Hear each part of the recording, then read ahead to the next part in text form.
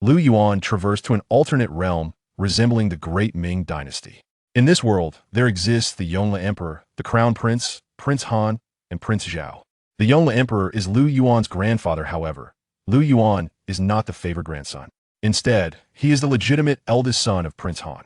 Observing the striking similarities between this alternate dynasty and the true Ming Dynasty, Lu Yuan's thoughts drifted to the fate of Prince Han's family, which was extinguished. Yet, he unexpectedly stumbled upon an opportunity. Assisting a demon could yield rewards. Jade Dragon Sealing. Option 1. Seal the dragon, reward. Dragon body, craftsmanship. Option 2. Seal the serpent, no reward. Why does this only present one option? Years later, the Yongle Emperor declared, Yuan is indeed my favored grandson. Chapter 1. Assisting the demon system. What is this nonsense? While others traverse to indulge in luxuries, I arrive only to be met with a beating.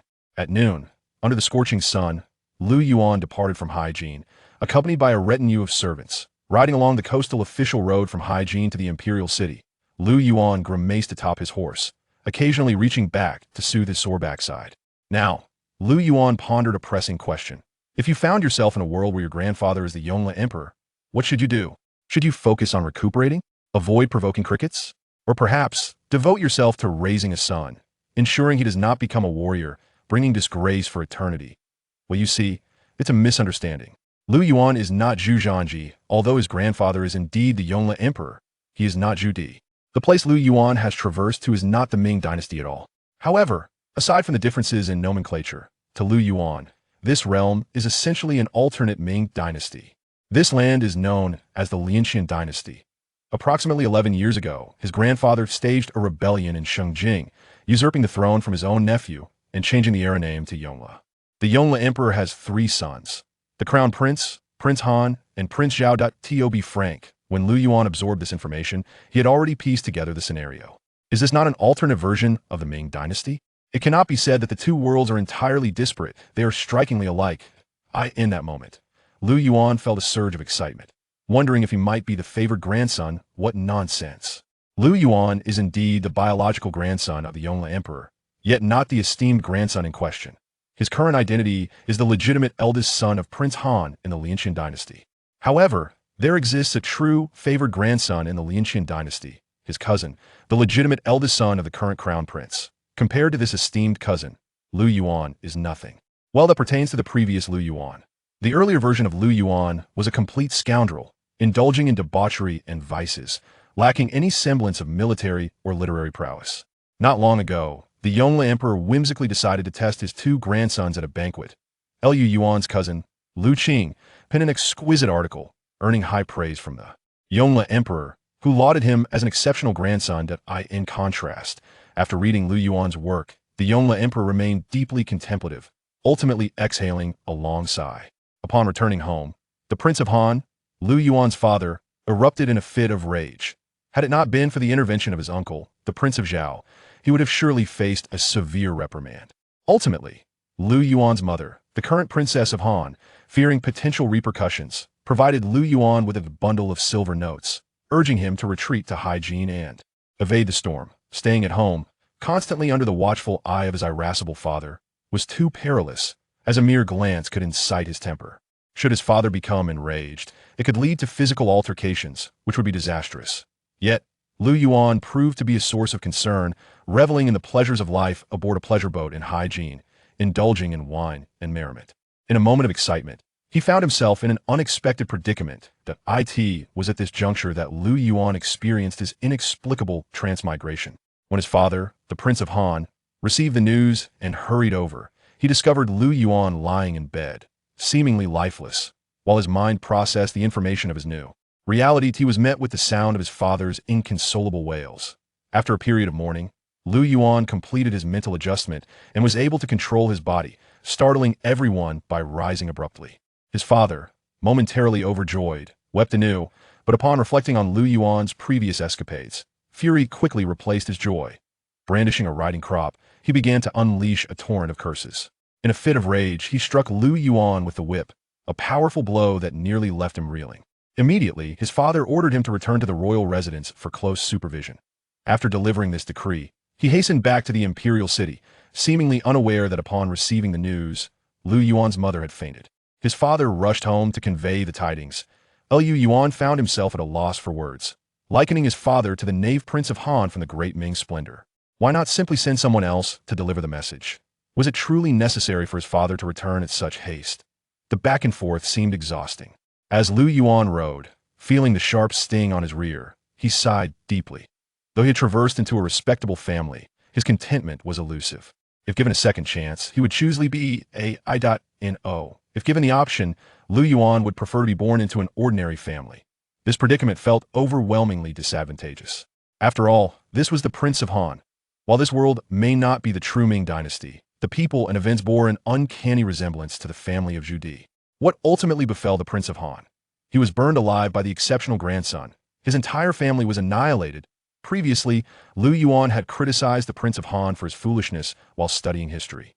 Yet, now he found himself as the son of this very prince. What was he to do in such a situation? The crux of the matter is that if the opponent were an ordinary individual, one might leverage the identity of a time traveler to turn the tide. However, the adversary in question is none other than the illustrious Saint's son. The status of this Saint's son is akin to that of Zhu Biao during the era of Zhu Yuanzhang. This is indeed a perplexing predicament at present. Lu Yuan can only pray that while this place resembles the Ming Dynasty and is nearly indistinguishable from it, the dispositions of its inhabitants differ, and the course of history diverges. Otherwise, he may find himself facing a rather grim future. As he traverses the official road, what began as a sweltering day abruptly transforms, with ominous thunderclouds rolling in to shroud the sky. The resounding thunder instills a sense of trepidation within the hearts of those present. Just as everyone stands in stunned silence, a remarkable spectacle unfolds upon the adjacent sea. Dragon-like waterspout emerges. Lu Yuan, taken aback, thinks, what manner of tempest is this? The rapidity of this weather change is akin to the appearance of a monster from Journey to the West. He finds himself in a state of bewilderment. This realm he has traversed should not be one steeped in the cultivation of immortals. It appears to be a commonplace ancient world, or perhaps a parallel ancient timeline. As Lu Yuan contemplates, a colossal, over 100-meter-long white figure erupts from the depths of the sea, accompanied by a roar reminiscent of a dragon's cry. As this white apparition ascends into the sky, it spirals gracefully, revealing itself to be a creaturian entirely white serpent or perhaps a dragon. Its scales gleam like lustrous jade, adorned with twin horns atop its head, yet it possesses no limbs. Sparse pink mane-like frills adorn its neck. That Lu Yuan is left speechless. What on earth is this place? Can someone please elucidate this for me? Monsters? Why does his memory harbor no inkling of such creatures? Is this not an ordinary ancient world? At this moment, the surrounding crowd has been rendered speechless with fear, scattering in all directions while exclaiming about monsters and other nonsensical claims.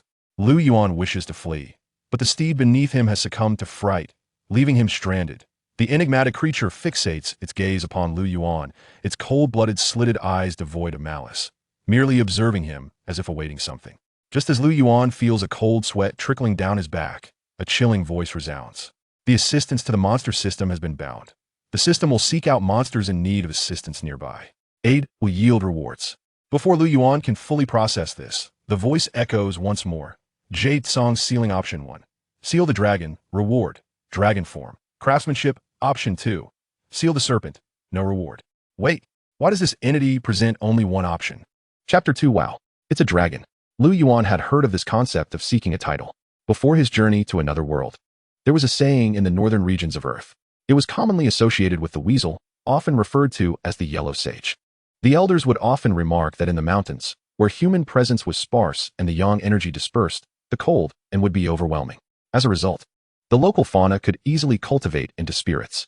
However, no matter how long they practiced, before reaching a significant form, they would have to undergo tribulations or seek a title from humans.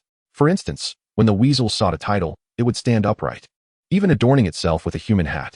If one were to remark, "Hey, that looks like a person," they would inadvertently grant it what it sought. Conversely, should a hapless soul utter weasel, it would be disastrous, causing the weasel's century-old cultivation to be undone by such a simple word. The weasel might even harbor resentment and seek revenge later. Of course, on Earth, such tales were merely folklore from a bygone era, meant for amusement, especially after the establishment of the nation, which prohibited animals from attaining spiritual forms. However, at this moment, Lu Yuan was bewildered. Gazing at the majestic white jade python swirling beneath the thunderclouds, he blinked and glanced at the system interface. Seeking title for the Jade Serpent. Option 1. Title of Dragon. Reward. Dragon Body. Craftsmanship. Option 2. Title of Serpent. No reward. Was there even a choice? Only a fool would select the latter. Yet, Lu Yuan suddenly pondered whether uttering that it was merely a large eel would transform it into one. Though filled with rebellious thoughts, he could not bring himself to voice such an absurdity. After all, this was the first grand gift bestowed by the system. The fate of his family depended on this moment. He couldn't risk his father becoming a skewered delicacy. Regaining his composure, Lu Yuan cleared his throat, adjusted his collar, and earnestly declared to the magnificent white python, "Wow, it's a dragon. The auspicious one, as vast as the East Sea, with a lifespan that rivals the southern mountains. Wishing you eternal joy, a prosperous new year, and everlasting life, the divine five-clawed dragon."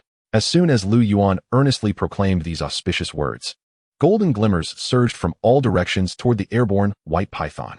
The python, with its vertical pupils, appeared taken aback, seemingly astonished that a mere mortal could articulate such fortuitous phrases.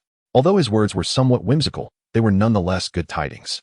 In its heart, the python acknowledged the extraordinary nature of this human. Simultaneously, the white python underwent a complete transformation. Its white jade scales shimmered with golden edges, swiftly transitioning from fine scales to grand dragon scales. The twin horns atop its head gleamed brightly, morphing from goat-like horns into true dragon horns. Following this, it sprouted for powerful limbs, and its mane flourished magnificently. The thunderclouds in the sky roiled ominously, pressing down upon the white dragon below with an intensity magnified 100-fold. Lu Yuan gazed up at this spectacle in astonishment. As a time traveler well-versed in numerous novels, he understood that this heralded the onset of a tribulation. Such a heavenly trial was not to be trifled with. He must not be struck down by its fury. In that instant, he contemplated fleeing. Yet, at that very moment, the platinum jade dragon unexpectedly spoke, a melodious and cool voice resonating with palpable excitement. "Thank you, benefactor." With that, a scale of radiant platinum was torn from the dragon's body and soared towards Lu Yuan, taking its place above his head as a protective shield. The platinum jade dragon regarded Lu Yuan, its cold-blooded vertical pupils reflecting a glimmer of gratitude as it urged, "Do not run, benefactor. Remain beneath the dragon scale, and you shall be safe." With that, the dragon's tail flicked, propelling it towards the ominous thunderclouds. Lu Yuan exhaled in relief. At that moment, a series of clear and cool voices echoed in his mind. Dragon sealing successful, rewards, dragon body, craftsmanship, golden light talisman. What are the dragon body and craftsmanship? Lu Yuan mused, recognizing the latter as the reward previously mentioned. But what, he wondered, was the golden light talisman? Upon summoning the system space and examining it for a while, he retrieved the talisman. It turned out to be a one-time item designed to protect against lightning strikes. The system had truly been considerate, anticipating that the tribulation might prove fatal for him, thus providing this safeguard. "System, you are rather thoughtful," he remarked. With his life secured, Lu Yuan felt reassured and turned his gaze skyward. At that moment, the heavenly tribulation for the platinum jade dragon commenced, ascending into the terrifying thunderclouds. The dragon was soon besieged by bolts of lightning, resembling silver serpents amidst the dark clouds. Within moments, the dragon was hurled out of the storm, plummeting toward the ocean below, its eyes filled with dread. Ling Ju, watching the tribulation from above, felt a wave of anxiety wash over her. "Who exactly is my benefactor?" she pondered. Acknowledging that she had sought to curry favor due to his noble lineage, she also recognized that her benefactor possessed an extraordinary way with words, flattering her to an extent that now made the tribulation far beyond her capabilities. Yet, this was precisely what she desired. If she could endure this heavenly trial, her strength would undoubtedly ascend several levels. Steeling herself, Ling Ju became enveloped in a radiant golden light, preparing to withstand the horrifying tribulation.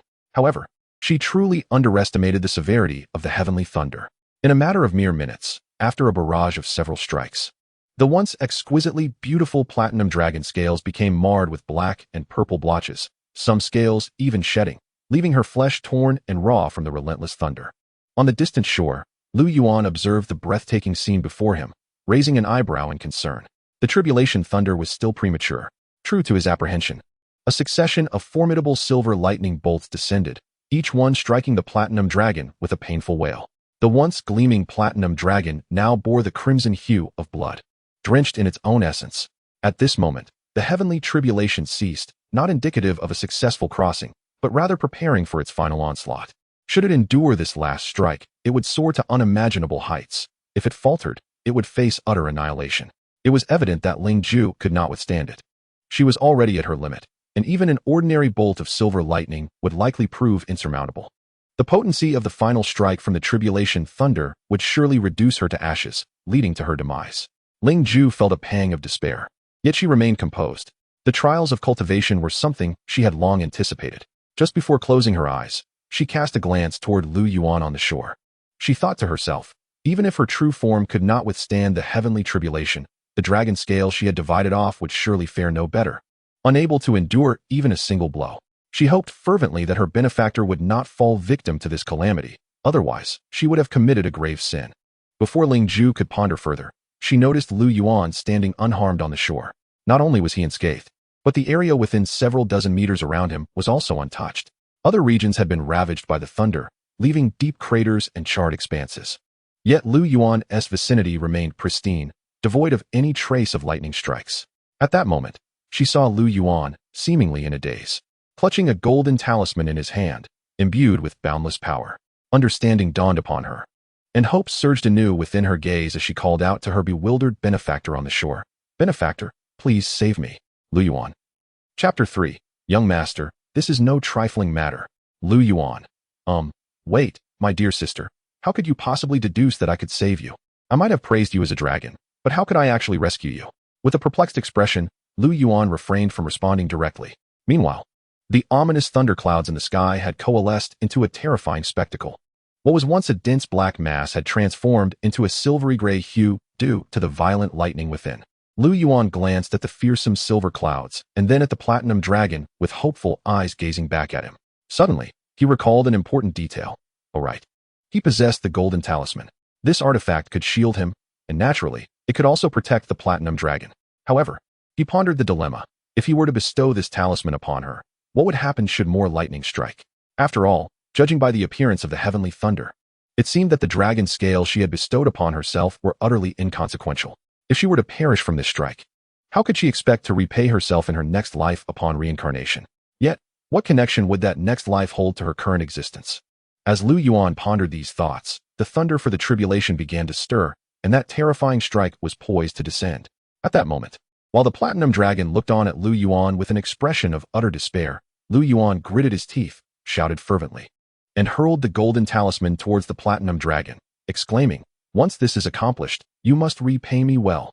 Seeing this, the dragon's vertical pupils sparkled with elation, and she quickly cried out, "Ling Ju shall certainly repay her benefactor and protect him for a lifetime."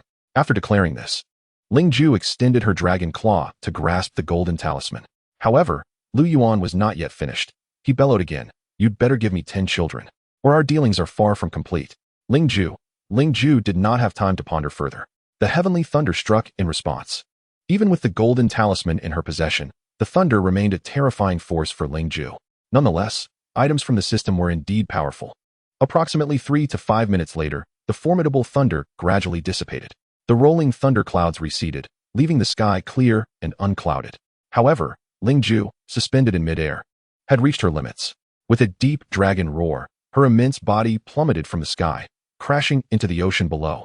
With a resounding boom, the scene resembled the tidal surge of the Qiantang River, as seawater surged back, drenching Lu Yuan thoroughly. Once the tide receded, Lu Yuan wiped his face and discovered the platinum dragon unconscious upon the surface of the sea. At that moment, a flash of golden light transformed the dragon's massive form into that of a diminutive dragon, or perhaps a small serpent. The distance made it difficult to discern clearly, but a faint glow could be seen on the water's surface. Soon, this glimmer was swept ashore by the waves. Lu Yuan swiftly jumped onto the beach, approached the water's edge, and retrieved the platinum dragon. It no longer resembled the majestic dragon from before, but rather a shrunken version of its original form. Now only the size of his palm, it had lost its horns and limbs. However, its scales remained dragon-like, adorned with golden edges. The platinum dragon was completely unconscious, leaving Lu Yuan uncertain whether the transformation had succeeded or failed. Surveying the charred land around him, he felt a surge of dread. After a moment's contemplation, he gently cradled the small dragon in his embrace. "You cannot die. You must repay your benefactor well." After securely tucking the small dragon away, Lu Yuan climbed ashore, only to find his servants and guards hurriedly returning. Upon seeing him, they rushed towards him, crying out, "Young master, "Young master, are you unharmed?" Lu Yuan felt a wave of frustration wash over him. When trouble arose, these individuals fled faster than anyone else, yet now they were suddenly concerned about their own well-being. How audacious they were to dare obstruct the carriage of the heir. As Lu Yuan sat atop his horse, gazing down at the system reward entitled craftsmanship, he overheard the house servant leading the way, ruthlessly driving away the refugees. Upon raising his gaze, he beheld a throng of ragged refugees encircling his party, extending grimy hands or clutching broken bowls, pleading for a modicum of silver or food. After a moment's observation, Lu Yuan resumed his reading, instructing, "Li'er, be more courteous." The leading servant hesitated, then addressed the refugees, "Move along, do not block the road." Once he had dispatched the group, Li'er returned to Lu Yuan's side, holding the horse's reins and ingratiating himself. "My lord, we are nearing the imperial city." Lu Yuan did not respond, continuing to focus on craftsmanship in his hands. It was evident that their arrival was imminent, given the presence of the refugees. In this alternate version of the Ming Dynasty, there were naturally nomadic adversaries like the Walla and the Datar. Here, they referred to their realm as the Golden Dynasty, a name that suggested wealth, yet in reality, it was impoverished, perpetually descending southward to raid grain stores. The northern populace was beleaguered by such turmoil, unable to sustain themselves in their homeland. They could only flee southward for survival. The imperial city and the adjacent coastal city of Hygiene were the only major urban centers in the north. Thus, the refugees naturally congregated around the imperial city. The pressing issue before the court was how to accommodate these displaced individuals. Recently, the Yongle Emperor had even broached this topic during a banquet, pondering the best means to resettle the migrants. Typically, they would be sent back, provided with some travel expenses to return to their origins. If returning was not feasible, arrangements would need to be made within the imperial city. However, the city was already overcrowded, leaving little room for further settlement, necessitating the allocation of land around the city for the refugees to rebuild their homes and cultivate the land anew. Yet, numerous complications arose from this endeavor. After all, these were people, not mere animals. Even if one were to cage an animal, issues would inevitably arise. Additionally, there was the matter of finances. With so many individuals, even agricultural labor would yield sustenance only after months of toil. How would they manage in the interim? Relying solely on the court's provisions, could these individuals expect to fill their stomachs through mere hope? The situation was undeniably complex. Moreover, with a steady influx of refugees arriving at the imperial city daily, just as one group was settled, another would arrive the following day, creating a monumental headache for the authorities. Yet, these refugees were not left to starve outside the city.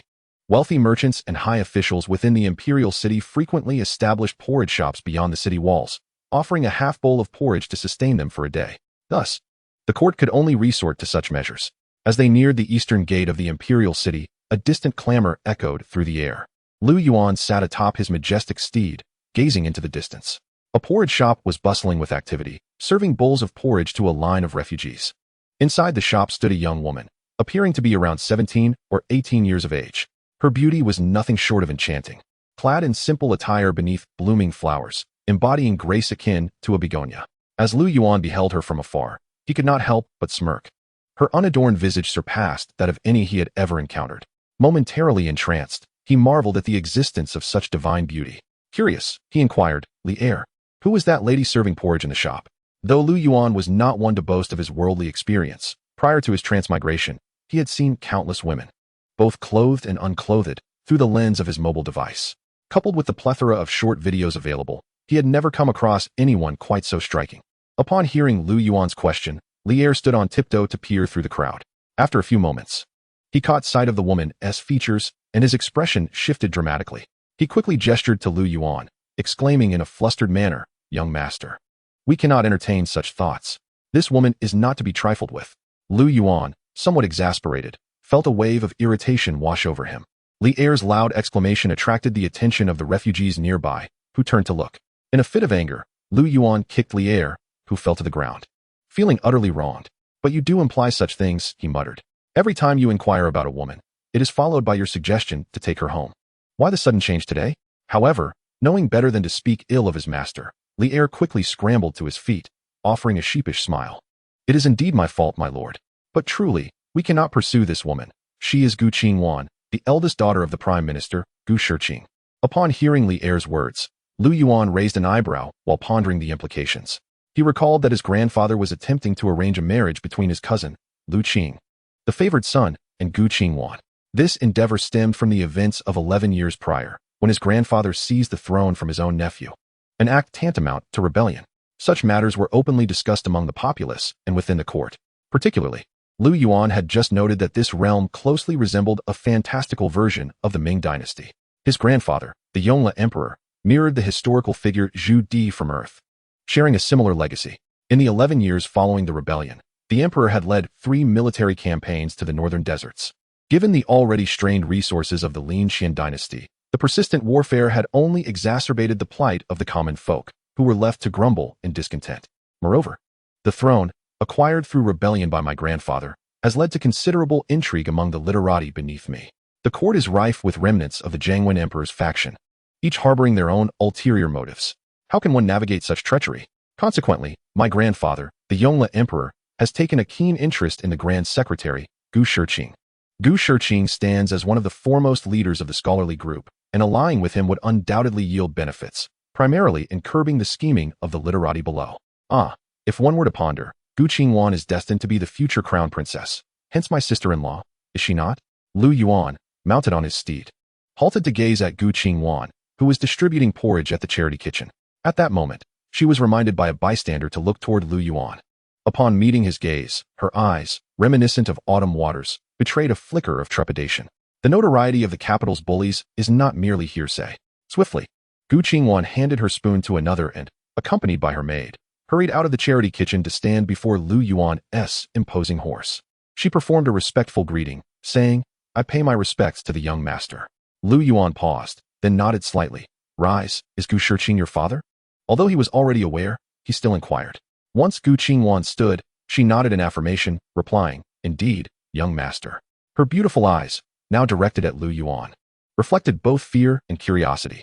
The fear stemmed from the tales she had heard of Lu Yuan's actions over the years, while curiosity arose from her father's mention of the young master's escapades on the flower boat in hygiene just the previous night. However, today, Lu Yuan did not gaze at Gu Qingwan. Instead, he furrowed his brow, surveying the 100 or so refugees at the porridge shop. Are there truly this many refugees outside the imperial city? Gu Qingwan, intrigued by Lu Yuan's sudden concern for the plight of the common people, given his notorious reputation for debauchery, hesitated but replied softly, "Indeed, there are many."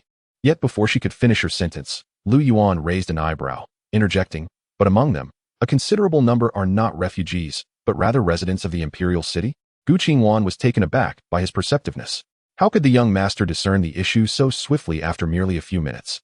While she had been distributing porridge for several days without noticing, as she surveyed the bustling crowd, she furrowed her delicate brows and sighed. Young master possesses keen insight. Indeed, many of the people are residents of the imperial city. Some even deliberately wear tattered clothing to blend in. With such a large crowd, it is impossible for us to distinguish them. Only the pity of the white porridge, which could not fully fill the stomachs of the refugees, was seized by some greedy individuals. Listening to Gu Qingwan's words, Lu Yuan raised an eyebrow and kicked Li Er beside him, saying, "Go. Fetch a shovel and toss a scoop of dirt into that pot of porridge."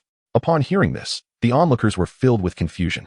Even Li Er, who usually followed Lu Yuan's lead, looked bewildered.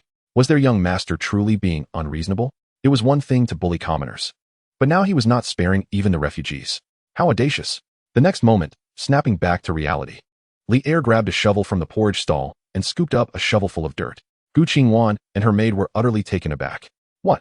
Was he really going to toss a scoop of dirt into a pot of perfectly good rice porridge? In a state of alarm, Gu Qingwan turned to Lu Yuan, who sat high upon his steed, and asked, "My lord, what is the meaning of this? Have the refugees offended you in some way?" Ignoring Gu Qingwan, Lu Yuan focused on Li Er. As Li Er tossed the dirt into the pot, the crowd of refugees erupted in outrage. What was the meaning of this? Was this not bullying the innocent? Instantly, all eyes turned angrily towards Li Er, who was petrified by their fierce gazes. He dropped the shovel and attempted to flee, fearing that he would be torn apart by the enraged refugees. However, Lu Yuan was not finished. From his lofty mount, he continued to shout at Li Er, "Don't be in such a hurry. Mix the dirt in well with that shovel. Otherwise, how will they drink it?" With no choice, Li Er steeled himself and, under the piercing stares of the crowd, stirred the mixture a few times. Once Lu Yuan declared it sufficient, Li Er hastily dropped the shovel and ran back, a mischievous grin on his face, reveling in the thrill of mischief. The ensuing scene left Gu Qingwan, who was initially anxious, in shock. The once bustling crowd of refugees, which had numbered over 100, saw at least 30 or 40 of them shaking their heads and leaving in disgust. Lu Yuan, observing the stunned faces at the porridge stall, shouted, "What are you dawdling for? Continue serving the porridge. Don't you eat at this hour?" After saying this, he displayed a smug smile, reveling in his cleverness. Chapter 5. The young master is the most intelligent person in the world. Gu Qingwan's exquisite face was a portrait of astonishment. It was all too clear that those 30 or 40 individuals turning away were either refugees or mere opportunists. Meanwhile, Lu Yuan, perched upon his steed, remarked, "Refugees are not human. Giving them a bowl of porridge with dirt is certainly better than giving them nothing at all." Gu Qingwan naturally understood this principle and had completely shifted her perspective. Once she regained her composure, she turned to gaze at Lu Yuan, who was majestically mounted on his steed. Previously, she had only heard tales of the Han Prince, notorious for his debauchery, idleness, and indulgence in pleasures. However, upon witnessing him today, she realized that not all rumors are to be believed. At the very least, in Gu Qingwan's eyes, this young lord appeared astute and decisive, possessing exceptional cleverness. She inclined her body slightly towards Lu Yuan and expressed her gratitude, saying, "Thank you, young lord, for your guidance. I was rather reckless just now."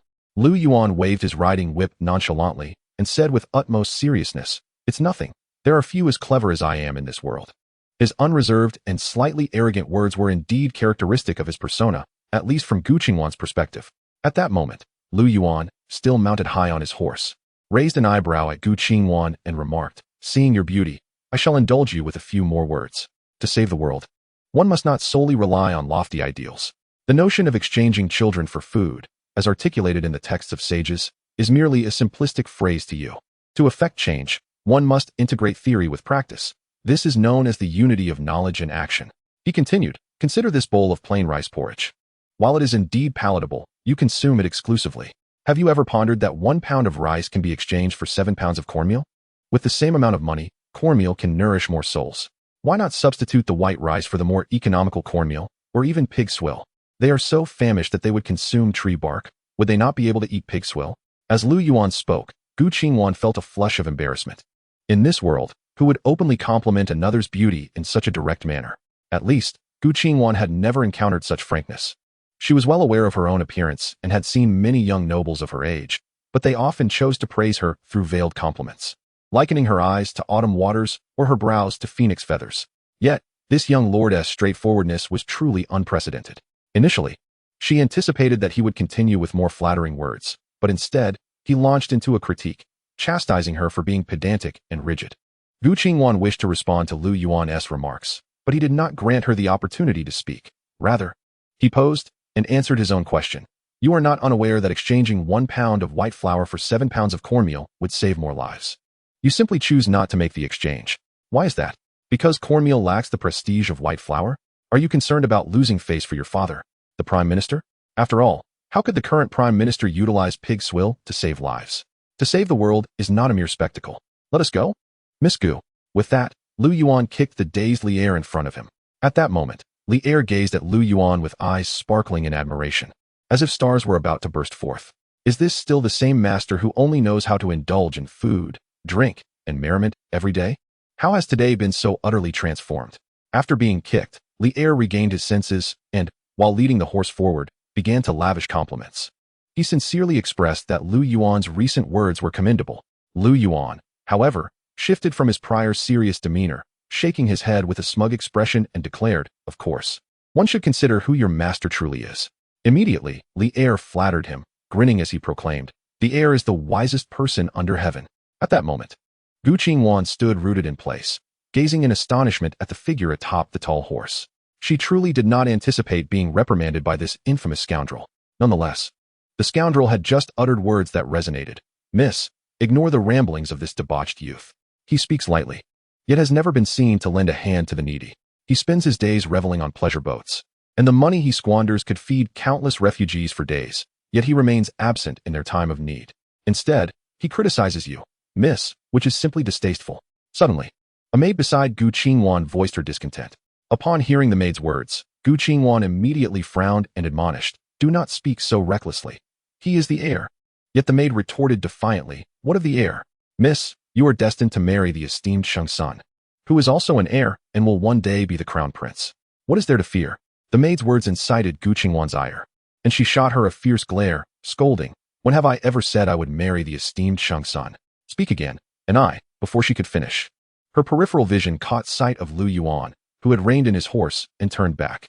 Looking over, she saw Lu Yuan atop his steed, his expression unreadable as he fixated on the maid behind her. Lu Yuan had heard every word the maid uttered, his enhanced physique and senses far surpassing those of ordinary mortals. Regaining her composure, Gu Qingwan quickly interceded on behalf of the maid, saying, "My lord, it is my fault for not adequately managing my maid. I implore you to temper your anger." Lu Yuan cast an indifferent glance at the trembling maid, who understood the gravity of her misstep and had hidden behind Gu Qingwan. He felt a wave of disdain. Such a woman, on earth, would belong to the category of petty fairies, not but a nuisance, prone to whispering and causing trouble, only to hide behind others when misfortune struck. Today, he resolved to address this little fairy decisively. With a stoic expression, Lu Yuan directly stated to Gu Qingwan, "Indeed, it is your fault. If you cannot even manage a servant, then I shall assist you in doing so. Li'er, bring her over." Li'er, having missed what the little fairy had just said, could surmise the general context from his master's words. The maid must have behaved improperly. Angered by the audacity to insult his master, he nodded, circumvented Gu Qingwan, and seized the maid by her hair, dragging her towards Lu Yuan. The maid, terrified and dragged across the ground, cried out for her young lady to save her. Just as Gu Qingwan was about to speak, Lu Yuan offered her no opportunity. With a swift motion, he raised his riding whip and delivered 2 resounding strikes, the sharp cracks echoing loudly, prompting all to gaze in their direction, including those hapless souls clutching their broken bowls of porridge. Lu Yuan wielded the whip with great severity, inflicting grievous wounds upon the maid, blood flowing profusely. Yet, this was not the end. With an expression devoid of emotion, Lu Yuan commanded, "Take her aside, administer 30 slaps, and use the sole of your shoe." Li'er, filled with exhilaration, dragged the wailing and terrified maid to the side. Observing this scene, Gu Qingwan, hearing her maid's desperate cries for help, felt a surge of urgency to speak. However, Lu Yuan, looking down from his lofty position, declared, "I have aided you once again. You ought to express your gratitude." Gu Qingwan was left speechless, her exquisite visage marred by astonishment and confusion. Lu Yuan, perched atop his noble steed, gazed down at Gu Qingwan and remarked, "I cannot fathom how you have raised such a servant. When trouble arises, she hides behind her master. Today, it is merely her sharp tongue that has led to this punishment. What will happen when she commits a graver offense?" Gu Qingwan fell silent, her gaze fixed on Lu Yuan in a daze. Lu Yuan continued, his tone unwavering. "Do you think others will see her lack of decorum and merely remark upon her ignorance? They will perceive it as a reflection of the entire Gu family's lack of propriety. They will believe that your family is attempting to undermine authority." Gu Qingwan lowered her head slightly, ceasing her retorts. Lu Yuan gave a dismissive snort and continued, "Today, she has provoked me. The heir has been in a good mood, sparing her with just 2 lashes for her insolence. What if she had offended someone else? What greater calamity might have ensued? I have taken it upon myself to instill some discipline within your household. Should you not express your gratitude?" Gu Qingwan, rendered speechless by his words, hastily looked up at Lu Yuan and said, "Indeed, today's events were entirely my fault. I am grateful for your assistance, young master." Before she could finish, Lu Yuan interrupted, "Of course it is your fault. If you cannot even manage a mere servant, how will you govern them when you become the crown princess? Take heed and learn well." His words dripped with scorn. Upon hearing this, Gu Qingwan was thoroughly flustered, hastily kneeling and imploring, "I assure you, my intentions were never such. Please, esteemed son, do not hold it against me." She had never entertained thoughts of becoming a consort. Yet, in the next moment, Lu Yuan, with a suddenly serious demeanor, broke into a grin and nonchalantly remarked, "Just a servant's idle chatter, is it not?" Gu Qingwan, kneeling on the ground, looked up at Lu Yuan, who was shaking his head and smiling as if he were merely teasing her, feeling quite bewildered. What was this noble son truly about? Lu Yuan gazed down at her and said with a grin, "So, Miss Gu, do you now grasp the gravity of the matter? I am well aware that you had no such intentions. It was merely the folly of your lowly maid. However, as she is in your service, her words will undoubtedly be perceived as your own. Should I choose to pursue this matter, what do you think would happen?" At that moment, Gu Qingwan understood completely, her heart releasing a great sigh of relief. Regaining her composure, she earnestly vowed, "I shall heed your counsel, esteemed son, and strictly regulate those around me. Please do not misconstrue my actions. I have never intended to wield my power to oppress others." Lu Yuan smiled broadly and tugged at the reins, saying, "I know you meant no harm. That is the best outcome. Even if there were, it is only human nature. I remarked upon your beauty, which prompted my additional comments. Otherwise, I would have been indifferent. Hearing Lu Yuan compliment her beauty once more, Gu Qingwan felt a flutter of bashfulness. She slightly raised her head, curiously gazing at him. At that moment, Lu Yuan had already led a group of people away and was calling to Lier, who stood by the city wall. Come on, stop the beating. Upon hearing Lu Yuan's summons, Lier, with a fierce swat of his shoe, struck the maid once more before finally putting it on. Grinning, he hurried towards Lu Yuan. Indulging in the thrill of the moment, Gu Qingwan remained on her knees, watching Lu Yuan's retreating figure, blinking her beautiful eyes. She couldn't shake the feeling that this noble son was nothing like the rumors suggested. He was enigmatic and intriguingly compelling. While Gu Qingwan was lost in thought, a house servant rushed over, flustered, "Miss Xiaolan." Gu Qingwan was startled and quickly rose to head toward the base of the wall. Lier had struck fiercely. Xiaolan lay there, her face swollen and bloodied, already unconscious. Whether she lived or died remained uncertain. Gu Qingwan looked at the maid who had grown up alongside her, akin to a sister. Finally, she sighed and softly said, "The events of today are my fault. I failed to rein her in properly, allowing her to act recklessly. Alas, fate has run its course. Find a physician to tend to her injuries. If she wishes to remain in the household, she may stay. If not, let us arrange a good marriage for her. There is no need for her to remain by my side." The surrounding servants nodded in agreement upon hearing this, hastily carrying the maid away to seek a physician. Gu Qingwan paused, turning her gaze towards Lu Yuan and his entourage. At that moment, Lu Yuan's group had already vanished through the eastern city gate. Gu Qingwan blinked her beautiful eyes, lost in contemplation for quite some time. "You just struck that woman several times. How did it end up like that?" Lu Yuan inquired curiously from atop his horse. Lier, who was holding the horse for Lu Yuan, chuckled and replied, "I lost count. But it must have been around 50 or 60 times, continuing until you called me back, young master." Upon hearing this, Lu Yuan raised an eyebrow and exclaimed, "Hey, you rascal, did I not instruct you to deliver only 30 slaps?" Lier, shaking his head with a grin, responded, "The 30 slaps were from you, young master. The rest were for me to deliver. After all, who told her to speak ill of her master? She deserved it." Listening to Lier's words and observing his demeanor, Lu Yuan burst into hearty laughter, remarking, "You truly have the makings of a treacherous minister and a sycophant." Recognizing his master's jesting tone, Lier, ever the opportunist, joined in the laughter and boisterously declared, "I, Lier, shall serve young master as a loyal dog for life." Lier's comical demeanor elicited another round of laughter from Lu Yuan, who completely forgot the earlier reprimand of Gu Qingwan. Soon, the group arrived at the residence of the Prince of Han. His mother, the Princess of Han, along with his father, the Prince of Han, and his uncle, the Prince of Zhao, awaited them at the entrance. While this place bore a striking resemblance to the family of Jade from the Ming Dynasty, certain differences were notable. Historically, the Prince of Han and the Prince of Zhao appeared to be allies, yet their relationship was not as solid as it seemed. The historical Prince of Zhao harbored his own ambitions. However, in this context, the Prince of Zhao was childless and regarded Lu Yuan as his own son, forging an exceptionally close bond between the two families. As soon as Lu Yuan and his entourage appeared, his mother, the Princess of Han, could no longer contain herself and hurried towards him. Lu Yuan promptly dismounted and rushed to greet her. Upon their reunion, the Princess of Han enveloped Lu Yuan in a tight embrace, tears brimming in her eyes as she lamented, "My child, you truly frightened your mother." Though she was his stepmother, the scene moved Lu Yuan, who reassured her, "I'm fine, mother, nothing happened."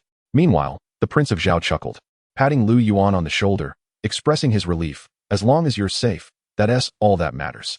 I barely slept a wink last night upon hearing the news." In contrast, Lu Yuan's father, the Prince of Han, stood quietly at the back, his silence betraying the fact that he cared for his son more than anyone else. Lu Yuan understood in his heart that, after all, his rather indulgent father had been in such a state of despair that he appeared almost unrecognizable. Earlier that morning, he had been scolded harshly and even lashed once, leaving the old man in a somewhat awkward position. Meanwhile, the Han Wangfei, cradling Lu Yuan, gently rubbed his backside, her face etched with concern. "My dear son, where did your father strike you? Does it hurt? Why didn't you take a carriage? Riding a horse must be so painful." Lu Yuan grinned widely, responding, "It doesn't hurt at all. I am the son of the illustrious Han Wang. How could I complain about such trivial discomfort? Those from the Han Wangfu do not ride in carriages. We ride horses." His words elicited laughter from the nearby Han Wang, who, no longer maintaining a stern demeanor, grinned widely and pinched Lu Yuan's cheek, chuckling heartily, "That's the spirit. You are indeed my son. What does a single lash matter? Now, enough of this public display. Let us return home quickly so you can wash up and change your clothes. Your grandfather is eager to see you." Upon hearing this, Lu Yuan was momentarily taken aback. "Ah, the Yongle Emperor summons me." Chapter 7. Dear parents, could you not spare your son some worry? Nighttime. The Imperial Palace. All right, everyone rise. There are no outsiders present. The Yongle Emperor, seated upon the dragon throne, gazed down at the Han Wang, Zhao Wang, and the entire family kneeling before him. After they collectively expressed their gratitude to the emperor, they rose to take their seats. As soon as they settled, the Yongle Emperor turned to Lu Yuan and inquired, "How is your health? Last night, you truly startled your grandfather." Lu Yuan patted his chest and, with a broad smile directed at his royal grandfather, replied, "I'm perfectly fine, grandfather, feeling as fit as ever." The Yongle Emperor held a fondness for Lu Yuan, devoid of any disappointment or frustration. Even during the previous family banquet, concerning the issue of refugees, Lu Yuan's poorly written essay had not evoked his ire. This leniency could be attributed to a decree made 11 years prior. The second minister of the cabinet, Song Qijia, had proclaimed, "A good holy grandson can bring fortune for 3 generations." On the path to the throne, both Lu Yuan and his father had effectively been sentenced to a life without prospects. As for that good holy grandson, which referred to the other heir, the son of the crown prince, Lu Qing, he was indeed remarkably exceptional. Gifted with intelligence from a young age, he had diligently studied the classics. His eloquence and ability to handle affairs were commendable, marking him as a model of wise governance even from childhood. Thus, since Lu Yuan was not destined to be the future heir, the Yongle Emperor naturally held modest expectations for him. With no aspirations placed upon him, he was free to indulge in his whims. After all, could the Yongle Emperor's own grandson not afford to have a bit of fun? "I am aware of your antics outside the East City Gate today, my clever boy. You truly are ingenious to devise such a scheme," the Yongle Emperor remarked. As the Yongle Emperor finished speaking, the Prince of Han and his consort exchanged astonished glances with Lu Yuan. They then turned their attention to the Yongle Emperor seated upon the dragon throne. Although the Yongle Emperor never displayed anger towards Lu Yuan, he rarely offered him compliments. Indeed, the deeds of Lu Yuan had seldom warranted praise. In the 11 years since the Yongle Emperor ascended the throne, the occasions on which he had lauded Lu Yuan could be counted on one hand. The Prince of Han, holding a wine cup, blinked in disbelief, having anticipated that his father would be ready to deliver a stern reprimand to his cherished son. After all, the incident aboard the pleasure boat had been a considerable affront to royal dignity.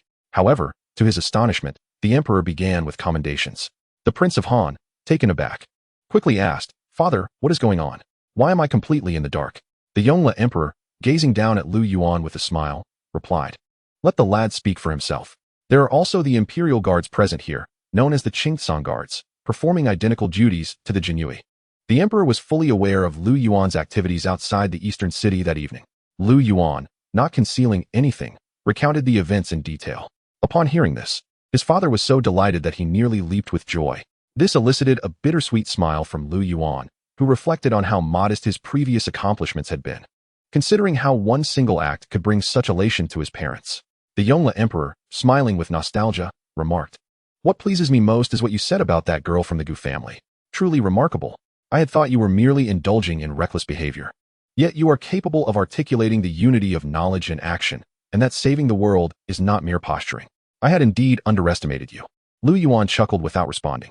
The Yongle Emperor, gazing fondly at him, added sincerely, "You know, I actually favor you the most. You remind me of my younger self." Lu Yuan, taken aback, blinked and replied, "Ah? Did you also enjoy visiting pleasure boats in your youth?" The Yongle Emperor, the Prince of Han and his consort, the Prince of Zhao and his consort. The Yongle Emperor paused, and in the next moment, he grasped his jade scepter and stood up, exclaiming, "Hey, you rascal, come here." Lu Yuan promptly ducked behind a pillar in the grand hall, chuckling, "I was just joking. Grandfather, there's no escaping the pleasure boat incident today. It is better for me to address it myself rather than let the Yongle Emperor speak of it." With that, the matter was swiftly laid to rest. After Lu Yuan finished speaking, the Yongle Emperor merely shot him a glare, but he did not remain angry. It is worth noting that while numerous dynasties have existed throughout history, the Ming Dynasty stands out as one of the most beloved among the populace. In comparison to the overall national strength, the Ming Dynasty pales in comparison to the Han and Tang dynasties. However, the sheer number of admirers it commands cannot solely be attributed to the founding emperor's expulsion of the barbarian invaders and the restoration of the Chinese heritage, nor can it be entirely ascribed to its assertiveness and fortitude. Beyond these factors, it seems that the essence of familial affection within the royal family, which stands distinct from other dynasties, plays a significant role. To put it more simply, it might just be the warmth of human connection that resonates deeply. Despite Lu Yuan's impudent demeanor, his repeated calls of grandfather and a few toasts were enough for the Yongle Emperor to forgive him with a chuckle. As the wine flowed and the dishes were savored, the Yongle Emperor, seated upon the dragon throne, cast a glance at the Han and Zhao princes and remarked that it was time for them to take up their fiefs. With this pronouncement, the atmosphere of the family banquet shifted uneasily. Lu Yuan refrained from displaying any frivolity before his grandfather. He understood that neither his father, the Han prince, nor his uncle, the Zhao prince, were inclined to take up their fiefs, as his father harbored aspirations of becoming emperor himself. Such a move would necessitate leaving the imperial city, thereby closing the door on future opportunities. With the experience of a time traveler, Lu Yuan recognized the urgency of the situation. He needed to act swiftly. Despite his father's control over the military and his uncle's command over intelligence, they were woefully outmatched compared to the crown prince.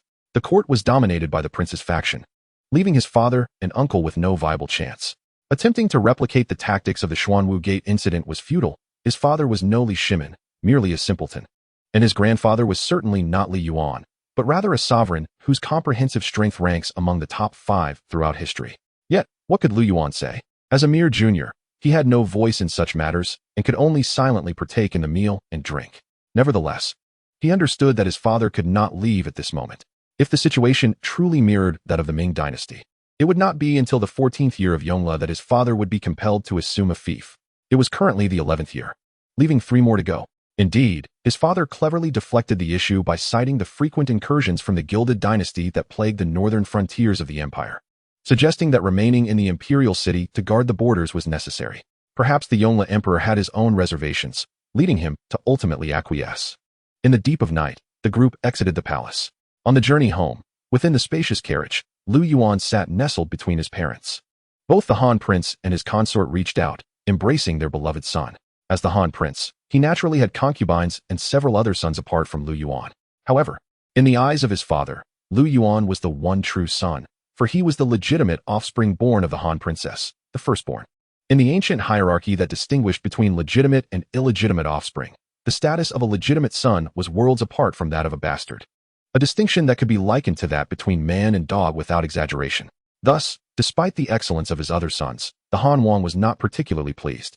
However, the mere progress of his legitimate eldest son, Lu Yuan, even if minuscule, could elicit unrestrained joy from the Han Wang, whose grin seemed to extend to the back of his ears. Today, Lu Yuan had received praise, prompting the Han Wang to embrace his son's shoulders and laugh heartily all the way out of the palace. Meanwhile, Lu Yuan sighed inwardly, reflecting on his rather simple-minded father. Shouldn't he be contemplating matters regarding the fiefdom?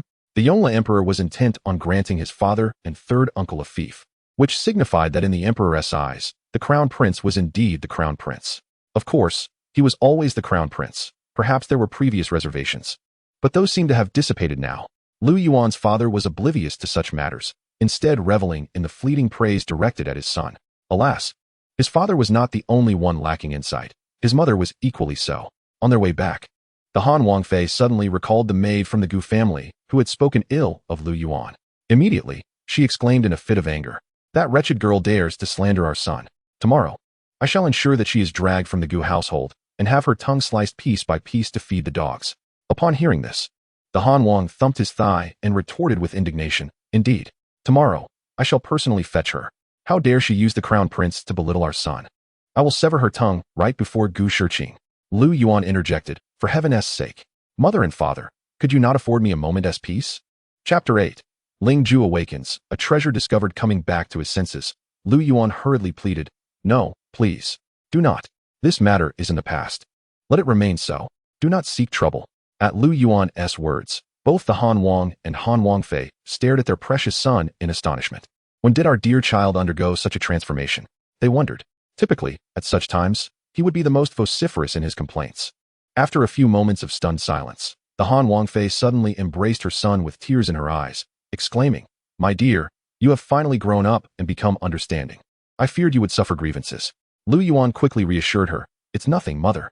There's no grievance to speak of. I have already dealt with that little maid." Fearing that his simple-minded father might still pursue the matter, Lu Yuan turned to the Han Wang and implored, "Father, please do not go. Gu Shiqing holds the position of prime minister. If this escalates, it could become unmanageable. At this, the Han Wang gazed at Lu Yuan with a mix of admiration and concern, saying, I, too, worry for your well-being. Since you claim all is well, then it shall be so. But, my son, do not fear. Apart from your grandfather, should anyone dare to bully you, I shall not hesitate to exact retribution. To speak frankly, it is true that one can often find kinship among strangers. In this world, there exist two doting parents who cherish him deeply, making it quite challenging to remain humble. Nevertheless, he feels a profound sense of gratitude and reflection, while others traverse realms and find themselves orphaned. He is fortunate to have both parents by his side, showering him with affection. The more they love him, the more he shudders at the thought of the future when the esteemed grandson ascends the throne. His bearded father might be turned into skewered meat, and his loving mother, who adores him to the core, could meet a tragic fate. After a moment of contemplation, he smiled broadly at his father and declared, I will not bring shame upon you. Indeed, I have acted recklessly in the past and made numerous mistakes. From now on, I shall earnestly amend my ways and ensure I do not disgrace you or the Han royal house. Given the privileges of another's identity and the love of another's parents, he felt compelled to act with purpose. Upon hearing this, the Han princess was deeply moved, while the Han king gazed at his suddenly enlightened son, feeling an overwhelming sense of emotion. His eyes shimmered with unshed tears, yet he laughed heartily, pretending to be unconcerned. What shame is there? You are my son. Do as you wish, for I shall always protect you. Come, my son, give your old father a kiss. With a boisterous laugh, he playfully nibbled on his son's cheek, his rough beard causing a bit of discomfort. In no time, their carriage returned to the Han royal residence. As soon as they disembarked, the Han princess recalled something and pulled out a stack of silver notes from her bosom, placing them into her son's hands. Good son, your grandfather praised you this time, bringing honor to our family. This is your reward from your mother. Dumbfounded, Lu Yuan held the stack of silver notes without even having looked at them. His father then handed him another bundle, grinning widely.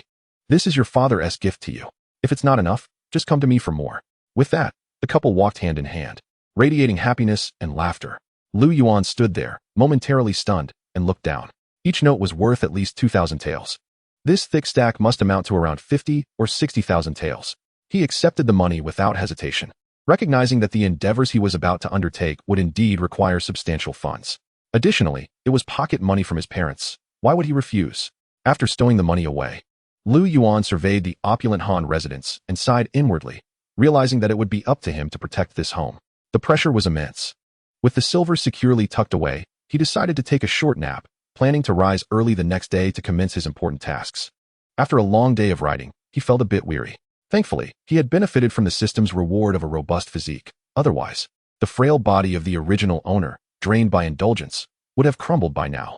Upon returning to his quarters, he found the room adorned with bows and arrows, swords and blades. Influenced by his father, the former master still harbored a fondness for such things. As he settled down, Lu Yuan prepared to pour himself a glass of water when a frail, chilling female voice suddenly echoed in his mind. Benefactor. Startled by the voice, Lu Yuan nearly forgot that he was no longer in the Ming Dynasty, but in a foreign realm. To his astonishment, he had a creature resembling a dragon or a serpent nestled in his bosom. Regaining his composure after a brief shudder, Lu Yuan retrieved the slumbering little jade dragon from his embrace. Awake, are you? The little jade dragon coiled in his hand, emanating a faint platinum glow, and nodded slightly with remarkable sentience. Naturally, it possessed intelligence. After all, it could speak. The small serpent, now coiled in Lu Yuan's grasp, bowed slightly and expressed, "Thank you, benefactor, for saving my life. Ling Ju's current state is entirely due to your rescue." Lu Yuan blinked in surprise, but refrained from asking further questions, instead inquiring with curiosity. "So, have you transformed or not?" Ling Ju's expressive, vertical pupils brimmed with gratitude as she replied, "I have transformed, benefactor." Listening to her, Lu Yuan remarked with a hint of peculiarity, "Yet your form does not appear to be that of a dragon. It seems you have regressed." Ling Ju gazed at him, somewhat taken aback. Most mortals encountering such extraordinary events would have been utterly bewildered.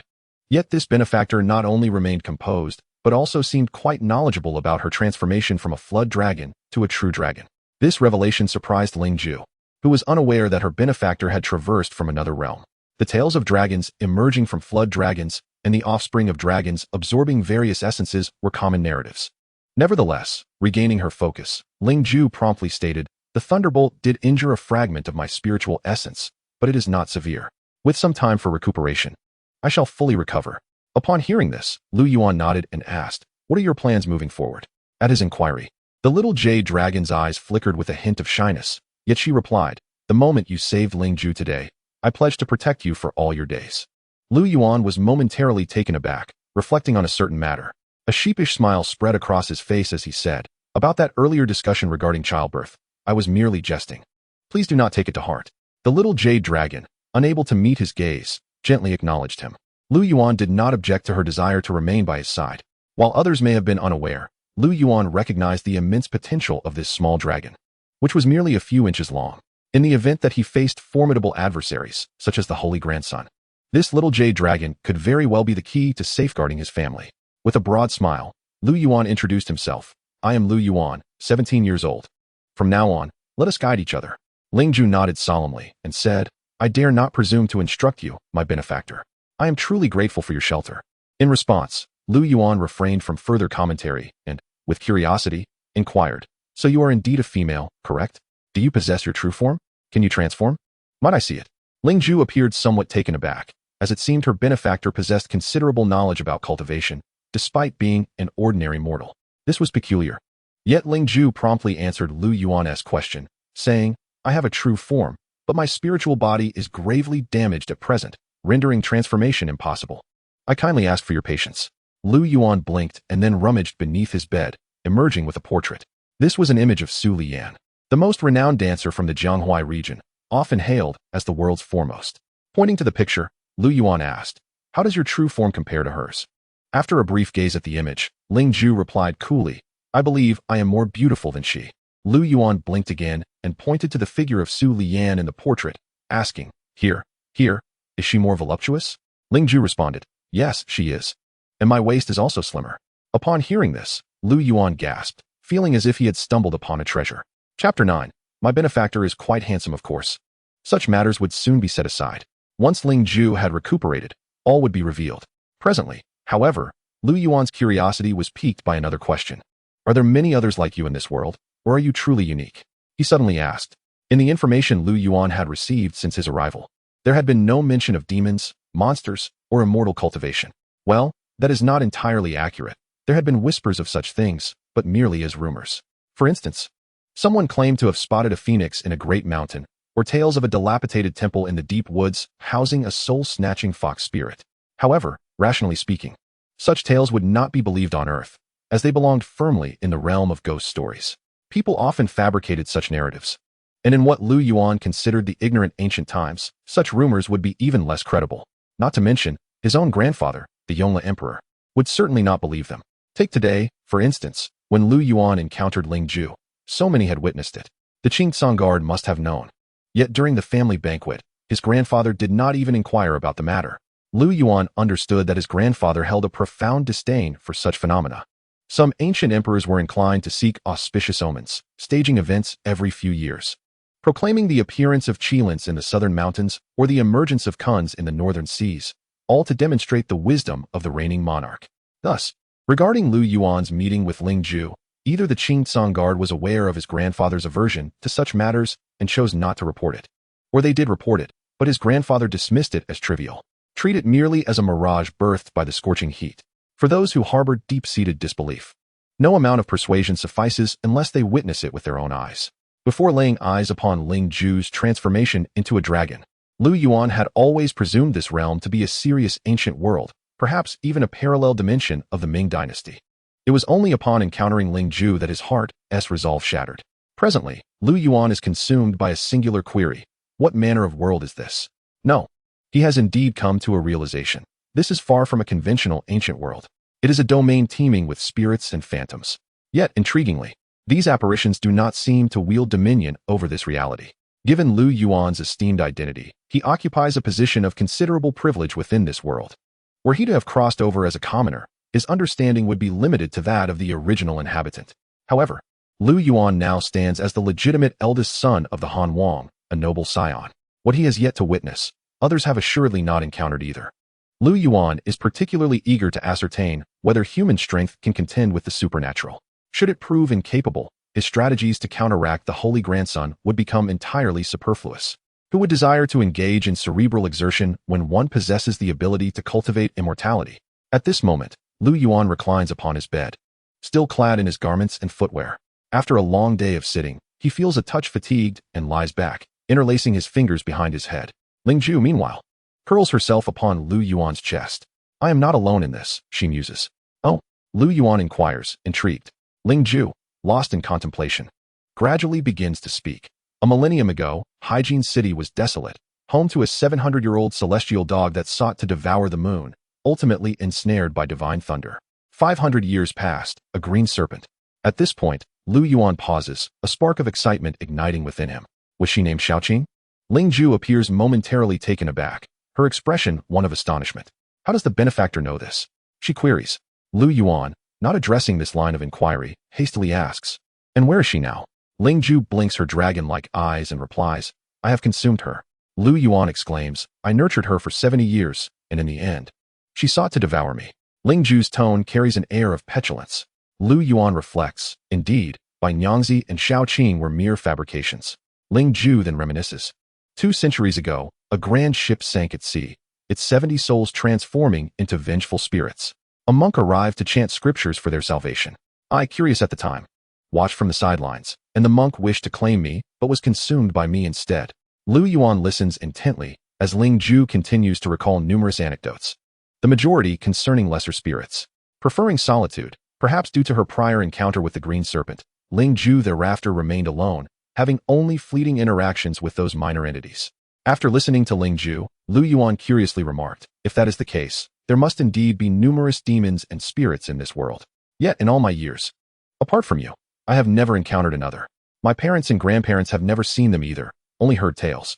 Ling Ju fell silent for a moment, pondering before offering what she believed to be a reasonable explanation. It is because you, my benefactor, are of royal lineage, blessed not only with the fortune of the nation, but also with the aura of the imperial family. Ordinary malevolent beings would not dare approach. I once witnessed a grand official ship upon the sea. Even from 1,000 meters away, its golden radiance was apparent, exuding an imposing presence. At the bow stood a high-ranking official in red robes, embodying righteous energy, causing demons and evil spirits to shy away entirely. Is that so? Lu Yuan blinked. It seemed that those around him, who were either wealthy or noble, indeed had little experience with such entities. Most of these rumors likely originated from the common folk, and tales from the populace rarely stirred significant commotion. Lu Yuan, still curious, inquired, then why do you dare to appear before me?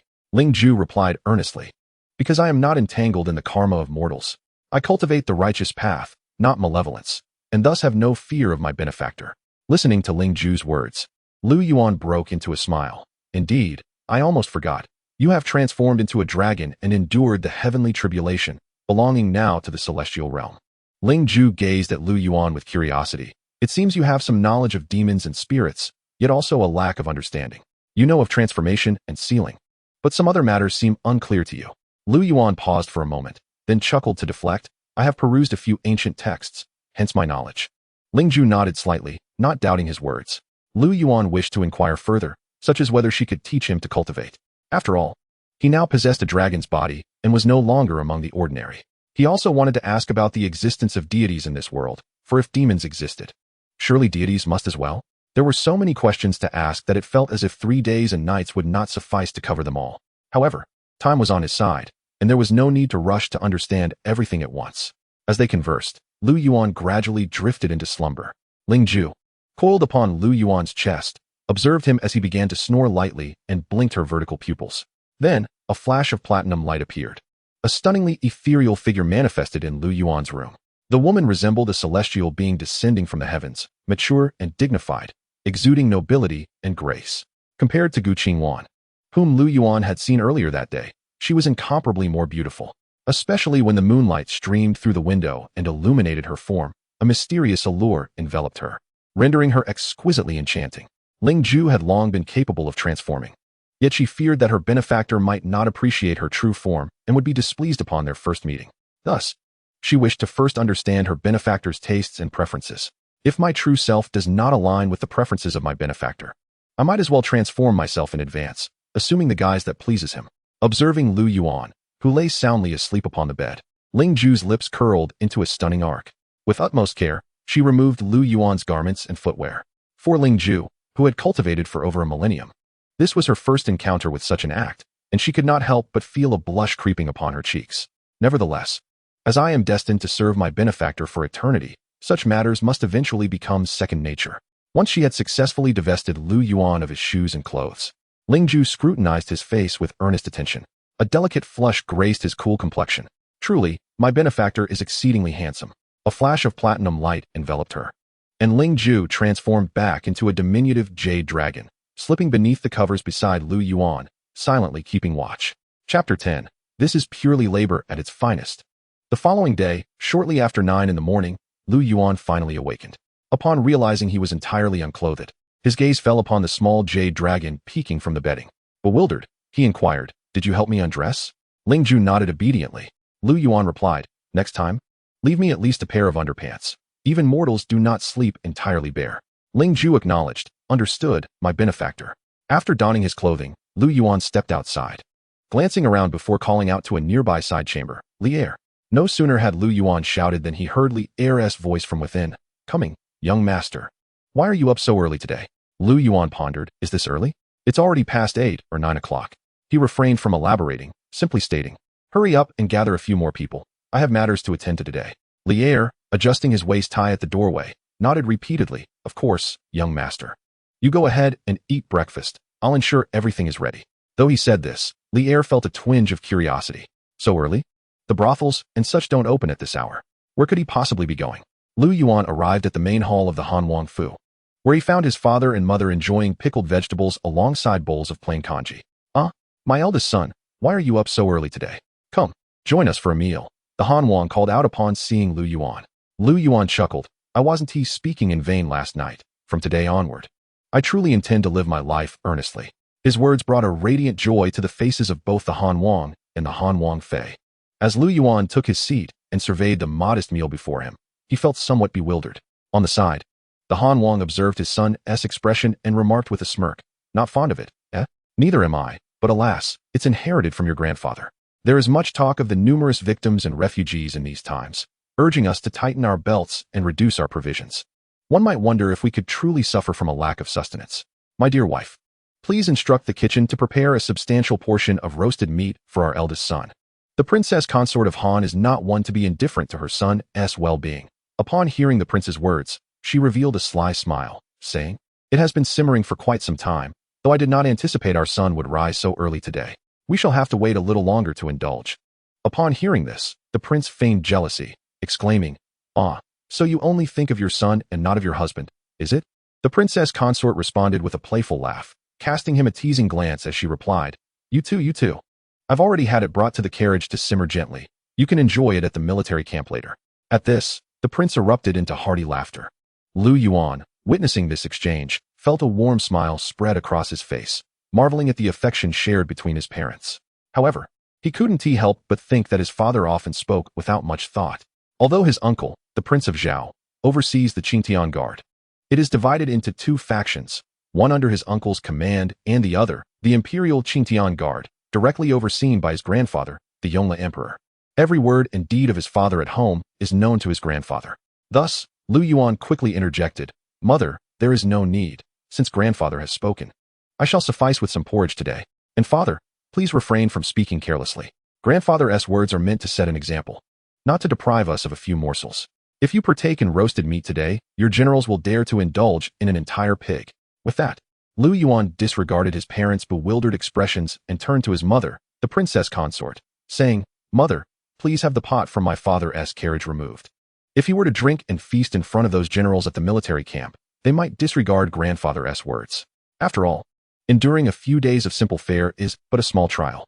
Upon hearing Lu Yuan's reasoning, the prince and the princess consort exchanged glances, their eyes brimming with pride and satisfaction. Truth be told, they had not taken Lu Yuan's words too seriously the previous night, fully aware of their son's character. In the past, whenever Lu Yuan had erred and faced punishment, he would vow to amend his ways, only to forget his promises by the next day. However, today, the prince nodded with a beaming smile. Very well. We shall heed our son's counsel." The princess consort nodded in agreement and hurriedly summoned the servants to have the pot removed from the princess carriage. After finishing his meal, Han Wang wiped his mouth and gently patted Lu Yuan, who was still engrossed in his porridge, on the shoulder, saying, "Father will be in the military camp for the next few days. If there's anything, first consult your third uncle. If he cannot resolve it, then come to me. Lu Yuan, still focused on his meal, nodded slightly and mumbled, "Understood, father." Before long, Lu Yuan had also finished eating. He wiped his mouth and turned to look at Han Wangfei, who was gazing at him with affectionate eyes, and said, "Mother, I have finished eating. I shall be heading out now and won't return for lunch. I may not come back until late in the evening, so do not wait for me." Han Wangfei was momentarily taken aback, but quickly nodded in agreement.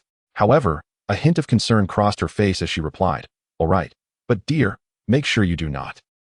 Lu Yuan anticipated his mother's concerns and broke into a grin, reassuring her, "I certainly won tea, mother. Rest assured, I am leaving this time to attend to important matters." Han Wangfei, uncertain about what significant matters her son could possibly have, remembered that he had never previously engaged in anything of substance. Nonetheless, since Hai Jin's return, she felt that her son had indeed changed. He had become more sensible and obedient. Trusting her son wholeheartedly, she nodded repeatedly, saying, "Very well, mother believes in you." After exchanging farewells with his mother, Lu Yuan exited the Han Wang residence, where Li Er was already waiting outside with the group. Once mounted, Lu Yuan instructed, "To the East City Gate." Li Er, leading Lu Yuan's horse, nodded repeatedly, perplexed as to what could be so intriguing about a location filled with refugees. As Li Er pondered this, Lu Yuan took out a banknote and inquired, "Whose name is the land surrounding Zaiqingshan registered under?" Li Er paused momentarily before blinking and responding, "That piece of land seems to be unclaimed. It is merely wasteland that nobody desires." Lu Yuan nodded and commanded, "Have someone go to the land department to purchase Zaiqingshan and the surrounding land. I want that land." Li Er, taken aback by Lu Yuan's words, blinked again and asked, "What does the young master want with that barren land? Not to mention the mountain itself? But even the surrounding fields cannot grow crops. It is still several miles away from the imperial city. We could simply fence off that wasteland and claim it as part of the Han Wang residence. No one would dare dispute it. So there would be no need to purchase it." Lu Yuan, unwilling to engage in further debate with Li Er, swiftly kicked him on the forehead while mounted, stating, "Less chatter. Take this 800 taels of silver and bring me back the deed for that land." Subsequently, while distributing coins, Lu Yuan instructed, "With these 2,000 taels, purchase flour, oil, and salt, as well as a few live pigs and sheep. Once procured, have the shopkeeper send them directly to Zaiqingshan. Additionally, with this 2,000 taels, acquire timber, rivets, wrought iron, hammers, saws, and the furnace used by the blacksmith to smelt iron." Lu Yuan listed many items, to which Li Er nodded vigorously, indicating that he had taken note. In total, Lu Yuan dispensed 8,000 taels of silver. At last, Lu Yuan gazed down at Li Er, a smile gracing his lips, and declared, "Whoever dares to take a kickback from my esteemed lord shall find themselves at my mercy." "Did you hear me?" Li Er was momentarily taken aback, then hurriedly replied, "How could I dare, my lord? I, Li Er, am destined to serve you loyally for a lifetime." Observing Li Er's demeanor, Lu Yuan chuckled and remarked, "If you accomplish your tasks well, there will be rewards, but kickbacks are strictly forbidden." Li Er nodded vigorously, albeit with a puzzled expression. What exactly was his lord planning? After giving his instructions, Lu Yuan sat upright on his horse, his demeanor proud. Li Er, clutching the coins Lu Yuan had bestowed upon him, began to relay orders to those behind him to get to work. The conversation from the previous night with Ling Ju had illuminated Lu Yuan's understanding. Although supernatural beings existed in this world, they were not the dominant force. It resembled the tale of Journey to the West. Despite the multitude of demons and spirits, the human race thrived, and these entities dared not approach Chang'an. This was still a realm guided by humanity, with the intention of safeguarding his family's lives. Lu Yuan realized that amassing wealth was imperative. In his eyes, the refugees outside the city were not merely that. They represented untapped labor, free labor, no less. Chapter 11. The Liqian Bicycle Factory in the Imperial Palace, at the Hall of Diligent Governance. The Yongle Emperor, having busied himself all morning, finally settled down to enjoy a bowl of congee. On the table lay the latest intelligence report from the Imperial Guard.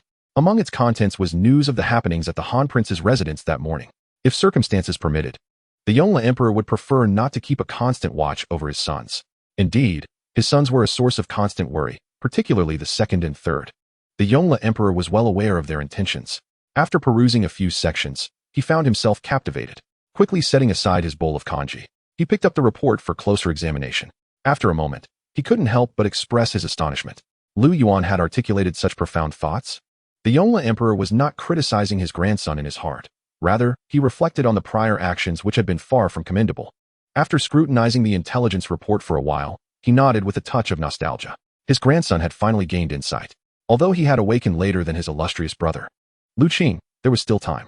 When Lu Qing eventually ascended the throne, Lu Yuan would undoubtedly make an excellent nobleman. Indeed, his lineage was filled with exceptional individuals. Having studied the report from the Imperial Guard, the Yongle Emperor glanced over the intelligence from the headquarters of the Imperial Guard. With a slight frown, he let out a discontented hum. As for the third son, the reports from the headquarters regarding Lu Yuan were often treated with a lack of seriousness. Yet today, the words Lu Yuan had spoken at home were worthy of being detailed across 2 pages. Nevertheless, the Yongle Emperor was aware that these 2 brothers had always shared a close bond since childhood. Moreover, since the third son also had no heir, Lu Yuan was naturally regarded by him as his own offspring. After observing for a while, the Yongle Emperor ordered the eunuch outside the door, summon the crown prince, Gu Shiqing, and Song Qijie. The eunuch outside complied and hurried away to fetch them. The Yongle Emperor sighed, taking out an essay, one penned by his esteemed grandson, Lu Qing, during the recent family banquet. This piece concerning the resolution of the refugee crisis was indeed commendable. It was replete with references and citations, showcasing a flourish of eloquence. Although it could not quite match the works of the cabinet ministers, it was still impressive. Particularly noteworthy was the fact that Lu Qing was only a year older than Lu Yuan, making his thoughtful insights at such a young age all the more remarkable. The Yongle Emperor had to concede that at 18, he could not have produced such a composition, having never been groomed for the role of heir apparent. Lu Qing instilled in the Yongle Emperor a sense of hope for the empire, truly living up to Song Qijie's praise of being a remarkable grandson. However, despite the essay's merits, there were aspects that appeared somewhat immature. Upon further reflection, the Yongle Emperor recalled another grandson and the remarks Lu Yuan had made to the Gu families made in the previous day. Some of his statements seemed ostentatious and overly reliant on the wisdom of the ancients, too much quoting and name-dropping. The situation regarding the refugees was urgent and could not afford a leisurely approach. Furthermore, the solutions proposed in the essay were not particularly ingenious. The Yongle Emperor appreciated it mostly because it was written by his grandson at the age of 18. The refugee situation was increasingly troublesome. The numbers were significant and growing daily. Moreover, refugees were human beings, not mere statistics. It was not sufficient to gather them at the East City Gate and relocate them to a desolate area to establish a village. These refugees came from diverse backgrounds, with different customs, cultures, and even dialects. Recklessly grouping them together could lead to unrest among those who, once fed and idle, might begin to cause trouble. With so many people congregating in the imperial city, if not handled promptly, it could lead to chaos. The Yongle Emperor pondered deeply. By heavens, the issue lay within this gilded dynasty. It seemed that despite his previous 3 military expeditions, he had not subdued them sufficiently. So, another campaign was in order. Meanwhile, the crown prince and the 2 cabinet ministers entered. Upon seeing the crown prince, and before the 3 could kneel, the Yongle Emperor's face brightened with a radiant smile. Ah, the crown prince has arrived. Please, take a seat. The chubby crown prince, resembling a plump Garfield, felt a sudden pang of anxiety at his father's words, fearing that his father might once again be inclined to lead a military expedition. At that moment, Lu Yuan was astride a magnificent steed, exuding confidence, while the common folk along the road quickly turned away upon seeing him. Fearing that their gaze might meet that of the young lord, they instinctively braced themselves for reprimand. After all, the reputation of the young lord was well known and widely acknowledged. One might inquire along the route from the Han Prince's residence to the city gates. Even the current emperor, upon traversing this path, would have to endure a couple of slaps from the young lord before proceeding. At this moment, Lu Yuan was curiously surveying the imperial city. This marked the first time he had earnestly examined this world since his arrival. To speak truthfully, it bore many distinctions from the ancient Earth. Firstly, this world possessed certain elements absent in Earth's antiquity. Take note of the grand street lamps at night. They illuminate just like modern electric lights on Earth. However, there is no electricity here. Their glow stems from a mineral known as spirit stone, which generates kinetic energy akin to the electricity of contemporary Earth. The Lianqian dynasty indeed has primitive stamping lathes, powered by these spirit stones. Once the kinetic energy is exhausted in the stamping process, the residual remains can be repurposed to craft street lamps that shine brilliantly. Whether the common folk of the Lianqian dynasty enjoy such luxuries, Lu Yuan could not ascertain, but it seemed inconsequential. Within the Han Prince's residence and the palace, such lamps were ubiquitous, and he had never witnessed any grievances arising from them. Moreover, within the imperial city, there existed rickshaws, a novelty that only appeared in the late Qing dynasty on Earth. This innovation was primarily due to the spirit stone-driven stamping lathes, which enabled the production of wheel spokes and rubber. Upon arriving at the East City Gate, Lu Yuan refrained from shouting immediately. Instead, he first surveyed his surroundings, soon spotting the porridge stand established by the Gu family the previous day. As Lu Yuan directed his gaze toward the stand, a stunning young woman within it looked at him in astonishment. Promptly, he urged his horse forward. Gu Qingwan, noticing, hastily handed her tasks to a nearby individual and rushed out of the stand. Upon seeing Gu Qingwan, Lu Yuan felt a flutter in his heart. Gu Qingwan was truly exquisite. Remarkably, she was of the same age as Lu Yuan. If he were to wait another 3 to 5 years, how exceptionally beautiful would she become? Gu Qingwan quickly approached Lu Yuan and knelt before him, speaking earnestly. This humble girl pays her respects to the young lord. Seated atop his tall steed, Lu Yuan casually flicked his riding whip, glancing left and right, and inquired, "What of the maid from yesterday? Is she recuperating at home?" Gu Qingwan replied hastily. The admonition from the young lord yesterday is not forgotten by this humble girl. However, Xiao Lan and I grew up together, akin to sisters. I truly could not bear to impose harsh punishment. I had no choice but to send her home to recover, and she need not serve any longer. Hearing this, Lu Yuan nodded approvingly. That is indeed a favorable outcome. Those who have grown up together naturally find it difficult to enforce punishment. Yet, it is precisely this closeness that sometimes leads one to forget the distinction between master and servant. A change is undoubtedly for the best. Li Er, do not emulate that wretched maid. Li Er was taken aback for a moment, then immediately composed himself and declared, I aspire to be a loyal dog to the heir for a lifetime. Gu Qingwan nodded repeatedly, her expression earnest as she responded, Thank you for your admonition, young master. What brings you here today? Gu Qingwan was somewhat perplexed about the heir's purpose for visiting. Could it be that he had returned for revenge after yesterday's grievances? It was said that the heir was one who harbored grudges. Lu Yuan, with a grin, remarked, Today, I intended to show that wretched maid that I am not merely a man of words. However, since she is absent, it shall suffice. Li Er, make the announcement. Li Er promptly produced the gongs and drums he had prepared earlier, laughing, Very well, young master. He then began to beat the gong, calling out to the surrounding refugees. Listen closely. The heir of the Han Prince is establishing the Lai Qian bicycle factory today. We are hiring long-term workers, with meals and accommodations provided. Every meal will feature 2 portions of flour, accompanied by pickled vegetables, and there will be meat once a week. For those skilled in blacksmithing, if your skills are adequate, you will earn 3 taels of silver per month, with meat and wine every 3 days. Chapter 12. The heir informs the common folk the East City Gate was bustling. The sound of Li Er's gong echoed loudly. Yet, the East City Gate was also eerily quiet, for apart from Li Er's voice, there were no other sounds. The refugees gathered there wore expressions of confusion, clutching bowls of thick, muddy cornmeal porridge, their wide eyes fixed on Li Er. They were unaware of what a bicycle was, nor had they heard of a factory. However, they did catch wind of the promise of meat and 2 portions of flour. The term 2 portions of flour referred to a blend of white flour and cornmeal, softening the latter to provide a more palatable taste. For the impoverished populace of the Lai Qian dynasty, this was indeed a delightful prospect. Previously, they might have enjoyed such a meal only 2 or 3 times a week at home. Now, they could have it at every meal, and even meat once a week. In Lu Yuan's eyes, these refugees were merely sources of labor, and moreover, free labor at that. Aside from the blacksmiths, he did not intend to pay wages to the others. As they would not receive monetary compensation, it seemed only fair to provide them with better food. A moment of silence ensued, and it was uncertain who initiated it, but soon several individuals surged forward towards Li Er. One by one, they advanced until, in the blink of an eye, the East City Gate erupted in chaos.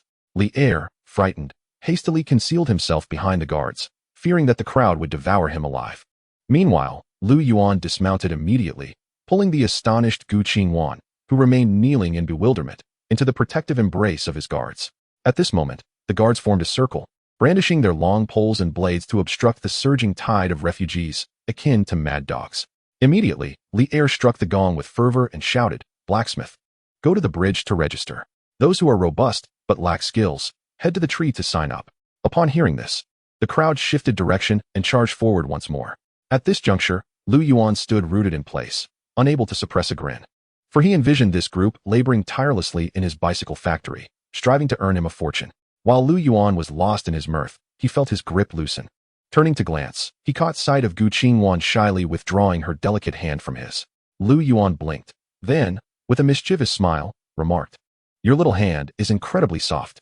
Gu Qingwan, already flustered, felt a wave of embarrassment wash over her, as the propriety of male-female interactions weighed heavily on her. Apart from her family, no outsider had ever touched her hand. Lu Yuan's audacity to state this outright made her exquisite face flush a deep crimson, akin to fine wine. However, Gu Qingwan was more curious about the bicycle. Her face adorned with bashfulness, she wished to inquire but dared not meet Lu Yuan's gaze, her beautiful eyes flitting shyly. Observing her charming demeanor, Lu Yuan understood her unspoken question. The bicycle was a simple yet ingenious invention he had discovered upon returning yesterday while perusing craftsmanship. It was the most unpretentious item showcased.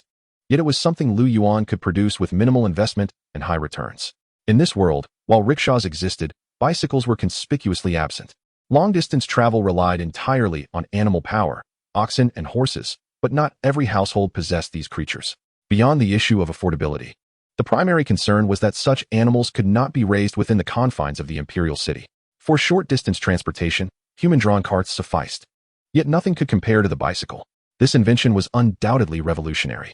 As for rickshaws, Lu Yuan had inquired and learned that a brand new one commanded a price of 3 taels of silver in the imperial city's shops.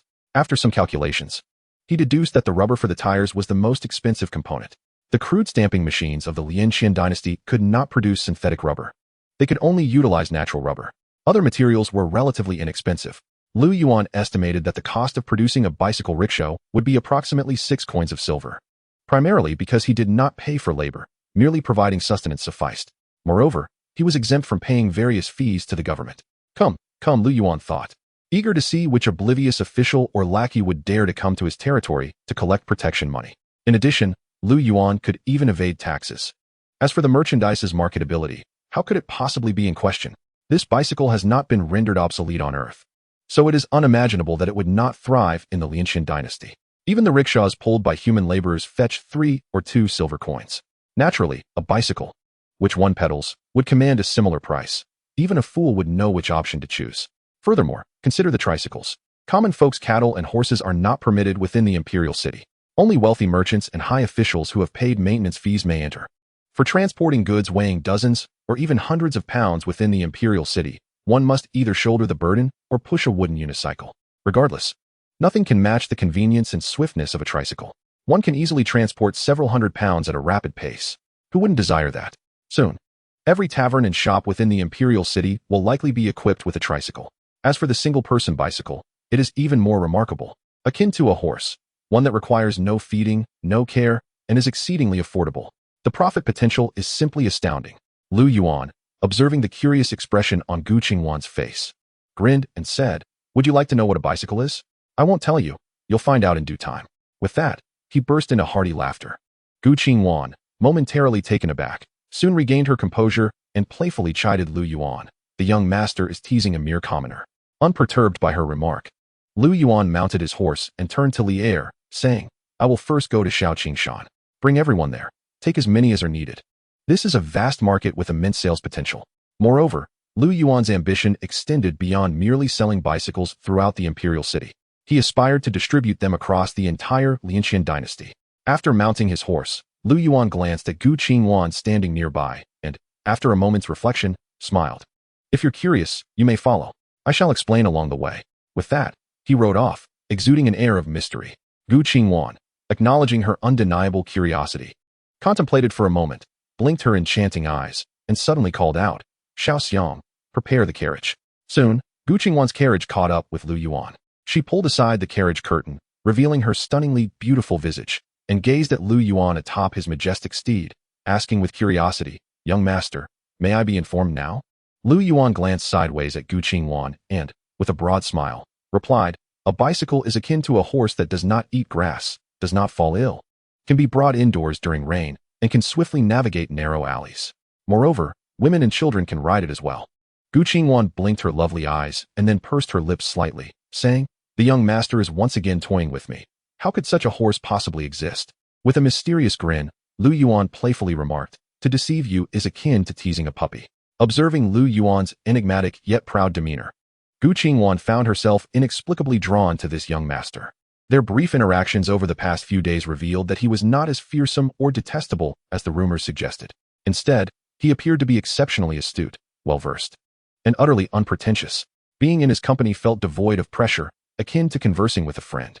Gu Qingwan was amused by the playful phrase. To deceive you is akin to teasing a puppy, commonly uttered by children of humble origins. Gazing at Lu Yuan, who was deliberately withholding information, she spoke in a soft, almost coy voice, tinged with youthful shyness and charm. Might you not share with me, esteemed young master? After their exchange, Gu Qingwan suddenly felt her cheeks flush. Hastily lowering the carriage curtain, she chastised herself for being overly forward. Having met the young master only twice, she had unexpectedly exhibited a hint of endearment. Yet, she could not quite articulate why she felt this way. There was an inexplicable sense that he was a remarkably good and intelligent person, devoid of any airs, which ignited her desire to draw closer and learn more about him. However, such feelings felt overly daring. How could she develop such sentiments after merely 2 encounters? This was not her usual demeanor. Lu Yuan, perched atop his majestic steed, seemed equally taken aback by Gu Qingwan's soft-spoken words. After a moment of astonishment, he burst into hearty laughter. Once he regained his composure, he decided not to keep her in suspense any longer. After all, they were still far from Shaoqing Mountain, and with nothing pressing to attend to, it was the perfect opportunity for conversation. Subsequently, Lu Yuan began to elucidate the concept of a bicycle to Gu Qingwan. He explained the mechanics of chains, gears, and spokes, all of which were not bound by any commercial secrets. When the bicycle was eventually produced and sold, those curious enough would undoubtedly purchase one to examine its inner workings. The technology was not particularly advanced. Moreover, Lu Yuan understood that Gu Qingwan's curiosity was genuine and devoid of ulterior motives. However, after Lu Yuan's detailed explanation, Gu Qingwan's exquisite visage was adorned with confusion. After all, even the most skilled salesperson would struggle to convey the intricacies of such a device without a tangible example. Despite Lu Yuan's thorough description of chains and gears, Gu Qingwan, unfamiliar with what a chain entailed, found it challenging to comprehend. After he concluded his explanation, she blinked her beautiful eyes, her curiosity evident as she inquired. But doesn't the pedal require personal effort? It seems rather similar to pulling a rickshaw while walking, doesn't it? Both require one to exert themselves, do they not? Lu Yuan shook his head and said, it is not the same. This involves issues of gears, inertia, and so forth. Regardless, this bicycle can allow even children and the elderly to travel 100 miles in a day without breaking a sweat. Moreover, it is far easier than riding a horse. Of course, there are drawbacks. In excessively muddy areas within mountain ravines and dense forests, it would be less effective than a horse. However, in such muddy conditions, horses also struggle to run effectively. Lu Yuan's words left Gu Qingwan in a state of bewilderment. Elder, are you saying that children and the elderly can travel 100 miles in a day without becoming breathless? This is truly astonishing. After all, riding a horse for 100 miles would be quite jarring for the elderly and children. Gu Qingwan found it hard to believe. Yet, gazing at Lu Yuan's confident demeanor, she felt an inexplicable trust in him. At that moment, Lu Yuan flashed a broad smile at Gu Qingwan and said, I am not jesting with you this time. If all goes well, we should see a bicycle by this evening. At that time, the young master will have you try it for yourself. Gu Qingwan blinked and then nodded earnestly, saying, all right. Gu Qingwan felt deceived, but not by Lu Yuan. Rather, she felt misled by the rumors. The true young master was entirely different from what was said. The real young master was knowledgeable and possessed a wealth of information. Concepts such as chains, gears, and inertia were foreign to Gu Qingwan, who had been recognized as the most talented woman in the imperial city since childhood. Moreover, when the young master spoke of these matters, he did not do so frivolously. He provided examples. For instance, he explained that the pulley used for digging wells was a type of gear and elaborated on what inertia gliding entailed. Although Gu Qingwan could not grasp everything immediately, she understood the intricacies involved and realized that the young master was not merely speaking nonsense. At present, Gu Qingwan regarded the young master as a remarkable individual, not only learned but also unpretentious, generously sharing his knowledge. Similar to how he addressed the issue concerning her maid yesterday, Gu Qingwan found herself increasingly captivated by this enigmatic young master. Before long, the group arrived at Little Green Mountain. Even before reaching its base, they encountered carts drawn by oxen and horses laden with goods, supplies Lu Yuan had instructed to be procured. These included raw materials for bicycle manufacturing, as well as food, clothing, bedding, and various daily cleaning supplies for the refugees. Upon reaching Little Green Mountain, Lu Yuan directed the workers to neatly arrange the items. After approximately an hour and a half, all the supplies were accounted for. Lier, along with a portion of the group, arrived first. He was not alone, as he also brought 2 surveyors from the Ministry of Works. Lu Yuan sought the 2 officials from the Ministry of Works not for trivial matters, but rather to construct a dwelling and simultaneously plan the layout of the living quarters and the factory area. In this desolate locale of Little Green Mountain, there was nothing to be found. Lu Yuan gathered a considerable number of laborers primarily to commence the building. Naturally, The initial construction need not be elaborate. A few wooden posts standing upright, with a plank atop, would suffice as a makeshift shelter. For the time being, this would serve as a living space. Especially since it was summer and the cold was not a concern. Having a place to sleep was paramount, with plans to enhance the structure gradually over time. The factory would follow a similar approach. A simple shelter to cover the rudimentary stamping lathes and the blacksmith's forge, merely to protect them from the rain. However, for the two officials from the ministry, this endeavor was somewhat beneath their station, yet who would dare criticize the act of serving the heir of the Han Prince? At this juncture, Li Er, leading a group back, approached Lu Yuan and said, "Your Highness, the refugees have a request to make." Indeed? Lu Yuan raised an eyebrow in inquiry. "What is it?" Li Er promptly replied, "Among these individuals, some have families, fathers, mothers, wives, and children.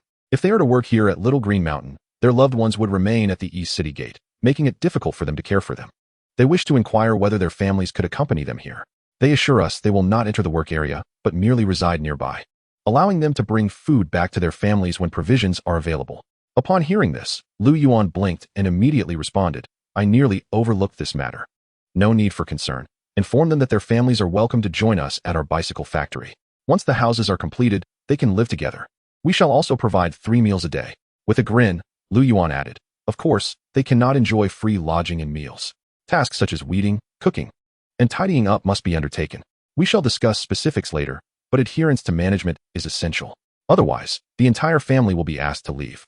With that, Li Er nodded in agreement and proceeded to relay Lu Yuan's message to the throng of refugees. As he concluded, a jubilant cheer erupted from the crowd.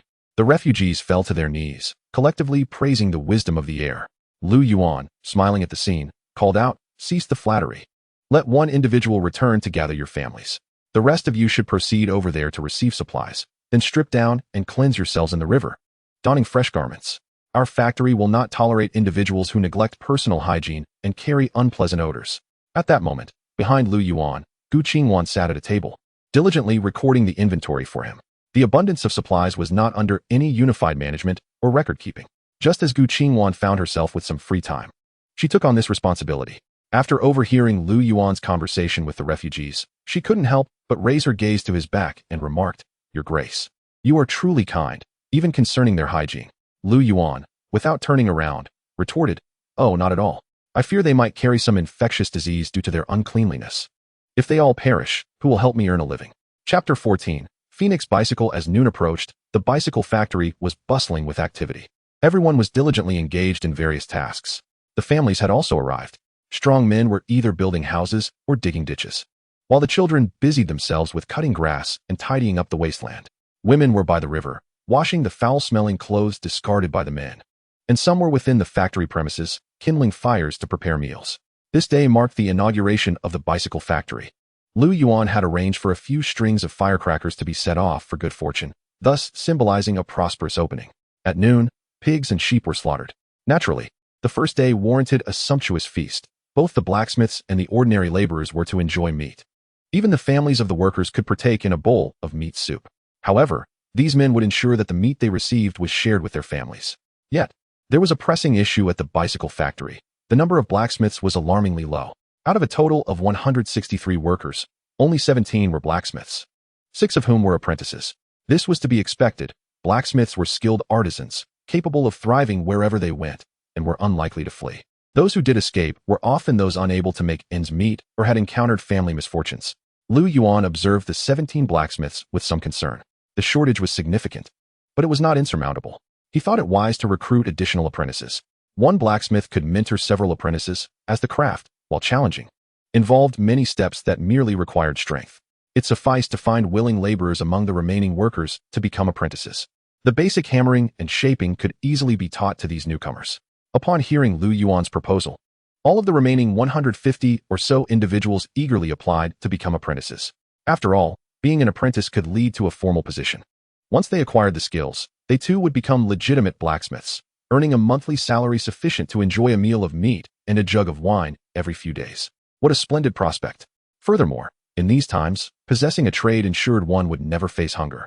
Seeing the enthusiasm among so many wanting to become apprentices, Lu Yuan waved his hand in agreement, granting permission for all.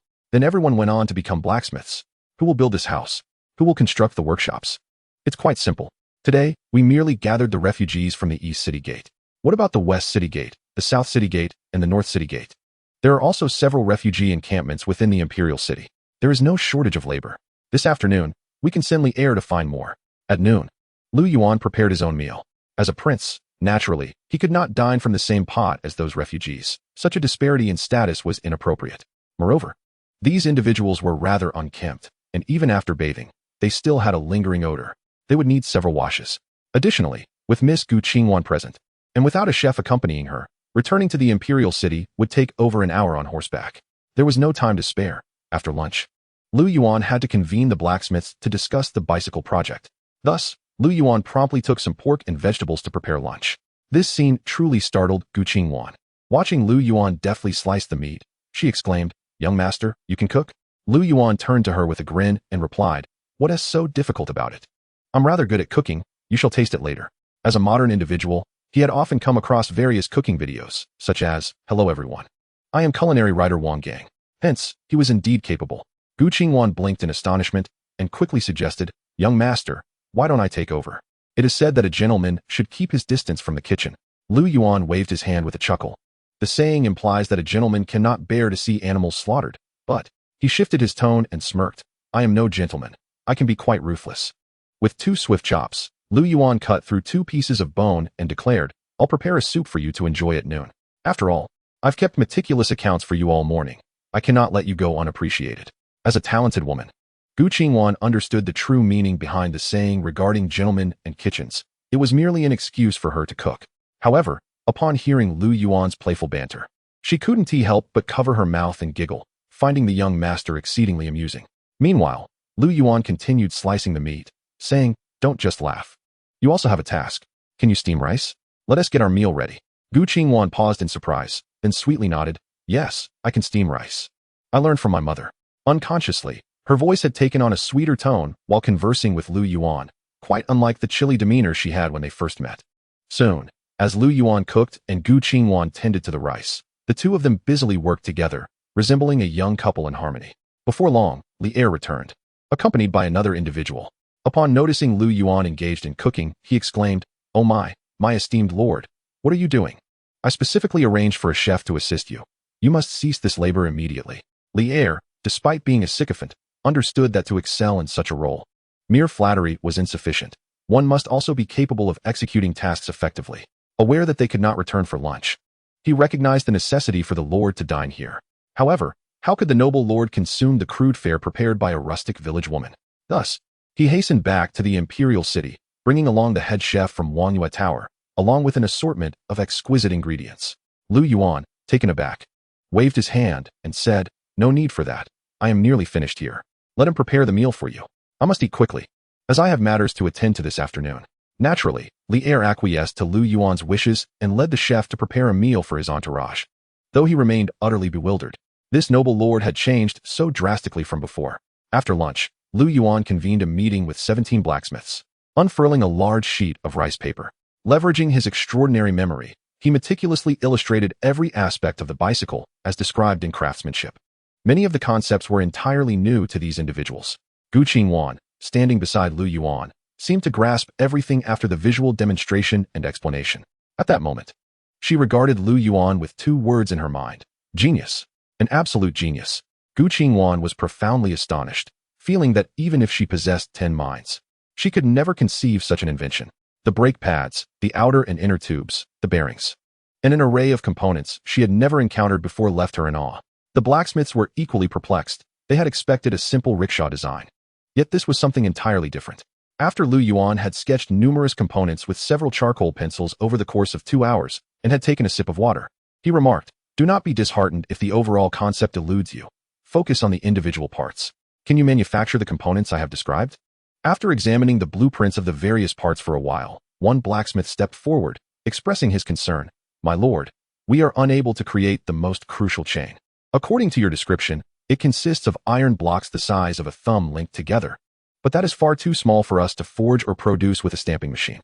Lu Yuan, unfazed by this revelation, nodded and inquired directly, "What size can you forge?" After a brief discussion among several blacksmiths, they responded, "The smallest we can manage is the size of 2 fingernails." Something of your specifications is simply beyond our capabilities. Subsequently, Lu Yuan directly stated, let us create 2 gears the size of a fingernail and adjust the dimensions of the rear wheel's gear accordingly, ensuring compatibility. He had no intention of replicating an exact version of Earth's bicycle within the Lian Dynasty. Rather, he aimed to adapt to local conditions. For hours passed, and it was approximately 8 in the evening. In summer, the days are long and the nights short, with the sun still lingering in the sky at that hour.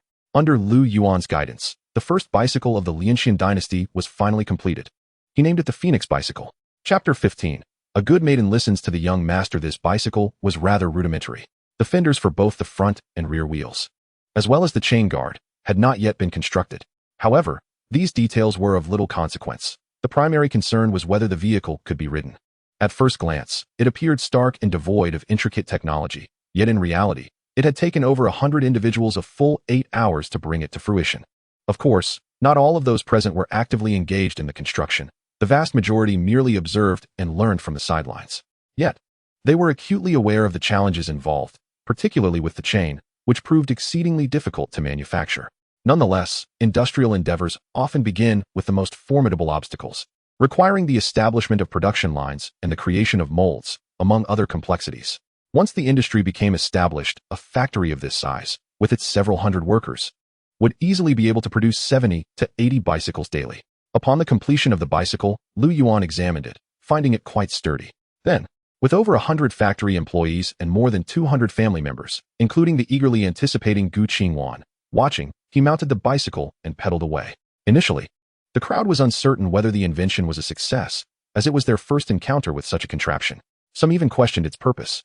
However, within moments of Lu Yuan cycling several meters and gaining speed, the excitement began to ripple through the crowd, culminating in enthusiastic cheers. Everyone understood that this innovation had succeeded, and with its success came the promise of monetary gain. This potential for profit meant that they could continue to thrive in this place, ensuring daily sustenance and shelter. Amidst the jubilant cheers, Lu Yuan took a grand circle before returning to the visibly thrilled Gu Qingwan, raising an eyebrow and teasingly inquiring, so, did the young master deceive you? Gu Qingwan nodded repeatedly, her voice filled with admiration. The young master is truly remarkable. He has conceived and created such an impressive vehicle. Lu Yuan chuckled, come aboard, let me take you for another ride. Gu Qingwan appeared somewhat perplexed. Lu Yuan patted the seat behind him and said, this is meant for sitting, just sit sideways. Gu Qingwan blinked and then took a seat beside him. Lu Yuan turned his head and remarked, you need to wrap one arm around my waist, otherwise, if I kick out, you might just tumble off. Gu Qingwan felt a little bashful. Sitting this close was already intimate, and extending her hand further seemed daunting. Yet, for reasons unknown, after lowering her head and contemplating, she gently bit her alluring lips, as if resolute, and extended her delicate hand to encircle Lu Yuan's waist. Let's go, Lu Yuan called out, and with Gu Qingwan's soft exclamation, he led her on another round. Upon returning, Lu Yuan dismounted and, grinning, inquired, how was it? Was it fast? Impressive? Gu Qingwan covered her chest with her small hand. Her exquisite face flushed. It was unclear whether it was due to Lu Yuan's swift riding or the embarrassment from their close proximity. Her eyes, as clear as autumn waters, sparkled with admiration as she nodded and murmured, impressive. Lu Yuan chuckled and beckoned to Li Er nearby. Come over, you should give it a try. At this, Li Er's face instantly lit up with pride. Look, who is the true favorite of the young master? It's me. Relishing the attention, he eagerly stepped forward to become the second to test the ride. However, within mere meters, he crashed to the ground with a loud thud. Lu Yuan, who had been so serious moments before, burst into laughter, turning to the onlookers and saying, remember, we need to add 2 detachable auxiliary wheels on both sides for now. Once you're familiar, you can remove them. As the day was drawing to a close, he began organizing the workshop, outlining how everyone would work moving forward. The 11 seasoned blacksmiths were divided into groups, each with specific responsibilities. After crafting the parts, they would be transported to the assembly workshop. Once assembled, the products would be sent to the shipping area, ready for sale in the imperial city. This entire process was novel for everyone, and many were unfamiliar with the term workshop, yet they grasped the general idea. Meanwhile, Gu Qingwan felt a surge of admiration for Lu Yuan, gazing at him with the adoration of a devoted fan. After finalizing his instructions, Lu Yuan mounted his horse, preparing to leave. Facing the crowd of hundreds who had come to see him off, he earnestly called out, work diligently and refrain from causing trouble. The conditions may be basic for now, but I promise you that once our factory's vehicles become popular, each of you receives a salary every month.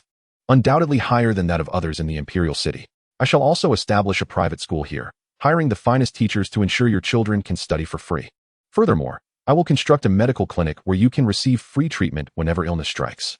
Eventually, I will build the most splendid houses so that every family can reside in brick and tile homes. As a leader, one must learn to paint a bright picture for the future. Who cares what happens later? For now, let us make grand promises without pinpointing exact timelines. Once Lu Yuan finished speaking, the crowd fell into a profound silence, which was soon shattered by thunderous cheers. Everyone jumped in joyous response to Lu Yuan's words. Is this a paradise? Free education for children, complimentary medical care when ill, sturdy homes, and salaries. Life was never this good at home. Observing the lively crowd, Lu Yuan smiled broadly and turned to Lier, saying, select a few individuals to reside here permanently for management. Lier nodded eagerly in agreement. He suddenly felt that his current position was even more impressive than before. Previously, following the young master brought prestige, but it was merely borrowed authority. People secretly criticized him. Now, however, he felt like the young master's spokesperson, equally esteemed, yet with genuine respect from others. This was exhilarating. Unbeknownst to Lu Yuan, he remained indifferent to Lier's thoughts. After speaking, he tightened the reins and rode over to Gu Qingwan's carriage. Gazing at her exquisite face through the window, Lu Yuan smiled and said, come, I shall escort you home. Gu Qingwan promptly replied, there's no need, young master. I can return by myself.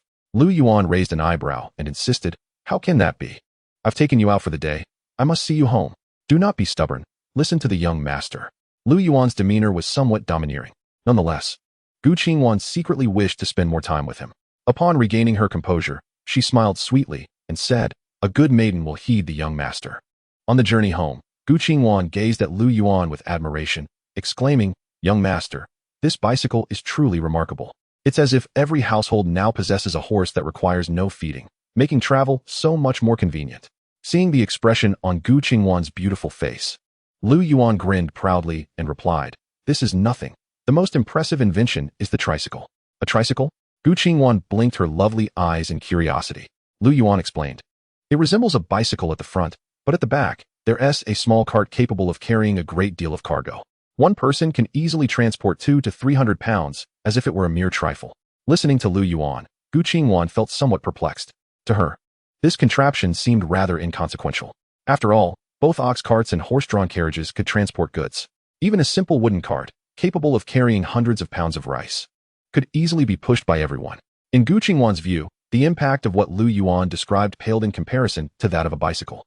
Observing her bewilderment, Lu Yuan chuckled and shook his head, saying, do you think this tricycle is insignificant?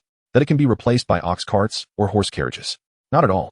This tricycle is destined to transform the entire economic model of the Lian Dynasty. Economic model? What does that mean? Gu Qingwan inquired, her understanding still limited. Throughout the day, she had encountered a plethora of new and intriguing terms from Lu Yuan, each explanation leaving her astounded. Eagerly, she sat up, anticipating further elucidation. Her adorable demeanor captivating. Lu Yuan, grinning at her endearing expression, began, currently, the transportation of goods in the Lian Dynasty relies solely on horses or oxen. Setting aside the considerable trouble and cost of raising these animals, we must also consider how many horses and oxen we actually possess. Gu Qingwan blinked her beautiful eyes, listening intently as Lu Yuan continued earnestly. As for the unicycle, it can only manage short distances, like pushing from East Street to West Street. However, transporting goods from the imperial city to Hygiene would be utterly exhausting, and the speed is even slower than that of an ox cart. But the tricycle, on the other hand, can accomplish this task, and its price is merely a few taels of silver. With its low cost and speed comparable to that of a horse-drawn carriage, transportation costs will decrease significantly. As transportation costs decline, the prosperity of the populace will undoubtedly rise. Transportation costs? Prosperity? Gu Qingwan's mind was now filled with large question marks. These concepts were entirely foreign to her. The literature she had previously studied at home consisted of poetry and the teachings of sages, leaving her ill-equipped to comprehend such notions. Lu Yuan, smiling, continued, there is an ancient saying, to become wealthy, one must first build roads. Why is this the case? Let's see if you can answer that. Caught off guard by his question, Gu Qingwan hesitated. She truly did not know the answer and was unaware of the origins of this saying. Why had she never heard it before? Noticing Lu Yuan's amused gaze, she felt a playful urge to tease him, saying, young master, please don't keep me in suspense. Over the course of the day, Her playful antics toward Lu Yuan had become increasingly frequent. Lu Yuan laughed heartily and said, "Listen closely. The saying to become wealthy, one must first build roads emphasizes the importance of the circulation of goods. In the absence of roads, the goods from your mountain valley cannot be sold, and the influx of external goods becomes exceedingly difficult. Take, for instance, the route from our imperial city to Hygiene. Although there exists a wide and spacious official road, the lack of sufficient transportation renders it virtually non-existent." Gu Qingwan nodded thoughtfully. Lu Yuan continued, offering an example. Consider the hairy crabs from Hygiene City. In our imperial city, a four-tail male crab commands a price of 71. Remember, a mere four-tail male crab costs 71. During festive seasons, the price may even soar to over a tael of silver, effectively doubling. But do you know how much the fishermen from Hygiene sell them for right after catching them at sea? A mere 18 won per pound. Calculate the disparity in price. Gu Qingwan was taken aback and immediately began to mentally calculate. However, Lu Yuan gestured dismissively. There is no need to compute. The multiplicative difference is inconsequential. What truly matters is the reason behind such a vast price discrepancy. It all boils down to transportation issues. The price of hairy crabs varies significantly between live and dead. Swift horses are essential to transport them from Hygiene to the imperial city. Otherwise, if they succumb to lack of oxygen during transit, the crab meat will spoil and lose its palatability. Moreover, if left too long, upon opening the crab shell, one might find nothing but seawater within.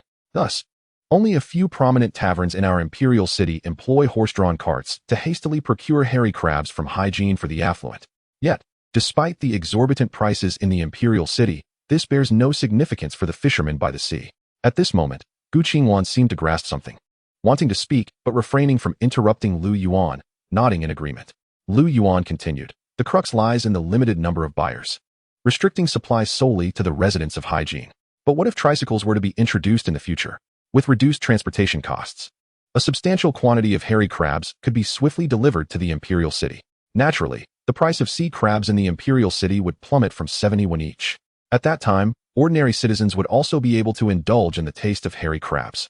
As the populace of the imperial city gains access to these delicacies, would the price in Hygiene remain at 18 won per pound? Certainly not. Prices would undoubtedly surge, benefiting the fishermen of Hygiene." Upon hearing this, Gu Qingwan gazed at Lu Yuan, her eyes filled with admiration. In her view, this young noble was nothing short of a deity. The impact of both the bicycle created today and its subsequent evolution would transform the entire Lianqian dynasty. This revelation was profoundly astonishing for Gu Qingwan.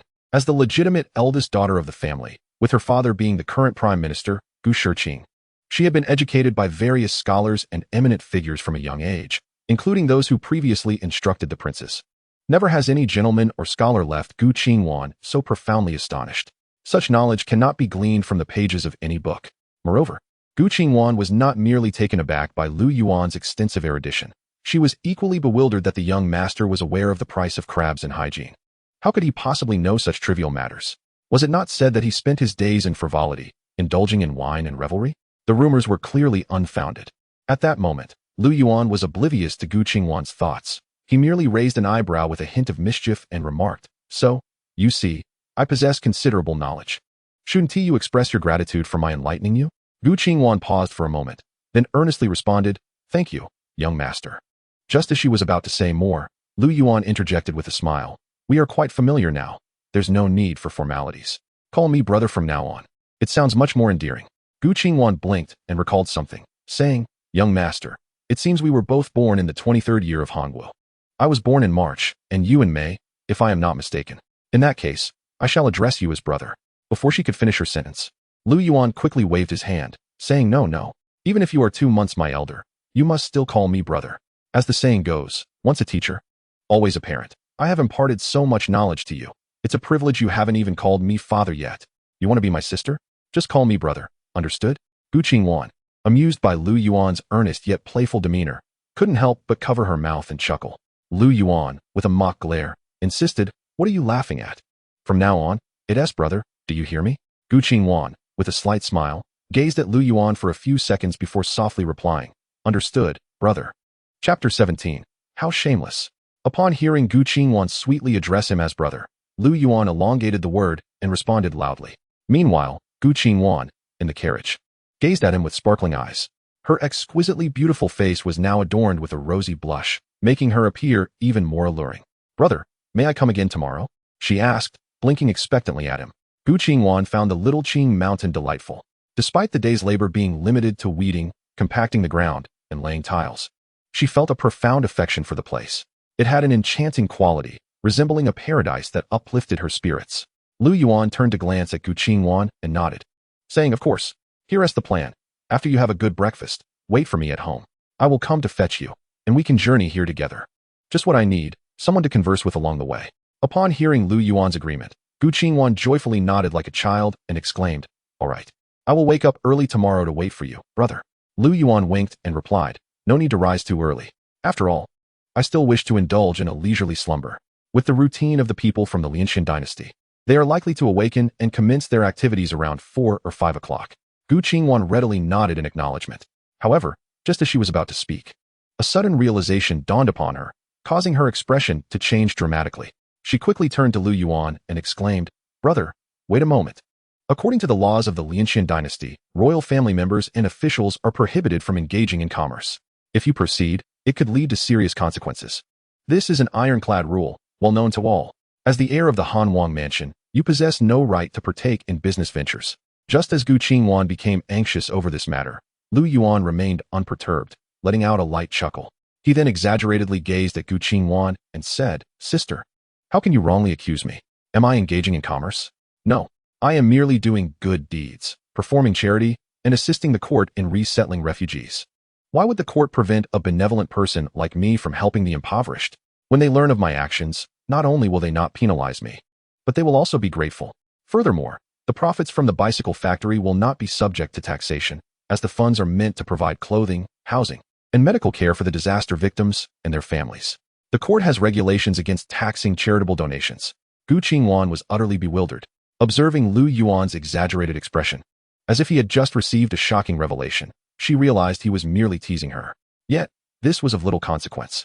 What mattered was that she comprehended every word he uttered. He was remarkably astute, truly brilliant. It was as if the heir was always prepared with a contingency plan for every endeavor, resembling the cultured generals described in ancient texts, exhibiting grace and poise in all matters. As Gu Qingwan's admiration for Lu Yuan deepened, he shook his head and declared, "Such a substantial amount of charitable funds must certainly be managed by someone, and since I orchestrated this initiative, it is only natural for me to oversee it. What is inappropriate about that? Therefore, dear sister, you must not casually accuse me. Otherwise, I might have to report you to the authorities." Gu Qingwan was well aware that Lu Yuan was jesting, and his words pulled her back from her earlier shock, eliciting laughter once more. At this moment, she could no longer contain the admiration and reverence she felt in her heart. Leaning against the car window, gazing at the smiling Lu Yuan atop his magnificent steed, she expressed her admiration with a soft voice. "Brother, you truly are the most intelligent person I have ever encountered. You are nothing like the rumors suggest. Those who spread such slander are utterly blinded by ignorance. You treat the refugees with such kindness, yet they claim you are cruel and domineering. They say you lack knowledge and are idle, but I can see their words are nothing but baseless fabrications. Those who propagate such nonsense deserve a good reprimanding." Lu Yuan, observing Gu Qingwan, who appeared as a smitten admirer, blinked thoughtfully. Perhaps it was time to redeem his reputation? The previous owner of this persona had been exceedingly disreputable, which would hinder his future endeavors. A slight alteration in his demeanor would indeed be beneficial. With a feigned expression of sorrow, Lu Yuan lamented, "I cannot fathom who I have offended to be subjected to such slander. Just the other night, rumors circulated that I perished due to a woman. Is that not the epitome of absurdity?" As he spoke, he began to loosen the buttons of his collar. With a startled exclamation from Gu Qingwan, he dramatically tore off his shirt, revealing a robust arm and a sculpted chest. "Let us not dwell on other matters. Just look at my physique. Could I possibly be the type to meet such a fate?" At that moment, Gu Qingwan, blushing profusely, covered her face with her delicate hands and retreated into the car. How could he so boldly unveil himself before her? Yet, despite her embarrassment, she mustered the courage to sneak glances at Lu Yuan through her fingers. What an astonishing physique he possessed. Meanwhile, Li Er, who was leading Lu Yuan's horse, stood in utter bewilderment. When did the young master become so muscular? Just a few days ago, he had not appeared this way after bathing. Li Er was thoroughly taken aback. Indeed, the body had been frail when Lu Yuan first arrived, but that was before he acquired the dragon body. Gu Qingwan, still shy, continued to cover her flushed face, insisting, "It cannot be true." Pleased with her response, Lu Yuan resumed dressing while concocting further fabrications, omitting many of the previous incidents. Naturally, some truths could not be dismissed. Thus, he attributed them all to Lier, claiming the lad had been abusing his status to engage in misdeeds. In a moment of urgency, Lu Yuan playfully kicked Lier's head, eliciting tears from the latter due to the pain. Gu Qingwan, witnessing this, felt her heart swell with sympathy for Lu Yuan, her beautiful eyes nearly brimming with tears on his behalf. Lier, however, was already shedding tears of his own, racked with pain. As Lu Yuan finished expressing a facade of helplessness, anger, and innocence, Gu Qingwan, filled with compassion, quickly turned to him for solace, saying, "Brother, do not be disheartened. I believe in you wholeheartedly. One day, everyone else will too. Regardless of what others may think, I will always stand by your side." After conveying her heartfelt sentiments, her expression shifted to one of indignation as she continued, "Those who fabricate such baseless lies are truly despicable. It is evident that they are driven by jealousy towards you. Brother, please do not take their malice to heart. Disregard those wretched individuals." Lu Yuan, feigning a sorrowful demeanor, gazed up at the starry sky and recited, "The heavy snow weighs down the green pine, yet the pine stands tall and resolute. To know of its noble stature, one must wait for the snow to melt." Listening to Lu Yuan's poignant words, Gu Qingwan's eyes were filled with nothing but empathy. She could not comprehend why such an extraordinary heir was unjustly maligned. Moreover, he never defended himself. Had she not inquired today, he would have likely kept his grievances bottled up within. At that moment, Gu Qingwan felt an overwhelming sense of sorrow. Meanwhile, Lier, who was holding the horse for Lu Yuan, was utterly bewildered. "What? How is it that all these trivial matters are suddenly attributed to others? And why are some of them being placed on my head?" He exclaimed, "Oh, young master, you have truly distanced yourself from any wrongdoing. This is simply too shameless." Chapter 18. Why on earth do we call him brother? In the imperial city, the night was alive with bustling activity. The Ming Dynasty had no curfew, and the streets were even more crowded after dark. Many citizens, having finished their meals, wandered the streets, admiring the lanterns. However, the area near the East City Gate was much quieter, with only the townsfolk entering and exiting, and no refugees in sight. As Lu Yuan and his entourage entered through the East City Gate, they spotted a group hastily approaching from a distance. Lu Yuan squinted and exclaimed, "Ah, is that not the esteemed Saint Sun?" At that moment, the esteemed Saint Sun was leading the Gu family members, racing towards the East City Gate. The eldest daughter of the Gu family had been missing for an entire day, and she had been with Lu Yuan. What sort of creature was Lu Yuan? It was common knowledge throughout the imperial city that he was a notorious rogue. The Gu family was undoubtedly in a state of distress. Yet they dared not recklessly retrieve Gu Qingwan, fearing how this notorious individual might react. They could only send someone to observe from a distance near the small Qing mountain. Upon seeing that Gu Qingwan had not been mistreated by Lu Yuan, the Gu family felt a slight sense of relief. However, as night fell and darkness enveloped the city, their anxiety grew. Why had she not returned yet? Just then, the esteemed Saint Sun, Lu Qing, arrived, prompting a gathering of the family to discuss the matter. It is imperative to seek out Lu Yuan. Lu Qing must promptly return Gu Qingwan, for the situation is exceedingly perilous. Both parties have converged near the East City Gate. From a distance, Lu Yuan discerned the esteemed Lu Qing, and also the anxious countenance of Gu Qingwan's father, the current Prime Minister, Gu Shiqing. Observing this, Lu Yuan turned to Gu Qingwan and remarked, "Qingwan, your family seems to be worried. Your father has come to escort you home. I shall not accompany you further, but will take my leave now. In my youth, I spoke harshly to your father, and I now feel a twinge of regret for my past actions. Thus I shall avoid an encounter." It is worth noting that the original owner of this body was rather ungrateful. Gu Shiqing had once been the original owner's tutor, but was driven away after only a few days of instruction due to the original owner's misconduct. However, Lu Yuan's primary reason for avoiding an encounter lies with Lu Qing, this esteemed grandson. He currently has no desire to engage with Lu Qing, nor does he find it necessary. Meanwhile, Gu Qingwan is well aware of the history between Lu Yuan and her father. After all, it was quite a notorious incident at the time. Although her father was not the prime minister then, he was a respected scholar. Not long after his arrival at the academy, he was insulted and forced to leave. Gu Qingwan vividly remembers the day her father, who had never uttered a curse, returned home in a fit of rage, shattering chopsticks and dishes while cursing. After a moment of contemplation, Gu Qingwan gazed at Lu Yuan and pleaded softly, "Oh, brother, please don't leave. That was in the past, and it has long since passed. My father is no longer upset. Besides, you have changed so much for the better. I will tell my father not to harbor any more misunderstandings about you." Her voice, sweet and melodious, evoked a warm sensation in the listener's heart. As Lu Yuan regarded the increasingly charming and delicate Gu Qingwan before him, he found himself genuinely fond of her. Unable to suppress a smile, He replied, "Perhaps next time. I shall visit your home to offer my apologies in person. However, the hour is late, and any further delay may prevent me from returning home at a decent time. I fear my mother may worry, and I do not wish to disturb your esteemed father's rest, especially with the Grand Court Assembly tomorrow." Upon hearing Lu Yuan's words, Gu Qingyuan nodded eagerly, her affection for him growing stronger. It became clear to her that the young lord possessed a heart full of filial piety and consideration for others. At that moment, Lu Yuan was about to lead his group away through another path when Lu Qing, having spotted Lu Yuan, called out first. As he beckoned, he hurriedly approached on horseback, exclaiming, "My dear brother, my dear brother." Lu Yuan, however, was reluctant to engage with Lu Qing, finding it rather pointless. After a long day, he wished merely to return home for a meal and rest early. Nonetheless, since Lu Qing had called out, Lu Yuan decided to pause, remaining on his horse, and casually replied with a respectful nod, "What brings you here, brother? I have heard that 2 days ago, my elder brother went to Anding City to investigate corrupt officials. Yet he has returned so swiftly." Lu Yuan does not show much respect towards Lu Qing, as has always been the case. This is partly due to the original owner's disposition, and partly because Lu Yuan perceives no necessity to show deference to the esteemed grandson. To be precise, he feels no need to ingratiate himself before Lu Qing, for what he intends to accomplish will soon echo throughout the realm.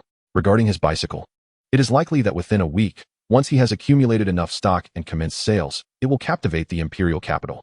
He is destined to grow increasingly prominent, and any attempts to conceal his success will be futile. At that juncture, Lu Yuan will undoubtedly be regarded as a rival by Lu Qing. Thus, there is no need to play the submissive role now. As Lu Qing approached Lu Yuan on horseback, he remained unfazed by Lu Yuan's demeanor. For one, Lu Yuan's behavior was already familiar to him, and for another, who would be angered by a mere stepping stone in their journey. Without this fool, how could his own status as the esteemed grandson be demonstrated? With a smile, Lu Qing slightly cupped his hands and said, "I have completed the task. I was originally scheduled to return tomorrow, but considering my matters with Miss Gu, I decided to come back early." Lu Yuan, dismissing Lu Qing's mention of Gu Qingyuan, feigned a lack of sincerity and replied, "Oh, how impressive, brother, to resolve the corruption in Anding City in just a few days." Lu Qing retorted, "Is that truly what I was referring to? I spoke of my affair with Gu Qingyuan. Are you not aware that grandfather is currently orchestrating our marriage? If all goes well, by the end of this year, Gu Qingyuan will be your sister-in-law. You are out with your future sister-in-law, your future crown princess. For an entire day, do you not see the absurdity of your actions? Do you realize the impact this might have on Gu Qingyuan's reputation?" A surge of frustration welled up within Lu Qing, yet he refrained from expressing it. His cultivated demeanor prevented such outbursts, and his brother's foolishness made it somewhat understandable. He then donned a congenial smile and said, "If all goes smoothly, dear brother, you might soon partake in the celebration of my union with Miss Gu. We should revel together until dawn." Lu Yuan absent-mindedly scratched his nose, flicked at Lu Qing's horse, and with an expressionless face inquired, "Did she say she would marry you?" Lu Qing replied, "Not yet. I came today to get acquainted. However, it seems Miss Gu has been out with you and has only just returned."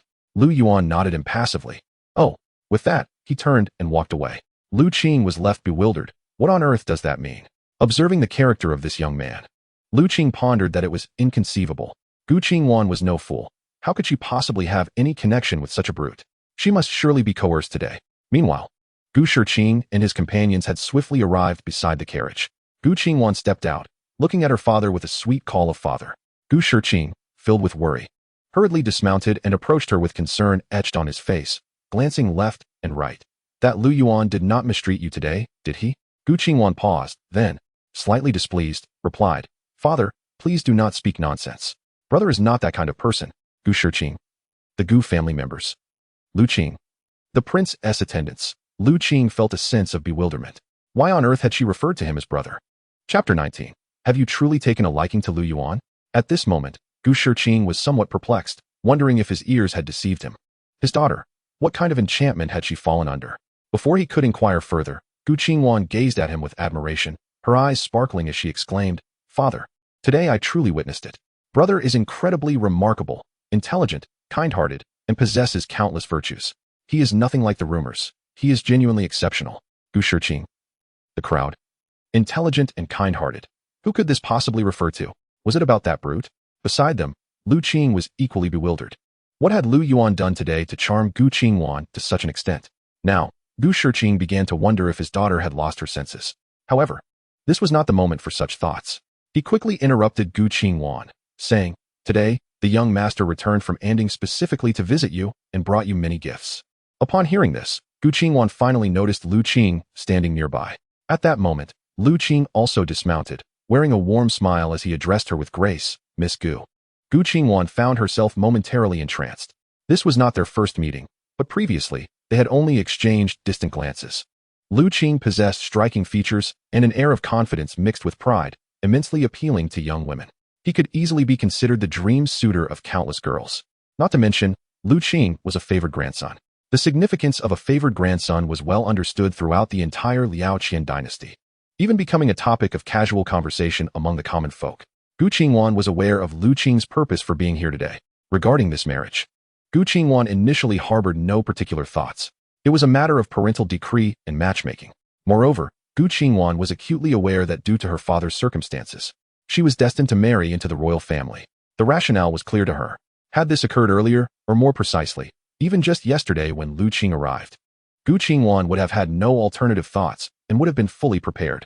They would have acquainted themselves, gradually understood one another, and subsequently wed by imperial command, leading a life that would follow a predictable course.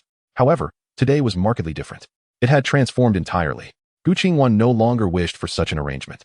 Before her stood Lu Qing, who appeared impeccable in every aspect, yet for reasons unknown, Gu Qingwan found herself unable to harbor any affection for him. Gazing upon Lu Qing's genteel visage, she couldn't help but feel that Lu Yuan's occasionally mischievous smile was far more appealing. After a brief moment of contemplation, Gu Qingwan's gaze shifted towards the fork in the road behind Lu Qing, where Lu Yuan had just ridden away, now out of sight. After a moment's reflection, she turned back to Lu Qing, slightly nodded, and respectfully addressed him as young master. Her voice was cool, and her exquisitely beautiful face radiated an aura of distance, starkly contrasting with the soft charm she displayed earlier with Lu Yuan. Gu Qingwan was a decisive individual. Once she made a decision, she acted upon it. This was a lesson imparted by her brother that very afternoon. Thus, as Lu Qing prepared to speak, she directly interjected, "Young master, I have matters I wish to discuss with you privately." Naturally, such a refusal could not be articulated in front of a crowd. Otherwise, it would be a blow to Lu Qing's dignity. Furthermore, her father would undoubtedly disapprove. After Gu Qingwan spoke, Gu Shiqing interjected, "If there is anything to discuss, it is best done at home." Gu Qingwan nodded in agreement. After all, one could not simply deny entry to a guest. Subsequently, she turned and ascended into the carriage once more. At that moment, Lu Qing harbored an inexplicable sense of foreboding. He could not quite articulate it, but the coldness in Gu Qingwan's demeanor during their conversation felt amiss. Although Lu Qing had not seen how Gu Qingwan appeared while speaking with Lu Yuan in the carriage, he had heard snippets of her voice, a soft, youthful tone imbued with shyness and charm, undeniably delightful. Meanwhile, Lu Yuan had arrived home. Upon reaching the entrance of the Han Wang residence, he dismounted and called out to Lier, who was leading the horse through the side gate. "Does your head still ache from the kick I delivered earlier?" Lier, taken aback, turned to Lu Yuan and shook his head vigorously, replying, "Not at all, young master." Lu Yuan chuckled heartily, saying, "It would indeed be strange if it didn't hurt." In the next moment, he produced a banknote worth 800 taels from his bosom and, with a grin, said, "This matter today has surely caused you some distress. But then again, when one serves as a servant, how can one escape grievances? Although the young master has wronged you this time, take this silver. Go out and enjoy yourself tonight, but return early." After speaking, Lu Yuan patted Lier on the shoulder and made his way toward the Han Wang mansion. At that moment, Lier was so moved that he was crying and sniffling. Standing at the entrance of the Han Wang mansion, he shouted after Lu Yuan's retreating figure, "I will be the young master's loyal dog for life." Upon returning to the main hall of his residence, Lu Yuan found the place brightly lit. The Han Wang Fei, having heard the commotion, hurried out from the hall. Upon seeing Lu Yuan, her face lit up with joy as she exclaimed, "Yuaner, you really are back today. Come quickly." Previously, Lu Yuan had often been away from home, not returning for days on end unless he had spent all his money. However, that morning, he had mentioned he would be back today, and the Han Wang Fei had believed him. Thus, she had been anxiously awaiting his return. Lu Yuan gazed at his mother in astonishment and asked, "Mother, why are you still awake?" In ancient times, people rose early and, naturally, retired early as well. It was now nearly 9:30 in the evening, and usually, at this hour, if there were no pressing matters, his mother would have already gone to bed. The Han Wang Fei quickly approached Lu Yuan, taking his hand and leading him into the hall, saying, "I couldn't rest easy knowing you weren't home. Have you eaten out yet? Are you hungry?" There's something delicious simmering in my little kitchen for you. Lu Yuan felt a surge of emotion and replied, I haven't eaten yet. I've been busy all day. Hearing this, the Han Wangfei looked at her beloved son in surprise. You haven't eaten at all? What have you been doing? Under the light in the hall, she noticed that her son's clothes were dusty and his boots were caked with mud. Regaining her composure, the Han Wangfei promptly instructed someone to bring food. Then, she took a handkerchief and began to brush the dirt off Lu Yuan's clothes. Her brows slightly furrowing as she asked, Where have you been? Why do you look like this? You have nothing to hide from your own mother. Lu Yuan immediately chuckled and replied, I went to Xiaqingshan today to buy a piece of land and set up a factory, to make things that can be sold for profit. Upon hearing this, the Han Wangfei did not seem particularly pleased. Instead, she frowned and said, What money are you trying to earn? Our family does not need you to make money. If you are short of funds, just come to your mother. With that, she turned to a maid in the room and instructed, Quickly, go to my dressing table and fetch that small box. Seeing this, Lu Yuan quickly intervened. Gazing at his mother with urgency, No need, mother. I have money of my own. I shall no longer spend the family's resources. I will earn my own living. And not only for myself, but also for you. The Princess of Han was momentarily taken aback, harboring no particular thoughts on his declaration, as she found it hard to believe her son could earn any substantial amount. Nevertheless, his words moved her deeply. Gently, she reached out to caress the back of Lu Yuan's head, her eyes filled with affection. You have truly grown, my dear Yuan, and you understand. In the Gu residence, within the pavilion of the rear courtyard, Lu Qing stared incredulously at Gu Qingwan. You truly have feelings for Lu Yuan. Chapter 20. Another war looms? Lu Qing found this utterly incomprehensible. Upon returning to the Gu family, Gu Qingwan had expressed a desire to speak with him privately.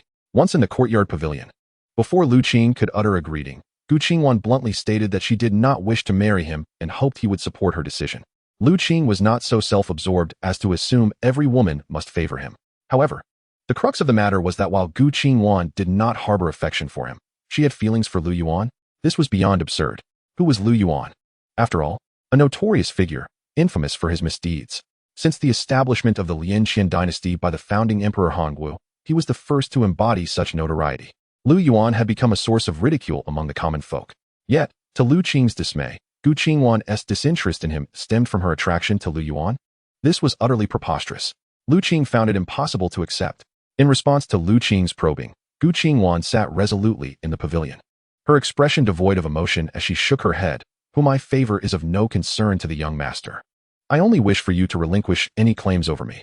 Since we have no future together, I must speak frankly to avoid wasting your time. As for whom she favored, whether it was her brother or another, that was not Lu Qing's business. Gu Qingwan felt no obligation to explain herself to him, and she hesitated even to admit whether she had indeed developed feelings for her brother, given their interaction had been so brief, merely a single day. For a woman who had been confined to her home since childhood, immersed in the teachings of sages and the arts, Gu Qingwan yearned for the romantic tales depicted in popular novels. She believed in the concept of love at first sight. Thus, she felt compelled to be forthright with Lu Qing. Otherwise, would she not be straddling two worlds, ensnaring both? Gu Qingwan was not that kind of woman. Lu Qing, witnessing Gu Qingwan's resolute demeanor, felt utterly bewildered. This situation was one he simply could not accept. Especially if Gu Qingwan were to marry someone else, it would be bearable. However, if she were to wed Lu Yuan, how would her grandfather perceive her? How would the entire court regard her? As a commendable granddaughter, excelling in every aspect compared to Lu Yuan, how could she possibly choose him? Lu Qing found this unacceptable. Yet, he could not bring himself to impose undue pressure on her, for that would be utterly distasteful. After contemplating for a moment, Lu Qing furrowed his brows slightly and said, Miss Gu, you speak so highly of Lu Yuan, yet you have only spent a single day with him. How can you be so certain?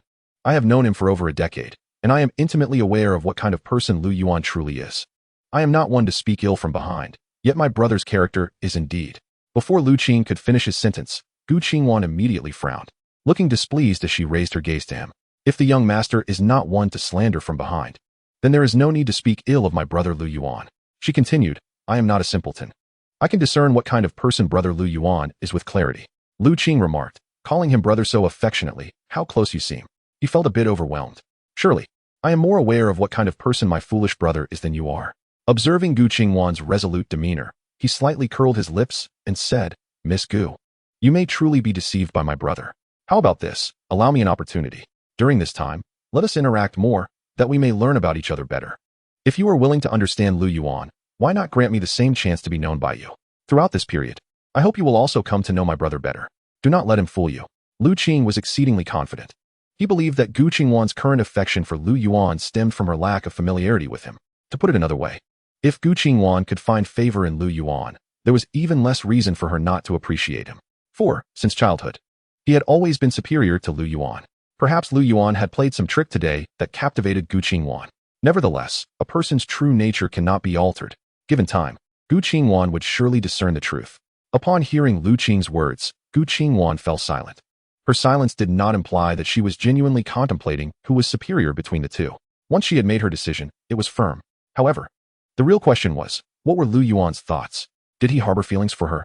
What if he did not like her at present? Thus, Gu Qingwan indeed required some time. It was not about understanding what kind of person brother Lu Yuan was. After all, I have already seen that brother Lu Yuan is doing well. If I were to refuse now, I fear my parents would confine me at home, incessantly lecturing me. That would certainly be troublesome. Thus, Gu Qingwan promptly agreed, saying, "Very well, let us keep this from my parents for the time being." Upon hearing her consent, Lu Qing's face broke into a smile. As long as Gu Qingwan was willing to give him time, he was confident she would eventually come to appreciate him. However, if Lu Qing were aware of Gu Qingwan's true feelings, he would be utterly infuriated. "You pursue me, while I pursue him, is it?" Just then, Lu Qing nodded, ready to say something further, when Gu Qingwan stood up and declared, "Your Highness, it is getting late. You should return home tomorrow morning." Gu Qingwan needed to rise early to wait for Lu Yuan. Lu Qing was not one to linger unnecessarily. After all, there was ample time ahead. In his eyes, Gu Qingwan was already his. At the Han Wang residence, Lu Yuan was engrossed in his meal. The Han Wangfei watched her son with a doting expression, occasionally brushing the dust off his clothes. "What were you doing at Shaoqing Mountain? You've gotten yourself filthy, like a little imp. Was it necessary for you to do such things?" The Han Wangfei expressed her concern. Meanwhile, Lu Yuan continued eating, mumbling, "They can't do it. This is my invention.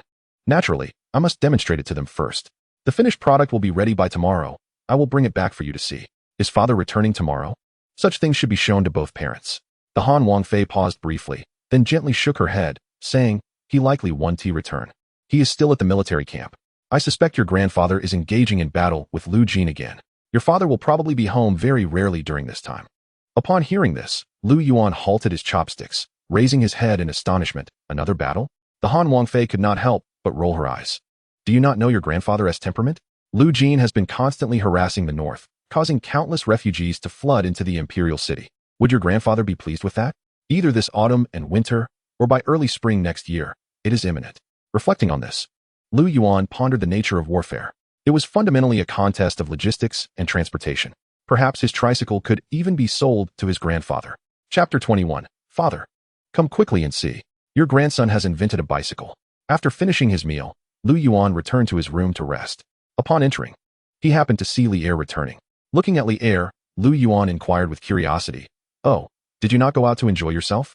Li Er, with a face full of loyalty, said, "Tomorrow I must rise early to serve the young master. How could I possibly go on my own?" Upon hearing Li Er's words, Lu Yuan smiled broadly and replied, "Indeed, you must rise early tomorrow. Do not wait for me before the sun rises. Gather all the refugees within the imperial city and lead them to Xiaqingshan.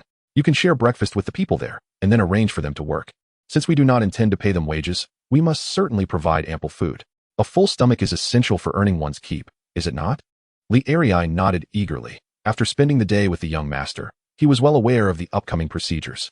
After speaking with Li Er, Lu Yuan entered the room, where warm bathwater had already been prepared by his mother during his meal. As he began to undress, Lu Yuan recalled something. Lingju. She had been silent all day. Having been busy, he had forgotten that he still held a small jade dragon in his arms. When he gently lifted Lingju from his embrace, he found her sound asleep, looking quite adorable. Perhaps the recent tribulations had taken a toll, and she was still recuperating. After undressing and settling into the wooden tub, he then cradled Lingju and lightly poked her. After a few gentle nudges, Lingju opened her slit-like eyes, appearing a bit dazed, almost as if she were still waking up, which was rather endearing. "My benefactor." Lingju seemed somewhat embarrassed, realizing that while she was meant to protect him, she had secretly indulged in slumber. What if her benefactor encountered danger in her absence? Lu Yuan, relaxing in the tub, inquired with curiosity, "How is your condition? It appears your recovery is rather slow." Lingju nodded slightly, replying, "As I am currently unable to cultivate with my true form, I can only gradually absorb the spiritual energy of heaven and earth. just as Lu Yuan had surmised. He then asked, "Is there anything that could expedite your recovery?" He had summoned Lingju for this very reason. After all, he was indeed the legitimate son of the Han Wang. His family's treasury housed numerous valuable items. Lingju pondered for a moment before responding, "Spirit stones. Approximately 10,000 loads of spirit stones would restore 1/10 of my strength." Spirit stones? 10,000 loads? What a jest. This was one of the most critical resources of the Liqian dynasty. If it were merely remnants of spirit stones, such as those used for light bulbs, Lu Yuan could manage to procure them. However, genuine spirit stones, the kind utilized in pressing lathes, were strictly controlled. The crystals within his own factory were procured by Lu Yuan under the auspices of the Prince of Han. It was not entirely an act of coercion. Lu Yuan had merely suggested borrowing some spiritual stones from the Ministry of Works, promising that his father would return them later. Whether his father would fulfill this promise was of no concern to Lu Yuan. As for Lingju's demand for spiritual stones, Lu Yuan knew he could not meet it, much less provide a considerable amount. A silence fell over him.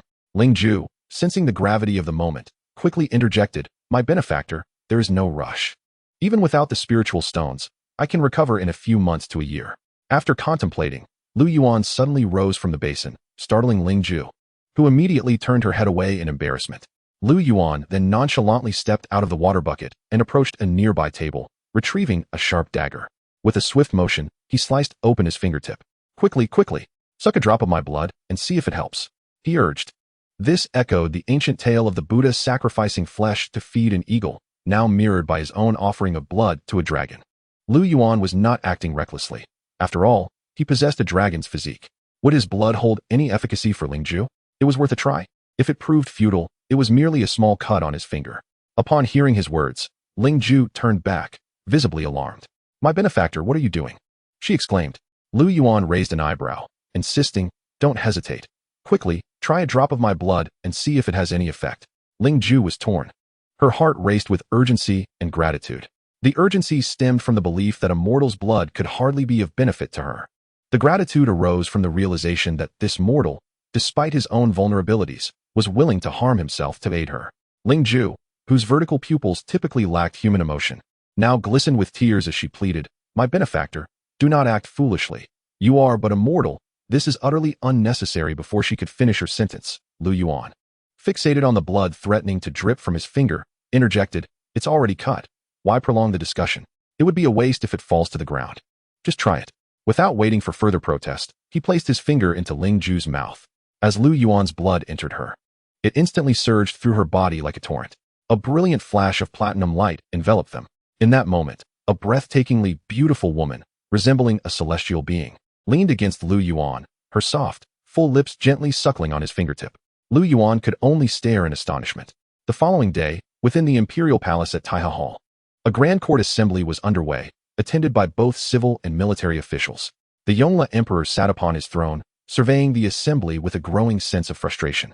The officials had been stammering for the entire morning, unable to resolve the pressing issue of the refugees. It was midsummer now, and in a month or two, autumn would soon arrive. The period of the Lu Yuan dynasty is once again approaching a southern campaign against the Cao. By that time, the influx of disaster victims into the imperial city will only increase. Since the issue of refugees remains unresolved, one must address the root cause. However, following a conversation with my eldest son yesterday, it became clear that he could only utter 4 words. "Father, we are truly out of money." The Yongle Emperor understood his son's predicament. Since ascending the throne 11 years ago, he had personally led military expeditions thrice. The royal treasury was indeed depleted. The state required recuperation, a notion the Yongle Emperor grasped. Yet, as the sovereign, he possessed his own strategies. Striking early was preferable to delaying. Regardless, the matter of the refugees must be thoroughly deliberated. If not, then let there be war. If peace is to prevail, then today must be dedicated to discussing the refugee issue. However, when the ministers addressed the matter of refugees, they resorted to the same old approach of gradual resolution. Can such a method suffice? The number of disaster victims in the imperial city had already exceeded 1,000. If a resolution for their settlement could not be achieved, then it was imperative to engage in conflict with the Lu Yuan dynasty. Yet the ministers remained opposed. This infuriated the Yongle Emperor. Whether to fight or retreat, what was the rationale? Most vexing to the Yongle Emperor was the absence of his second son. At this hour, his second son would typically advocate for military action. His temperament mirrored that of the emperor himself. This was precisely why he had dispatched his second son to the fief 2 days prior. and had reluctantly acquiesced to his son's refusal to go. The court needed someone to voice his sentiments. Now, when the emperor required his second son the most, he was nowhere to be found.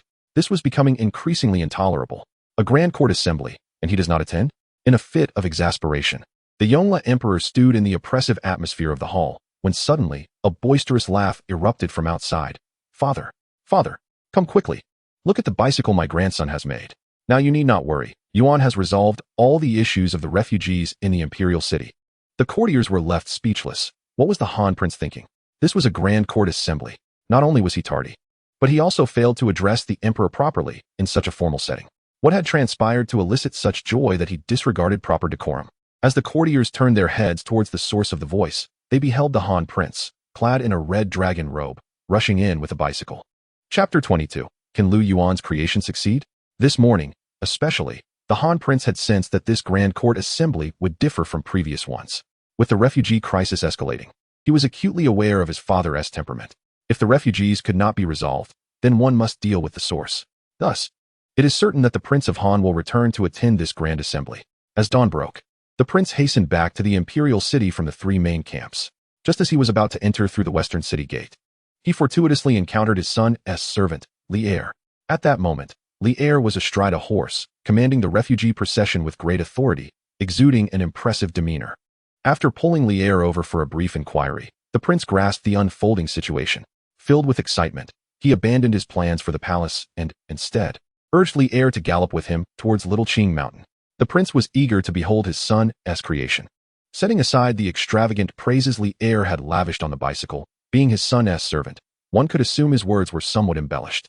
Nevertheless, if this invention could fetch even a modest sum, the proceeds would significantly alleviate the living expenses of the countless refugees in the imperial city. This would indeed be a remarkable achievement for his son. Even though the prince was not particularly astute and only skilled in warfare, he could comprehend the importance of such matters. Upon arrival, the prince was astonished to discover that Little Qing Mountain had undergone a complete transformation, with over 10 finished bicycles, freshly painted and left to dry.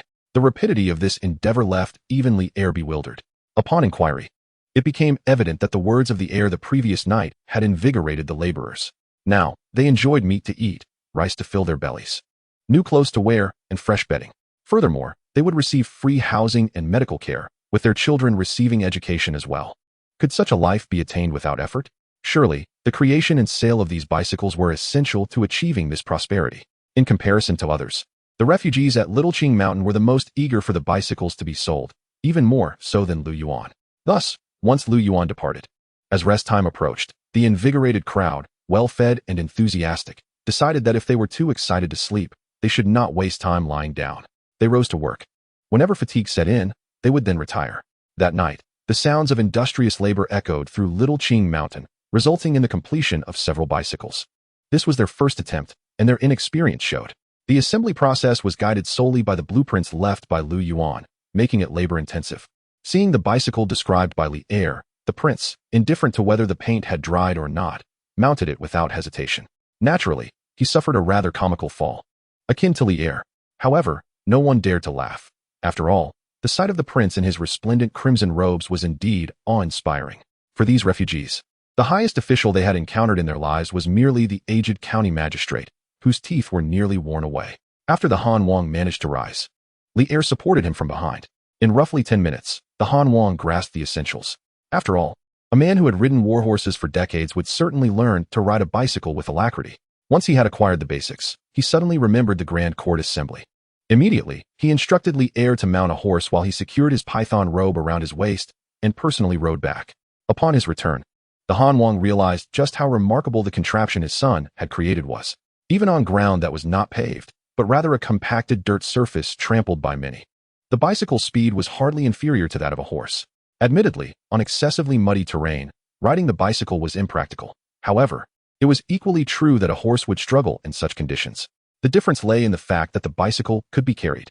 In the face of treacherous mud, one could simply dismount and carry the bicycle across. For a warrior like the Han Wang, accustomed to wielding heavy swords, hefting this metal contraption was as effortless as lifting a chick. Thus, he rode all the way back. Upon arriving at the imperial palace, the Han Wang, with his son's bicycle in tow, dashed inside. The numerous thresholds within the palace made riding cumbersome. Yet the imperial guards and the Qingtsong guards dared not intervene upon seeing the Han Wang carrying this peculiar object. After all, everyone was well aware of his audacious nature. He had even dared to enter the court with a sword. Besides, who among them had not secretly received the Han Wang's golden tokens? They all feigned ignorance. In this manner, the Han Wang burst into the Taiha Hall, grinning broadly. Meanwhile, the Yongle Emperor, observing the impetuous entrance of the Han Wang with his bizarre contraption, wore a frown. The sight of the Han Wang in such a disheveled state was rather unbecoming. His python robe was tied to his jade belt, but the boots and trousers bore remnants of yellow mud that had yet to dry. His upper body and face were no better, smeared with dark paint and patches. Seeing the Han Wang in such a state ignited a spark of ire within the Yongle Emperor. He paid little heed to the Han Wang's exuberant proclamations. Why had the Yongle Emperor never considered naming the Han Wang as heir apparent? It was simply because he wished for his generation, which had been marked by strife and hardship, to yield a benevolent ruler in the next. He feared that if his own second son ascended the throne, the entire nation would be thrown into chaos. Furthermore, just look at him. This fellow bore no semblance of a sovereign. He appeared to be an unkempt commoner. With a stern expression, the Yongle Emperor gazed down at the Han Wang, clearly displeased. When he typically preferred to avoid such encounters, the Han Wang insisted on intruding upon his presence. At this grand assembly, why have you chosen to vanish, presenting yourself in such a disheveled manner? Do you intend to make a mockery of this, my beloved son? Naturally, the Prince of Han perceived his father's displeasure, but remained unfazed. Are you attempting to sulk? Very well. If you possess the audacity, then hold back your laughter. Immediately, the Prince of Han began to remove the bicycle from his shoulders, grinning broadly as he jovially declared, "Father, did I not mention earlier?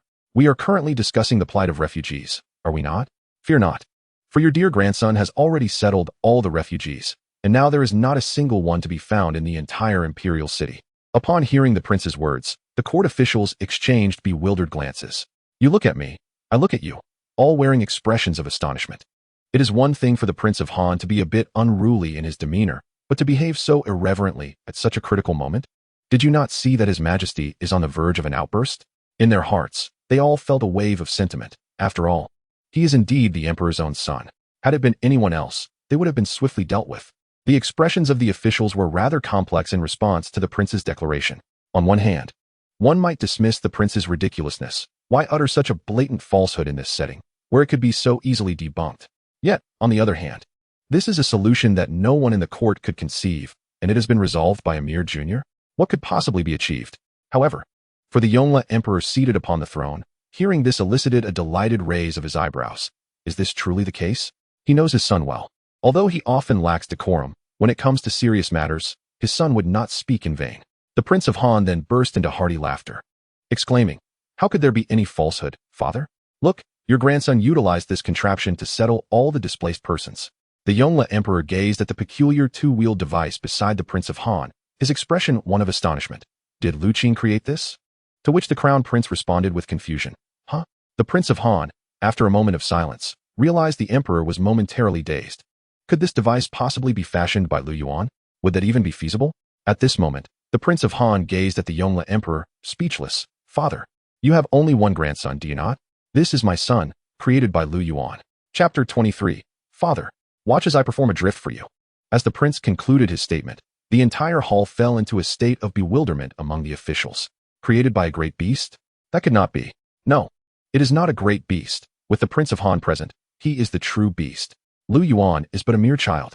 Hearing the prince assert that Lu Yuan had resolved the refugee issue, filled the minds of the gathered officials with a sense of foreboding.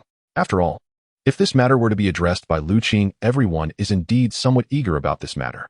After all, the esteemed holy grandson might just have a moment of brilliance and come up with a solution. However, one cannot help but wonder if Lu Yuan, this little wretch, has resorted to eliminating all the refugees. From a certain perspective, the complete annihilation of the refugees could be seen as a resolution. It is hardly surprising that this little scoundrel would resort to such actions. Rather, it would be astonishing if a genuine solution were found. At this moment, the Han Prince, disregarding the expressions of the civil and military officials, turned to his father with a face full of excitement and said, "This is called a bicycle. It is akin to a horse that requires no feeding, a horse that can be ridden within the imperial city, an eternal steed." The Yongle Emperor listened to the Han Prince's introduction with a look of bewilderment, as did the officials surrounding them. Unable to contain his enthusiasm, the Han Prince eagerly addressed the Yongle Emperor. "Come, father, let me show you." I rode it all the way back from Little Qingshan, and it is as swift as riding a horse. It was a bit muddy along the way, but on the official roads, it would be even faster than a horse, and far less strenuous. With that, the Han Prince hoisted the bicycle and prepared to step outside, noticing the Yongle Emperor standing there, somewhat dazed. The Han Prince urged, "Let us go, father." After a moment of silence, the Yongle Emperor finally inquired, "You mentioned the refugees. What has become of them at Lu Yuan's hands?" The Han Prince blinked and replied, "They have been settled. Your grandson has taken them all to Little Qingshan. Otherwise, where do you think this bicycle came from? It was designed by your grandson, who taught the refugees to construct it. In the future, the refugees will manufacture these bicycles, and the money earned from selling them will be used to support their livelihoods. There will be no need for the court to spend a single tael of silver." Upon hearing this, the Yongle Emperor sighed in relief and said, "That is good. They were not killed by Lu Yuan." He too worried that his grandson might inadvertently resolve the situation with the refugees. At that moment, noticing his son's reluctant expression and recalling the earlier statement about the refugees being settled, the Yongle Emperor finally smiled and said, "Let us see what my grandson has created. If this contraption proves useful, I shall certainly purchase some from the imperial treasury to support my good grandson." Hearing this, the Han Prince beamed with joy. However, he raised an eyebrow in playful defiance at the Yongle Emperor's words, saying, "Oh father, you underestimate your grandson. I dare say, you will not be able to buy this. You will have to seize it." With that, the Han Prince dashed out of the Taiha Hall, with the Yongle Emperor and the Crown Prince following closely behind. Subsequently, the esteemed officials followed suit, emerging from the palace.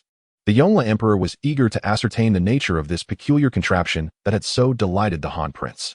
Although he acknowledged that his son was somewhat eccentric, he was nonetheless the illustrious Han Prince of the Ming Dynasty, who had undoubtedly encountered countless rare treasures. Notably, his younger son had a particular penchant for collecting curiosities, having amassed a considerable fortune through discreet dealings with various officials.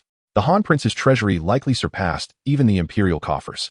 As the assembly gathered, the Han Prince had already sprinted down the lengthy dragon staircase, carrying his bicycle. Upon reaching the courtyard below, he set down his bicycle and called out exuberantly to the Yongle Emperor above, "Father, watch closely." He then mounted the bicycle and began pedaling furiously in the expansive courtyard, comparable in size to a football field. To be candid, his behavior appeared somewhat undignified, particularly as he rode with disheveled attire, laughing heartily and urging the onlookers to pay attention to him. Such antics were hardly befitting of a prince. Nevertheless, even the most fastidious of the civil officials were too captivated to admonish him. All eyes were fixed on the rapidly whirling Han Prince in the courtyard, utterly astonished. What manner of contraption is this? Could it truly have been created by that notorious little scoundrel, Lu Yuan? It moves with remarkable speed. Those present were astute individuals, not easily duped. The value of this invention was vividly illustrated as the Han Prince pedaled with fervor, zipping across the grand palace courtyard. It indeed resembled a horse. Yet it bore the distinct advantage of requiring no sustenance and no stable maintenance. Was this not far more convenient than a steed? This invention was undeniably valuable and certainly marketable. In that moment, disbelief swept through the crowd, astonished that such a remarkable creation had been devised by that infamous little rascal. The Yongle Emperor was in exceptionally high spirits.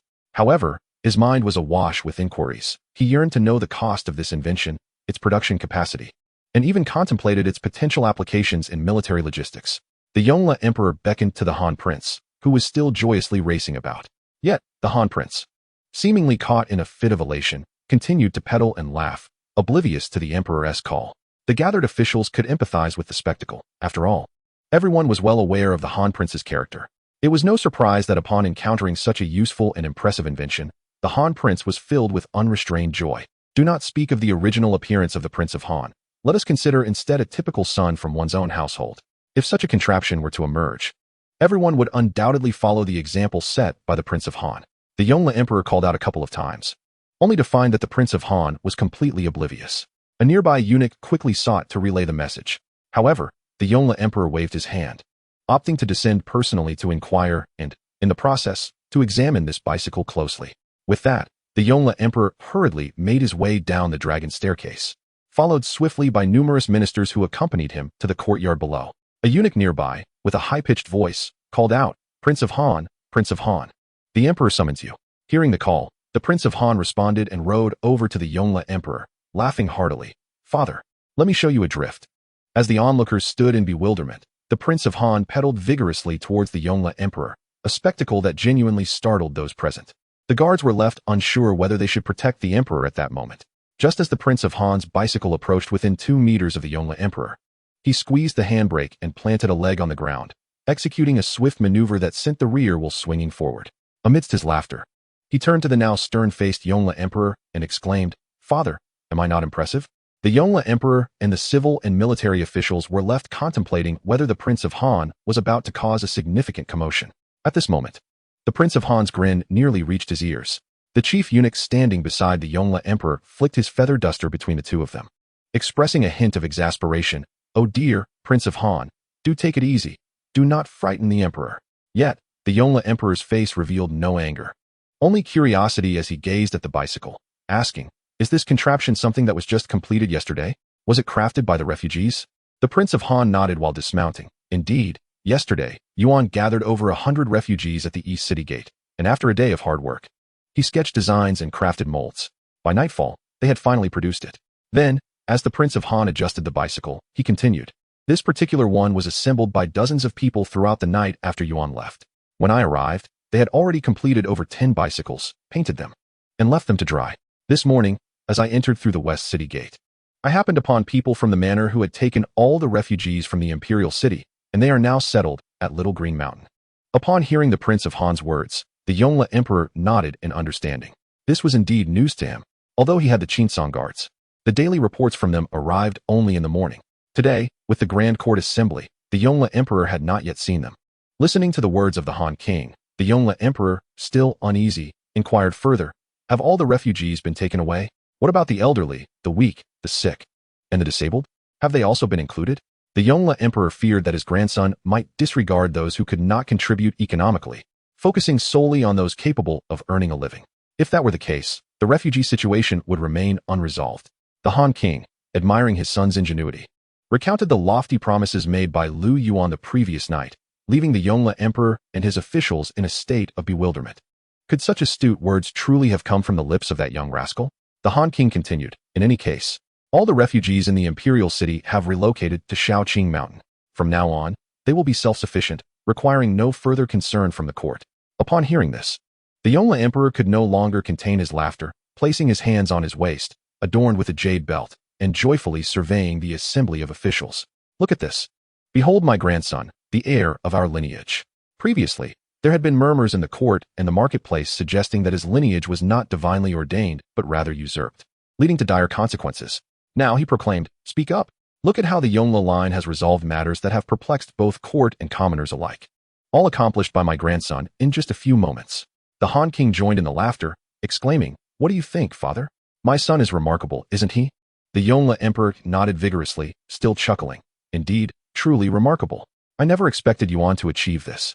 The officials, too, praised the young man profusely. The rotund crown prince, displaying a genuine smile, remarked, "Yuan is indeed impressive. I noticed his intelligence from a young age." However, upon hearing this, the Han King raised an eyebrow and retorted, "This is my son. It is of no concern to you." The crown prince, taken aback, pouted and turned to the Han King. "Father, look at the second prince." Ultimately, the crown prince could only seek the Yongle Emperor's intervention. Yet, the Yongle Emperor, still in high spirits, waved his hands, urging them to cease their quarrel. He then placed his hands on his jade belt, intrigued as he examined the bicycle before him. How much did this contraption cost? The Han King was about to provide a figure, but hesitated, glancing slyly before responding, "I truly do not know. But I heard from my staff that Yuan intends to sell each bicycle for 3 or 4 taels of silver." Though his words were somewhat hesitant, the jovial Yongle Emperor failed to notice. The mere fact that this contraption only costs 4 taels of silver renders it quite affordable. It is akin to a horse. Upon reflection, even a small colt demands between 10 to 15 taels. The crux of the matter is that raising a horse necessitates space, fodder, and training. Transforming a colt into a rideable steed requires no less than 2 to 3 years of effort. Yet, consider the bicycle, within a single night. A dozen or so can be produced. The pivotal aspect is its low price, selling for merely 4 taels of silver.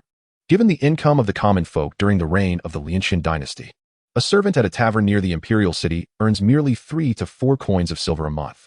It can be said that for anyone with a modicum of savings, acquiring a bicycle is truly not an issue. Emperor Yongle, glancing at the bicycle's rear seat with curiosity, inquired, "Can this also bear a load?" Prince Han raised an eyebrow and promptly nodded. "Of course. It can even carry a person weighing over 100 jin with ease. What do you say, father? Why not have a seat? And I shall ride with you for a trial? Emperor Yongle waved his hand, declining to sit. He feared that his second son might execute a drift and toss him off. Prince Han then surveyed the plump crown prince, who also hastily gestured not to sit. He was well aware of the risk of being unceremoniously flung off during a drift. At this moment, Emperor Yongle nodded while laughing heartily. Wonderful. Truly wonderful. I never anticipated that Yuan could create such an innovative marvel. Meanwhile, Prince Han grinned broadly, exclaiming, "This is nothing." Yuan also mentioned a tricycle, which has a cargo bed capable of carrying several hundred jin. That device may be remarkable. It is said that its advent will revolutionize the economic model of our Ming Dynasty and enable our citizens to live better lives. Upon hearing this, Emperor Yongle's interest was piqued. Oh? Pray tell, what is this tricycle? Prince Han found himself at a loss, as he had only heard about it from Lier and had not grasped the particulars. He was only aware of the general concept. Observing his son's demeanor, Emperor Yongle discerned the situation and immediately turned to a nearby eunuch. Quickly, go to the Prince Han's residence and summon my good grandson. With that, Emperor Yongle paused before adding, as for Princess Han, Lu, who has guided her son with wisdom and diligence, I bestow upon her the title of virtuous as a token of appreciation. In the lush gardens of the Han residence, Princess Han and her numerous concubines sought refuge from the heat. However, Princess Han found it challenging to converse with these women.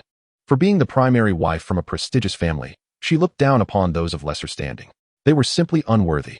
As a result, this group of individuals inevitably found themselves discussing their sons. The Han Wang, including Lu Yuan, had a total of 11 sons. When it came to these boys, the Han Wang Fei found it rather difficult to boast about her own. Thus, as they gathered to converse, she could hardly interject. Moreover, the Han Wang Fei was well aware that this group often spoke ill of her and her son behind their backs. It may not have been outright slander, but they certainly mocked her and her child in secret. This only fueled her disdain for them. Now, they were extolling the virtues of their own sons, reciting poems and the like. The Han Wang Fei felt a surge of annoyance. In her heart, she thought, what does it matter if your sons are exceptional? In the end, they are still illegitimate. The Wang Yi has never regarded your sons with any significance. An illegitimate child is merely that, an inferior, lowly being, never to surpass my son. Just as the Han Wang Fei wrestled with her frustration, a maid swiftly approached the pavilion in the rear courtyard, exclaiming, Wang Fei, someone from the palace has arrived. The emperor seeks the Shitsi. Upon hearing this, the lively chatter within the pavilion instantly ceased.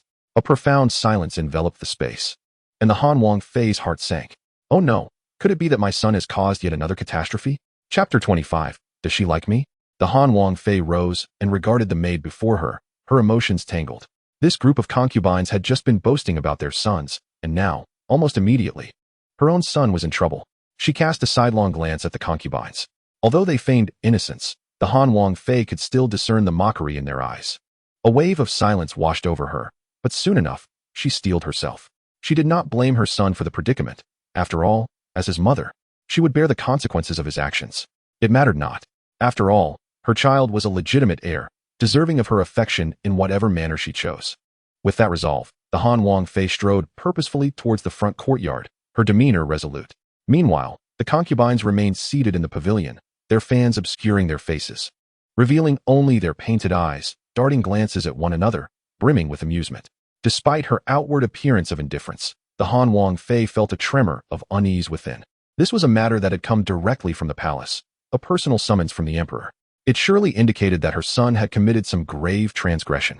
Moreover, at this critical juncture, it must have been after the Grand Court Assembly. Had he stirred up trouble that prompted the ministers to bring forth accusations during the meeting? Was her father-in-law already seeking answers immediately upon its conclusion? The Princess of Han was filled with uncertainty as she arrived at the main hall. Numerous eunuchs were present, indicating the magnitude of the matter at hand. As she stood there, her heart raced. The chief eunuch turned to her with a broad smile and said, Princess, you have arrived. This unexpected display of cheerfulness left the princess bewildered, for whenever this eunuch visited her residence, he always wore a stern expression. It was not that he dared to show disrespect. Rather, he was there on imperial orders to apprehend individuals. Thus, when her son had erred, the eunuch, representing the emperor, could not afford to be frivolous.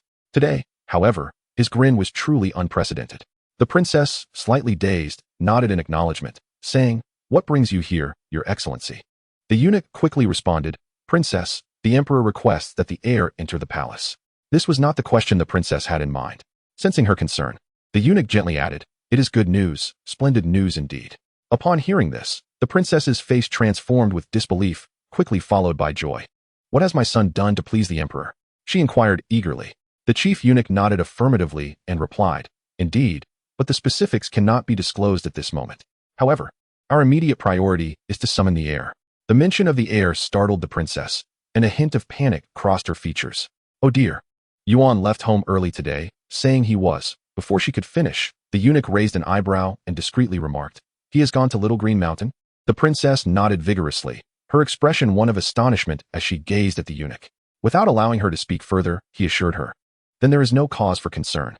Upon leaving the palace, we dispatched a team of eunuchs to Little Green Mountain, presuming that Lu Yuan would be there.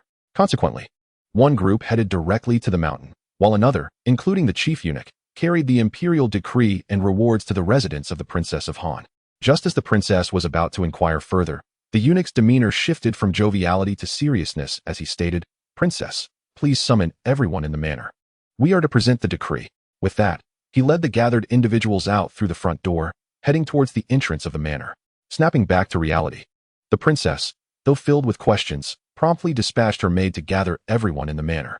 Approximately 10 minutes later, all members of the Han household had assembled, including the concubines who had previously occupied the pavilions. Now, they stood behind the princess, their expressions a mix of curiosity and anticipation, as if they were eager to witness the unfolding events. Once everyone had gathered, the eunuch, with a grave expression, raised his voice and announced, "The princess consort of Han is to receive the imperial decree." The members of the Han residence knelt in unison. The princess consort of Han was momentarily taken aback, pondering her own position. The eunuch continued, "By the divine will of the emperor, it is decreed, the princess consort of Han is virtuous and wise, nurturing and guiding with great skill." The concubines of Han were left puzzled. Virtuous and wise. What connection did the princess consort have with such attributes? Coming from a family of generals, her father being the esteemed Duke of Lu, her demeanor had always been imperious and overbearing. It could be said that her conduct mirrored that of the Prince of Han himself. Which concubine in the residence had not felt the sting of her hand? Yet, the prince was particularly fond of her, allowing her to act with impunity. As for her nurturing and guiding, was that not sheer nonsense? That Lu Yuan had become a notorious and unruly child, and she bore half the responsibility, with the other half resting on the prince's shoulders. It was recalled that in Lu Yuan's childhood, he had snatched candy from a commoner child. When the child refused to yield, little Lu Yuan struck him. Enraged, the concubine had rushed to the princess consort to report the incident. The princess consort, in a shocking display, had struck the child as well, asserting that a legitimate son demanding candy from a commoner was a privilege, and that the child should be grateful for the attention. The punishment was too lenient. Furious, the concubine had taken her injured child to the prince, seeking justice. However, this time, the prince did not strike the child but instead chastised the mother, saying, "You, a mere concubine, dare to report my wife? You have truly overstepped your bounds." Ultimately, the distraught concubine, clutching her bruised child, threw herself into a well. Could such a couple truly raise a good child? The concubines of Han were left speechless. The eunuch then proclaimed, "By special imperial grace, the character Xian is conferred, along with a pair of white jade bangles and copper-enameled hairpins." The princess consort knelt, her beautiful phoenix-like eyes blinking in disbelief. Was this reward truly earned by her beloved son? Instantly, she recalled her son's recent remarks about the construction project at Xiaqingshan, and her expression swelled with pride. Look, this is what a good son truly is. What of all those who prattled on, showcasing their memorization skills? What use were such talents if they could not bring imperial rewards? The concubines regarded the increasingly triumphant expression of the princess consort of Han, now more aptly referred to as the princess consort Xian. They understood that their days of ease were likely numbered. But what had that little rascal truly accomplished? Was it all necessary?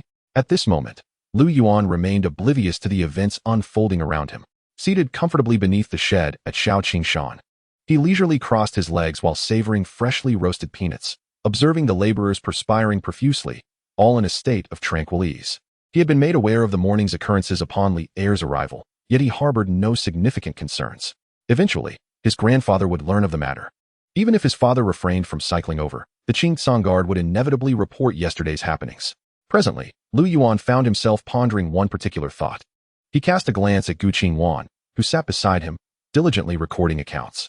He blinked, contemplating whether she harbored feelings for him. Chapter 26. The Celestial Dog Devours the Moon. Indeed, Lu Yuan felt a certain inclination. Today, Gu Qingwan's demeanor while conversing with him was exceptionally gentle, and she frequently smiled in his direction. Look, everyone look. She smiled at me. This must mean she likes me. Lu Yuan fell into a deep contemplation. This was troublesome. He now had to consider whether to have Gu Qingwan as his primary partner or to pursue Ling Ju instead. After all, Ling Ju was undeniably stunning. Just last night, she had drawn a drop of his blood, which proved to be remarkably effective. According to Ling Ju, Lu Yuan's blood possessed extraordinary qualities. Just one small sip had allowed her to rapidly regain a portion of her strength and instantly restore her true form, a feat she had not been able to control. Given its efficacy, she could have taken more, yet Ling Ju adamantly refused, feeling it was improper to consume the blood of her benefactor once more, as she believed she could never repay such a significant favor. To partake again would be a sign of disrespect, a notion she could not entertain. Lu Yuan, however, thought she was overthinking the matter. As the saying goes, a single drop could equal 10 drops of essence. A night of less exertion would suffice to replenish her. But if she chose not to partake, so be it. Her true form was nearly restored, and she would soon be able to swiftly absorb the spiritual energy of the heavens and earth for her recovery, no longer needing to proceed at a slow pace. Now, Lu Yuan faced a dilemma. How could he choose between these two exquisite individuals? Who should become his primary partner? While Ling Ju was undeniably beautiful, noble, and elegant, Gu Qingwan was also striking, albeit a mere 2 months older than him, still possessing a youthful innocence. If he were to wait a few more years, how breathtaking would she become? The choice was indeed challenging. As Lu Yuan indulged in his daydreams, the palace eunuchs arrived. At this moment, the atmosphere at Shaoqingshan was vibrant and bustling. Yesterday, the first batch of refugees arrived and is now busily at work in the workshop. The thousands who came today have been assigned to a new assembly line, specifically, the tricycle assembly line. Henceforth, the Zhao bicycle factory will operate at both ends. As for the women, the elderly, and those unwell, they either wash clothes or assist in transporting timber and bricks to construct proper housing and workshops. In short, the Zhao bicycle factory does not accommodate idleness. Even a 3-year-old must contribute in some capacity. Ah, young master, taking a rest? The chief eunuch smiled at Lu Yuan. Understanding the eunuch's intent, Lu Yuan surmised that his father had brought a bicycle to the palace this morning, indicating that his grandfather was likely eager to see him. Rising, Lu Yuan turned to Gu Qingwan, who was diligently recording accounts beside him, and said, Qingwan, I am heading to the palace. Would you care to accompany me? Gu Qingwan had come with him today, and leaving her behind felt rather inappropriate. Did he truly regard her as merely an accountant? In truth, Gu Qingwan was reluctant to leave, as she found the atmosphere invigorating, especially the opportunity to be with Lu Yuan and learn a plethora of knowledge she had never encountered before. She blinked her beautiful eyes at Lu Yuan and asked, Brother, won't you be back in the afternoon? Lu Yuan nodded slightly. I probably won't return, as I expect to have lunch at the palace. If I can get out after lunch, I intend to purchase several shops to establish a carriage business. Upon hearing this, Gu Qingwan felt a pang of regret, wishing to spend more time with her brother. However, since he was leaving, she realized her presence here would be of little significance. Thus, she stood and nodded. All right, I'll go with you. Lu Yuan, recognizing Gu Qingwan's sentiments, grinned and said, You should eat well and take a nap. If I finish early, I'll come by your house to fetch you, and we can go shop hunting together in the afternoon. At this, Gu Qingwan visibly brightened, eagerly nodding, Okay, I will listen to you. Although Gu Qingwan was a few months older than Lu Yuan, she displayed an endearing sweetness in his presence. The eunuchs nearby found it somewhat peculiar. Wasn't Gu Qingwan the daughter of Gu Shiqing? Wasn't she meant to be paired with the esteemed grandson? Yet, the eunuchs dared not dwell on such thoughts. Eventually, the group departed. Upon entering the royal city through the eastern gate, Lu Yuan smiled at Gu Qingwan, who peered out of the carriage. Qingwan, be sure to eat your meal. Afterward, take a nap, and I'll come seek you in the afternoon. His tone was akin to that of a child being coaxed, causing a delightful flush to grace Gu Qingwan's exquisite face. At this moment, Gu Qingwan shyly gazed at Lu Yuan, her voice soft and reluctant as she said, Brother, I am not a child anymore. This was not her usual manner of speaking. In fact, Gu Qingwan typically found such affectation quite distasteful. There was a concubine in the household, a mistress of her father, who spoke in this manner, causing Gu Qingwan to shudder with discomfort. Yet, for reasons unknown, when she conversed with Lu Yuan, she naturally adopted this same tone. Lu Yuan, observing the bashful and charming Gu Qingwan before him, couldn't help but chuckle with delight. Eventually, Gu Qingwan shyly lowered the carriage curtain and instructed the driver to hasten. Does the benefactor favor such a woman? A cool voice echoed in Lu Yuan's ear. It was Ling Ju, using her spiritual power to communicate, thus ensuring no one else could overhear. Lu Yuan, perched upon his majestic steed, raised an eyebrow, and responded, "Of course. Which man in the world does not appreciate a gentle, bashful, and affectionate woman?" Ling Ju fell silent, deep in thought. After a few moments, she suddenly expressed a hint of grievance, saying, "Benefactor, I cannot behave in that manner. I can be gentle with you, but I do not know how to act coy. I am too old to act like a young girl." Lu Yuan replied, "Why would you want to be like Qing Wan? If you both behave the same, what is the point?" The eunuchs trailing behind were perplexed, wondering what the heir was muttering about. As Lu Yuan and Ling Ju engaged in their playful banter while heading toward the palace, a cold, mechanical voice from the system suddenly chimed in, accompanied by a panel that materialized before him. Heavenly Dog Eclipse, Option 1. Rescue and Adopt. Reward, Olfactory Scout. Option 2. Ignore. No reward. Can the system not be a little more considerate? Who do they think they are fooling with such choices? Do they truly believe I would shy away from Option 2? In the next moment, he declared, "I choose Option 1. Heavenly Dog? Where's the dog?" The next instant, Lu Yuan pulled on the reins, halting his horse as he began to look around. Ultimately, he spotted a wounded, pitiable yellow dog several dozen meters away in a dog meat restaurant. Could this be the Heavenly Dog? Chapter 27. The Yongle Emperor was perplexed. He went to chase a dog. Lu Yuan found it remarkably similar. He then tightened the reins and veered toward the dog meat restaurant. The eunuchs behind him wore expressions of confusion. What was he planning to do? They were summoned by the emperor and needed to hurry. They were already expected to be swift, yet Gu Qingwan's carriage slowed their pace. They dared not offend the daughter of Gu Shiqing, nor the heir, so the eunuchs could only endure their silence. However, now that Gu Qingwan has departed, one must hasten to the imperial palace, where a multitude of civil and military officials, along with His Majesty, await. Immediately, the eunuchs called out to Lu Yuan. Yet, Lu Yuan paid no heed, riding instead to the dog meat restaurant. To avoid misidentifying the dog, he quietly inquired, "Ling Ju?" However, before Lu Yuan could ask further, Ling Ju, nestled in his arms, promptly responded, "It is this one. My benefactor." Indeed, amidst the realm of the supernatural, a certain connection exists. Upon Ling Ju's affirmation, Lu Yuan dismounted with purpose. At that moment, the proprietor of the dog meat establishment, upon seeing Lu Yuan, bowed deeply in trepidation, asking, "Are you here to dine, my lord?" Although the proprietor did not recognize Lu Yuan, he was certainly aware of the eunuchs accompanying him, dressed in their distinctive attire, one donning a striking red robe. Did it not instill fear? It seemed these individuals were not merely there for sustenance, but rather, perhaps, for a far graver purpose. Without further ado, Lu Yuan pointed toward the limping yellow dog and declared, "How much for this dog? I shall purchase it." The proprietor blinked in astonishment and replied, 6 per gene. "My lord, you need not pay." Lu Yuan, dismissing the proprietor's ramblings, raised his eyebrows at the eunuchs behind him and said, "Pay him, for I possess no small change. Give him 3 taels." The eunuchs protested, "But, young master, His Majesty awaits us, along with the other ministers.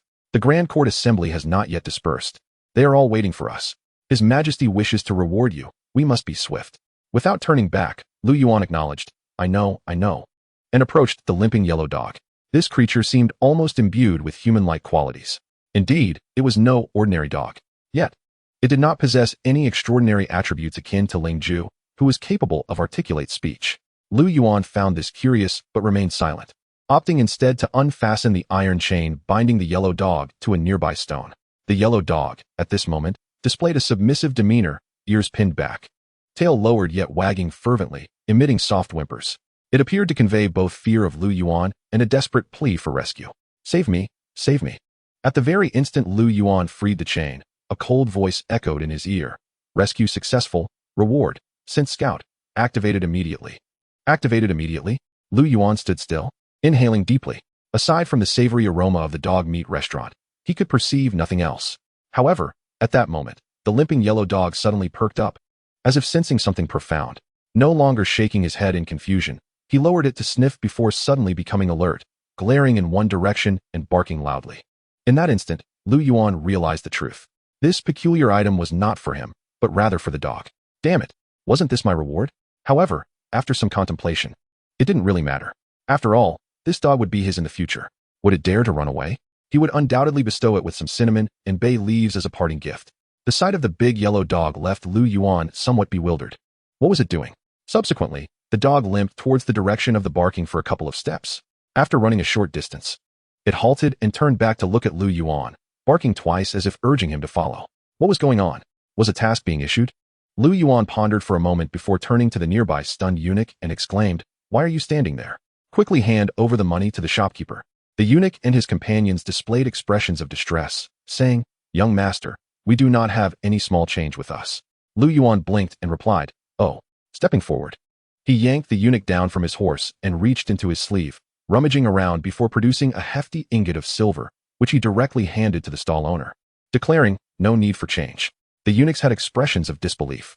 Truly, a fierce one had emerged from the Han Wang residence. The stall owner hesitated to accept, but Lu Yuan insisted, "It's fine. If they dare to come back and cause trouble, just mention my name, the young master." With that, he hurried to follow the big yellow dog. He no longer mounted his horse. The dog was heading towards an alley where the horse could not enter. At that moment, the eunuchs were completely flabbergasted, watching Lu Yuan's retreating figure in a state of panic. "Young master, where are you going? His Majesty is truly waiting."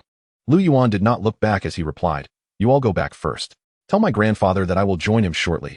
Just wait a little longer for me." With that, Lu Yuan dashed into the alley. Issuing a task was a time-sensitive matter. Once this opportunity was lost, it would not return. As for his grandfather, it hardly mattered. After all, nothing could truly happen to him. He could just wait. Meanwhile, the eunuchs stood rooted in place, exchanging bewildered glances. Lu Yuan truly did not regard His Majesty with the seriousness he deserved. Relying on his status as a beloved grandson, he was acting recklessly. Was this not sheer nonsense? They had informed him that His Majesty and the ministers were waiting for him, yet here he was chasing after a dog? Who would dare to return and relay this message? However, failing to communicate was also not an option, as they had been out for quite some time. Who knew when the young master would return after chasing a dog? This left the emperor utterly unaware, waiting anxiously for a day. What of the heads of these individuals? Ultimately, the chief eunuch clad in red turned to a small eunuch behind him and instructed, "Go back and inform the emperor that the young master has gone to chase away a dog and shall not return for some time. We shall wait here. Hurry along."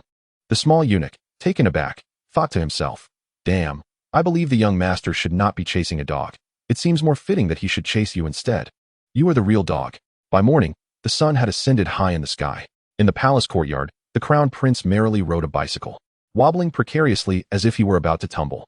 Yet, he did not fall, for the king of Han was there to support him. With a proud expression, the king of Han held the rear seat and exclaimed, "What do you think? My son is quite remarkable, isn't he?" The plump and endearing crown prince chuckled as he pedaled, replying, "Indeed, remarkable. Did I not say earlier that Yuan is exceptional? When you were vexed and wished to strike him in his youth, I intervened." The king of Han merely snorted in response and discreetly ceased his assistance. After a few more wobbly pedals, the crown prince sensed something was amiss. Upon turning back, he saw the king of Han standing still, wearing a mischievous grin directed at him. Panic set in for the crown prince. "Second brother, what are you doing? Stop fooling around. Come over quickly. Support me." "Second brother, hurry." Then came the inevitable crash. The crown prince fell. The king of Han stood by, roaring with laughter. Meanwhile, the Yongle Emperor, seated upon the dragon throne, could not contain his own laughter, while the ministers behind him stifled their chuckles. Just as the atmosphere became lively, a trembling eunuch returned. The Yongle Emperor furrowed his brow at the sight of this eunuch. Why had only he returned? Where was his dear grandson? Had something gone awry? As the Yongle Emperor pondered, the small eunuch knelt before him, trembling as he delivered his message. Once the trembling eunuch conveyed his news, the Yongle Emperor's expression darkened ominously. Chasing away a dog. Chapter 28. Benefactor, please come. In the palace courtyard, the king of Han, having rolled up his trousers, rushed over to the fallen crown prince. Laughing heartily, the crown prince lay on the ground, glaring at his second brother, imploring, "Stop laughing and help me up. Quickly, second brother." After a good laugh, the king of Han finally approached to assist him, asking, "So, will you ride again? This time, I shall support you properly." The crown prince pondered for a moment and replied, "If you truly support me well, I shall ride." This contraption is quite amusing. In stark contrast to the jovial atmosphere between the king of Han and the crown prince, the mood surrounding the Yongle Emperor was entirely different, profoundly somber. The ministers dared not express any joy, instead cautiously observing the Yongle Emperor. At this moment, the emperor was seething with frustration. Why had the grand assembly not yet dispersed? Why had he summoned that wretched Lu Yuan, the three-wheeled bicycle, along with any talk of transforming the economic model of the Ming Dynasty? Were these matters necessary to share with the ministers? Absolutely not. Truth be told, the issue of the refugees had already been resolved. The Grand Assembly could have concluded, allowing the ministers to return home promptly. Yet, why did he insist on keeping them standing there? Was it not merely to provide that insufferable wretch an opportunity to shine before so many dignitaries? This young man had previously engaged in numerous vexatious antics, frequently the subject of hushed criticism. Here he was, granting him a chance to bask in the limelight. How exasperating. Had he not just sent the dog away? Truly, he had made no progress whatsoever. Just as he was about to commend his sons in front of the civil and military officials, demonstrating that one was a diligent grandson while the other, though a playful rascal, could produce something of worth, his plans were thwarted. The emperor's countenance darkened as he glared at the young eunuch before him. Understood. The young eunuch, feeling as if he had received a reprieve, hastily departed. Meanwhile, the Yongle Emperor, still with a grim expression, observed his two sons engrossed in the bicycle, remaining silent. Regardless, today, without Lu Yuan's presence, the ministers could not leave, otherwise it would become a source of ridicule. Setting aside status, merely as a grandfather summoning his grandson, only to have him chase after a dog, was embarrassing enough. Not to mention, he was the emperor. Second brother, the crown prince called out, swaying as he rode. Behind him, the Han Wang, supporting the bicycle, wore an impatient expression and retorted, "What's the matter? Aren't I holding it for you? Why are you calling out?" The crown prince then scoffed, "Do you see our father's expression? It's not quite right. A eunuch came earlier, and his demeanor changed immediately. Is it that Yuan is too playful and refuses to come? Or perhaps they couldn't find him?" The Han Wang, upon hearing the crown prince's words, turned to glance back at the distant Yongle Emperor. Had he really not noticed? He had merely been laughing at the crown prince's earlier tumble. "Second brother, hold on tight." Suddenly, the crown prince called out anxiously. The Han Wang, coming back to his senses, quickly jogged a couple of steps forward, supporting the bicycle while furrowing his brow. "What should we do?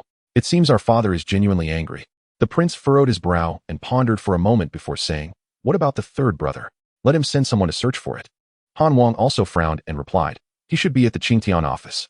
A few days ago, he mentioned to me that a significant spy has recently infiltrated our imperial city, and they are preparing to catch him. How can we go? Our father is watching us closely. There's not even a eunuch here to carry a message." The prince, pondering while awkwardly riding his bicycle, suddenly turned the handlebars and rode towards the palace gate, saying, "Just follow me. Once we ride out of the palace, our father won't see us, and then we can run." Meanwhile, Lu Yuan was in a narrow alley, desperately clutching a large yellow dog under one arm. The dog was running too slowly, limping along, and Lu Yuan was unsure where it was leading him. Growing anxious, he decided to carry it instead. Woof, woof, woof, came a series of urgent barks. "Damn it. Wrong way again." Lu Yuan gritted his teeth, halted, and quickly ran back to another alley. "Can you just speak?" he exclaimed, exasperated, as he struggled with the hefty yellow dog, which weighed around 30 to 40 pounds. At that moment, Ling Ju, nestled in Lu Yuan's arms, remarked, "It has not cultivated into a spirit. It seems it has accidentally ingested some rare celestial treasure, thus gaining a semblance of intelligence." While running, Lu Yuan frowned and asked, "What's the difference?" Ling Ju pondered for a moment before explaining, "Unless unforeseen circumstances or great opportunities arise, it will remain a dog for its entire life, unable to cultivate or transform. Its intelligence is merely that of an ordinary creature, slightly more astute, yet far from human-level comprehension." Lu Yuan listened, somewhat bewildered.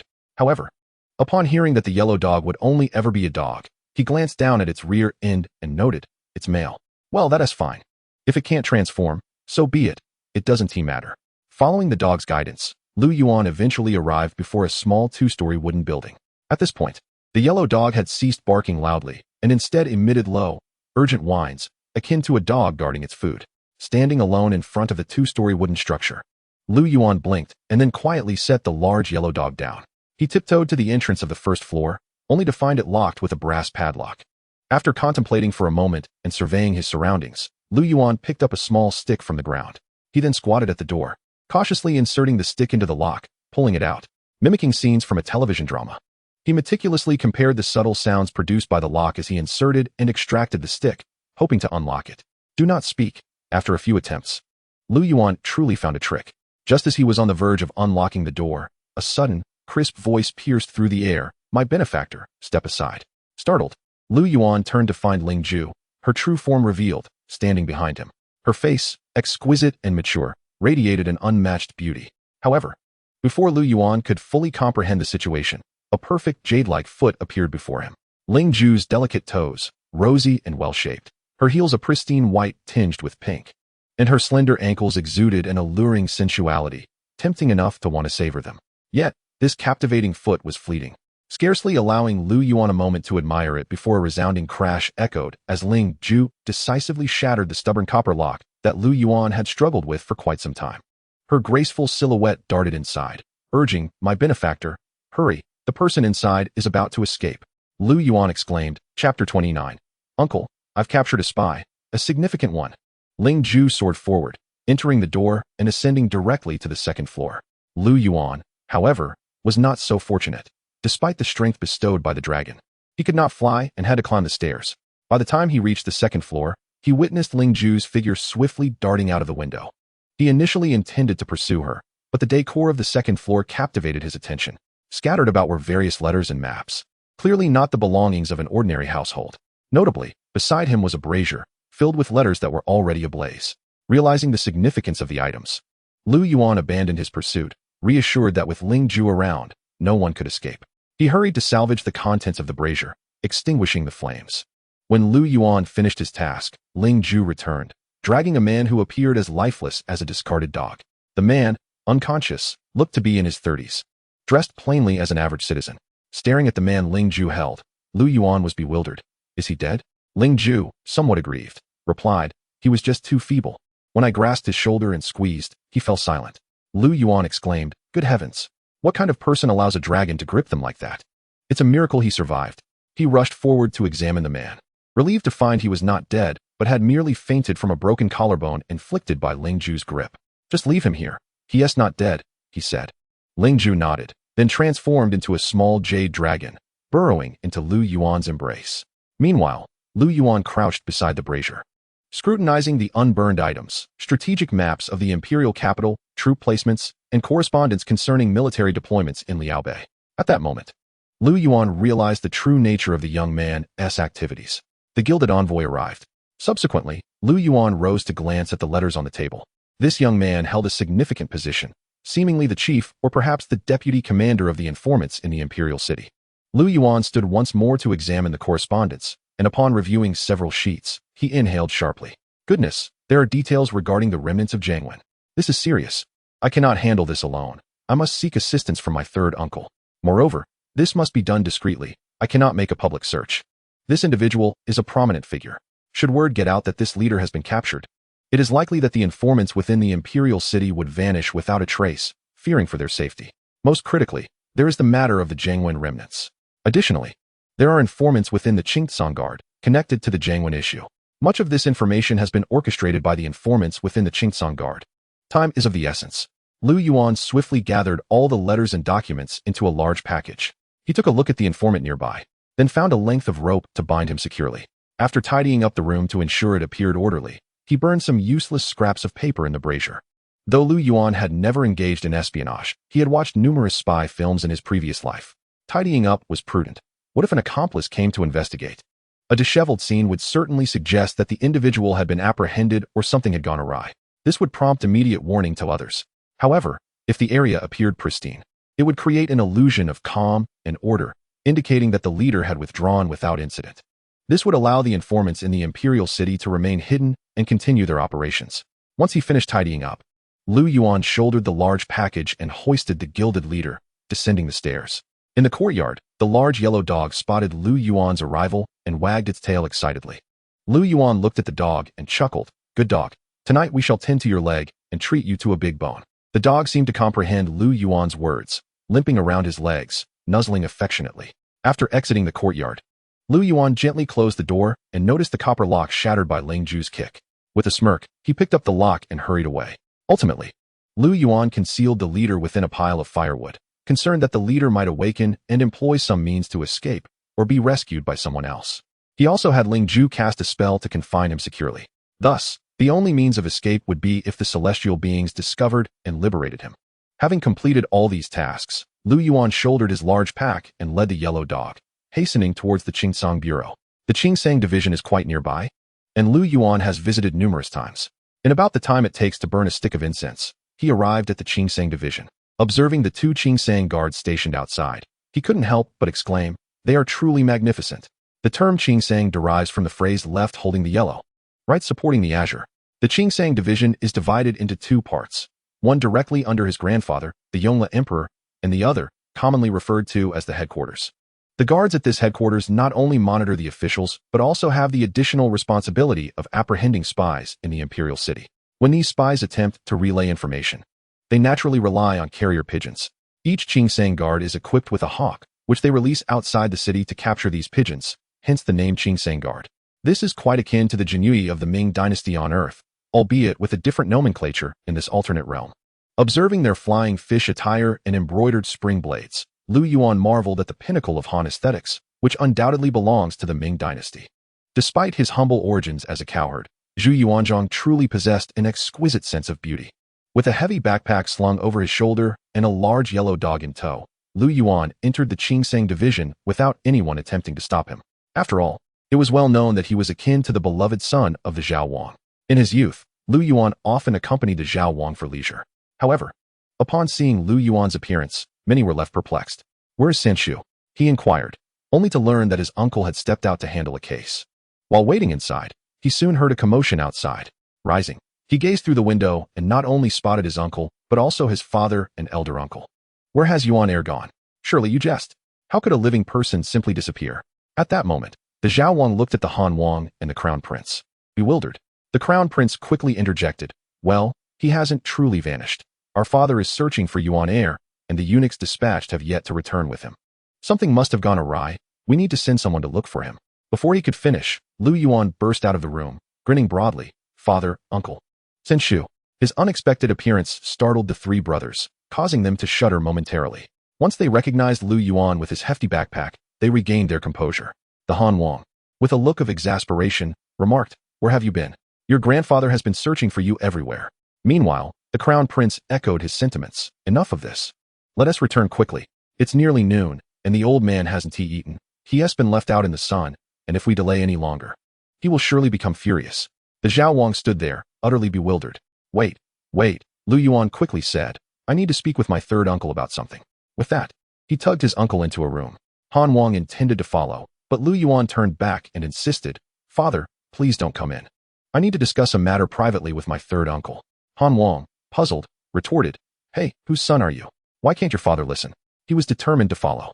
The Crown Prince, standing nearby, exasperatedly intervened. "Enough. If he doesn't want you to hear, then just don't. Lu Yuan, hurry up and speak. Once you're done, we must return quickly." Lu Yuan replied, "Understood, uncle." Lu Yuan entered a small, private room with Zhao Wang. Upon seeing the pile of letters, Zhao Wang appeared bewildered. "What is all this?" Lu Yuan leaned closer to his uncle and whispered, "Uncle, I captured a spy." Zhao Wang was taken aback. Lu Yuan continued, "A major spy?" Zhao Wang was still in disbelief. Chapter 30. "Father, could you please be quiet?" Zhao Wang stared at Lu Yuan in astonishment. How could his dear nephew have caught a spy? However, intrigued by the assertion, Zhao Wang immediately examined the package Lu Yuan had brought. After reviewing a few letters, a look of incredulity crossed his face. "Nanshan." Lu Yuan blinked, raising an eyebrow in curiosity. "Is that this person's codename?" Coming back to reality, Zhao Wang joyfully exclaimed, "Good nephew. Truly a remarkable nephew. I tried to capture him today, but he was too cunning, and many of his hideouts were empty." "You actually caught him. Where is he? How did you manage that?" Lu Yuan blinked again and replied, "I happened to catch him. He is currently hidden away."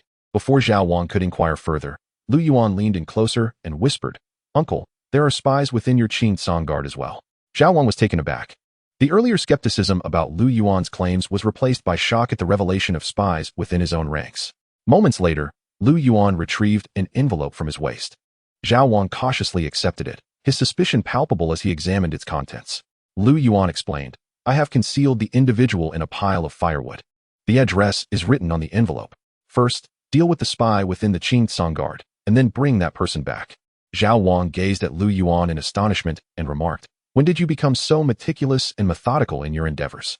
Lu Yuan chuckled, "I've been playing here with my third uncle since childhood. How could I not learn a thing or two?"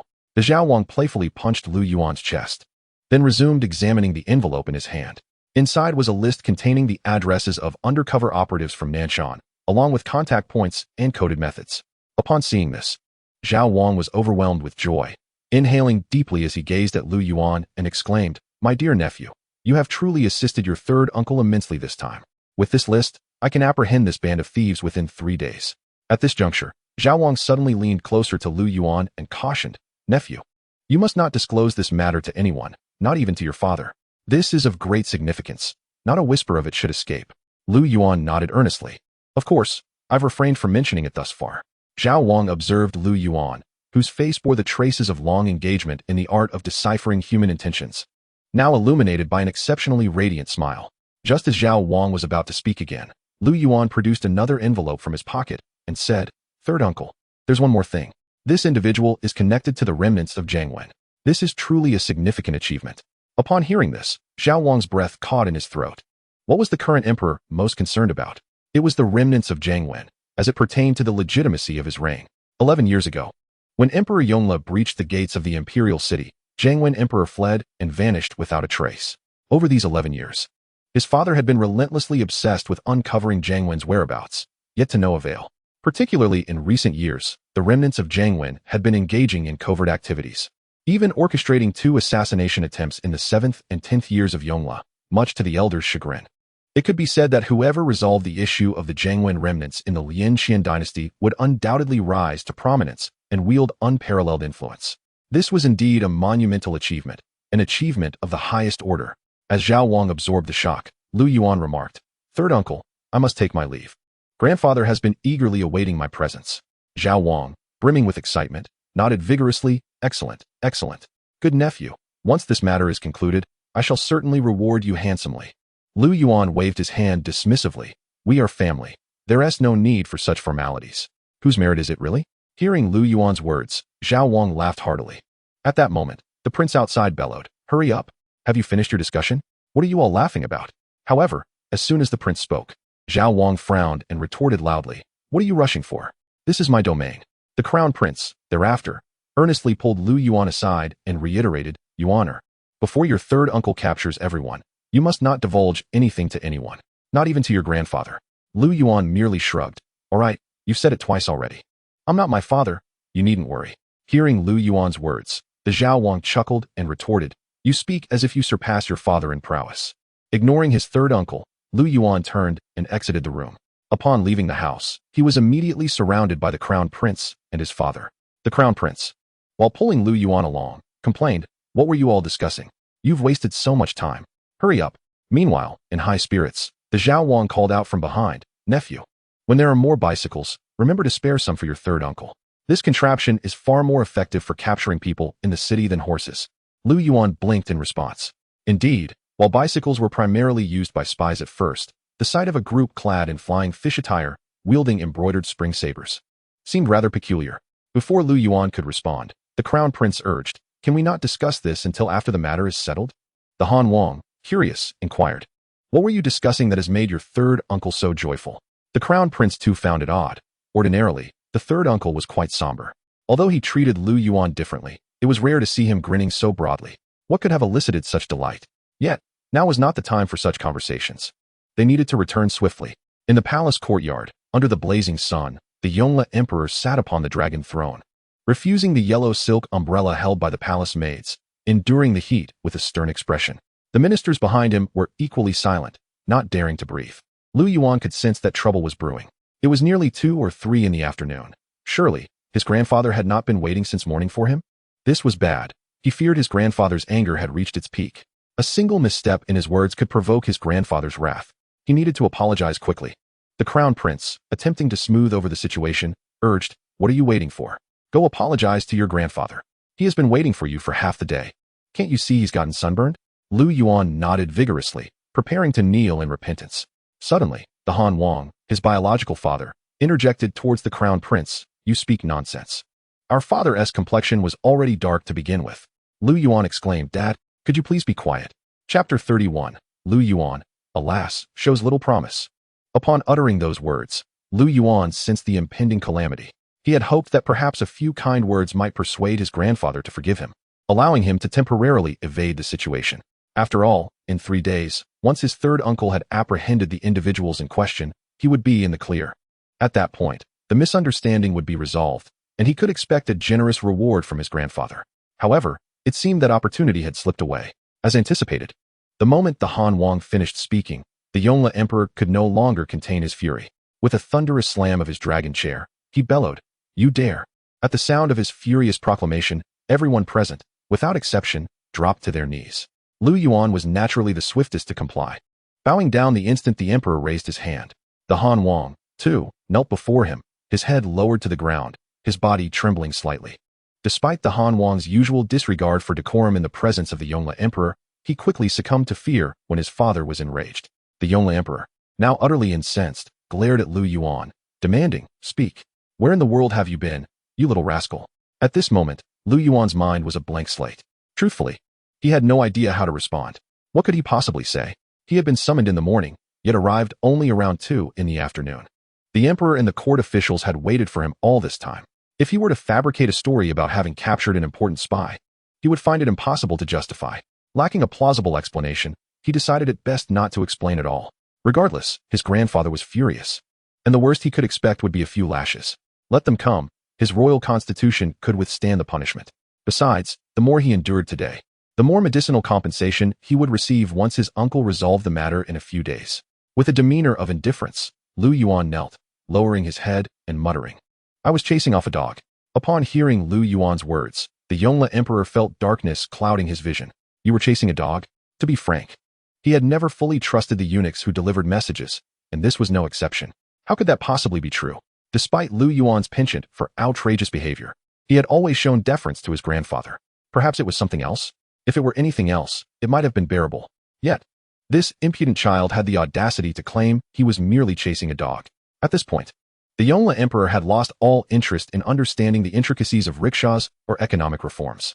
All he desired now was to thoroughly reprimand this insolent boy, lest his pent-up resentment remain unresolved. In the next moment, the Yongle Emperor gritted his teeth and exclaimed, "Take him to the woodshed. No food for 3 days." The Prince of Han, kneeling beside Lu Yuan, was momentarily taken aback, then raised his head with a pained expression and said, "Father, shouldn't we be praising my esteemed elder brother instead? Is it really such a grave matter to be a tad late?" However, as soon as the prince's words left his lips, the Yongle Emperor fixed him with a fierce glare and retorted, "What? Do you wish to join him in confinement?" Earlier, the prince had displayed a certain timidity in the face of the Yongle Emperor, but at times, he could also be quite defiant. In that instant, irritation flickered across the prince's face. "What's the matter? Who told you to wait here? Wasn't it your own choice to bask in this scorching sun? Shouldn't my son be allowed a bit of fun? If he weren't allowed to indulge, how would he acquire a bicycle?" Just as the prince was about to speak further, the crown prince, quick-witted and swift, pressed down on the prince's neck, silencing him. The Yongle Emperor, after surveying the scene for a few moments, turned and ascended the dragon steps, his voice ringing out, "Disperse." The ministers exchanged glances, each with a mix of resignation. It was evident to all that the Yongle Emperor had intended to commend Lu Yuan today, to enhance his reputation and that of the royal family. Yet, instead of accolades, they had encountered disgrace. One could only wonder why he chose to chase after a dog, causing all those present to languish under the blazing sun for the better part of the day. The ministers shook their heads and then made their way out of the palace. Yet, it was a reflection of the young rascal's typical behavior. Initially, one might have thought that the acquisition of a bicycle indicated some newfound wisdom, but it appeared that he remained unchanged in his folly. Within the palace, near the Shangshan supervisory office, Lu Yuan reclined on a soft, plush bed, nonchalantly crossing his legs and munching on an apple. Despite being in a woodshed, the place had been tidied up. The large bed was adorned with fine cotton cushions and silk, nearly indistinguishable from the comforts of home. Speaking of his father, it seemed that he did not get along well with the court officials. Perhaps it was because the courtiers were aligned with the crown prince and were reluctant to engage with his father, who often acted in a boisterous manner. Since the officials shunned his father, the latter was equally disinclined to seek their approval. Frequently, he would reprimand and even strike the ministers privately, showing them no respect. Nevertheless, his father was also a generous soul, often lavishing gifts upon the servants. One day he might scatter gold coins, and the next, casually bestow several taels of silver. Thus, the palace servants held a genuine fondness for the Prince of Han. Indeed, upon hearing that the prince's heir had been confined, the palace staff had promptly prepared a room for him early that morning. "Rest assured, I shall ensure that the young heir of Han Wang does not suffer any grievances." At this moment, Lu Yuan casually munched on an apple, one hand holding the book Craftsmanship, nonchalantly crossing his legs, utterly unfazed. 3 days without food would not lead to death. Meanwhile, a beam of platinum light streamed through the small window of the woodshed, diving into Lu Yuan's embrace. "Has the spell been lifted?" Lu Yuan casually inquired. At that moment, Ling Ju poked her head out, saying yes. "I witnessed them bringing him back to the Qingsong department before I returned." Lu Yuan nodded. Choosing not to elaborate further, and continued to peruse the pages of craftsmanship. While Lu Yuan remained at ease, without a care in the world, Gu Qingwan was in a state of anxious distress. After returning home for lunch, she had eagerly anticipated a shopping excursion with Lu Yuan, forgoing her afternoon nap. She longed for his arrival, frequently sending her maid to check at the front gate. However, instead of Lu Yuan, her father returned. Upon hearing his father's words, Gu Qingwan became alarmed. They had agreed to enter the palace to receive a reward. Yet he had been imprisoned, and without food? How could that be permissible? 3 days without nourishment would surely lead to dire consequences. After absorbing this information, Gu Qingwan hastily dashed toward the small kitchen in her home. Meanwhile, in the main hall, Gu Shiqing fanned himself briskly while calling after his daughter's retreating figure. I advise you to spend less time with that Lu Yuan. Although he may possess some peculiar ideas, in terms of his character, I must say, Lu Yuan has little promise. One can discern a child's nature at 3, and by 7, their future is evident. I have seen him clearly from the start. Chapter 32. Does Miss Gu wish to visit Lu Yuan in the palace? In the Qingjin Hall, the threshold had been dismantled. The Yongle Emperor, rather unsteadily, rode a bicycle through the main hall, transitioning from the east room to the west room, while a large eunuch in a red robe carefully followed behind, offering support. No need to assist. No need, the Yongle Emperor called out suddenly as he pedaled. The red-robed eunuch, looking quite troubled, replied, "Oh, your majesty, how could we dare?" The Yongle Emperor turned back with a glare. "Less chatter." At this command, the eunuch dared to let go but continued to jog closely behind, fearful of any mishap. At this moment, the Yongle Emperor was not as furious as he had been in the hall. Instead, he radiated joy, perhaps exhilarated by the act of cycling. The contrast between his previous wrath when facing the court and his current delight was stark. After cycling a couple of laps, the Yongle Emperor finally halted in the main hall. Dismounting, he was enamored with the bicycle, crouching down to inspect the rear wheel, chain, and gears with fascination. After observing for a few minutes, the Yongle Emperor revealed a faint smile and remarked, "You must admit, this little rascal is truly clever. I cannot fathom how his mind works." The chief eunuch, dressed in a red robe, laughed along and flattered, "Your Majesty's grandson is indeed intelligent. He takes after you." The Yongle Emperor burst into hearty laughter, appearing quite pleased, and said, "I could never conceive such a thing." Then, recalling something, the Yongle Emperor inquired, "Have the Han Prince and his wife entered the palace?" The red-robed chief eunuch paused in surprise before nodding. "I just received word that they have entered and are currently at the imperial kitchen." The Yongle Emperor was not at all astonished and directly asked, "Did they bring food?" The chief eunuch chuckled and replied, "Nothing escapes your majesty's notice. You had previously decreed that they would be denied food for 3 days. And now, just this afternoon, they are already sending meals. Isn't that a blatant defiance of your orders? Why not let Lu Yuan endure 1 night of hunger and come to plead for mercy tomorrow? Once your majesty's anger subsides, the matter would surely resolve itself. A night of hunger won't kill him. Now, I find myself at a loss on how to report this to your majesty." Fortunately, the Yongle Emperor was not angry. It seemed he had anticipated this. He merely nodded and said, "That is good." After all, he was indeed in a fit of rage at the time. Upon reflection, it is not so severe. Moreover, this is his own grandson. If he were truly starved, the Yongle Emperor would feel distressed.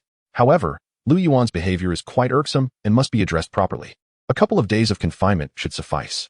Previously, Lu Yuan was inconsequential and could be reckless. Now, however, he is a figure of promise. Thus he must be properly disciplined. "My son, what has transpired? Why have you caused your grandfather to be angry?" In the corridor behind the wood storage room of the palace, the Han Princess stood atop a stool.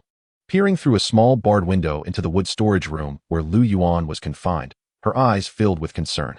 Today had been a whirlwind of emotions for the Han Princess.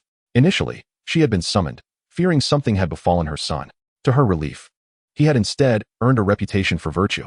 However, her joy was short-lived. Upon the Han Prince's return, she learned that their son was imprisoned and that she needed to prepare a meal to be delivered later that evening. As they traveled, she inquired of her husband about the situation, but he could not provide clarity. It was not that the Han Prince was withholding information. Rather, he himself did not fully believe that their son had truly chased after a dog. Just as the Han Princess finished speaking, the Han Prince squeezed in beside her, his large face filling most of the already small window. "My son, did you really chase after a dog?" Observing his father's foolish demeanor, Lu Yuan couldn't help but scoff. "Of course not." Upon hearing this, Han Wang chuckled and replied, "I suspected as much. But what were you actually up to? Does it relate to what you discussed with your third uncle today?" "No, what did you two talk about? Why can't you share it with your father? Speak quickly. Tell me," Han Wang pressed.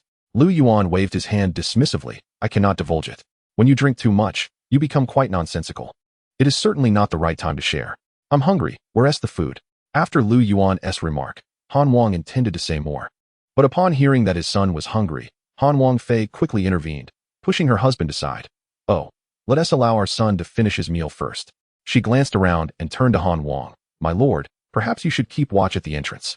If someone discovers we are secretly delivering food, Han Wang waved his hand nonchalantly. There is no need for that. Rest assured, although our father is fierce, he only directs his wrath towards outsiders, not his own family. Besides, the moment we entered the palace, he was already aware.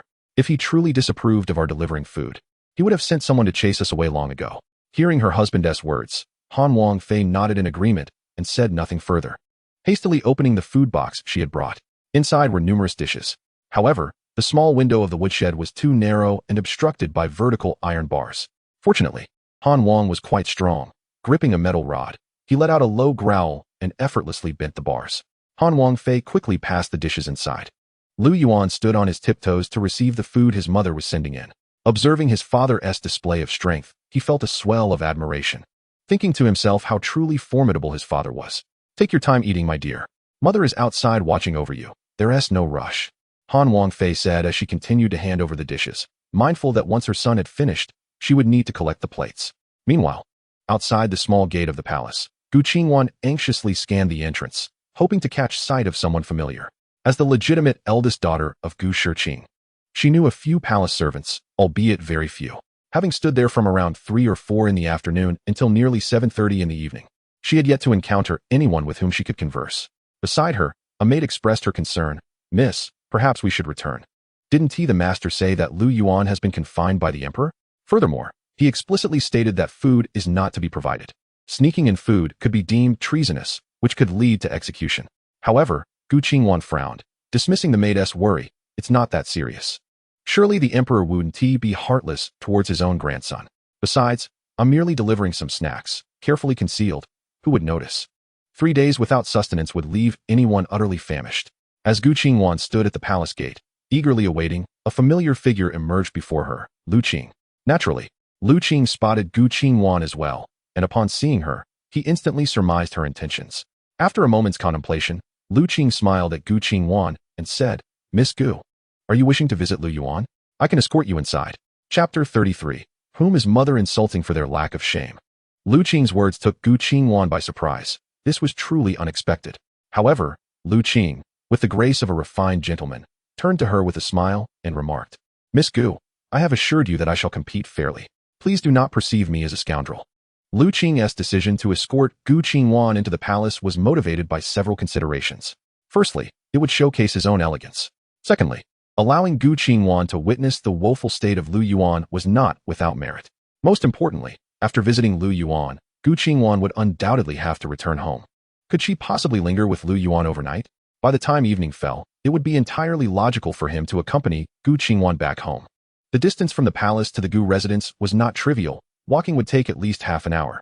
That half hour would indeed be a fortuitous opportunity. As a dutiful grandson, Lu Qing had a multitude of responsibilities to attend to daily. Especially after reaching adulthood, his grandfather had assigned him numerous tasks for his development. Unlike Lu Yuan, who squandered his time in frivolous pursuits, Lu Qing felt the weight of time pressing upon him.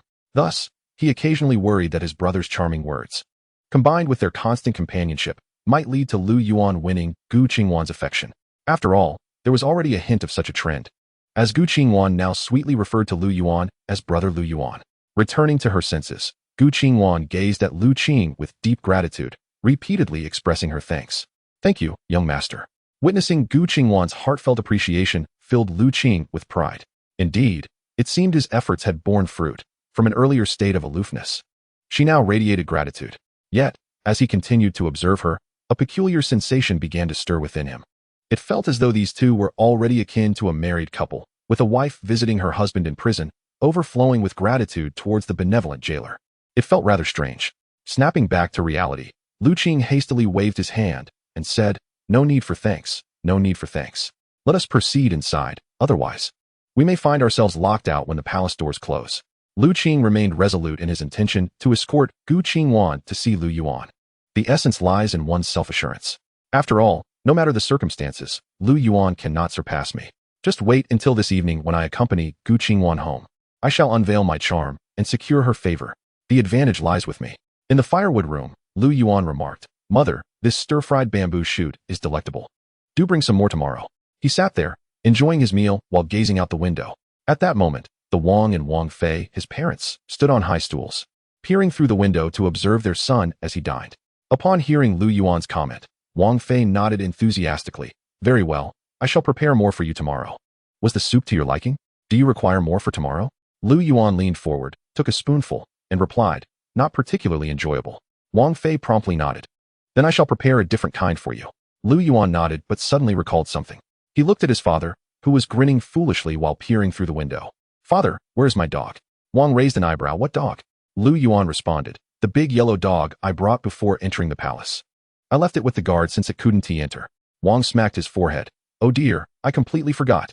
In my haste to return home to have your mother prepare food for you, I neglected to remember. I'll make sure to think of it next time. Lu Yuan's expression darkened. He had lost faith in his father. He immediately turned to Wang Fei, saying, Mother, please remind me to bring my dog home this time. Have the physician tend to its leg properly and ensure it receives plenty of delicious food. Whatever I eat, please feed it the same. Upon hearing her son's words, Wang Fei rolled her eyes playfully. That one tea do. Dogs cannot eat the same as my son. No, just give it a few more pieces of meat. Listening to his mother's instructions, Lu Yuan smiled broadly. All right, then let us feed it a few more pieces of meat. After their exchange, Wang could no longer contain himself and turned to Lu Yuan. Son, how much silver do you intend to sell that bicycle for? Did you not mention 3 taels previously? I believe that is too little. Today, your grandfather inquired, and I told him it would be 4 taels. When he asks again, do not let the truth slip. Surprised by his father's words, Lu Yuan blinked. Who said I was selling it for 3 taels? Father, why are you fabricating stories? Wang replied. Was it not you who mentioned 3 taels to Lier? Lu Yuan raised an eyebrow. That was merely a figure of speech. I plan to sell the bicycle for 10 taels each and the tricycle for 20. My bicycle is one of a kind. If I sold it for merely 3 or 4 taels, that would be a tremendous loss. Isn't 20 taels for a tricycle rather exorbitant?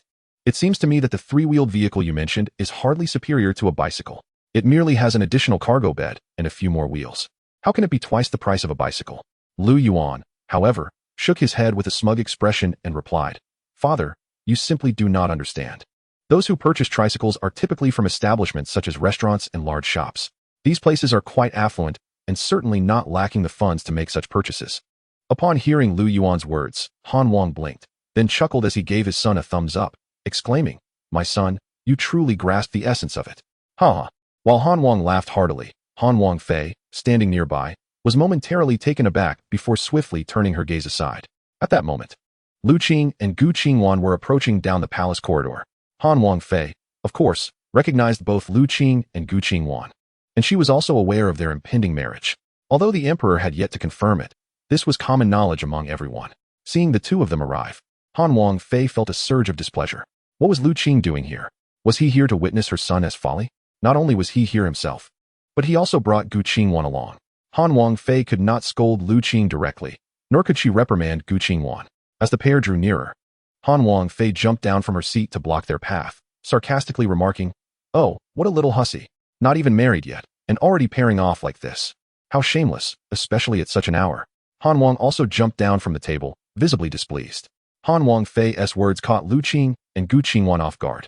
Lu Qing, unfazed, thought to himself, Oh, second aunt, please do scold away. A good scolding would be splendid. Meanwhile, Gu Qingwan felt immensely wronged. She had come specifically to see Yuan go. After all, inside, Lu Yuan, while eating, glanced up at the empty rear window, feeling a bit bewildered.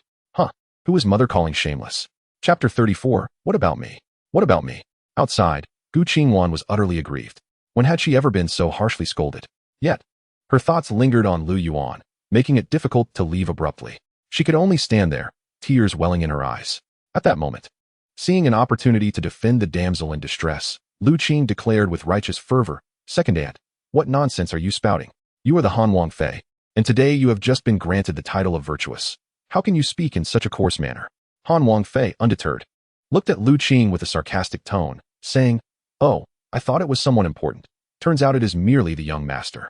The young heir possesses quite a formidable presence, even managing to exert control over me. Before the words of the Han princess could fully escape her lips, Lu Yuan, within the confines of his chamber, stood atop the table, exclaiming with exasperation, "Mother, please, cease your chatter." Upon hearing her son's voice, the Han princess turned to find Lu Yuan's face adorned with a look of helplessness. Lu Yuan felt utterly resigned. He had been enjoying a meal when the sound of his mother's scolding drifted from outside. He surmised that few outsiders would come to visit him at this moment. Setting down his utensils, he hurried to investigate, and indeed, it was Gu Qingwan who had come to see him. Lu Yuan was well aware of his mother's temperament. From his perspective as her son, she was nothing short of celestial. However, to outsiders, she might appear as a quintessential villain. Fortunately, Gu Qingwan did not turn away but, upon spotting Lu Yuan, disregarded everything else. She swiftly traversed the space between the Han King and the Han Princess, dashing to the window where Lu Yuan stood. Lifting her skirt, she climbed onto a high stool, and through the iron bars of the small window, her enchanting eyes glistened with tears as she exclaimed, "Brother, did you not say you would be rewarded in the palace? Why have you been confined instead?" Lu Yuan, gazing at the charming Gu Qingwan, could not help but smile. "It's nothing to worry about. I shall be released in a few days. It's not a grave matter. What brings you here?" At this point, Gu Qingwan sniffled softly, then promptly lowered her head to retrieve her bundle. As she unwrapped her package, she said, "I brought you some snacks, brother. You must eat something. Going 3 days without food is unbearable." Below, the Han King and the Han Princess stood in stunned silence, completely taken aback. They were unaware of the relationship between their son and Gu Qingwan, for he had never mentioned it. Observing the interaction between the two, if the Han King and the Han Princess failed to grasp the implications, they would truly be foolish. With a sharp clap, the Han Princess struck her own cheek, the sound echoing in the palace corridor. This startling noise also caught the attention of the Han King and Lu Qing. Recovering from her moment of shock, the Han Princess muttered in frustration, "I truly have a loose tongue." The Han King quickly embraced her, tenderly rubbing her cheek as he reassured her, "Oh dear, it's not that serious." Meanwhile, Lu Yuan and Gu Qingwan remained engrossed in each other's gaze, oblivious to the sudden commotion. "Brother, when will you be released?" Gu Qingwan inquired, her expression filled with concern as she looked at Lu Yuan. Lu Yuan immediately reassured her, saying, "Do not worry. I will be out in a few days. I cannot stay here long." Upon hearing this, Gu Qingwan nodded repeatedly, saying, "Then brother, I will come again tomorrow if I can." However, she hesitated, realizing there might not be anyone to escort her back in the following day. Lu Yuan, taking a bite of the delicacies Gu Qingwan had brought, murmured, "No need, no need. I have enough to eat and drink here, as my parents send provisions. You need not come." Yet, Gu Qingwan was still eager to visit. Lu Yuan then said, "Tomorrow, could you help me find Lier? Seek out a good location in the city for a larger shop. Get a big sign, Phoenix brand bicycles, and decorate it nicely. We shall open once I am released." Hearing that Lu Yuan had a task for her, Gu Qingwan obediently nodded. "All right then, you should return home now," Lu Yuan urged. Gu Qingwan nodded. But just as she was about to leave, Lu Yuan took another bite of the pastry and smiled. "This is quite delicious. Which pastry shop made this?" Gu Qingwan was taken aback, her cheeks flushing as she shyly replied, "I made it myself. Do you like it, brother?" Seeing Gu Qingwan like this, Lu Yuan was utterly charmed. Unable to resist, he chuckled and playfully pinched her exquisite face. Gu Qingwan was surprised by Lu Yuan's sudden gesture, especially in front of the Han Wang and Han Wangfei. Embarrassed, she lowered her head but did not shy away, allowing Lu Yuan to affectionately pinch her cheek. Meanwhile, Lu Qing looked on in bewilderment, exclaiming, "What on earth are you doing? You can talk, but don't get so hands-on." Feeling bashful after Lu Yuan's playful pinch, Gu Qingwan averted her gaze and, in a flustered manner, said, "I will take my leave now. When you are out, I will come to see you." With that, she turned to leave, her head bowed. However, after taking a few steps, she found herself stopped by the Han Wangfei, who stood in her path. Before Gu Qingwan could say anything, the Han Wangfei, with an apologetic expression, said, "My dear, I was being thoughtless just now. You may slap me to relieve your frustration." With that, she reached for Gu Qingwan's hand to bring it to her face. Coming to her senses, Gu Qingwan quickly withdrew her wrist, saying, "It's quite all right, aunt." Yet, the Han Wangfei persisted, wanting to pull Gu Qingwan's hand to her own face, insisting, "It's nothing, dear. Just give me a slap. It would make me feel better." As Lu Yuan leisurely indulged in snacks by the window, he couldn't help but raise an eyebrow upon witnessing the scene before him. "Mother, please cease your antics. Sister Qingwan is being obedient. How could anyone possibly strike her?" With that, Lu Yuan cast a sidelong glance at Lu Qing, blinking thoughtfully. Suddenly, an idea struck him, and he promptly raised his brow again, exclaiming, "Mother, we are all family now. It's quite late. You should escort my sister home, or I shall be quite uneasy." Did Lu Yuan even need to voice this concern? The princess consort of Han was already on the same wavelength. Seeing the demure demeanor of Gu Qingwan, her heart swelled with affection for the girl. Grasping Gu Qingwan's small hand, she spoke with great fondness. "Annie will take you home. Dear, pray tell, how did you arrive here today?" As she spoke, the princess consort led Gu Qingwan towards the door. At that moment, Gu Qingwan felt a rush of shyness, overwhelmed by an unexpected sense of meeting the parents. This was all too sudden. Meanwhile, Lu Qing stood frozen, utterly bewildered. What about me? What about me? Chapter 35. This simply cannot be allowed. Lu Qing was flabbergasted, watching the princess consort of Han, who was treating Gu Qingwan as if she were her own daughter. Wasn't it agreed that he would be the one to escort Gu Qingwan home? No. How utterly shameless of you, Lu Yuan. How could such matters involve parental assistance? At that moment, the Han Wang blinked and snapped back to reality, bursting into laughter as he prepared to pursue them. However, Lu Yuan, observing his father's comical demeanor, smirked and called out, "Father, come back and help with the dishes." Upon hearing this, the Han Wang finally considered his responsibilities and hurried back. The two of them then busied themselves with the dishes. The Han Wang was filled with uncontainable joy. It wasn't solely because his son was destined to marry Gu Qingwan, the daughter of Gu Shiqing. Rather, he felt indifferent to the type of woman his son might choose. Whether it be a commoner or a noble lady, he would be pleased. What truly delighted the Han Wang was that Gu Qingwan was the very girl he had intended for Lu Qing to make his consort. Yet, it was now apparent even to the simplest observer that Gu Qingwan favored his son. She was destined to become his daughter-in-law. Contemplating this, the Han Wang couldn't help but smile broadly, feeling ecstatic. "Ah, son, what on earth is going on? When did this happen? Why was I completely unaware? Well done.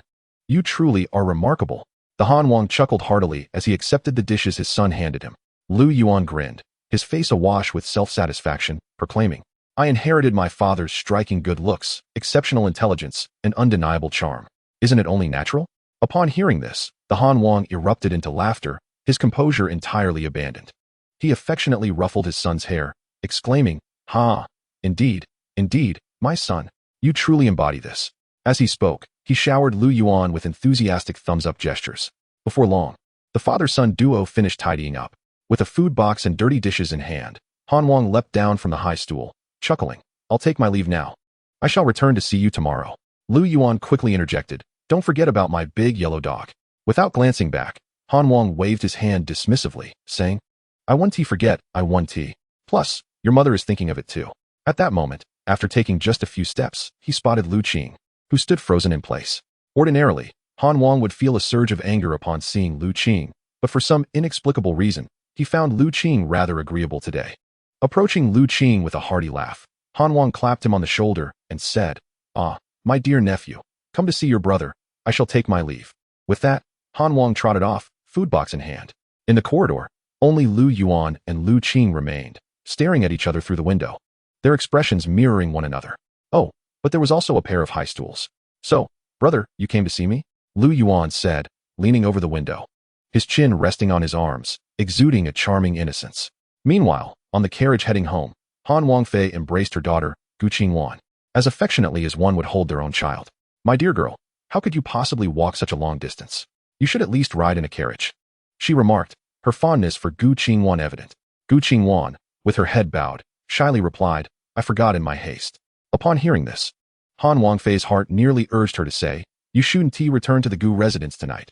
Just come home with your aunt. No, wait, it should be, come home with your mother." Meanwhile, Han Wang, observing this tender scene, wore a goofy grin. Then, he turned to Gu Qingwan, saying, "Gu girl, do you perhaps have feelings for my family?" Yes. Before Han Wang could finish his thought, Han Wangfei swiftly smacked his arm and shook her head vigorously, signaling him to refrain from speaking further. Han Wang blinked in confusion, pondering where he had gone awry. Why was he being silenced? Nevertheless, he chose not to press the matter.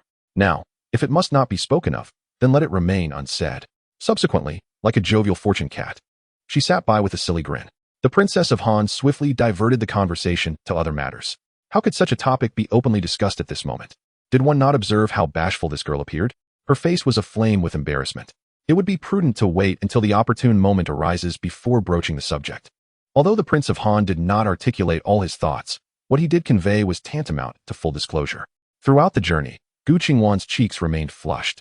Her mind clouded. Whatever the Princess of Han said, Gu Qingwan could only respond softly. Finally, upon returning to the Gu residence, Gu Qingwan, still blushing, said, "Prince of Han, Princess of Han. Before she could finish, the princess interjected hastily. Oh, dear child, do not speak in such formalities. Quickly, return and rest. In the future, do not address me as princess or prince. Simply call me aunt or uncle. The Prince of Han nodded enthusiastically, laughing heartily. Yes, from now on, just call me uncle. Gu Qingwan, too shy to utter much, merely nodded before exiting the carriage. At that moment, a maid anxiously waiting at the entrance of the Gu residence. Upon seeing Gu Qingwan, joyfully shouted into the house, Mrs. back. As she finished speaking, the household members rushed out. When it came time for dinner that evening, the Gu family discovered Gu Qingwan was missing. Inquiries revealed that she had prepared some snacks and gone to see Lu Yuan. Gu Shiqing, in a state of urgency, was just about to send someone to fetch his daughter back when the maid who had accompanied her returned, stating that she had gone into the palace with Lu Qing. Hearing that she was with Lu Qing, everyone felt a bit more at ease, yet still anxious. How could their daughter be so close to that little rascal, Lu Yuan? Gu Shiqing and Madame Gu, upon hearing the commotion, hurried outside. Upon seeing their daughter, both expressed their mild discontent. What business do you have with that little rascal? Lu Yuan? He was just confined by the emperor and forbidden from eating, and yet you went to deliver food to him. What sort of relationship do you have with him to act so? When the emperor discovers this, he will surely be furious. Before they could finish, the carriage curtain lifted, revealing two radiant smiles.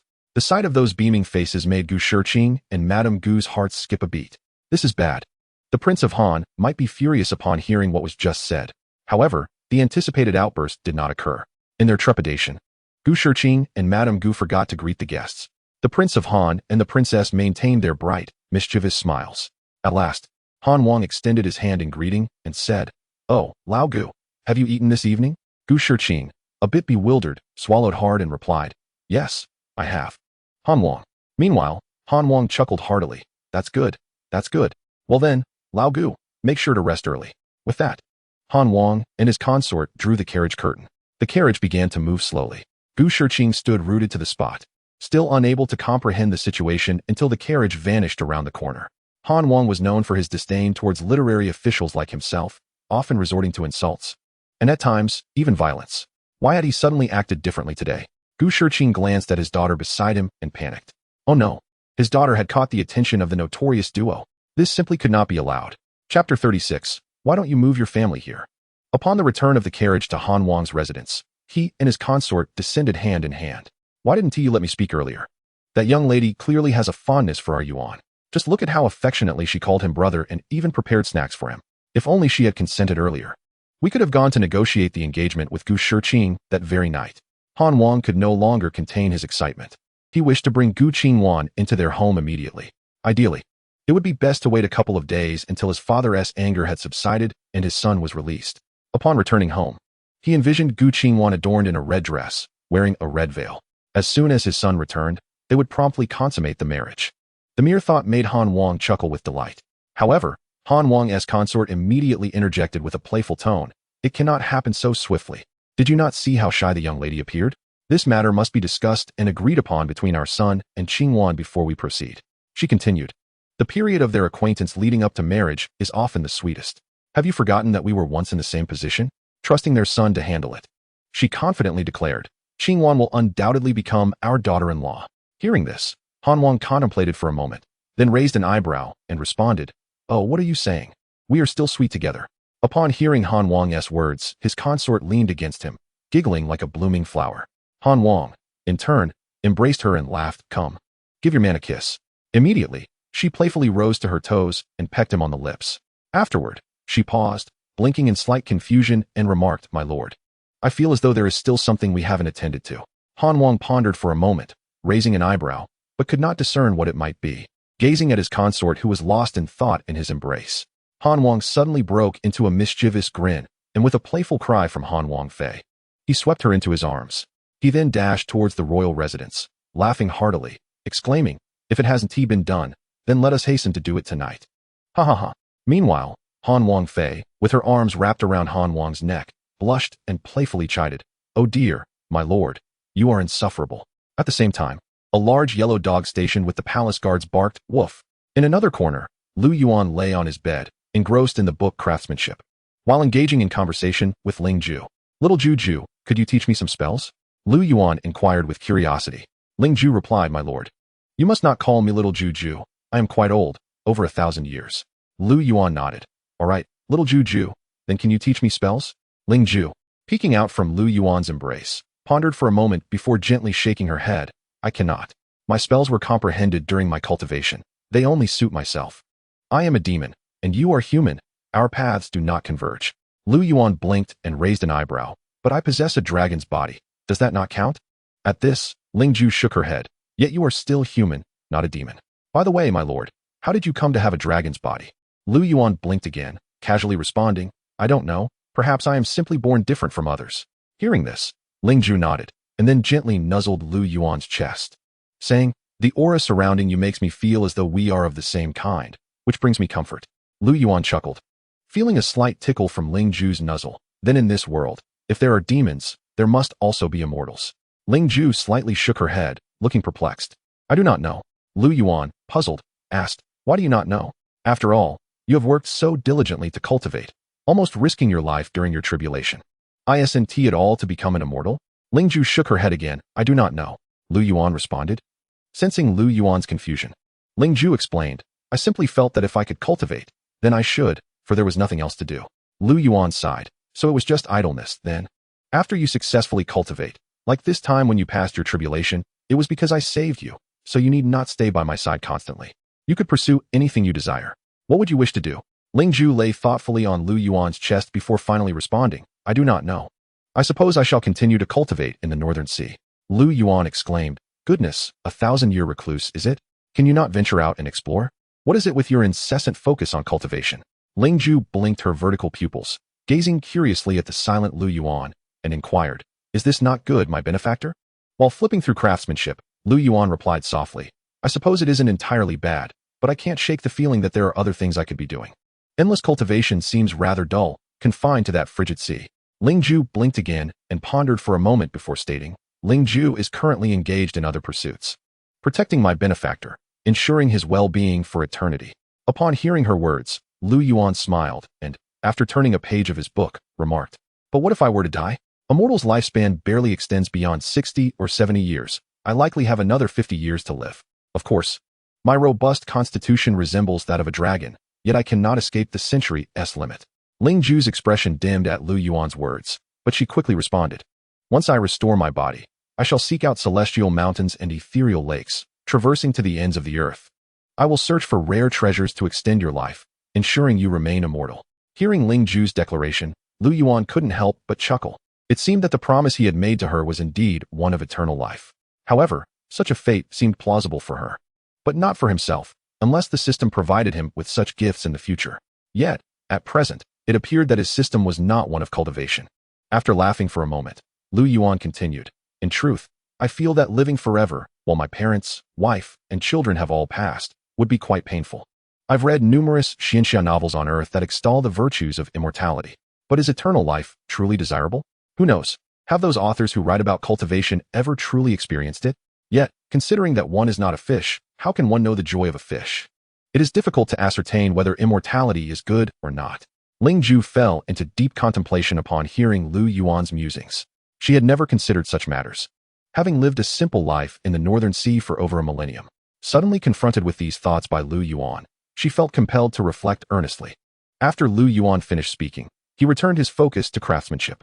The night passed without further conversation. The following morning, as dawn broke, the door to the storeroom swung open. A group of young eunuchs entered, wearing ingratiating smiles as they approached the still drowsy Lu Yuan, saying, Young master, we have brought your washing supplies. Lu Yuan nodded, about to speak when one of the eunuchs stepped forward, discreetly producing a food box from within his robes, and quickly offered, This is a humble breakfast I have prepared for you, young master. After weighing the box in his hands, Lu Yuan nodded and instructed, Go fetch some lard, quicklime, and soda ash. Oh, and never mind, just take this list and buy everything on it. Hurry, strive to return with it all by noon. The young eunuch stared blankly at the several pages in his hand, which amounted to a substantial stack of paper. Isn't this a bit excessive? He thought to himself. This is confinement for reflection, not a vacation. I risked my neck just to sneak in a couple of snacks for you. How much have you taken? Why don't you just move your whole household here? Of course, these words remained unspoken. He dared only to ponder them internally. Naturally, Lu Yuan would not allow the eunuch to toil in vain. He produced a large banknote and handed it over, saying, The total value of these items is merely a few taels of silver. Buy a few more, and the rest is yours. The eunuch gazed at the denomination of the banknote, counting the numbers in his head. However, he feared that one could earn a living but not spend it. Lu Yuan waved his hand dismissively and reassured him, "Do not worry. If anything goes awry, I will ensure your safety.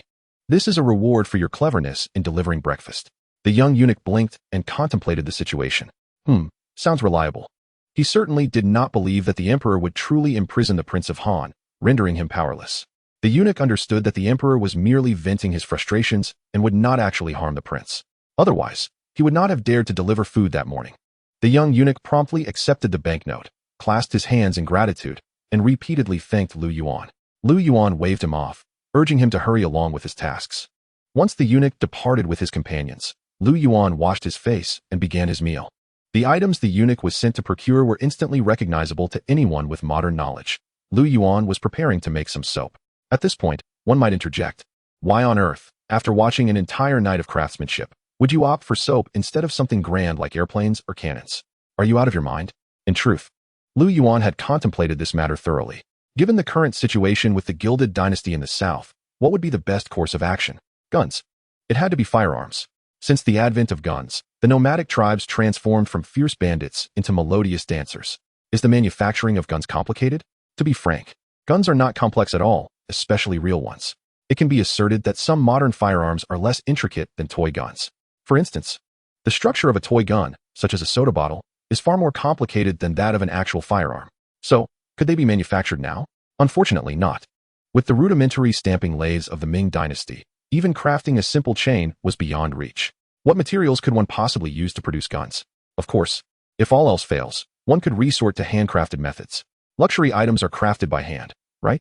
Exclusive, limited edition, and unattainable. But then the question arises, what about the ammunition? This contraption exhibits a modicum of error, rendering it prone to catastrophic failure. Therefore, given the current circumstances of the Lycian dynasty, one should not entertain the notion of crafting any formidable inventions. The conditions simply do not permit it. Furthermore, many items from Earth cannot simply be created and expected to operate at their maximum efficacy immediately. They require supporting infrastructure. Under the present conditions of the Lycian dynasty, can one truly master one type of product, let alone two? If one desires such creations, they must first enhance the stamping lathe. Yet, the dilemma lies in the cost and time required for such modifications, which is utterly impractical. Lu Yuan has only recently arrived, and it is prudent to focus on smaller innovations that can rapidly improve the populace's quality of life while also yielding substantial profits. Immediate results are indeed advantageous. The priority should be to amass wealth before contemplating other pursuits. Around 8 in the morning, the young eunuch returned, laden with a plethora of items that Lu Yuan had requested. Although he failed to procure everything, some of the items were rather peculiar. Nevertheless, it mattered little, for the essential materials had arrived, and any missing components could be substituted. Once the goods were delivered, Lu Yuan set to work, igniting a fire within the confines of the room as the initial step. Before long, he found himself overwhelmed by the smoke. He rapped on the door of the firewood room, exclaiming, "Open the door to let some air in." The two eunuchs stationed outside exchanged uncertain glances, unsure of whether to comply. However, as they hesitated, Lu Yuan shouted from within, "Hurry up! Do you both wish to suffocate me?" The two eunuchs retorted, "Who told you to start a fire inside?" Yet, they reasoned that if the door opened and the young lord did not emerge, it would suffice. Consequently, they promptly swung the door open. Moments later, Lu Yuan burst forth, urging, "Quickly, bring everything outside. It's far too stifling in here." The onlookers protested. "This is quite excessive. You were meant to be confined, and now you demand we open the door. If we do, you must not come out." Alas, Lu Yuan had emerged, leaving them with no choice but to assist in the relocation of the items. Eventually, after a couple of hours, Lu Yuan had completed his task, proudly holding several fragrant bars of soap, contentedly inspecting them with satisfaction. This is a rough product, naturally inferior to the industrial assembly lines on Earth. Yet, it can still be deemed a fine creation, with potential for further refinement in the future. As for another item, it is perfume. This essence is merely a byproduct of soap making. To render soap fragrant, one must incorporate a touch of perfume. The process of creating perfume is remarkably simple. One can take a bit of white liquor, add some flower petals or similar ingredients, boil, cool, and filter, and voila, it is complete. Lu Yuan prepared several bottles, intending to gift some to his mother and to Gu Qingwan as well. In due time, Ling Ju would also receive some once her true form could be maintained steadily. After completing these tasks and feeling a pang of hunger, he heard his father's voice calling from the house. Upon entering, Lu Yuan saw his father leaning over the back window, beckoning him. Lu Yuan waved his hand, saying, "Father, come to the front. It's too hot inside." Han Wang was taken aback, then jumped down and shortly returned, carrying a food box. At this moment, Lu Yuan had already set up a small table and 2 low stools, as his own table was cluttered with jars and bottles. Observing his father bustling in, Lu Yuan inquired, "Father, have you eaten?" Han Wang shook his head vigorously, replying, "Not yet. I left as soon as I took your mother's soup off the stove." Lu Yuan nodded, suggesting, "Then let us eat together here." Han Wang readily agreed, saying, "Sure, I was planning to eat here with you anyway." Lu Yuan offered his father a small stool and took the food box, glancing around curiously. He then asked, "Where's mother? She hasn't come?" Han Wang gestured dismissively, saying, "Don't mention it. She took the soup to your wife this morning, saying they were going to Little Green Mountain together. When they left, she didn't clarify how long to stew it, so I've been waiting in the kitchen all morning." Lu Yuan responded with confusion, "Wife? Where did that come from?" At that moment, Lu Qing stood at the entrance of the Gu residence, looking utterly flustered. This was a violation. It was truly a violation. How could they both engage in this together? Chapter 38. A small amount of money? Reflecting on yesterday's events, Lu Qing realized something was amiss. He needed to take action quickly, otherwise, trouble would surely arise. Yesterday, seeing Gu Qingwan's tearful gaze directed at Lu Yuan, and witnessing Lu Yuan's boldness, Lu Qing felt that this matter could not be delayed. During Lu Yuan's confinement, he needed to act swiftly. Thus, after resolving the morning's affairs, Lu Qing hurried to the Gu residence, only to find out that they had left early. Early in the morning, the Princess of Han took her away. The two of them strolled hand in hand towards the Little Green Mountain. Lu Qing was utterly perplexed. This was a blatant violation of decorum. This matter was solely between her and Lu Yuan.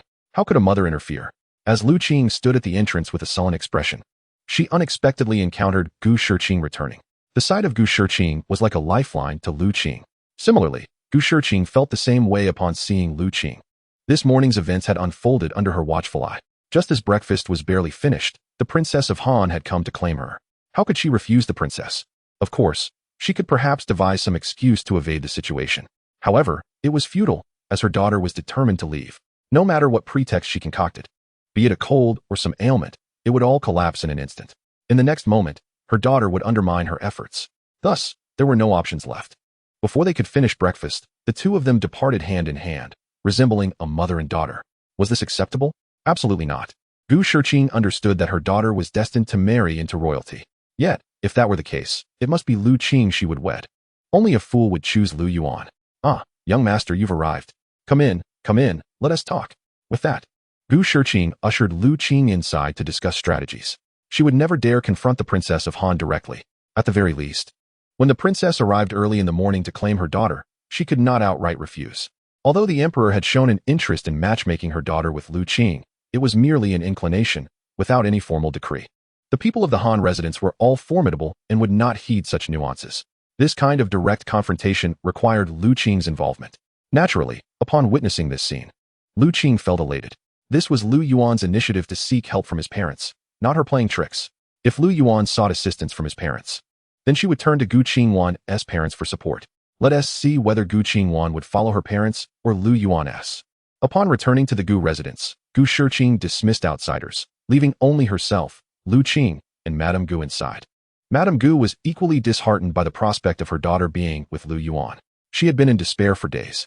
Originally, she had planned to tie her daughter up with ropes today to prevent her from leaving the house.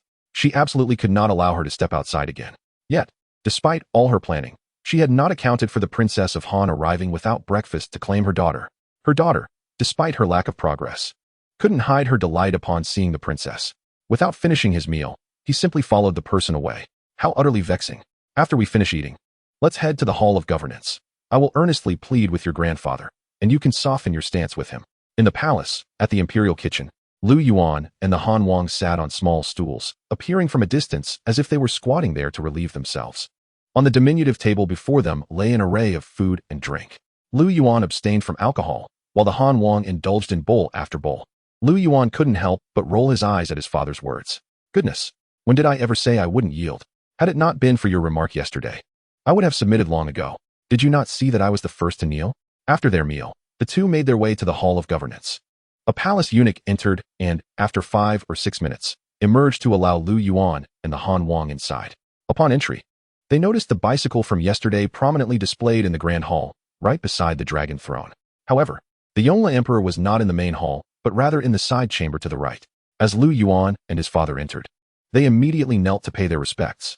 Subsequently, Lu Yuan began to plead for forgiveness with the carefully prepared words he had in mind. The Yongle Emperor regarded his grandson, who had dashed out from the woodshed without his consent, with a mere grunt. He did not express any blame. It was the height of summer, and the woodshed was stiflingly hot. Even in the Hall of Governance, with freshly uncovered ice, the heat was almost unbearable. One could only imagine the discomfort of the woodshed. Now, with the Yongle Emperor's anger subsided, he finally raised his head and said, "All right, get up. Just don't let this happen again." Hearing this, Lu Yuan felt a surge of joy and promptly nodded, assuring, "I would never dare again, grandfather." After rising, they did not leave immediately. The Yongle Emperor wished to hear more about the tricycle and its economic model. Lu Yuan had no intention of withholding information. There was no need to. Once seated, he relayed to the Yongle Emperor the very same explanation he had shared with Gu Qingwan, word for word. After Lu Yuan finished, regardless of the Yongle Emperor's reaction, the Han Wang clapped his hands in admiration. This prompted the Yongle Emperor to raise an eyebrow and inquire, "What? You understood it too?" In response to his father's question, the Han Wang replied with a hint of annoyance, "Father, do you take me for a fool? With how clearly you explained it, how could I not comprehend?" At this moment, the Yongle Emperor finally relaxed his stern demeanor and broke into a smile. Indeed, Lu Yuan's manner of speaking was markedly different from before, though somewhat colloquial. It was refreshingly straightforward. It contrasted with his esteemed grandson Lu Qing, who had recently taken to speaking in a more convoluted manner. The Yongle Emperor preferred the directness of Lu Yuan's approach. When conversing with family, straightforwardness was always best. Upon hearing Lu Yuan's words, the Yongle Emperor could not help but nod in agreement, exclaiming, "If this is indeed the case, the citizens of Lianqian Imperial City are truly fortunate, and the nation shall prosper further." Before Lu Yuan could respond, the Yongle Emperor inquired, "What is the cost of this tricycle?" Lu Yuan blinked at this question. However, his hesitation prompted the Yongle Emperor to glare at him, saying, "Hey, you little rascal, are you hiding something from your grandfather?" Momentarily startled, Lu Yuan quickly regained his composure and smiled. "The tricycle has just begun production today, and I was not at Zhao. However, the cost of a bicycle is roughly 6 or 7 coins, while the tricycle would be around 8 or 9 coins, or perhaps even a tael." Upon hearing this, the Yongle Emperor inhaled sharply, astonished. "That is remarkably inexpensive. Even a tael is exceedingly cheap." With a sly smile, he gazed at Lu Yuan and queried, "How can the cost be so low? Do you not have to pay various taxes?" Lu Yuan, taken aback, thought, "What? Are you trying to rob me?" He promptly began to present his philanthropic arguments. Yet, after he finished speaking, the Yongle Emperor remained unresponsive, regarding him with a bemused expression. Realizing the futility of his words, Lu Yuan felt a sense of helplessness. Such justifications might work on others, but addressing the emperor was sheer folly. The nature of this matter was ultimately at the emperor's discretion. Even if he claimed to be crafting weapons in secret for rebellion, he would have no defense. It was settled, protection fees must be paid. Just as Lu Yuan was about to mention the payment, the Yongle Emperor waved his hand and said with a smile, "Grandfather truly regards your little sum of money. However, I do have one request. When the court requires your tricycles, you must prioritize production for the court at Zhao. Naturally, I shall compensate you for your efforts. What do you think of that? Little money? This paltry sum?" Lu Yuan blinked in disbelief. In the Yongle Emperor's mind, this was indeed a trivial amount. The cost of the tricycle was merely 1 tael. Previously, the Han Wang had mentioned that the bicycle factory could produce over 100 units in a single day. Thus, let us calculate the potential earnings. If these vehicles truly become popular, and they surely will, as they are bound to sell out on the first day, then 100 tricycles could yield 300 taels in profit daily. As the Han Wang mentioned, each vehicle is intended to sell for 4 taels. This translates to a daily profit of 300 taels. Over the course of a year, without a single day's rest, that amounts to a staggering 110,000 taels. Is 110,000 taels not considered substantial wealth? During the reign of the Yongle Emperor, he contemplated the necessity of deducting a portion from the 11,000 taels, let alone the fact that his grandson had previously expressed similar sentiments. Furthermore, there was the pressing obligation to construct shelters for the refugees, establish medical facilities, and engage teachers, all of which demanded substantial financial resources. Therefore, the discourse at hand served primarily as a means to admonish his grandson. While it was acceptable to present a facade of philanthropy before others, such pretense was unwarranted in private. As Lu Yuan stood there, astonished, the Yongle Emperor waved his hand slightly and remarked, "You are promising, and it pleases me greatly. Particularly now, engaging in pursuits that align with your capabilities is infinitely superior to idly wandering through brothels." The emperor had no desire for his grandson's wealth. He had allocated the lands surrounding Xiaqingshan to him for his own endeavors. Should he invent and innovate, it would be splendid. If not, he could simply establish a few bicycle factories. With the dwindling number of refugees, it would be quite acceptable to recruit from the residents of the imperial city, considering not everyone had employment there. At this juncture, Lu Yuan began to grasp the underlying reason for his grandfather's perspective. It was likely a misunderstanding stemming from his father's words. However, Lu Yuan had no intention of clarifying the matter, as it was not he who had claimed that a vehicle could be sold for 4 taels. That was his father's assertion. Should any blame arise, it would be his father who faced the consequences, not him. Consequently, Lu Yuan promptly rose and knelt, expressing his gratitude. "Thank you, grandfather." In response to this gesture, the Yongle Emperor furrowed his brow slightly and inquired, "When did you learn such a habit? There are no outsiders here." "Why kneel?" he added. "Have you truly become estranged from your grandfather after just 1 day of confinement?" Lu Yuan paused momentarily, then broke into a grin. "I thought it would convey seriousness. I feared that you might change your mind." The Yongle Emperor chuckled and scolded, "I am the emperor. My word is unchangeable. Enough of this. Do not linger here to vex me. Return home and rest well." Upon exiting the Hall of Governance, the Prince of Han, with one hand on his hip and the other around Lu Yuan's shoulder, was brimming with pride. "Good son, you truly bring honor to your father." He had been elated in the chamber moments before and could hardly have imagined that one day he would feel such pride alongside his son. Lu Yuan, however, did not engage with this sentiment and suddenly inquired, "Father, have we brought my dog home?" As soon as he uttered these words, the Prince of Han released Lu Yuan and dashed outside. Lu Yuan was taken aback and exclaimed, "Father, where are you going?" Without turning back, the Prince of Han called out, "To fetch your dog." Lu Yuan responded, "The side gate of the palace." He then held his large yellow dog, watching as the Prince of Han mounted his horse. "The king has returned to the military camp. You may return home on your own. Should there be any matters of concern, remember to have someone inform your father." The Han king, perched upon a magnificent steed, gazed down at his beloved son. A smile illuminating his face, filled with joy.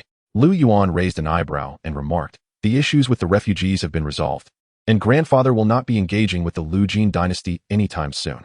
Why do you still linger in the military camp each day?"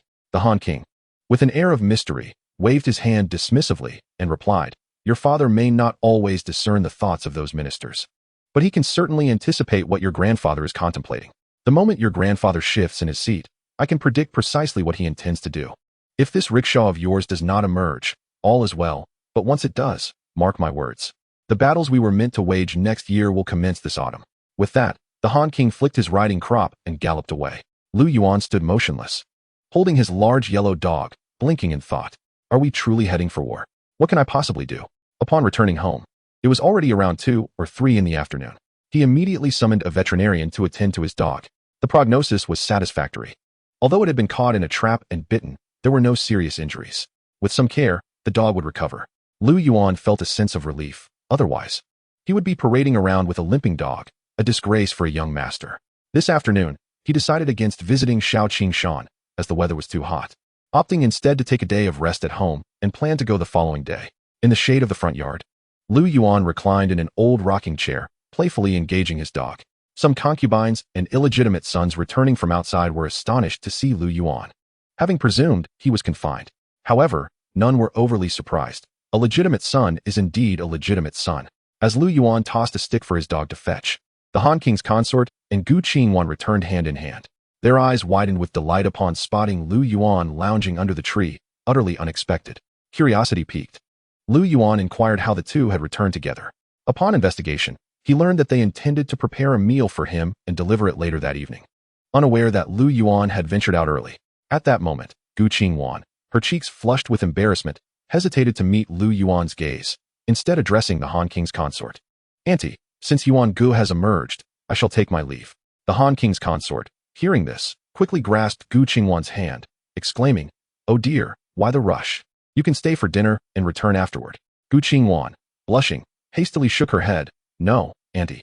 It is improper for a girl to be out all day without returning home for meals." The Han King's consort pondered this and conceded the point. "The future is long, so there is no need to rush at this moment." The Princess of Han immediately said, "Very well, I shall accompany you and your brother back. Gu Qingwan secretly glanced at Lu Yuan, then shyly lowered her head and replied, no need. I can return by myself. It's not far. However, the Princess of Han would not hear of it. She insisted on escorting them, and Lu Yuan understood his mother's intent.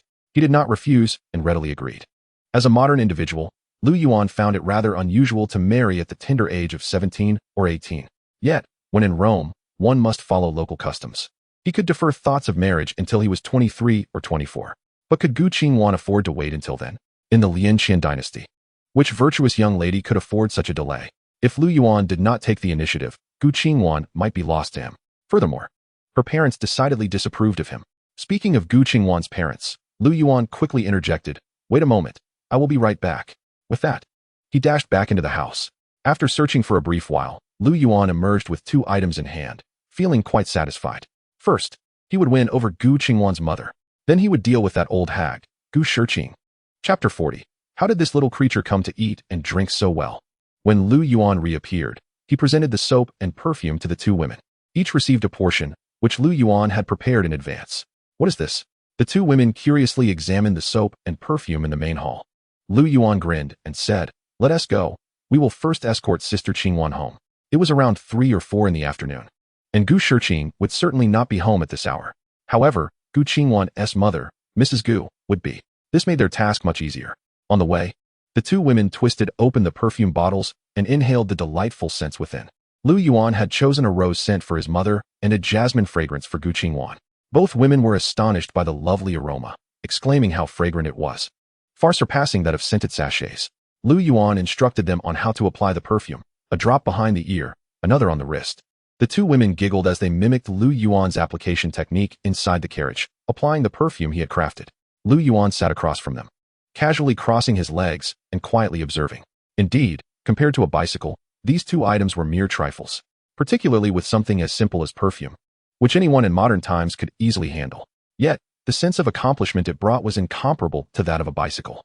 Before long, the carriage approached the Gu residence. As they neared the entrance, a servant stationed outside spotted them from afar and hurried inside to announce their arrival. As soon as the carriage of Lu Yuan and his companions came to a halt, Madame Gu, Gu Qingwan's mother, was already waiting with bated breath. She intended to confront the princess consort of Han. Undoubtedly, the princess consort held a high position and wielded considerable influence. Yet there were matters that Madame Gu felt must be clarified forthwith. In the future, her daughter would undoubtedly marry Lu Qing, and this was non-negotiable. Just earlier that afternoon, she had engaged in earnest discussions with Lu Qing and her own husband. Madame Gu was resolute that the current situation could no longer persist. She envisioned her daughter, upon marrying Lu Qing, spending time with other men daily, pairing off with them. Would Lu Qing, when he ascended to the position of crown prince or even emperor, harbor resentment over such associations? These were concerns that her young daughter might not yet comprehend, but as a mother, she could not permit her daughter to act recklessly. Thus, she resolved that even if it meant enduring a few slaps from the princess consort today, she would express her thoughts candidly. In fact, Madame Gu secretly hoped the princess consort would indeed strike her. It would only serve to bolster her case when persuading her daughter in the future. She could not believe that after receiving a few slaps, her daughter would still wish to accompany the princess consort.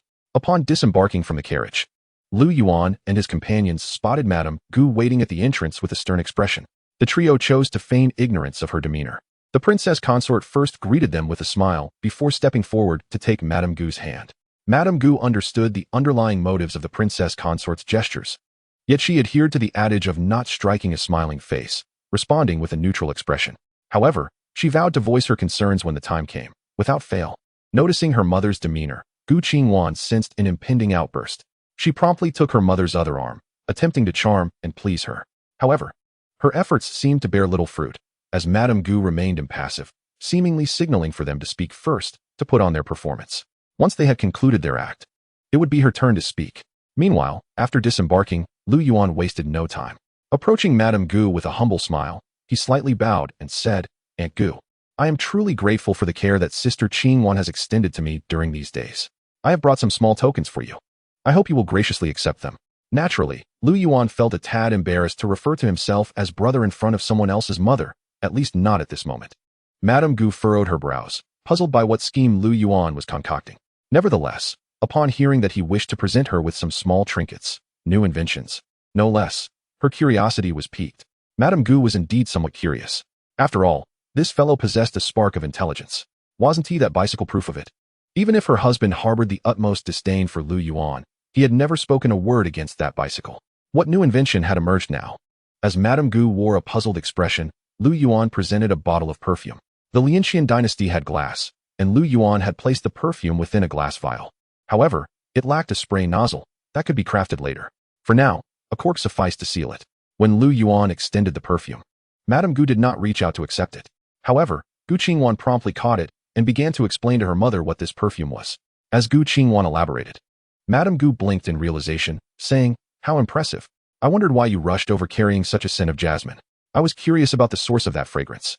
Seizing the moment, Gu Qingwan began to enumerate the many benefits of the perfume. Madame Gu gazed at the small glass bottle in her hand, her eyes sparkling with affection. While Madame Gu was still reveling in her joy, Lu Yuan did not allow her a moment to process. He immediately presented a bar of soap. Still enchanted by the perfume, Madame Gu looked at Lu Yuan with wide-eyed curiosity and asked, "What is this?" At this moment, she resembled an inquisitive child, completely devoid of her earlier aloof demeanor, which had seemed ready to spring into action at any moment. The Princess of Han, seated nearby, smiled and eagerly offered an explanation about the soap. Her face radiated pride as she spoke to Madame Gu, who listened with a look of astonishment. However, after much discussion, it was evident that this item had yet to be utilized. Thus, Lu Yuan cheerfully commented, "Madame Gu, just wet it a little, and you will understand. It will leave you clean and imbued with a lingering fragrance afterward." Upon hearing this, Madame Gu nodded enthusiastically, then suddenly realized and exclaimed, "Oh dear! Why are we still standing outside? Come in, come in." With that, Madame Gu and the Princess of Han linked arms and made their way toward the Gu residence. Meanwhile, Lu Yuan flashed a mischievous wink at the bashful Gu Qingwan, causing her to blush and shyly follow behind. Once the three women entered the Gu household, Lu Yuan glanced around, taking in the surroundings. It was his first visit to his father-in-law's home. Upon entering the main hall, the three women eagerly rushed to wash their hands with the soap. Lu Yuan, on the other hand, settled himself at the large table in the hall, propping up his legs and munching on the pastries laid out before him. It was then that he heard voices outside, and shortly after, two figures entered the room. The newcomers were none other than Gu Shiqing and Lu Qing. The two individuals gazed in bewilderment at Lu Yuan, who was reclining with crossed legs in the main hall, indulging in pastries and sipping tea. Wasn't it agreed upon before leaving that no one from the Han Wangfu would be permitted entry? How did this little rascal manage to feast and drink so freely? Chapter 41, Madame Gu, Gu Qingwan. Inside the Hall of Diligent Governance, only the Yongle Emperor and Prince Zhao were present. At this moment, the Emperor's dragon desk was strewn with various memorials. Each document he lifted left him in profound shock. All apprehended, the Yongle Emperor sat upon the dragon throne, struggling to believe the news. Prince Zhao promptly affirmed, "Indeed, father. It was all thanks to Yuan's capture of that individual yesterday at noon, along with the intelligence gathered. 1 leads to 10, and 10 leads to 100. Last night, the entire Qingtian division was activated and has been tirelessly working until now." Furrowing his brow, the Yongle Emperor scrutinized the array of memorials in his hands. Lu Jin plans to move south to attack Caogu in October? That's quite early this year. He contemplated the report, his expression growing more serious. Standing before him, Prince Zhao nodded in agreement. "However, we have intercepted their secret communications, so they will likely alter their schedule, yet we must remain vigilant." After a moment, the Yongle Emperor was suddenly struck by one particular report, his breath catching in his throat. "Zhengwen," Prince Zhao quickly added, "they are plotting an assassination during the winter solstice when the Emperor sacrifices to heaven. However, with this capture, their plans are surely thwarted, and they will not dare to proceed. It is unfortunate we cannot set a trap to ensnare them all at once. The 3 remaining Zhengwen loyalists we captured are quite obstinate. 2 had already committed suicide by poison upon capture. The last one is currently being interrogated, but hopes are not high." The Yongle Emperor remained silent, continuing to frown as he perused the reports in his hands. Time ticked away, and Prince Zhao, unhurried, awaited his father's assessment. Each report represented a significant matter. Even for someone of his father's stature, it would be challenging to digest them all at once. Approximately half an hour later, the Yongle Emperor suddenly looked up. "By the way, you mentioned this individual was captured by Yuan?"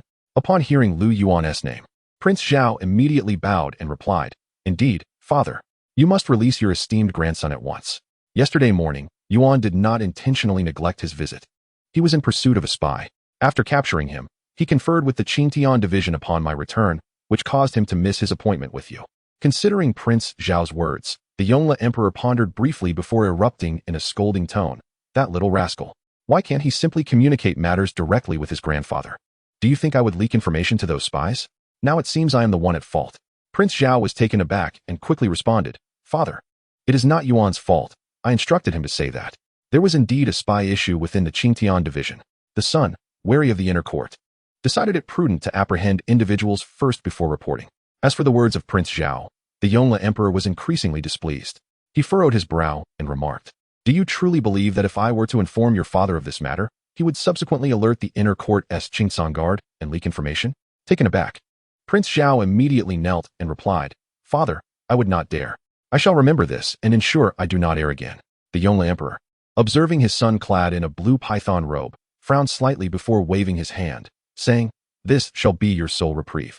With that, a semblance of a smile returned to the Yongle Emperor's face as he added, However, this little rascal truly warrants a good meal from this grandfather.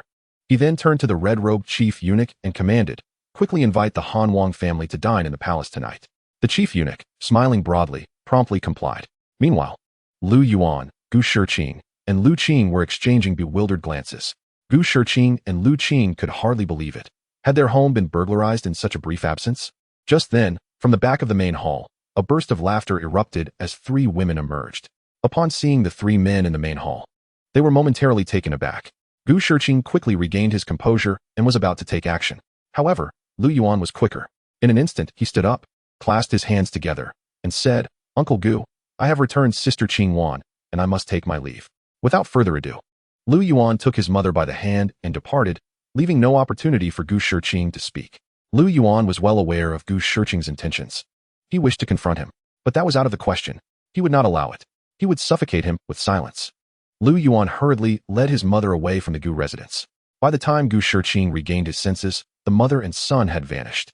He glared at Mrs. Gu, who had also come to her senses, her face displaying a hint of embarrassment as she suggested, Perhaps we should sit down first. Meanwhile, Lu Yuan was chuckling as he dashed out of the Gu residence. The Han princess, somewhat reluctant, grasped her son's hand and said, Son, why are you running? If Gu Shiqing dares confront you, I shall support you. What is there to fear? Lu Yuan replied with a grin. That would only escalate matters. And then Sister Qing Wan would be put in a difficult position. The Han princess nodded thoughtfully at Lu Yuan's words, and then smiled. Indeed, I shall heed your counsel. Let us return home. I shall prepare something delicious for you. Lu Yuan replied cheerfully, Mother, there's no need for that. My father has gone to the military camp, so it will just be the two of us. I noticed a mutton restaurant on my way here. Let us indulge in mutton soup today. The Princess of Han was momentarily taken aback before breaking into a smile, saying, I will heed my son's words. At this moment, the atmosphere in the Gu residence was somewhat awkward. Gu Shiqing, filled with exasperation, pointed at the soap and perfume on the table, exclaiming, Is this trifling assortment what entices you? Did we not agree to keep those from the Han prince's residence at bay? The moment we saw the princess, we should have expressed our discontent. Yet here you are, allowing such trivial favors to bring them into our home.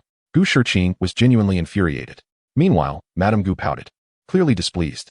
Although she recognized her own fault in the matter, there were younger ones present, including Lu Qing and her own daughter. Before the younger generation, she felt her dignity was being disregarded, receiving reprimands without any semblance of respect. Naturally, Madame Gu felt a surge of discontent. She could not help but retort, What is wrong with Lu Yuan? I found him quite pleasant today. He spoke with decorum and conducted himself with steadiness. It was not as exaggerated as you described. Having never encountered Lu Yuan before, Madame Gu perceived him favorably based on her observations today. Gu Qingwan, surprised to see her mother defend Lu Yuan, eagerly chimed in, Exactly. Father, your views are outdated. Yuan Gu is no longer like that. You must not continue to misunderstand him. However, as soon as Gu Qingwan finished speaking, Gu Shiqing shot her a glare, declaring, What do you mean by exactly? Lu Yuan is not a good person. Just look at how he scurried away faster than anyone else. This is indicative of a lack of responsibility and a cowardly disposition. In response, Gu Qingwan pouted, visibly displeased, asserting, That is not true. Yuan Gu did not wish to argue with you, which is why he left first. He is certainly not irresponsible or cowardly. Immediately, Gu Shiqing gritted his teeth, retorting, Nonsense.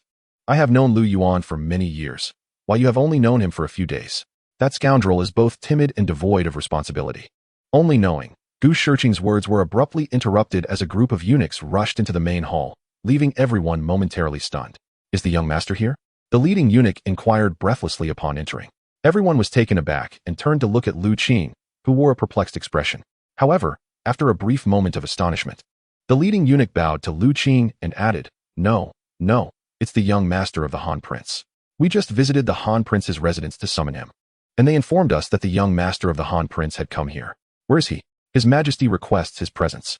The room fell silent, with everyone exchanging bewildered glances. Gu Shiqing, utterly confused, asked, What trouble has he gotten into this time? He hasn't run away again, has he? The eunuch paused for a moment before waving his hand dismissively, saying, Oh dear, Minister Gu, you must not speak carelessly. The previous day, the young lord arrived late at the palace due to his pursuit of a traitor.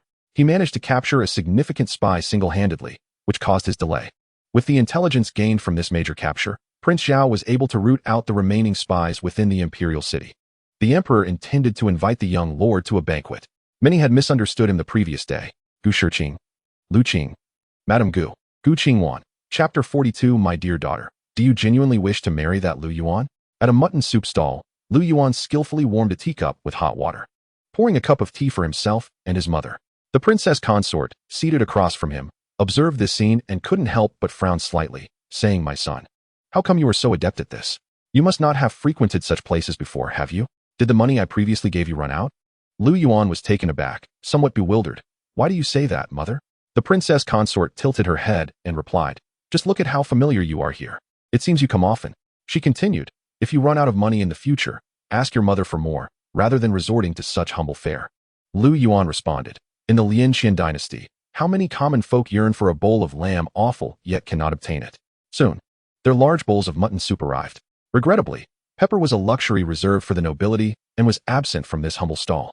Nevertheless, the flavor was delightful, especially when paired with the large pancakes. During their meal, Lu Yuan noticed his mother seemed to be secretly enjoying herself for some unknown reason. He inquired, Mother, what has you so amused? At that moment, the princess consort looked up at Lu Yuan, blinked, and smiled. I find this quite wonderful. In the past, when your father was absent and you were away, I dined alone every day. Now, you accompany me daily and have become so obedient and understanding. I shall no longer quarrel with the concubines in the estate. You and Qingwan should hasten your marriage and bear several children. Daughters are welcome too. I will take care of the children for you. Hearing his mother's words, Lu Yuan smiled broadly. All right, I'll make it happen. Seeing Lu Yuan's response, the princess consort's eyes sparkled with joy. If every day were like this, I would gladly indulge in this humble food. Lu Yuan remarked, Mother, this fare is not humble. It is quite delicious. After finishing their meal, they chose to stroll back rather than taking a carriage. Upon returning to the royal residence, they found the prince laughing heartily and shouting within the estate. The household staff were seated neatly on small benches in the front courtyard. The prince, resembling a high school teacher, had found a raised platform and was passionately recounting his observations from the palace, specifically the tale of Lu Yuan's capture of the significant spy. Lu Yuan overheard this before even entering the door. Upon hearing this, I was momentarily taken aback. My uncle certainly acted swiftly. I had thought it would take until tomorrow to complete the capture, yet it seems he finished today. Meanwhile, the Princess of Han appeared utterly bewildered, unsure of what was being discussed.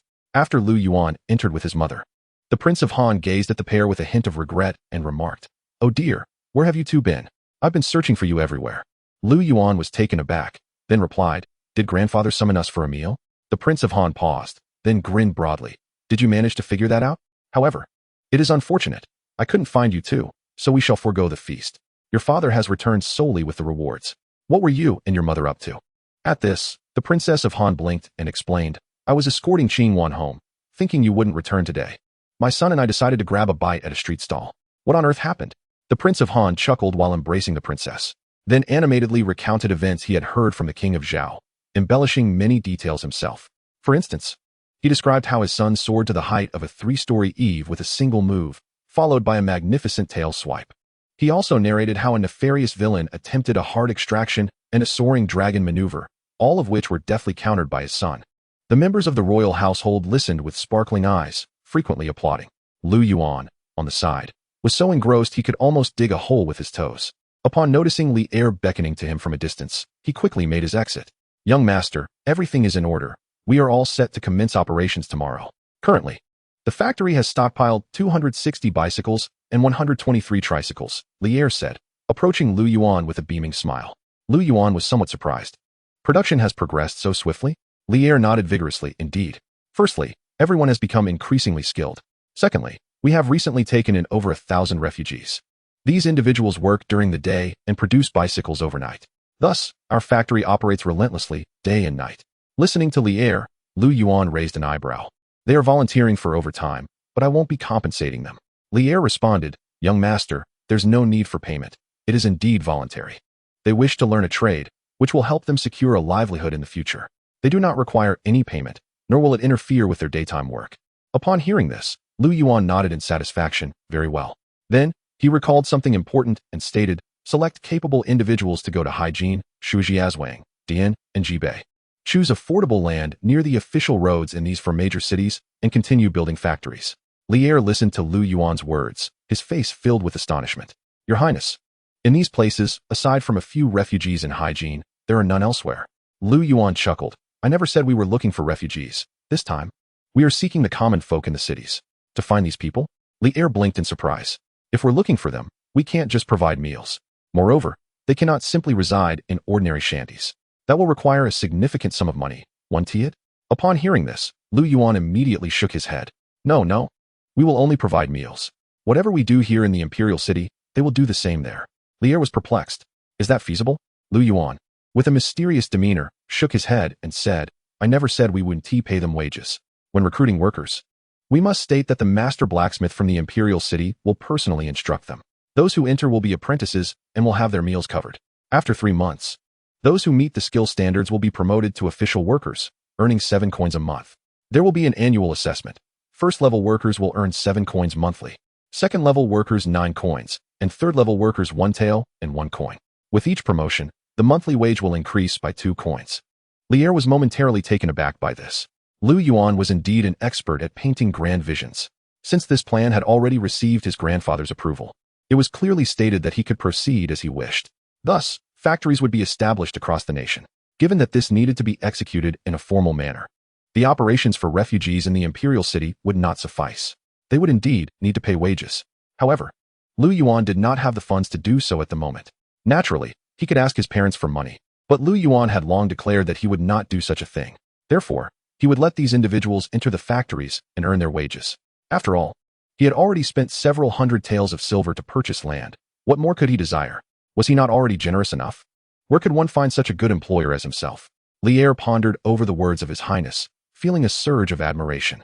Wow, this is truly impressive. Earning 7 coins a month is already quite a significant amount. Moreover, there will be opportunities for advancement each year. Just for this reason, people will flock here. Curiously, Lier asked, but where shall we find the master blacksmiths from the imperial city? Lu Yuan raised an eyebrow and playfully smacked Lier on the head. You truly are a bit slow, aren't you? We can simply transfer a team from our bicycle factory in the imperial city. It's that simple. Tomorrow, you should ask around who would be willing to go to other cities and offer them the treatment of third-level workers. Lier looked confused. But, Your Highness, can they even be considered master craftsmen? The group of individuals had only recently entered the factory, a mere 2 days ago. Lu Yuan, with a piercing gaze, retorted. Why shouldn't it count? They can assemble bicycles now, and that is indeed a measure of progress. That night, within Gu Qingwan's chamber, Madame Gu, observing her somewhat obstinate daughter, let out a soft sigh and inquired, My dear daughter, have you truly made up your mind? Do you genuinely wish to marry that Lu Yuan? In the 43rd chapter, titled One Must Understand the Value of Multiplication by 100, Gu Qingwan lifted her delicate chin, her eyes shining brightly as she nodded emphatically at her mother, I do. Upon hearing her daughter's swift and resolute response, Madame Gu sighed again, then continued in a tone that was not overly forceful, You know, sometimes heeding one's parents is not entirely a negative thing. Your father and I met only twice before we wed. Look how well it turned out. The prince and princess of Han experienced the same, who today is unaware of the depth of their affection for one another. In response to her mother's words, Gu Qingwan shook her head decisively. That was because you and Aunt Lu had not encountered anyone you cherished before. But I already have someone I care for. Surely that makes a difference? She understood that due to her father's circumstances, her fate was to enter the royal family. A reality she accepted with resignation. Fortunately, she had found someone she truly loved. Why should her parents persist in their opposition? Hearing her daughter's sentiments, Madame Gu sighed deeply. No mother wishes to cause her child pain, and Madame Gu was no exception. Acknowledging her daughter's resolve, she simply said, Tomorrow, once your father has left, you may exit through the back door. Upon hearing this, Gu Qingwan beamed with delight. nodding eagerly. Thank you, mother. The following day, at a propitious hour, the Phoenix Bicycle Shop celebrated its grand opening. A cacophony of firecrackers erupted at a three-way intersection in the imperial city. Once the cacophony subsided, a crowd gathered, marveling at the peculiar contraption they had never seen before. However, the scene was not one of a frenzied rush for purchases. Yet, Lu Yuan remained unperturbed, for this was an unfamiliar novelty to the masses. Additionally, who among them could afford to carry 10 or 20 taels of silver in their pockets? Lu Yuan took a ride on the bicycle to garner interest, and around midday, the first sale was made, soon followed by the second and 10th. He treated his mother and Gu Qingwan to a sumptuous meal at the Zui Xian Lu. Upon returning to the shop, he noted that of the 200 bicycles brought from Shaoqing Shan, 100 tricycles had been sold out entirely. Lu Yuan calculated that approximately an hour and a half had passed. Time felt ample. Once these 300 bicycles had circulated in the imperial city for a day, allowing the excitement to build, he anticipated that by tomorrow, within the span of a mere incense stick burning, they would all be sold. As Li Er and his companions closed the shop door and affixed a sign declaring it sold out, they explained to the throng of onlookers that there would be more tomorrow. Lu Yuan glanced at the time, then turned to his mother and Gu Qingwan, saying, I must make a trip to Shaoqing Mountain. Mother, Qingwan, would you care to join me? Gu Qingwan, with eyes as clear as autumn waters, nodded eagerly at Lu Yuan. The Han Wangfei blinked and smiled gently, shaking her head. I shall not accompany you. You two go ahead. Will you return for dinner? I will prepare a meal for you. Lu Yuan nodded. We should be back in time for dinner.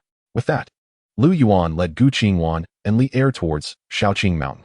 Along the way, Lu Yuan handed Li Er a procurement list, instructing him to make the necessary purchases for soap making. Without delay, Li Er dispatched his subordinates to acquire the items. It must be said, Li Er had proven to be quite astute. In just a few days, he had performed commendably as a leader.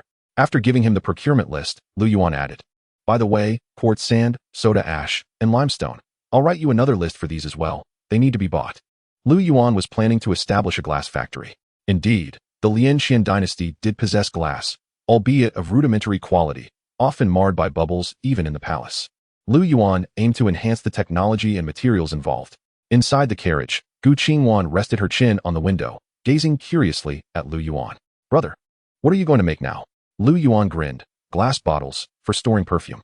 At the mention of perfume, Gu Qingwan's eyes sparkled as she exclaimed, Brother, that perfume and soap are truly remarkable.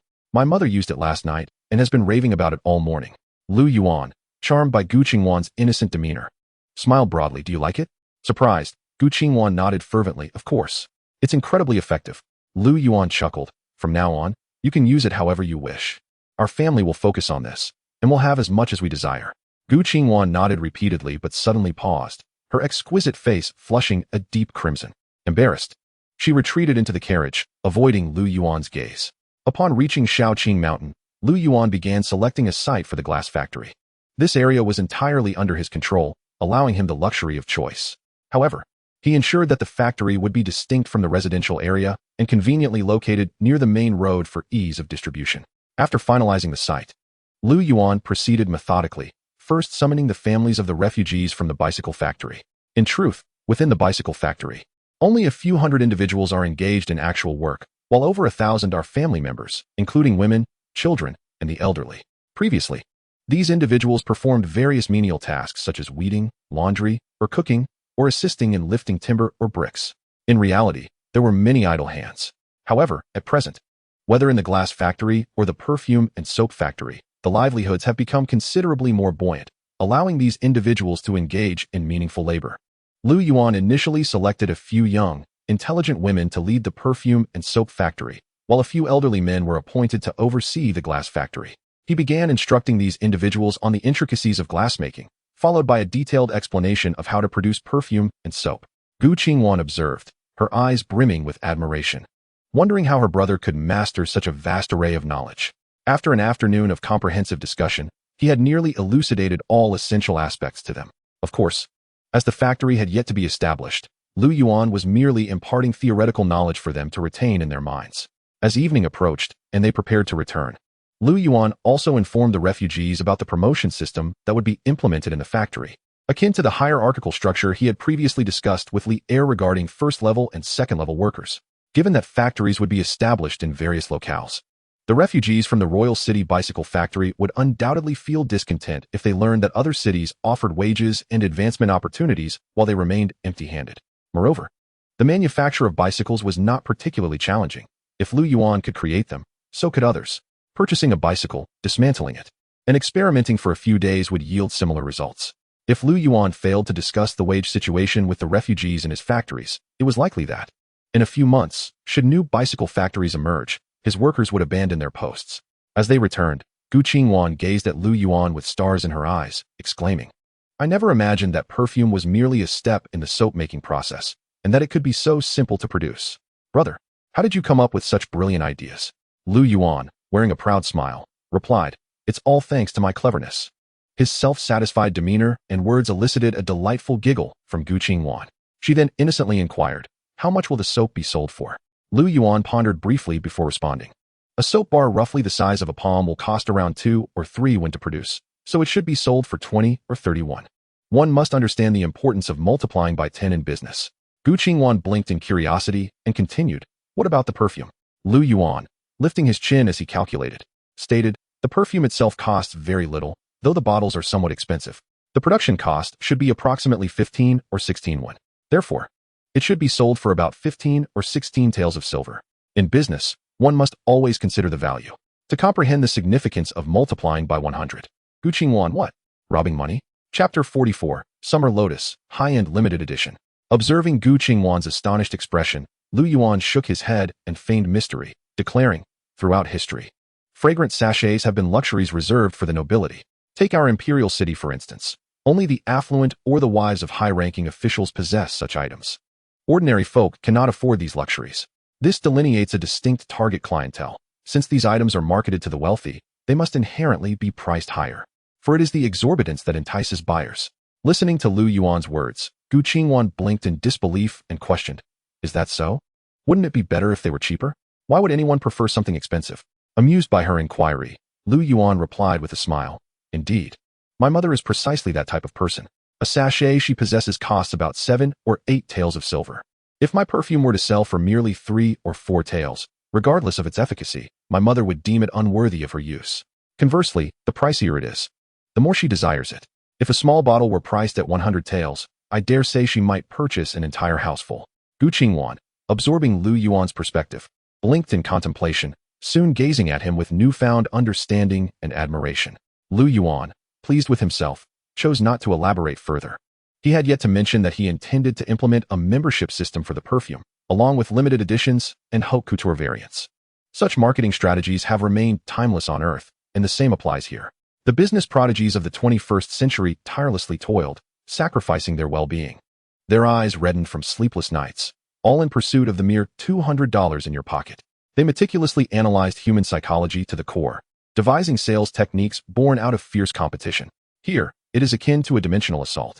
After listening intently, Gu Qingwan's curiosity was piqued once more. "Brother, what about soap? Why not employ a similar strategy for soap?"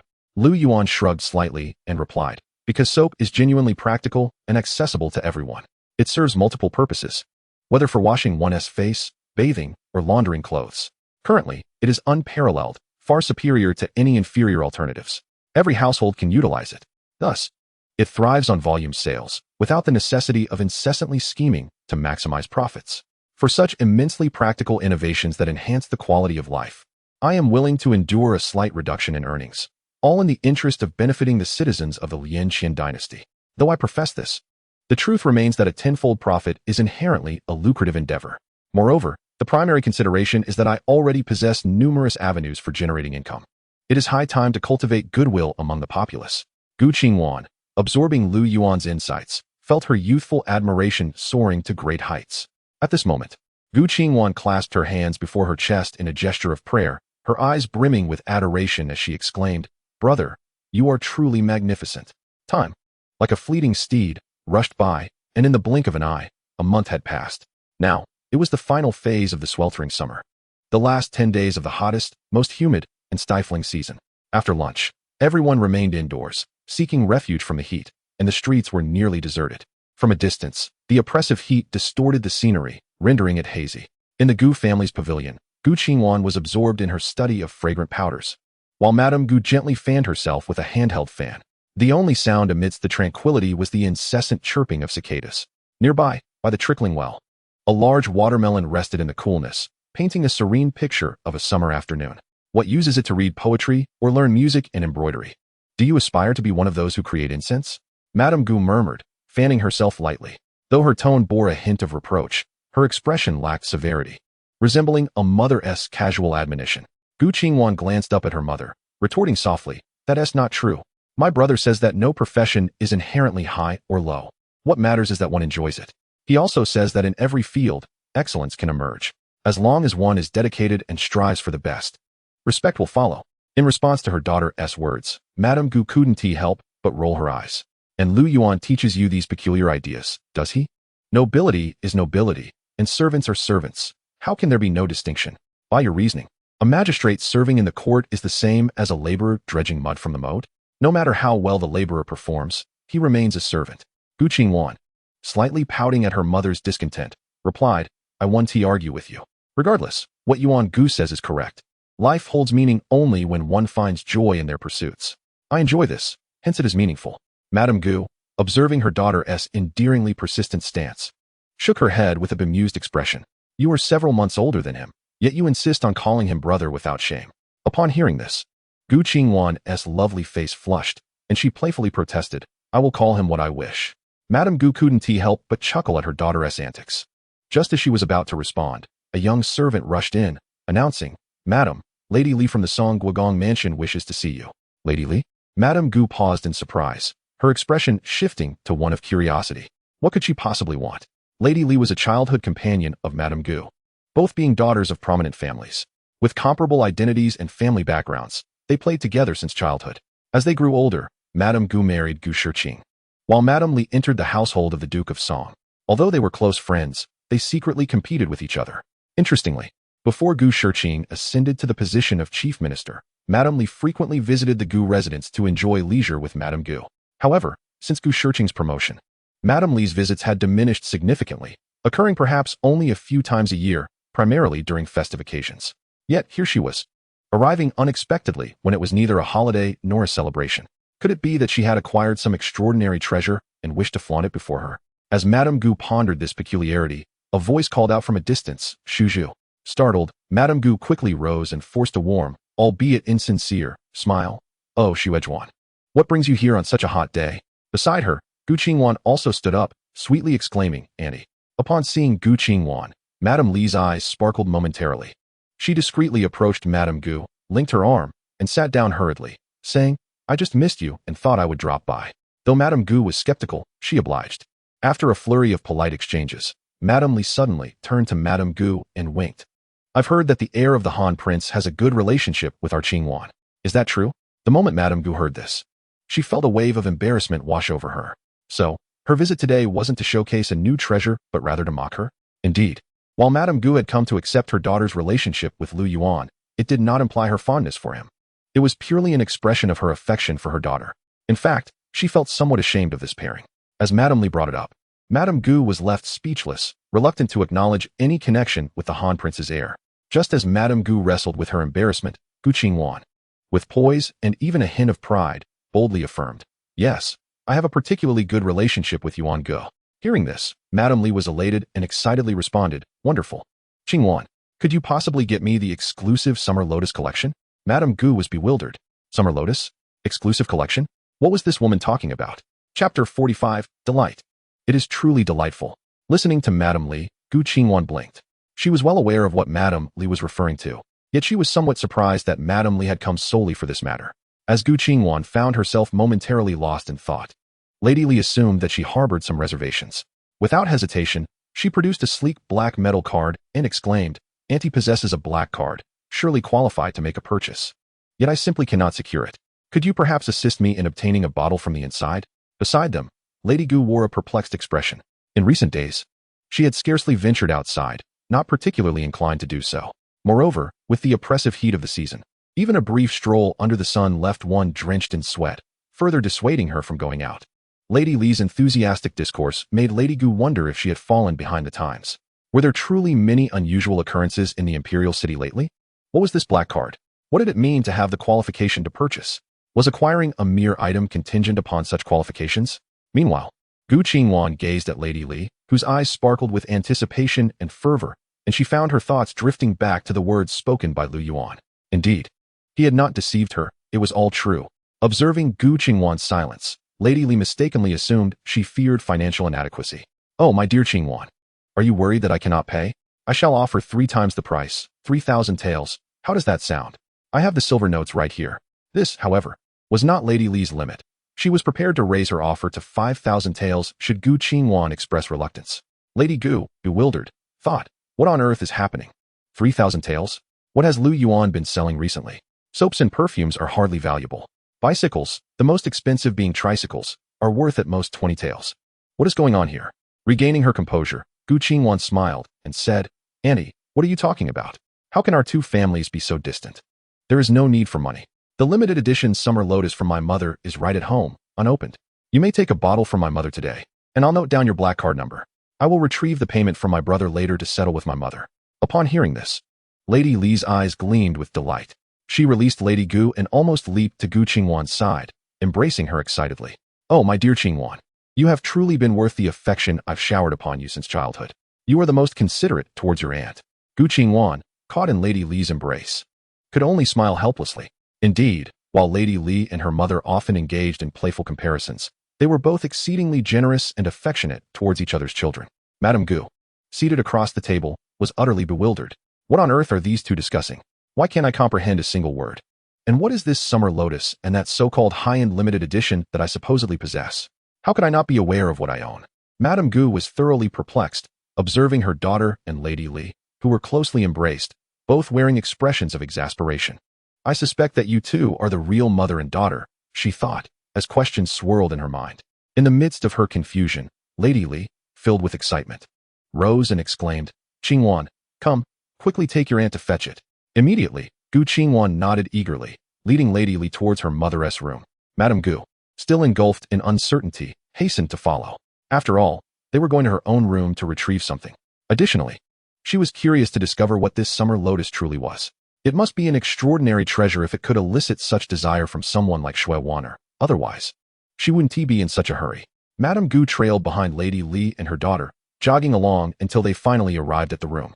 Lady Li entered first, and before Madame Gu could step inside, she heard a high-pitched exclamation, Shuju, how do you have the complete set? What? As Madame Gu entered the room, still dazed, she found Lady Li had rushed to her vanity. There, by the window, an array of exquisite perfume bottles adorned her dressing table. These items were, of course, gifts from Lu Yuan, some delivered personally by him and others brought home by her daughter, who claimed they were presents from Lu Yuan.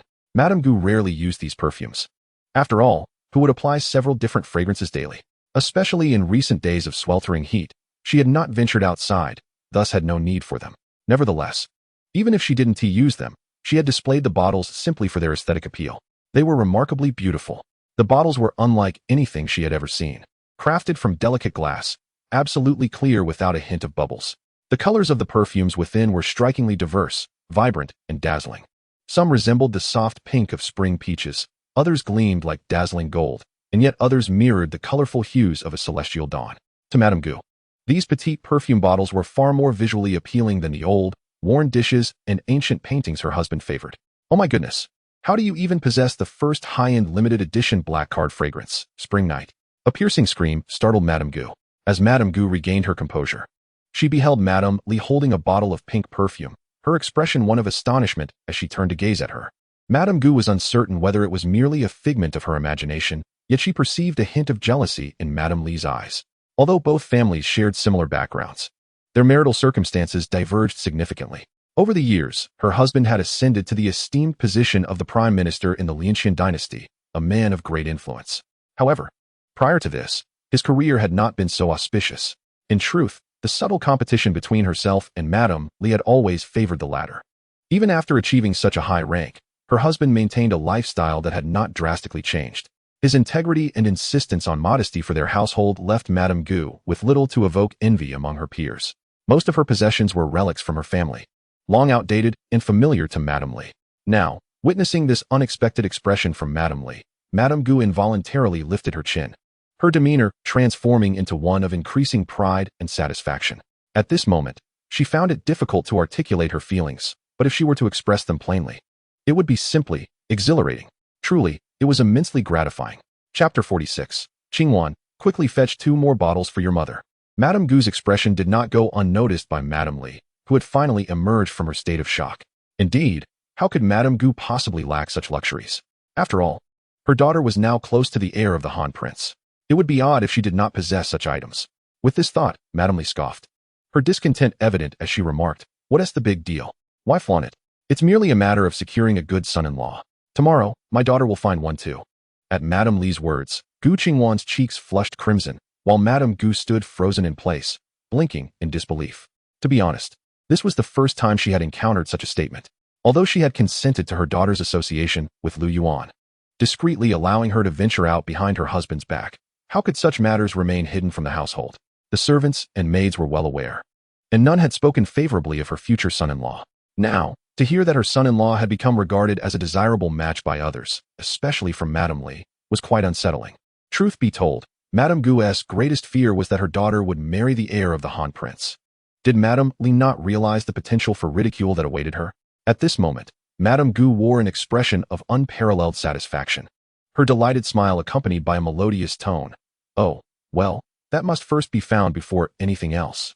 Lady Li, with a disdainful snort, chose to ignore Madame Gu and turned her attention back to the perfume bottles on the table. Meanwhile, Madame Gu felt an overwhelming sense of elation.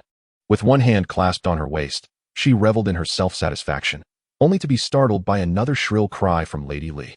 "You! How could you have opened this spring night perfume?" Lady Li exclaimed, cradling the pink bottle of perfume in her hands, her expression a portrait of anguish as she looked at Madame Gu. At this moment, Madame Gu was utterly bewildered. To be honest, she remained unclear if these items were indeed perfume. After all, why would Lady Li treat it with such reverence if it were merely a fragrance? With a look of astonishment, Madame Gu turned to her daughter. "Qingwan, this is perfume, right? One sprays it on oneself, correct?" Before her daughter could nod in affirmation, Lady Li interjected with incredulity. "You don't even know what this is?" "Of course, it's perfume. This is the first high-end limited edition from Qinxin Pavilion. Didn't I just tell you?" Madame Gu blinked. "Ah, so it really is perfume." Firstly, she was not well versed in what Qinxin Pavilion was, nor did she comprehend the significance of the first high-end limited edition. However, if it was indeed perfume, she thought with a hint of surprise, then, of course, it should be opened and sprayed to appreciate its fragrance. Upon hearing this, Lady Li could not help but glare. "You know nothing," Madame Gu retorted.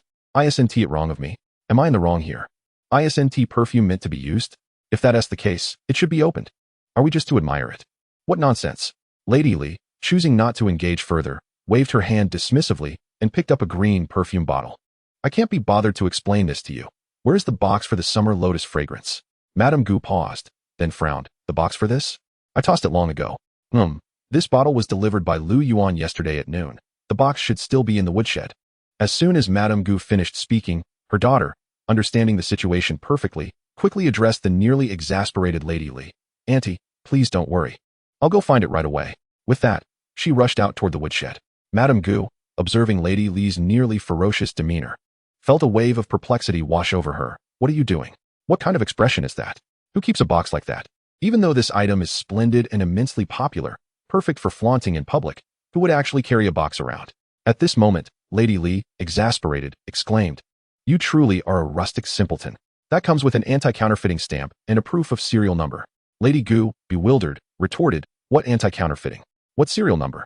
Lady Gu felt utterly flustered, unable to comprehend a single word of what Lady Li was saying, particularly as Lady Li continuously berated her for her ignorance, calling her a rustic simpleton.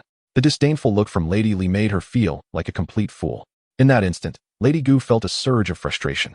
Regardless of her understanding, she thought it would be foolish to leave the perfume unopened and merely on display. Soon, Gu Qingwan returned, carrying an exquisite wooden box. Upon seeing the box, Lady Li's spirits lifted. She eagerly took the box, scrutinizing it thoroughly, and upon finding no issues, she joyously arranged it and carefully placed the luxurious limited edition summer lotus fragrance inside. As she did so, she remarked, "Then I shall take this, all right?" Gu Qingwan, with a slight smile, replied, "Yes, Auntie, please take it. I will later ask my brother to get another bottle for my mother." At that moment, Lady Li, in high spirits, teasingly remarked, "Oh my, You certainly call him brother sweetly. Gu Qingwan paused, her cheeks flushing with embarrassment as she playfully scolded, Annie. After happily placing her treasure into the small box, Lady Li glanced at the pink spring night fragrance and swiftly seized it as well. Looking at the agitated Lady Gu, she declared, Shuju, I shall take this spring night too. Lady Gu was taken aback. At this juncture, Lady Gu was indeed vexed. Even if she were not. She suddenly found herself reluctant to part with this item. She could not articulate why. But watching Lady Li take away her summer lotus fragrance filled her with a sense of loss. The spring night seemed to hold the same value as the summer lotus. Lady Gu felt as if she were giving away a cherished piece of jewelry. Regaining her composure, Lady Gu furrowed her brows and insisted, No. I've already given you the summer lotus. Why do you want more? Lady Li, somewhat petulant, replied, What's wrong? Your son-in-law is the heir of the Han family. Can't you just ask for another bottle? Lady Gu firmly disagreed, frowning as she stated, This was given to me by Yuan a month ago. I have no idea if there are any left now. Please, put it down. Unbeknownst to her, Lady Gu had shifted her perception from viewing the heir as a noble son to seeing him as Lu Yuan. Once again, Lu Yuan has transformed into Yuan heir. Observing that her hard approach was unyielding, Lady Li began to adopt a softer demeanor, showering compliments upon Shuju and affectionately referring to her as a dear sister, reminiscing about their past camaraderie. However, the more she did so, the more Lady Gu recognized the value of such treasures and became increasingly reluctant to part with them. Fortunately, Gu Qingwan promptly interjected, Mother, you should give some to Aunt. Yuan Gu must have a few bottles left. I can fetch them for you. Upon hearing this, Lady Li, brimming with excitement, embraced Gu Qingwan and bestowed a couple of kisses upon her, exclaiming, Oh, how delightful Qingwan is. Do come to Aunt's house to play more often. Aunt will prepare delicious treats for you. Lady Gu, observing this interaction, raised an eyebrow and inquired, Are there any left? They should be new and unopened, correct? With this thought in mind, Lady Gu acquiesced, but then turned to Lady Li and remarked, All right, enough of this fondling. It's time to leave. Do not return again. Lady Li, grinning widely, tucked away Chun Xiao into her arms and shot a playful glare at Lady Gu, declaring, Nonsense. I shall return. With that, amidst Lady Gu's playful admonitions, Lady Li gleefully departed, carrying her small box. After watching Lady Li leave, Lady Gu turned to Gu Qingwan with a smile, saying, Qingwan, quickly go and ask for 2 more bottles. Gu Qingwan responded, Mother, it's the middle of the day and quite hot. I'll go this afternoon instead. Chapter 47. Life is truly unbearable. Upon hearing Gu Qingwan's words, Lady Gu's expression soured as she replied, You can take the carriage. You're not walking. What is there to complain about the heat? Just put some ice in the carriage. Besides, don't you usually enjoy spending time with your brother? Why the reluctance today? Hurry up, and you can stay with Yuan Gu a while longer. Ultimately, Gu Qingwan gathered her belongings and prepared to take the carriage to the Han Wang mansion. Lady Gu's assertion was indeed accurate. Gu Qingwan often yearned to be close to Lu Yuan. However, the recent heat had made her brother lethargic, preferring to remain indoors, thus limiting their interactions. Just yesterday at noon, Yuan Gu had visited to deliver summer lotus to their mother, and their brief encounter was overshadowed by the concern of running into their father. Their conversation was fleeting, and soon her brother had departed once more, leaving her with a lingering desire for his company. In the cabinet, Gu Shiqing was diligently processing documents when a voice suddenly pierced through the silence. Lord Gu. At the sound, Gu Shiqing looked up in surprise. Upon recognizing the visitor, he was momentarily taken aback, then quickly rose with a look of delight, exclaiming, Esteemed Mentor, what brings you here today? The visitor was Lu Chong'an, a 7th-rank compiler from the Hanlin Academy. Lu Chong'an, the esteemed mentor of Gu Shiqing, was once a high-ranking minister in the court. However, due to his advancing years and the waning favor of the Yongle Emperor, he now occupies a trivial position within the Hanlin Academy. Although Gu Shiqing has ascended to a position of great authority, he holds his former mentor in the highest regard. He promptly relinquishes his seat, preparing to invite his mentor to sit. His current status is entirely attributed to the guidance he received from Lu Chong'an in years past. With a smile, Lu Chong'an waves his hand, declining the offered position, and instead takes a small stool beside Gu Shiqing, stating, I find myself with some leisure today, so I thought I would come to observe you. Gu Shiqing pauses for a moment, nodding slightly before taking his seat. However, he is skeptical of his mentor's intentions. His mentor harbors disdain for the current emperor, who usurped his nephew's throne 11 years ago, resulting in Lu Chong'an's disfavor and subsequent relegation to the Hanlin Academy. Since his demotion, Lu Chong'an has distanced himself from court affairs and seldom interacts with Gu Shiqing, spending his days tending to flowers and grass within the academy. His unexpected visit today undoubtedly signifies a matter of importance. At this moment, Lu Chong'an, gazing at Gu Shiqing with a twinkle in his eye, inquires, Are you busy at present? Gu Shiqing glances at the mountain of memorials piled upon his desk, thinking, can you not see? He promptly responds, Minter. There is no need for such formalities between us. Your visit today must surely concern a matter of significance. Please, do not hesitate to speak. If it is within my power, I will gladly assist. Lu Chongyin, displaying a hint of embarrassment, then states, well then, my dear pupil, I shall speak plainly. Could you procure for me a bottle of the limited edition summer fragrance, Clear Lotus? Gu Shiqing is taken aback. Unlike Madame Gu, he is well aware of what constitutes a luxury limited edition and is familiar with Clear Lotus. He even knows of the first luxury limited edition, Spring Night, from the esteemed Qinxin Pavilion. After all, Gu Shiqing ventures out daily to the cabinet, and the Qinxin Pavilion is situated on the most bustling street of the imperial city, making it impossible to overlook. Each day, as Gu Shiqing's sedan chair passes the Qinxin Pavilion, he witnesses the throngs of noble women and prominent merchants entering and exiting, creating a vibrant scene. The reputation of the Qinxin Pavilion is indeed resounding, frequently mentioned among his colleagues in the cabinet. However, it primarily sells perfumes, items typically associated with women. Gu Shiqing looks at his mentor, who is in his 50s, with a mixture of astonishment. At that moment, Lu Chongyin, noticing the shifting expressions on Gu Shiqing's face, quickly waves his hand in a flustered manner and clarifies, it is not for me. It is for my granddaughter. Since yesterday, I have been weeping at home. Alas, you know well that my most beloved is my granddaughter. Lu Chongyin lamented, as he fished out a crumpled banknote from his pocket, saying, Shiqing, do take a look at this. Could you perhaps procure a bottle for the teacher? Gu Shiqing cast a glance at the banknote, 300 taels. As far as Gu Shiqing knew, the luxurious limited edition Summer Lotus at Qinxin Pavilion was priced at 1,000 taels, and one needed a black card to enter the lottery for it. If sold externally, it could fetch 10,000 taels, a price that was both sought after and elusive. Those who could acquire the coveted Summer Lotus were affluent women, and once obtained, they would never consider selling it. Even if one were willing to pay, there was simply no avenue to purchase it. Gu Shiqing looked at her esteemed teacher with a helpless expression and said, Esteemed teacher, why do you come to me for this? That item is in high demand, and students have no means to procure it. Lu Chongyin blinked and replied, But your daughter is quite close with the crown prince of the Han. I have heard they often appear together, much like a young couple. Aren't they soon to be wed? Couldn't Qing want assist in acquiring a bottle from within? Gu Shiqing exclaimed, The Han prince's residence. In the back garden, beneath the pavilion, an elderly man lounged in a rocking chair. Lu Yuan, clad in loose shorts and a tank top, had one leg draped over the armrest, a large fan in one hand, and a substantial watermelon in the other, wearing a contented expression. Beside him, Li Er was recounting the profits earned yesterday. Sir, the Summer Lotus has truly struck gold. 50 bottles, at 1,000 taels each, that's 50,000 taels right there. Should we arrange for another 50 tomorrow?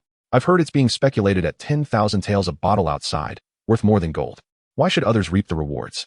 Lu Yuan took a hefty bite of watermelon and retorted, You understand nothing. If we procure another 50 bottles, their value will plummet.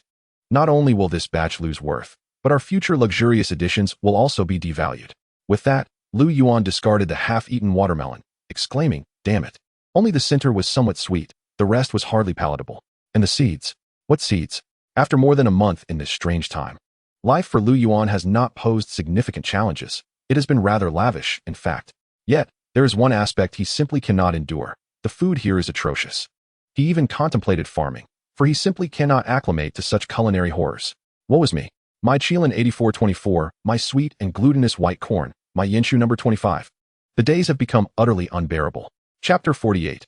Nine-tailed Fox. The Liqian dynasty differs slightly from the Ming Dynasty of Earth. Aside from the existence of demons and spirit stones, there are also the agricultural products found here. Notably, corn is present.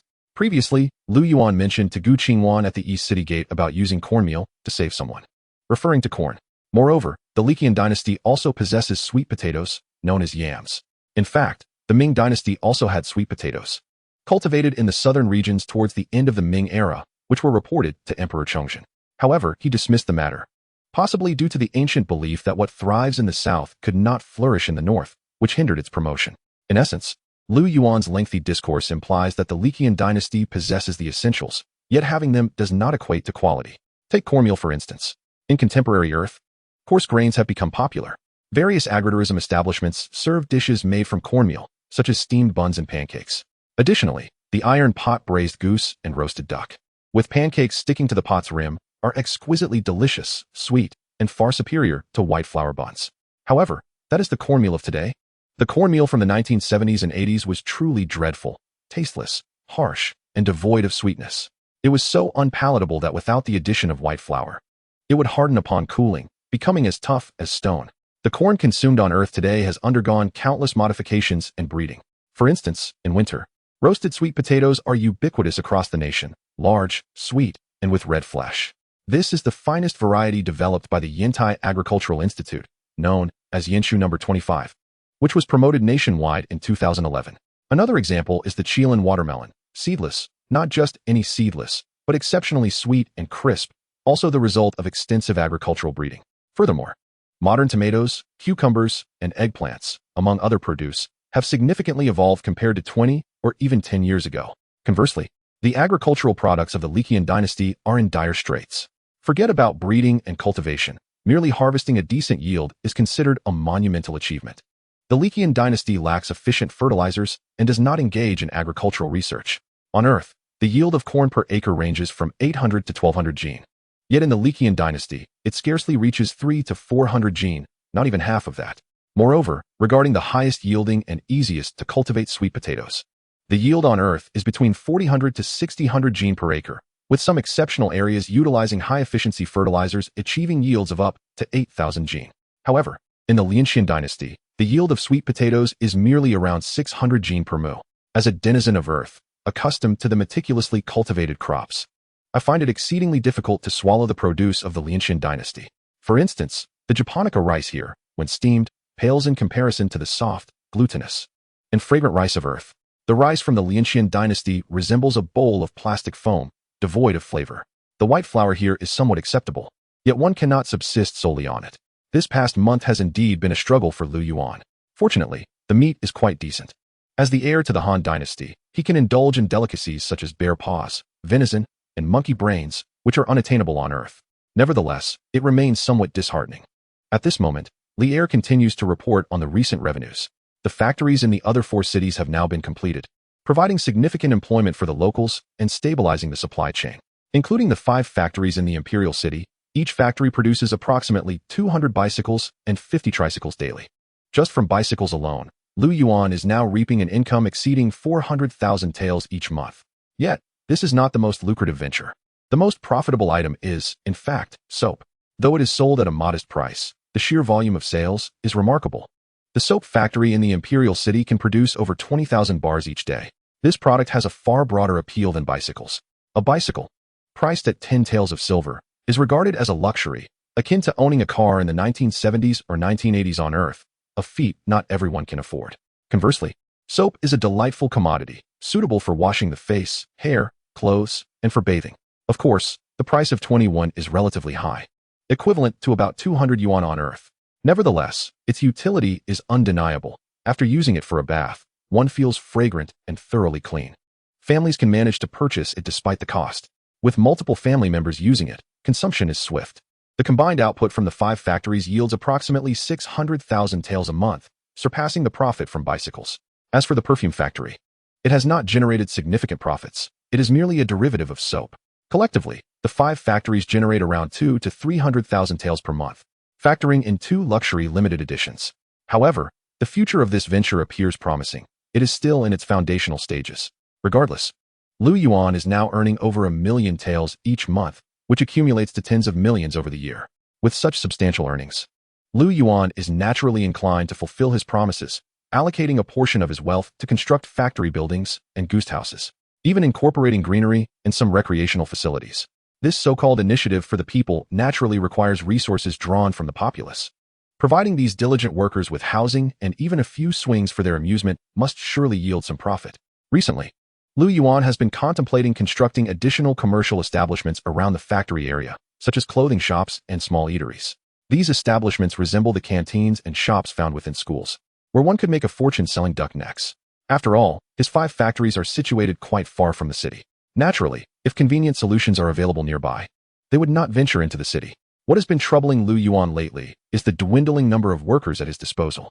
Until now, he has relied on his household servants, particularly Li Heir and his associates. While Li Heir is astute, it does not imply that everyone possesses his intelligence. Furthermore, there are certain matters that Li Heir struggles to comprehend, primarily due to insufficient education. Li Er is somewhat capable. At the very least, he can read and perform tasks. However, others among them are utterly inept, unable to recognize even a single character, rendering them of little use. This is quite disheartening. As Lu Yuan sat with his eyes half closed, listening to Li Er recount recent earnings and expenditures, he suddenly opened his eyes wide. He gazed at Li Er and hastily said, "Enough, enough, let us not discuss that anymore." With that, Lu Yuan rose and hurried toward the stables of the Han Wangfu. Li Er, perplexed, asked, "Master, where are you going?" Without a word, Lu Yuan dashed towards the stables. At that moment, a panel appeared before him. Nine-tailed fox, current location of the fox, south of the imperial city, approximately 7 miles away. Option 1, rescue the fox. Reward, Shinnong. Option 2, there is no option 2. Chapter 49, the world's greatest dance mistress, Su Lian. Upon reaching the stables, Lu Yuan led his horse out through the side door. Just as he mounted, he spotted his mother's carriage returning. The current Han Wangfei was immensely pleased every day, holding a bottle of Chuanxia in her left hand and a bottle of Sherry Qinghe in her right, eliciting envy from the concubines within the Wangfu and some of her close friends. As the Han Wangfei disembarked from the carriage, she was taken aback to see her son clad in only a tank top and shorts. Regaining her composure, she anxiously inquired, "Yuan, what are you doing out here in this sweltering heat?" In his haste to find the fox, Lu Yuan waved the reins and replied, "I'm going to buy something. I'll be back shortly." With that, he galloped away. The Han Wangfei, puzzled, wondered what he could be purchasing that required such urgency, but she thought little of it. Upon the return of the princess to the royal manor, she had scarcely settled down to sip some water when Gu Qingwan arrived. At that moment, Lu Yuan was galloping furiously on horseback, having exited the southern city gate and headed southward. The system had only provided Lu Yuan with a general direction. He found himself somewhat at a loss regarding the precise location. However, the spirit fox in his arms, Lingzhu, seemed to comprehend Lu Yuan's intentions and sensed the urgency of the situation, frequently guiding him to adjust his course. As Lu Yuan raced onward, nearly jostling his very soul from his body, he finally arrived at a vast expanse of farmland, replete with flourishing cornfields. Perched atop his tall steed, he scanned the area and noticed a particular stalk of corn swaying. Raising his gaze to the heavens, he observed a majestic eagle circling above. Lu Yuan could not discern whether it was a soaring eagle, a falcon, or some other variety, but it was undeniably large, gliding through the sky. The scene unfolded before him with clarity. The eagle seemed to be hunting a fox. Watching the eagle as it circled, Lu Yuan sensed that it was poised to dive down to attack its prey. Without hesitation, he tightened the reins, urging his steed directly into the field, charging towards the direction of the swaying corn stalks. The corn grew thick and robust, and although Lu Yuan, atop his horse, could see the movement, he could not identify the fox itself. However, as he dismounted, it appeared that the fox had sensed his presence and charged towards him. Lu Yuan watched as the corn stalks rushed towards him, and before he could react, a white figure sprang forth, leaping into his arms, trembling. To his astonishment, he found himself cradling a white fox, its fur incredibly soft. It would have made for a delightful winter scarf, indeed. Yet, at that moment, the more pressing concern was the eagle circling overhead. Holding the white fox, Lu Yuan looked up at the formidable bird, realizing it was no ordinary creature. The white fox was a spirit fox. To hunt such a being, the eagle must surely possess some supernatural prowess. Would it dare to descend and claw at him? He gazed apprehensively at the relentless eagle above, fearing that a single strike could be devastating. At that moment, Lingzhu's voice resonated beneath Lu Yuan's sweat-soaked shirt. "Fear not, noble benefactor. Your destiny is radiant. As a member of the royal family, the favor of the heavens protects you. It would not dare to attack." Despite these reassurances, Lu Yuan remained somewhat unsettled. He swiftly mounted his horse and retraced his steps out of the cornfield, preparing to return. There was no need to rush back this time. One could leisurely stroll home. However, it seemed that the eagle remained somewhat relentless, circling ominously in the sky behind Lu Yuan, as if intent on snatching away the white fox cradled in his arms. This unnerved Lu Yuan, making him feel quite uncomfortable. He glanced back from time to time, fearing that the eagle might swoop down and strike him. As Lu Yuan turned his head several times, Lingzhu suddenly darted out from beneath his shirt. A brilliant figure of platinum light soaring toward the heavens, accompanied by an awe-inspiring, thunderous dragon's roar. Lingzhu ascended into the sky, a diminutive jade dragon, her size insignificant compared to the eagle. Yet, upon her emergence, the eagle appeared momentarily stunned, and with Lingzhu's utterance, it promptly veered in the opposite direction, vanishing in the blink of an eye, as if fleeing for its life. Lingzhu then gracefully returned to Lu Yuan's embrace. her icy vertical pupils gazing at him with a hint of fondness as she softly remarked, "I have driven it away." Observing the little Ling Ju nestled against him, Lu Yuan couldn't help but chuckle. Little Ju is truly formidable. Is she also a spirit? Ling Ju gently nodded. Indeed, she is a spirit. With roughly 300 years of cultivation. Lu Yuan nodded thoughtfully, then turned his attention to the white fox in his arms. It seemed to have been rendered speechless by the dragon's roar, gazing at Ling Ju with wide, fearful eyes. Lu Yuan lifted the fox by its forelegs for a closer inspection, noting it was female. He blinked. Is she similar to my big yellow dog?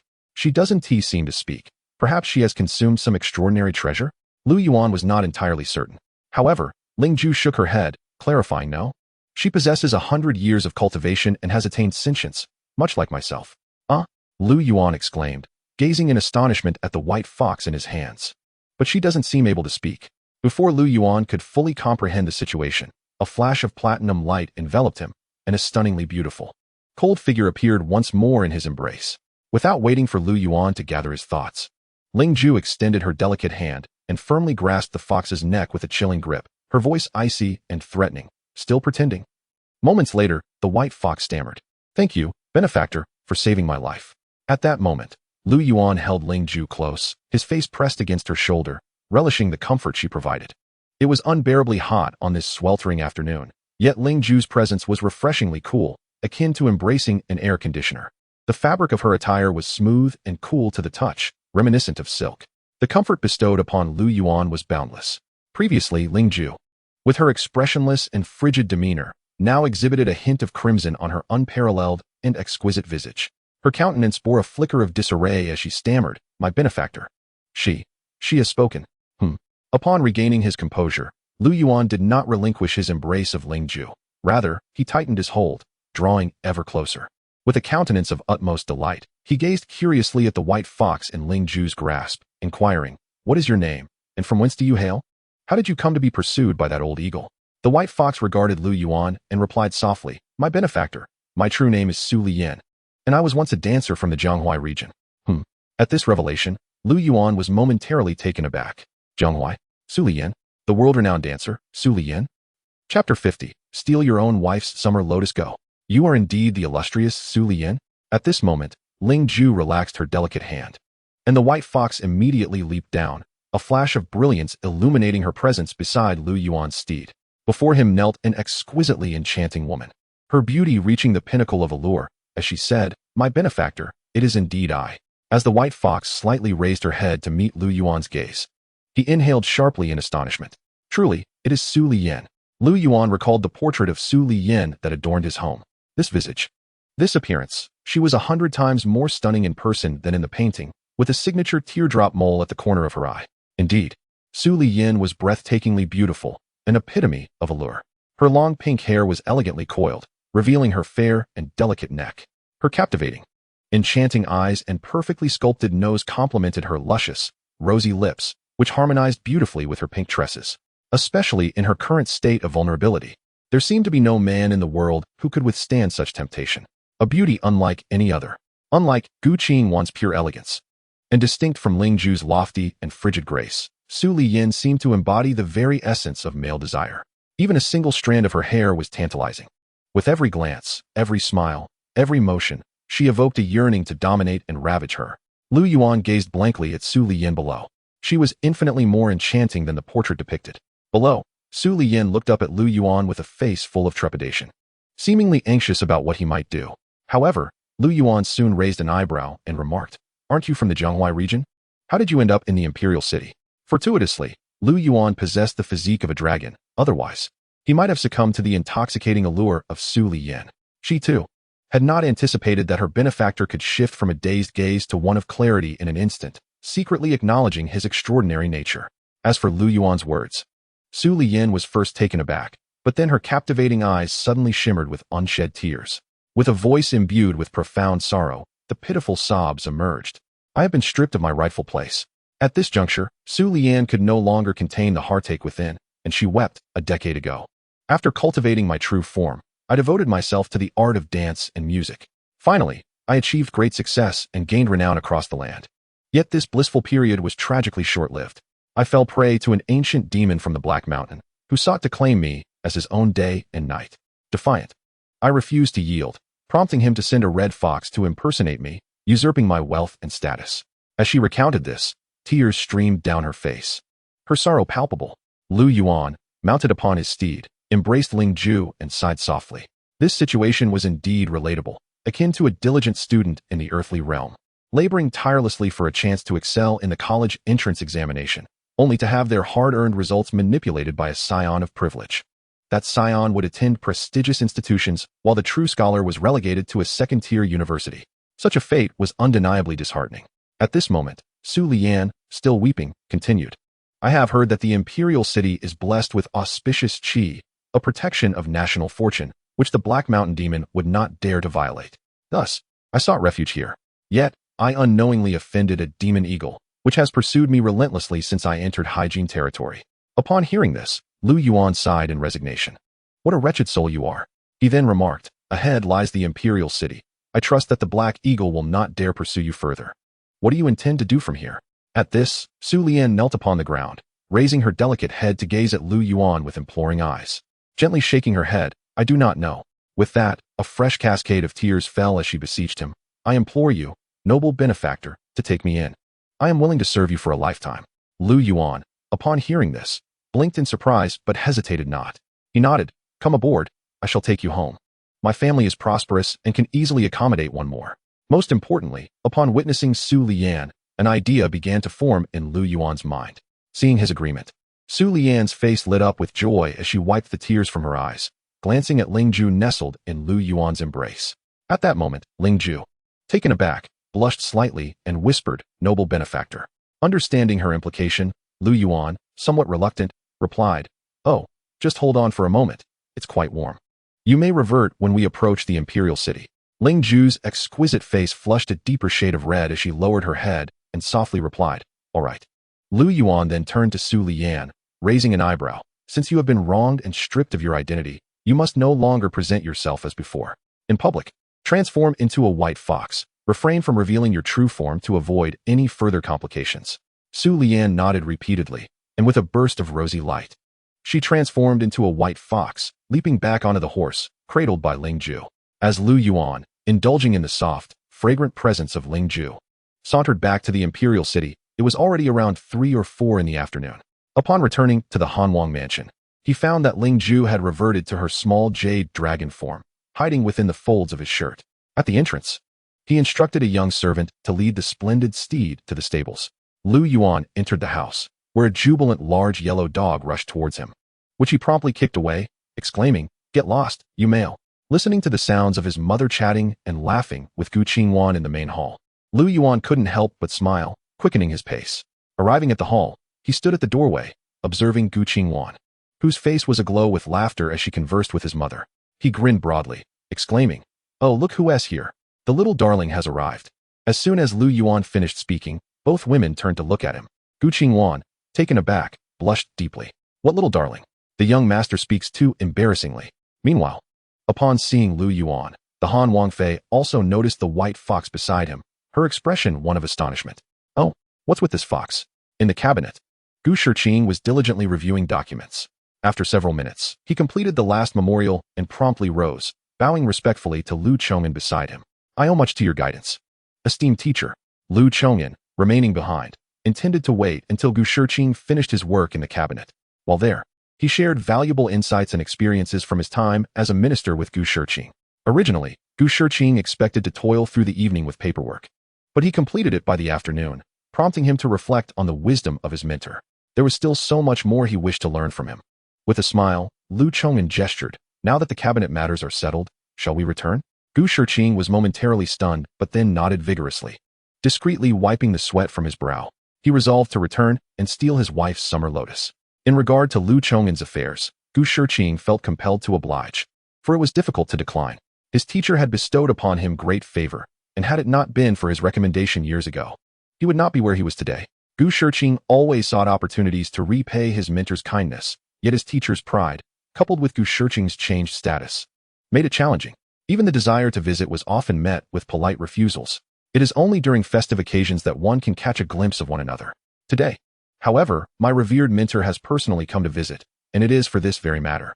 How could Gu Shiqing possibly refuse?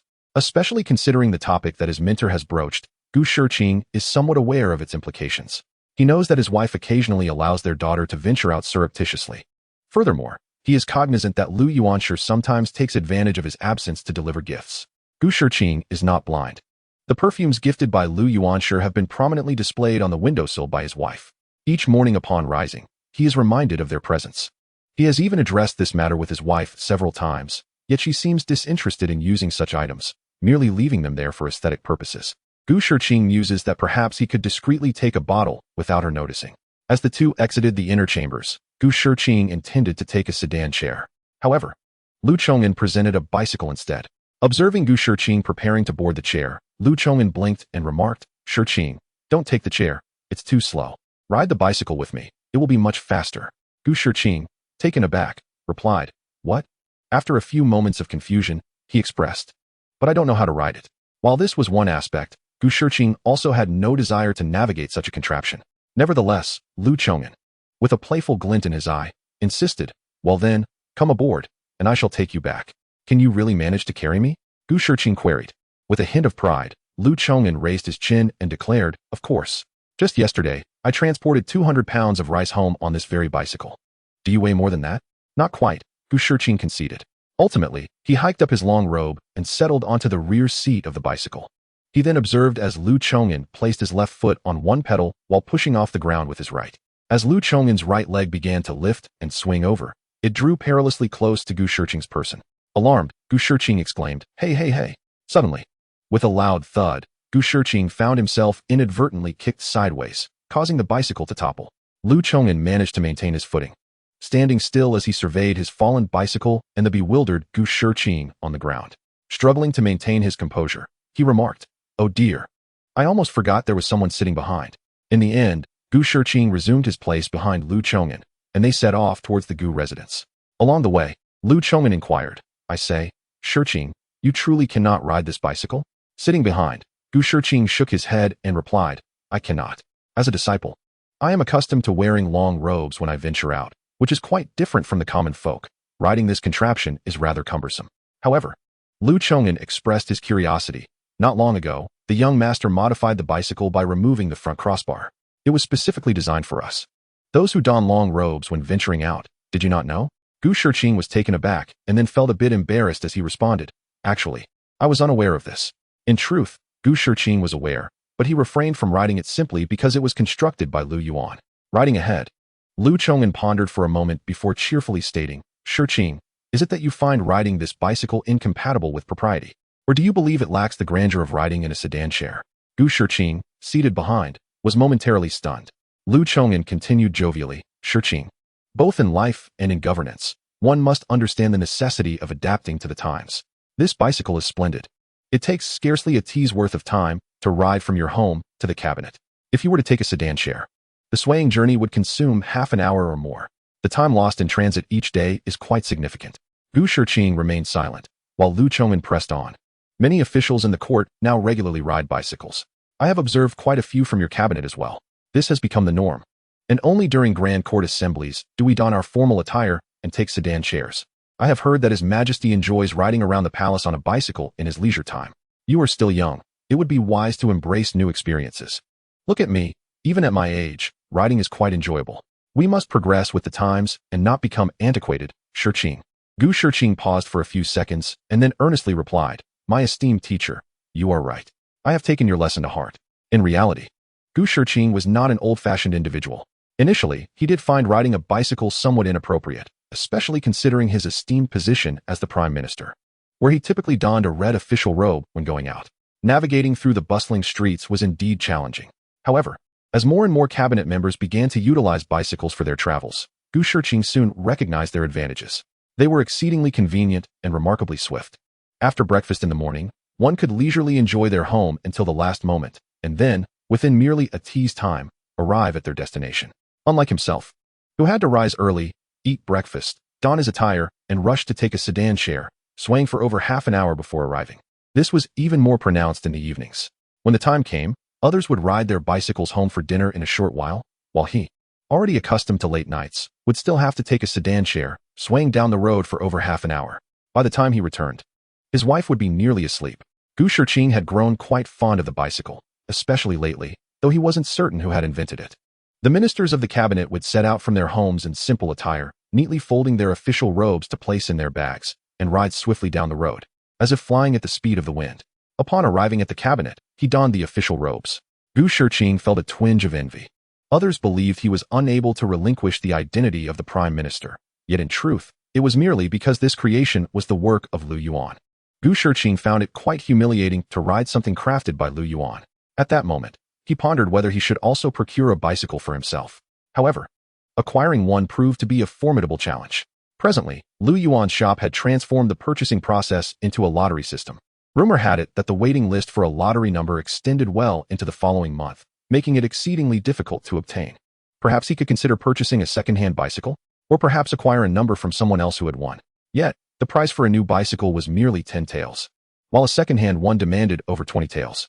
Not only did he find it exorbitant, but he also deemed such actions to be utterly irrational. As for buying a number, the qualification alone cost 30 taels, separate from the bicycle's price.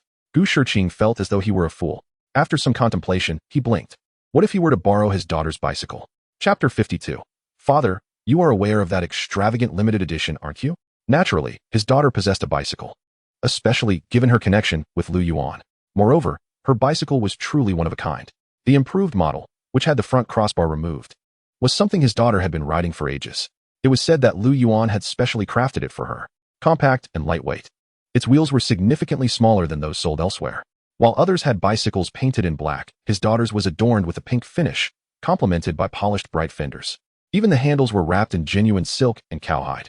After mulling it over, Gu Shiqing concluded that it would not do. It was a pink bicycle. A grown man riding a pink bike? He decided it was best to refrain. He would simply take a sedan chair. In this sweltering heat, only a fool would ride a bicycle. Wasn't it far more comfortable to sit in a chair? No riding, no riding. Not a chance. At the Han Wangfu, Gu Qingwan sat contentedly, cradling a white fox in her arms and playfully teasing it. Beside her, the Han Wangfei remarked, "Oh, Qingwan, do not handle it too much. Who knows where Yuan found it? It may not be clean." Upon hearing this, Gu Qingwan lifted her head and, with a sudden smile, replied, "Auntie, shall we give it a bath?" The Princess of Han was momentarily taken aback, then rose with a smile, saying, "Let's go." At that moment, Lu Yuan emerged from his mother's chamber, holding a bottle of summer lotus and a bottle of spring night fragrance. Upon stepping out, he witnessed his mother and Gu Qingwan joyfully washing a white fox in a large wooden basin. This scene was indeed serene and delightful.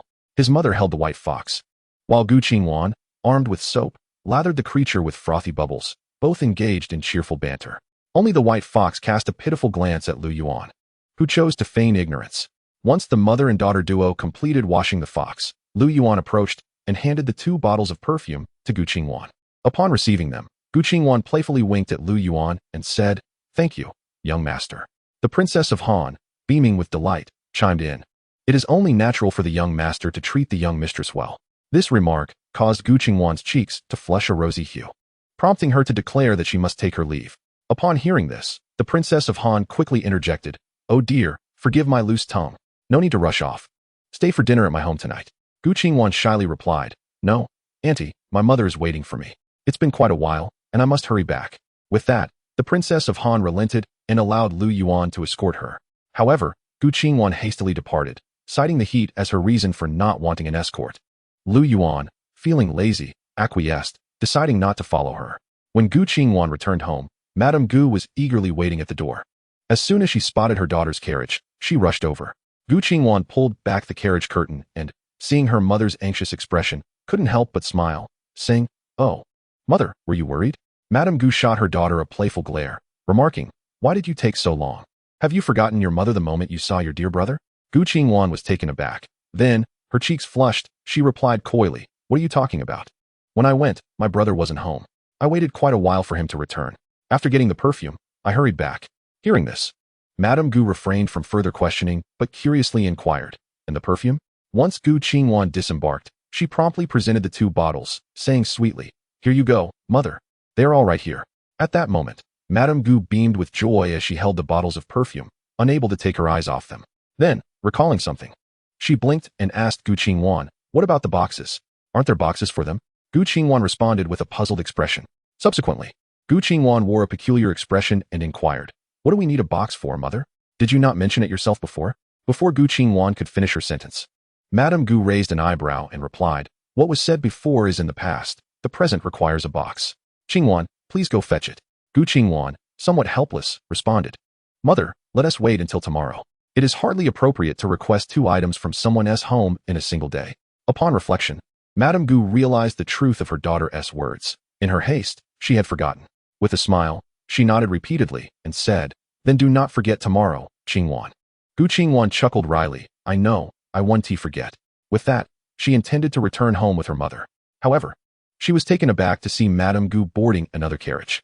As Gu Qingwan stood there in astonishment, Madame Gu, seated in the carriage, held up 2 bottles of perfume and cheerfully declared, "I shall go and boast to others about these. I will return later." With that, Madame Gu departed in the carriage. Gu Qingwan stood in place, watching her mother's carriage disappear, shaking her head in amused disbelief before heading home.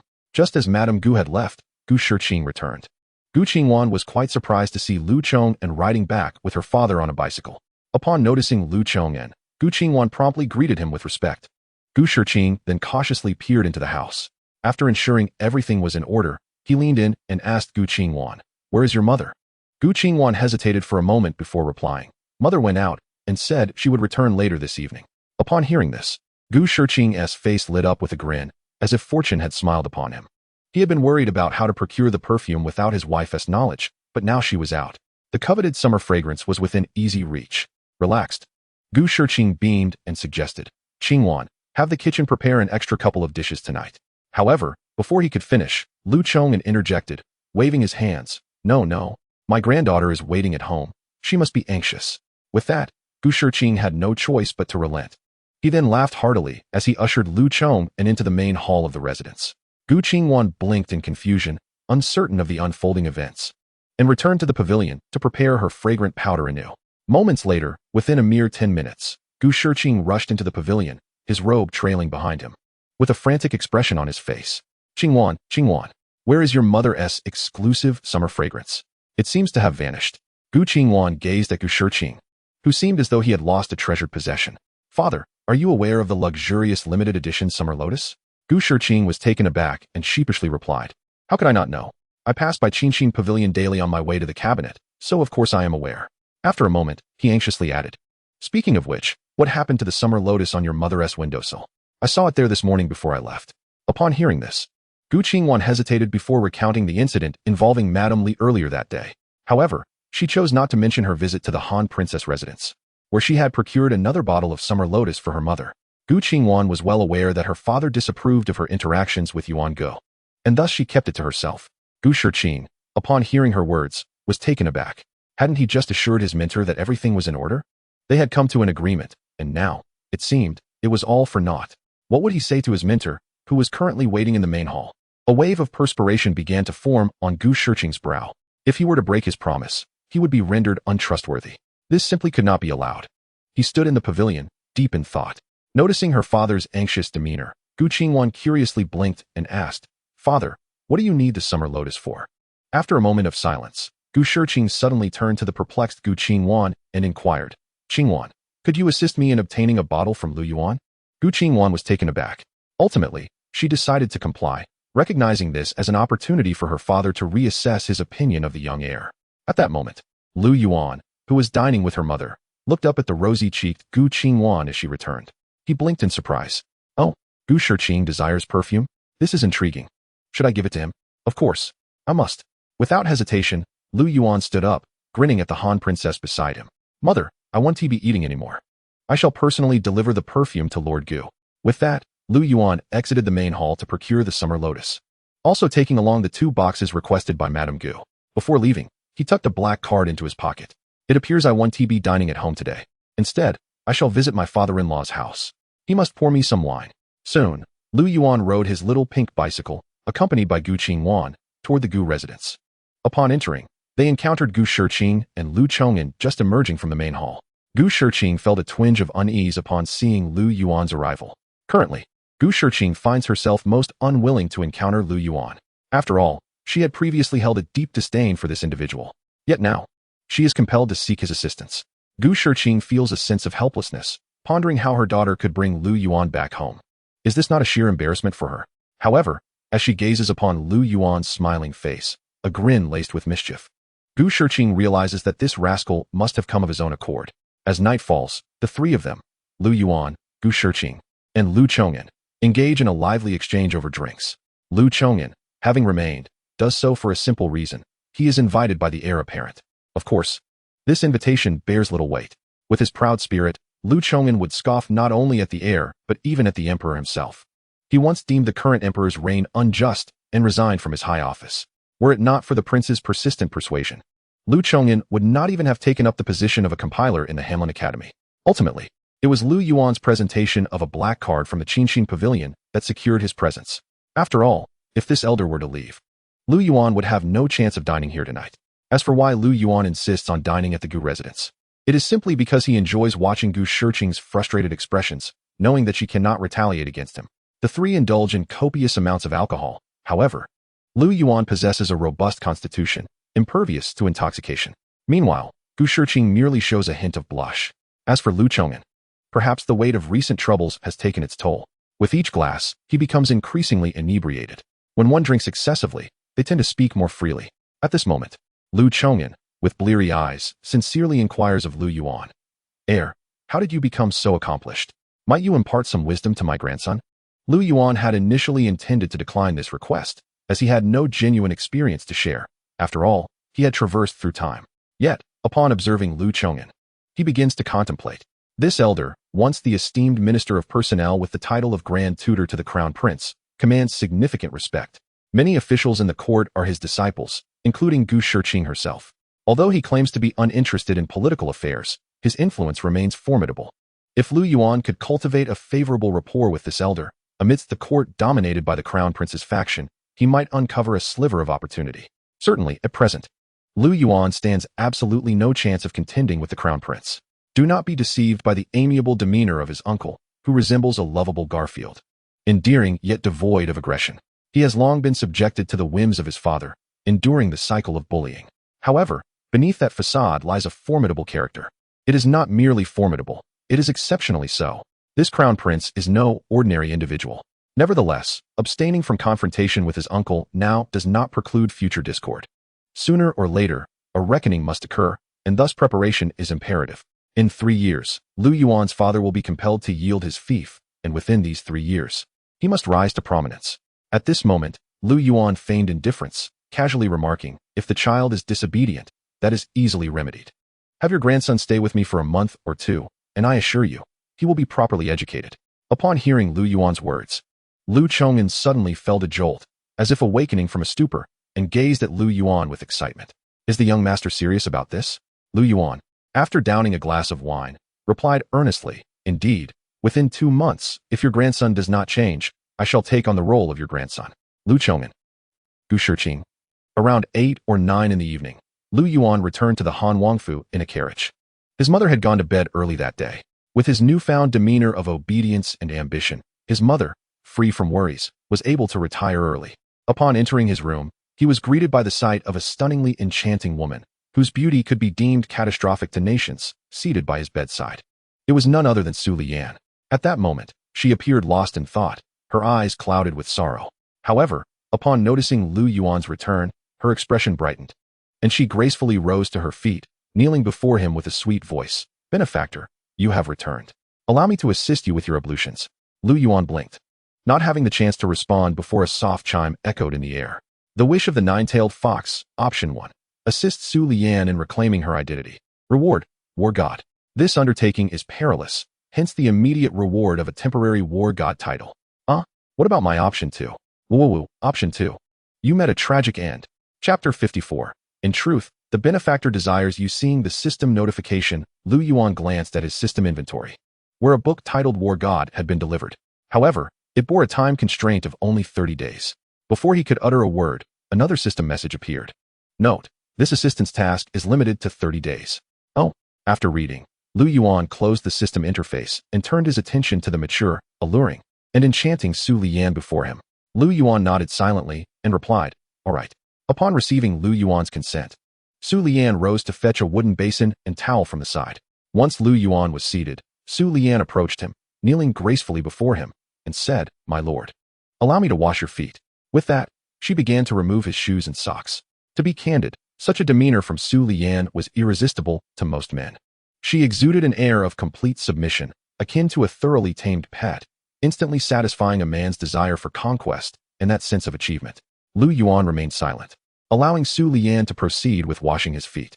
After all, he had saved her life. Was it too much to ask for her to wash his feet in return? As Su Lian tended to his feet, she occasionally glanced up at Lu Yuan, her enchanting face radiating charm, casting affectionate glances as she inquired if he found the experience comfortable. Oh my, Su Lian truly understood the male psyche far too well. It was evident she was a professional in her craft. At this moment, she appeared to regard Lu Yuan as her master, diligently striving to please him. However, Lu Yuan was acutely aware that this was not Su Lian's genuine desire. After all, who was Su Lian?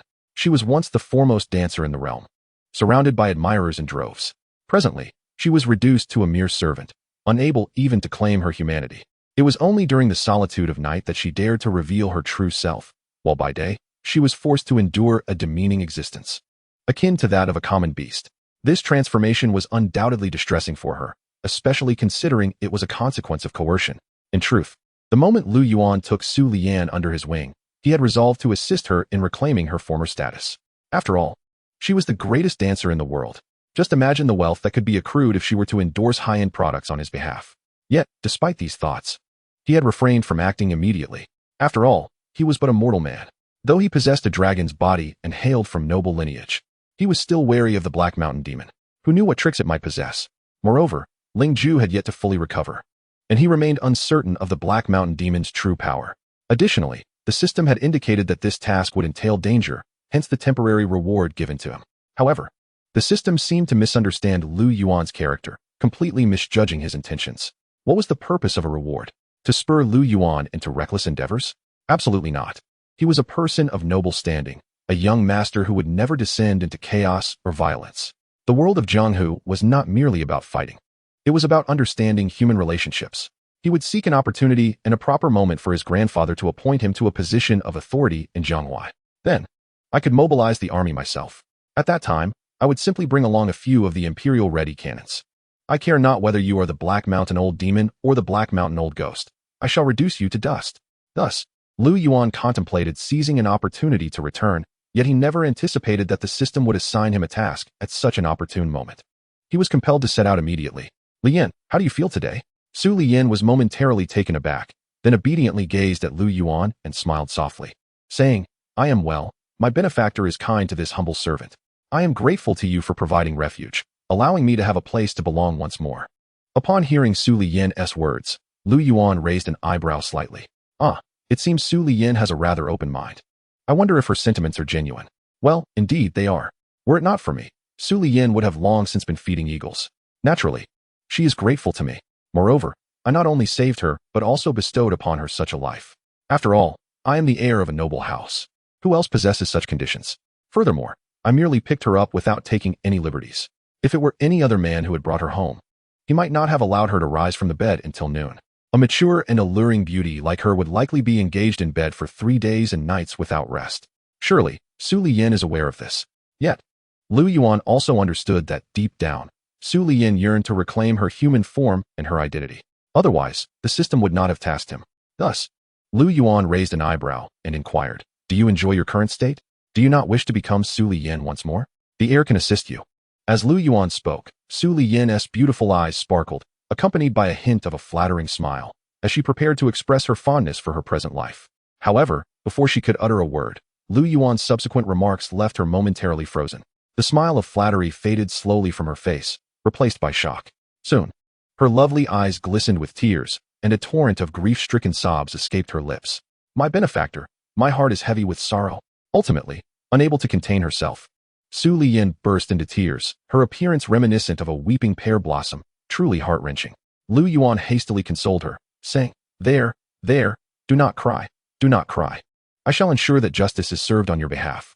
Su Lian's enchanting, exquisite visage was alight with joy, yet as she wiped her tears, a note of worry crept into her voice. "I have no means to repay you. Once I regain my identity, I shall serve you day and night for a lifetime. However, That Black Mountain old demon is formidable. It would be prudent for you to plan wisely. Observing Su Liyan in such a state, Lu Yuan raised his head slightly, a proud expression adorning his face. Plan wisely. Who do you think I am? What is my status? I am the heir of the Li Qian dynasty. The audacity of that wretched creature to bully the heir apparent's servant is tantamount to defying the heir. To oppose the heir is to oppose my father, the Han King. To oppose my father is to stand against my grandfather, the current sovereign. And to oppose my grandfather is to challenge the entire Lianqian dynasty. Do you truly believe the heir would fear that insignificant Black Mountain demon? At this juncture, Lu Yuan urgently added, moreover, there is your sister Lingju, is there not, little Juju? Lingju replied, indeed. Upon hearing this, Su Liyan was momentarily taken aback. In truth, she was quite unaware of Lu Yuan's esteemed identity. Now, realizing the nobility of her benefactor, she understood why he exuded such an overwhelming aura of national fortune and imperial presence upon their first encounter. With tears welling in her eyes, she gazed at her benefactor, utterly moved and at a loss for words, wishing to offer her very heart and soul to him. Lu Yuan, observing Su Liyan's emotional state, spoke earnestly. You are the servant of your benefactor. You may only be subjected to his whims, and no one else shall dare to harm you. Should anyone lay a hand on you, your benefactor will flay their skin off. The feeling of being a lord truly is exhilarating. Such words may sound awkward to others, yet expressing them is a delight. As Lu Yuan completed his declaration, tears flowed freely from Su Liyan's beautiful eyes once more. This left Lu Yuan perplexed as he questioned, why are you crying again when I assured you that I would undoubtedly assist you? Rest assured, even a mere Black Mountain demon is no match for your benefactor. After a moment of sniffling, Su Liyan looked up at Lu Yuan with a pitiful gaze, saying, I trust in your abilities, my benefactor. My tears flow only because you have treated me with such kindness. This is the first time I have ever been treated so. Upon hearing her words, Lu Yuan regarded her with a curious expression. Surely that cannot be so. You are the unrivaled dance diva of the realm, and those who admire you queue from the imperial city to Dali. How could no one have treated you well before? Su Liyan wiped her tears from her face, and while washing Lu Yuan's feet, she sobbed, they do not hold genuine affection. They are merely attracted to my body. I am well aware of this. Lu Yuan blinked in surprise. Oh, is that so? Well, in truth, your benefactor is also somewhat enticed. As Su Liyan continued to wash Lu Yuan's feet, a radiant beam of platinum light flashed, and Lingju also made her appearance. Ever since Lingju had taken a sip of Lu Yuan's blood, she had regained considerable strength. At the very least, she could now reveal her true form without issue. For nearly a month, during their private evenings together, Lingju had consistently presented her true self. In the past, Lingju would quietly sit in a room, absorbing the essence of the sun and moon to begin the restoration of her celestial form. However, today was markedly different. Upon revealing herself, Lingju busied herself with a basin of cool water. Subsequently, she proceeded to wash Lu Yuan's face. Easy now, easy does it, he exclaimed, this is my face, not my behind. Just as Lu Yuan had taken out a book to read, darkness engulfed his vision. Lingju, armed with a towel, began to scrub his face vigorously, one hand pressing against the back of his head while the other diligently rubbed his cheeks. Her strength was formidable. After just a few strokes, Lu Yuan felt as if he might shed 2 layers of skin. After he called for her to stop, Lingju stood there, towel in hand, momentarily at a loss. It was not merely a matter of washing someone's face. She had never witnessed such a thing before. It was only after seeing Su Liyan wash Lu Yuan's feet that she remembered her own duty to assist him in washing his face. Meanwhile, Su Liyan, who was kneeling on the ground attending to Lu Yuan's feet, looked up at the scene and quickly said, Sister Lingju, please let it be. I will attend to our benefactor shortly. Lingju, finally relinquishing the towel, settled down nearby to commence her own cultivation, while Lu Yuan focused on the book in his hands. This was not a temporary copy of War God, but rather Shinnong, a reward from the system after he rescued Su Liyan at noon. He had glanced at it for a while after Gu Qingwan departed in the afternoon. How to describe this tome? It echoed the saying, when one is drowsy, a soft pillow is offered. Just that morning, Lu Yuan had lamented the unsatisfactory fare he had been served. This matter was indeed substantial. Food is paramount to the people, and though it may seem mundane, it holds immense significance as it relates to one's joy throughout the day. After all, even if one does not sleep well, it merely leads to a brief outburst of temper upon waking. However, poor nourishment could lead to far greater troubles. The book Shinnong instructs on the cultivation of crops, grafting them, and breeding them. Yet, if it were only that, it would merely be a comprehensive agricultural guide, hardly worthy of the celestial title Shinnong. Given its name, it is indeed a method of cultivation. This so-called cultivation method allows disparate elements to be forcibly integrated. For instance, when mastered to perfection, Lu Yuan could graft oranges with apples. The resulting fruit might outwardly appear as an orange, but upon peeling, one would discover perfectly sliced apple segments within. The path to mastery lies in gradual exploration and practical experience. However, as Lu Yuan mentioned, the extraordinary effects akin to apples and oranges only manifest when one reaches an unparalleled level of mastery. At present, Lu Yuan has yet to attain such capabilities. Currently, he can only focus on the fundamentals, such as enhancing crop yields. Presently, Lu Yuan is examining potatoes, sweet potatoes, and corn. These three crops boast the highest productivity. Lu Yuan aims to bolster the agricultural output of the Lian Dynasty. His endeavors with these three crops are not motivated by a desire to forge a prosperous era reliant solely upon them. After all, a civilization sustained by cornmeal and subpar sweet potatoes hardly qualifies as prosperous. It is laughable. People ought to consume finer grains. So, why does Lu Yuan prioritize increasing the yield of these three crops? The answer is straightforward. They are presently the most amenable to yield enhancement. Crops such as potatoes, sweet potatoes, and corn can be cultivated twice a year in the southern regions, whereas finer grains like wheat can only be sown once annually, regardless of the region. If the yield of these three crops is increased, just imagine the multiplication of production within a single year. Of course, Lu Yuan also acknowledges that humans cannot sustain themselves solely on such foods, particularly with sweet potatoes, which can render one quite foolish if consumed excessively.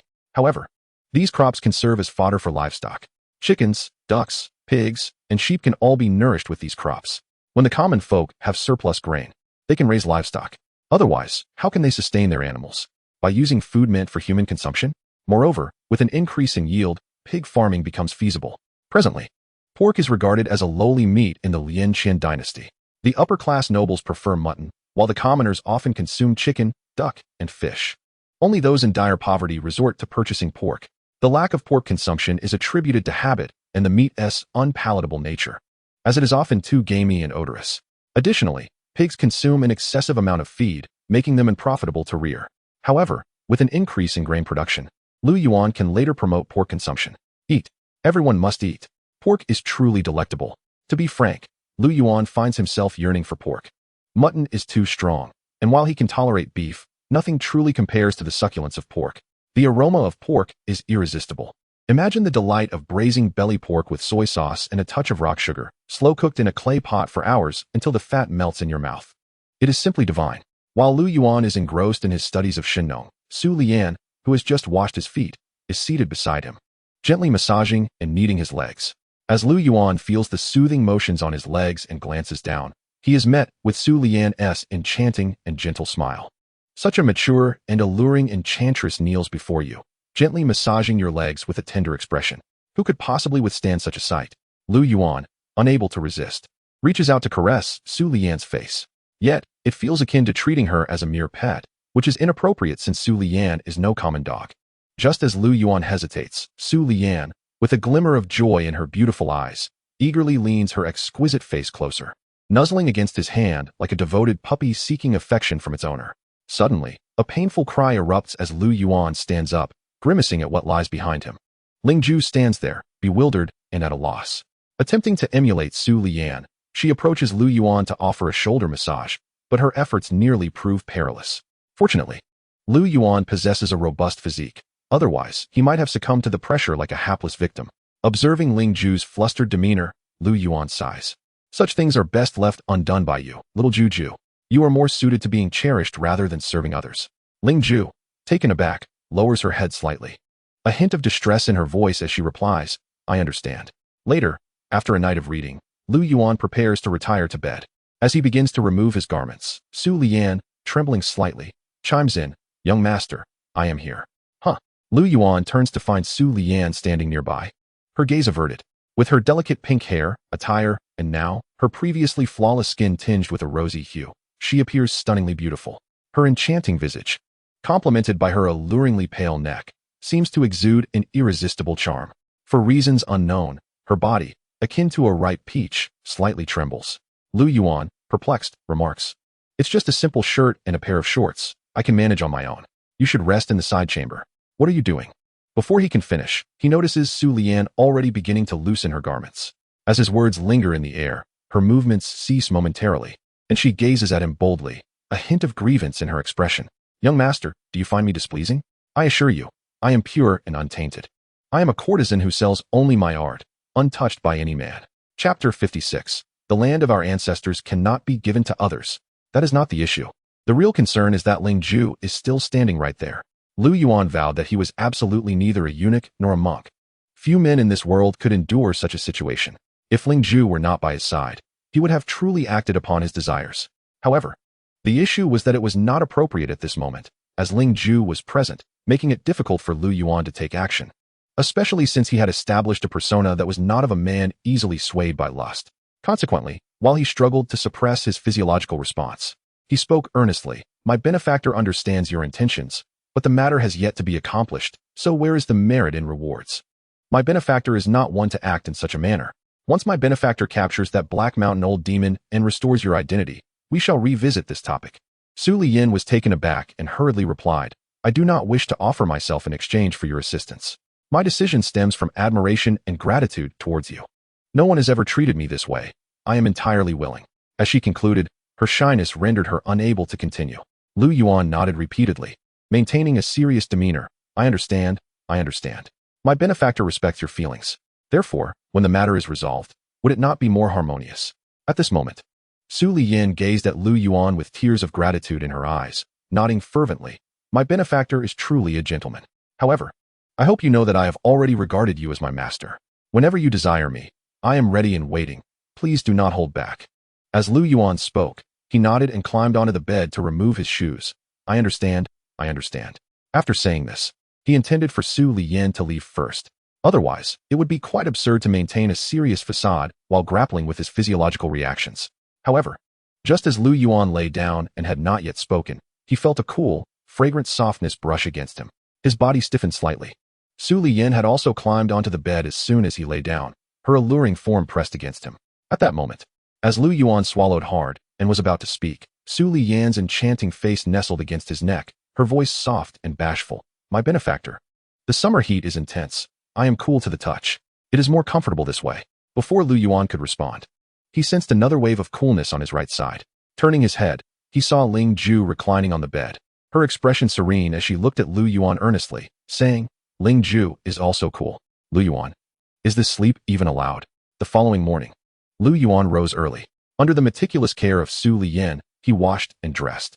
As he stepped outside, Ling Ju transformed into a small jade dragon, nestled against his chest, while Su Liyin took on the form of a white fox, following closely by his side. As soon as Lu Yuan stepped outside, he called out, Li Er. Soon, Li Er responded, hurriedly emerging from his quarters, fastening his belt as he approached. The young master had taken to rising increasingly early, and Li Er had grown accustomed to it. Upon his arrival, Lu Yuan directly instructed, Go fetch me some large sweet potatoes. They must be substantial in size. Additionally, I require potatoes as well. And corn. No cornmeal. I want whole ears of corn. Specifically those that are plump and well-formed. Li Er halted, his hands paused at the task of fastening his belt. What could this possibly entail? However, the foremost rule of being a good servant was to refrain from questioning. Promptly, Li Er replied, Certainly, young master, I shall attend to it at once. Lu Yuan nodded, and then proceeded to the main hall for breakfast. Today marked the Grand Court Assembly. His father would typically return home after the meeting, and his mother had already begun preparations. Numerous stews were being prepared, as the old broth required several hours to simmer. Meanwhile, Lu Yuan continued to read as he ate. The book he was engrossed in was a temporary edition of the War God. As they were about to embark on a journey, it was essential to study it thoroughly. What was the War God? The title spoke for itself. Lu Yuan understood its essence without having to read it. It was a treatise on military strategy. If it were merely a book on martial tactics, it would be manageable. After all, wasn't the art of war similar? What set this apart was its real-time updating feature. It is well known that in ancient warfare, sheer numbers did not guarantee success. There is a saying, the more, the merrier. Han Xian commanded troops with this principle in mind. In ancient battles, the lack of timely information rendered large armies unmanageable. A mediocre general, even with hundreds of thousands of soldiers, would find chaos ensuing within days due to the natural demands of sustenance and sanitation. Why was Han Xian renowned? Why was he revered as a military sage? It was because he could maintain order among any number of troops and execute precise maneuvers. The real-time updates provided by the War God would meticulously document the unfolding events of the battlefield, allowing Lu Yuan to unlock the skills of the legendary Han Xian. Naturally, to become a military sage, mere skills were insufficient. One must also master the principles of warfare. Otherwise, merely being aware of the adversary's actions without the ability to respond would be of little consequence. After finishing his meal, Lu Yuan became completely absorbed in the war god in the garden. Suddenly, a young servant from the front courtyard came to report that a certain Lu Wenqing had come seeking him. Lu. Oh, the grandson of Lu Chong'an. How early indeed. Lu Yuan raised an eyebrow and commanded, "Bring him here." Before long, a remarkably robust young man approached Lu Yuan. He appeared to be around 15 or 16 years of age, perhaps a year or two younger than Lu Yuan. His physique was undeniably impressive. After all, one could not engage in combat daily without being so. Upon entering, Lu Wenqing began to survey his surroundings. The names Wenzheng and Wenqing signify the highest accolades for civil officials. It is evident that Lu Chong'an, in naming his grandson Lu Wenqing, harbored great expectations for him. Regrettably, Lu Wenqing favored martial pursuits over literary ones, a divergence from his family's hopes. Soon, Lu Wenqing's gaze fell upon Lu Yuan. He was undoubtedly familiar with Lu Yuan's notorious reputation. However, Lu Wenqing remained indifferent. Despite his own rebellious nature, he considered himself distinctly separate from Lu Yuan. In Lu Wenqing's eyes, he looked down upon Lu Yuan, who seemed to indulge only in trivial pleasures, while his own aspirations lay in martial glory. To fight bravely on the battlefield and serve his country. With a casual swagger, Lu Wenqing approached Lu Yuan, arching an eyebrow and tilting his head. "Are you here to teach me at my grandfather's behest? What could you possibly impart?" In response, Lu Yuan smiled broadly, recognizing the audacity of Lu Wenqing's demeanor. "So, you wish to flaunt your arrogance before me? Very well, allow me to demonstrate what true extravagance entails." He turned to a nearby servant, commanding, "Summon 20 guards from the estate." The servant nodded briskly. Lu Wenqing, taken aback, inquired, "What do you intend to do?" Without uttering a word, Lu Yuan reclined on an old rocking chair, cradling a white fox in one arm and leisurely biting into a watermelon with the other. Then, mimicking a pea shooter, he began to let loose. This spectacle left Lu Wenqing furrowing his brow, demanding, "What exactly are you trying to accomplish? Have you lost your voice?" Before long, the guards arrived. Lu Yuan ordered, "Strike, but leave them breathing." Lu Wenqing was left bewildered. In the imperial palace, before the Taiha Hall, the grand court assembly was underway. Emperor Yongle sat upon the throne, his expression solemn and imposing, declaring, "Though the issue of the refugees has been addressed by my grandson, the root cause remains unresolved. There are still commoners fleeing from the borders into the interior. If the populace becomes a mass of wanderers, what will become of our land? Can we afford to relinquish the ancestral lands bestowed upon us?" Chapter 57. Do you desire to become a champion of the masses?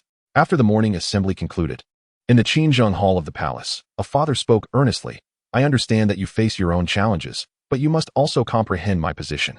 This battle is not solely for the people of the empire, it is also for our family. My position is precarious, and I must take decisive action to silence the murmurs of the populace. This battle must be fought. Once I have completed my duty, you shall not need to engage in war again." In the imperial chamber, Emperor Yongle reclined on the dragon throne, gazing intently at the silent and bowed figure of the crown prince. Beside the crown prince sat the princes of Han and Zhao. The crown prince, with his head lowered and a heavy sigh escaping his lips, spoke earnestly. "Father, it is not that I wish to prevent you from waging war, but you must consider the circumstances. Under your governance over these 11 years, the empire has indeed flourished. The treasury is filled, and the granaries are stocked. The lives of the common folk are beginning to improve. Yet, just as conditions begin to brighten, you decide to mobilize troops. Each time the granaries and treasury show a semblance of surplus, your military campaigns consume it all. Is this a sustainable approach?" At that moment, as Emperor Yongle prepared to respond, the crown prince, with a furrowed brow, continued, "Of course, you have not yet descended into the depths of reckless militarism. Despite years of warfare, the populace still has food to eat and lives relatively comfortably. However, we cannot persist in this manner. The treasury must retain funds, and the granaries must hold reserves. Currently, our finances are barely sufficient, and food supplies are just enough to meet our needs. In recent years, the empire has experienced favorable weather and bountiful harvests, presenting a picture of prosperity. We should take advantage of this time to accumulate wealth and stockpile provisions. What if one day the south is ravaged by floods or the north suffers from drought? How shall we provide relief? How shall we comfort the people?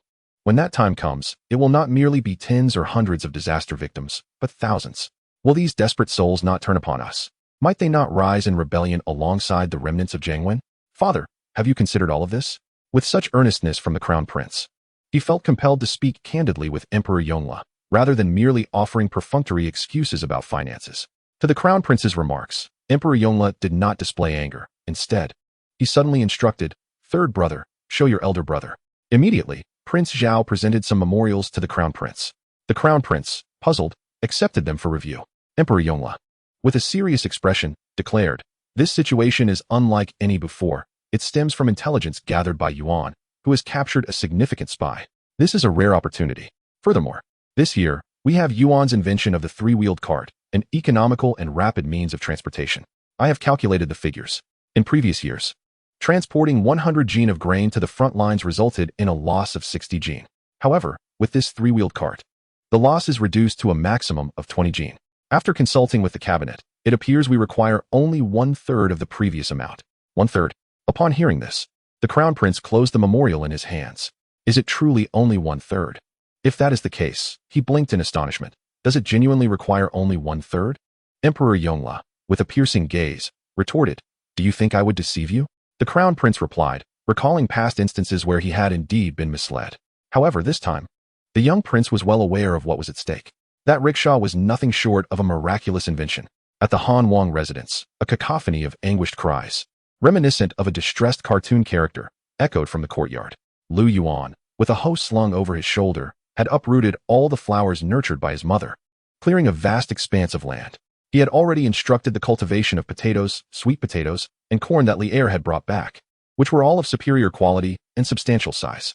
However, cultivation was not as straightforward as merely planting what Li had retrieved. It required careful breeding and hybridization.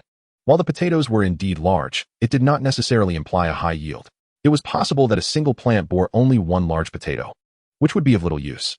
Thus, Lu Yuan also sent someone to the fields to search for plants that could produce multiple tubers. He intended to hybridize the abundant yield with those of considerable size, categorizing them into types such as number 1, number 2, and number 3. Next, he assigned a servant to oversee the process, recording daily observations of the weather, wind conditions, rainfall, and temperature. To facilitate this, Lu Yuan even crafted a simple thermometer. Ultimately, he would select the best specimens for further breeding. If the varieties proved to be both excellent and stable, they could be propagated throughout the nation. Of course, the process of hybrid breeding is not as simple as it may seem. It necessitates countless experiments, hundreds, thousands, even tens of thousands. One must truly pay homage to the esteemed Master Yuan. The reason Lu Yuan was able to undertake this endeavor was due to the teachings of the divine farmer. This also indirectly acknowledges Master Yuan's legacy, who, one might imagine, has already been deified in the heavens. Perhaps one day, Ling Ju could ascend to the skies and witness this for herself. Just a jest. By the time Lu Yuan concluded his tasks, it was nearly midday. It was then that he suddenly recalled, "Oh no, Lu Wenqing. He has been fighting since morning. I hope he hasn't been beaten to death." When Lu Yuan hastily arrived, he found 20 guards sprawled on the ground, panting heavily and drenched in sweat. Lu Wenqing, battered and bruised, was slumped on the ground, yet defiantly shouted, "Is this all you've got? Is this it? Come on, is this just a tickle? You're too weak to even throw a punch." Lu Yuan remarked, "Is this thing really that resilient? The one getting beaten seems fine, but the ones doing the beating are already exhausted." Naturally, he understood that his guards were likely holding back, not daring to unleash their full strength. At that moment, upon seeing Lu Yuan approach, Lu Wenqing immediately taunted, "Is this your only skill? Do you dare to fight me? Let us see if I can knock you out." Observing Lu Wenqing, whose battered mouth barely opened yet still managed to boast, Lu Yuan couldn't help but feel a twinge of admiration for his resilience. Who would have thought that his spirit was so unyielding? Quite intriguing indeed. As for the notion of competing against oneself, Lu Yuan paused, then grinned widely, remarking, "You are quite brave. However, bravery alone makes you merely a foe among 100. Last night, on his way back from the Gu family, Lu Yuan had detoured to the Qingcang office. Although his third uncle was absent, it mattered little. Lu Yuan directly requested information regarding Lu Wenqing. There were 3 methods to subdue him: through hospitality, decapitation, or by taking him in as a loyal hound. Hospitality was out of the question. As the son of the Han Wang, his status was far too elevated to consort as equals with the grandson of a mere 7th-rank editor at the Hanlin Academy. Decapitation? He had just attempted that, and it proved ineffective. Lu Yuan had initially thought that the boy's obstinacy stemmed from a lack of severity in punishment. Yet, it appeared that Lu Wenqing was indeed a tough nut to crack, inheriting his grandfather Lu Chong'an's stubbornness. Thus, taking him in as a hound seemed the only viable option. Since the decision was made to take him in as a loyal servant, it would be necessary to entice him with incentives. Lu Wenqing's notorious mischief was well known. He frequently engaged in brawls, proudly declaring them as martial contests. However, unlike Lu Yuan, who was purely brutish, Lu Wenqing possessed a genuine desire to serve his country. Lu Yuan was merely a beast. The elder Lu Chong'an hoped for his son to pursue literary endeavors, while Lu Wenqing aspired to become a great general. Eager to achieve battlefield glory, Lu Chong'an disapproved, and even if he had consented, it would have been futile, as the military and civil officials of the Lai Qian dynasty were traditionally at odds. Lu Wenqing had attempted to enlist several times, but was always recognized and sent back, leaving him frustrated and unfulfilled. Now that Lu Yuan understood what Lu Wenqing desired, the plan became straightforward. With a smile, he gazed at Lu Wenqing and seductively inquired, "Do you wish to become a hero revered by thousands?" Upon hearing Lu Yuan's words, Lu Wenqing's fierce demeanor transformed into clarity, which then shifted to longing. He resembled a wild dog, initially baring its teeth, but after being offered a piece of sausage, it returned with lowered eyes and a wagging tail. However, after a moment of contemplation, Lu Wenqing's expression turned peculiar as he retorted, "You, who lies beneath women daily, claim you can be a hero?" Lu Yuan, still smiling, continued, "I may not be, but do you know who I am?" Lu Wenqing, puzzled, replied, "You are the son of the Han Wang, a fact well known to all." Lu Yuan raised an eyebrow, asking, "And who is my father?" Lu Wenqing, on the verge of retorting, exclaimed, "Are you foolish? As the son of the Han Wang, your father must be the Han Wang, unless he is the Zhao Wang." Upon hearing this, Lu Yuan simply smiled and remained silent. As Lu Wenqing blinked, a sudden realization dawned upon him. Oh, the Han Wang. The entire capital's 3 major camps belonged to the Han Wang. Upon witnessing Lu Wenqing finally grasping the situation, Lu Yuan grinned broadly and said, "If you become my disciple and obediently follow my guidance, I can have my father secure a position for you in the military camp with ease." In the next moment, Lu Wenqing adopted a serious demeanor, knelt down, and clasped his fists, saying, "Master, please accept me as your student." Lu Yuan was taken aback. "Ah, you truly possess the ability to adapt, don't you?" At noon, Lu Yuan's father had not yet returned, and a palace eunuch came to deliver a message.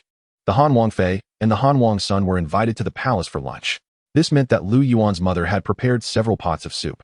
Nevertheless, Lu Yuan felt quite content. He had initially planned to visit his grandfather in the afternoon, seeking a pretext to be dispatched to Zhahai, Hangqing. Although Su Lian primarily operated in the Jianghuai region, her business had been seized in Hangqing. The Black Mountain Demon resided there as well.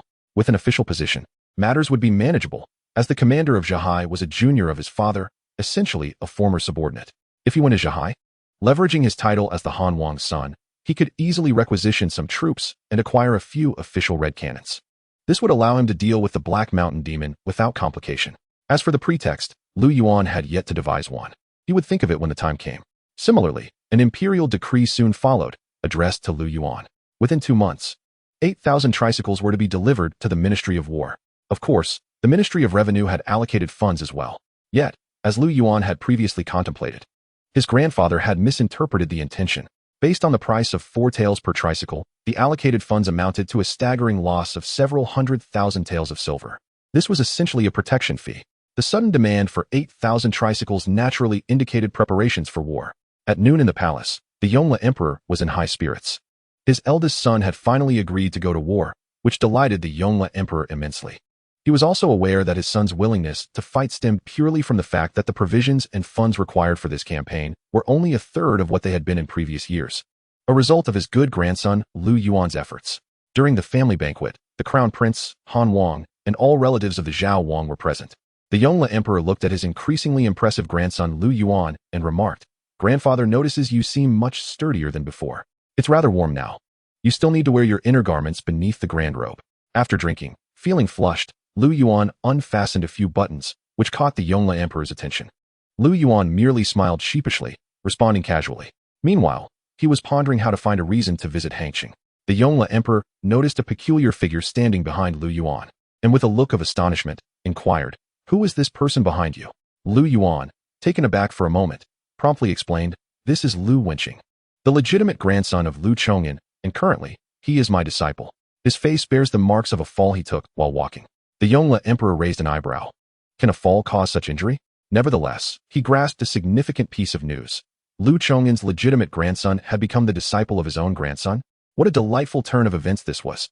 Had it not been for the eldest son's intervention back in the day, Lu Yuan and his entire family would have faced dire consequences at his hands.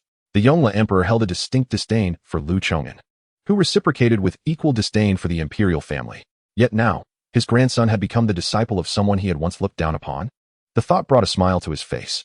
After quenching his thirst with a hearty drink, the Yongle Emperor turned to the pig-headed Lu Yuan and said earnestly, "You must learn diligently from my grandson, and do not emulate your disappointing grandfather."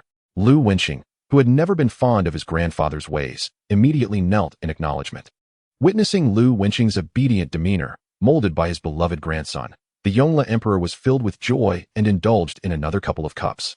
Then, he shifted his gaze to Lu Yuan and asked, "My grandson, do you have any new inventions in this period?" Indeed, there were new inventions, particularly concerning military matters. However, he hesitated to disclose them, as they were complex and only a few could be produced in a day. Fearing that his grandfather might demand them, Lu Yuan shook his head and replied, "Not at the moment." The Yongle Emperor, not disheartened, understood that the bicycle had only recently come into existence. Moreover, in the past month, his beloved grandson had been preoccupied with other projects. The soap he had created was genuinely effective. The Yongle Emperor nodded in approval before suddenly adding, "Focus more on useful inventions and refrain from wasting time on frivolous matters meant for women. They hold little value." The Yongle Emperor's disdain for such items, particularly perfumes, elicited a scoff from Lu Yuan. "You deem these things useless, do you? Very well. When you find yourself in need of funds for your next military campaign, do not come seeking my assistance." Lu Yuan engaged in a lively exchange with the Yongle Emperor, much to the delight of the Crown Prince and Crown Princess. In past family gatherings, the Yongle Emperor would merely inquire about Lu Yuan's well-being, but today, he had expressed so much interest that the Crown Prince and Crown Princess were overjoyed. Meanwhile, sitting across from them, Lu Yuan felt quite dejected. His romantic endeavors had been unsuccessful lately, and he had not laid eyes on Gu Qingwan for an entire month. Now, even in such a family gathering, he felt overshadowed by Lu Yuan's presence. In the past, during banquets, it was the moment for me to showcase my knowledge. My grandfather would pose various questions, and I would provide answers, earning the admiration of those present. However, today, my grandfather was engrossed in conversation with Lu Yuan. The young prince, indifferent to this, turned to the Yongle Emperor and declared, "Father, if that is the case, I shall arrange for the supply of provisions. This time, the supplies are coming from the south." Before the young prince could finish his sentence, the Yongle Emperor, with a sly smile akin to that of a cunning old fox, replied, "I have already begun gathering provisions from the south." The young prince, taken aback, asked, "When did this happen?" The Yongle Emperor could not contain his laughter, exclaiming, "It began half a month ago." At this revelation, the young prince fell into silence. So, his father had been prepared all along, and today was merely a notification. Regardless of his own agreement, the battle was destined to unfold. It was astonishing how well his father concealed this from him, leaving him utterly unaware. As this family engaged in laughter and conversation, a flustered eunuch in red robes hurried into the great hall, clutching a memorial. His sudden entrance captured the attention of all present. The Yongle Emperor, regarding the eunuch with a frown, inquired, "What is it?" The eunuch trembled slightly and responded, "Your Majesty. Urgent news from the cabinet. There is a grave bandit problem outside the city. They have robbed the official roads and set fire to 2 large granaries in Hangzhou." The great hall fell into a profound silence. The sound of music ceased abruptly, and every gaze turned toward the eunuch, filled with astonishment. At this moment, the thoughts of those present diverged. The Yongle Emperor's immediate concern was whether this was a conspiracy by remnants of Jiang Wen's reign, collaborating with bandits. Meanwhile, Lu Yuan pondered whether the officials in Hangzhou had set the fires themselves, as such occurrences were far too common throughout history.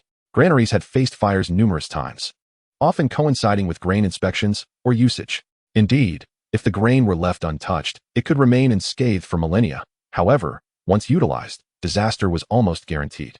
Lu Yuan had substantial reasons to be suspicious, as the sudden call for war had prompted his grandfather to urgently gather provisions from the south, leaving the Hangzhou officials unable to manage the situation.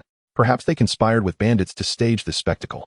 As for whether this was overly contrived or bizarre, it seemed that the historical accounts of granaries catching fire were even more outrageous than the most ludicrous excuses penned by contemporary authors.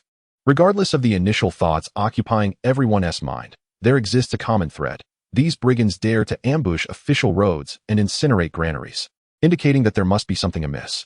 What is an official road? It can be likened to the ancient highways of Europe. The concept has existed since the Qin Dynasty. when Emperor Qin Shi Huang's first significant undertaking was the establishment of relay stations throughout the realm. This allowed the soldiers of the Qin to swiftly traverse the nation. Generally speaking, in any dynasty, intercepting or destroying official roads equates to rebellion. For these bandits, such actions are tantamount to courting death.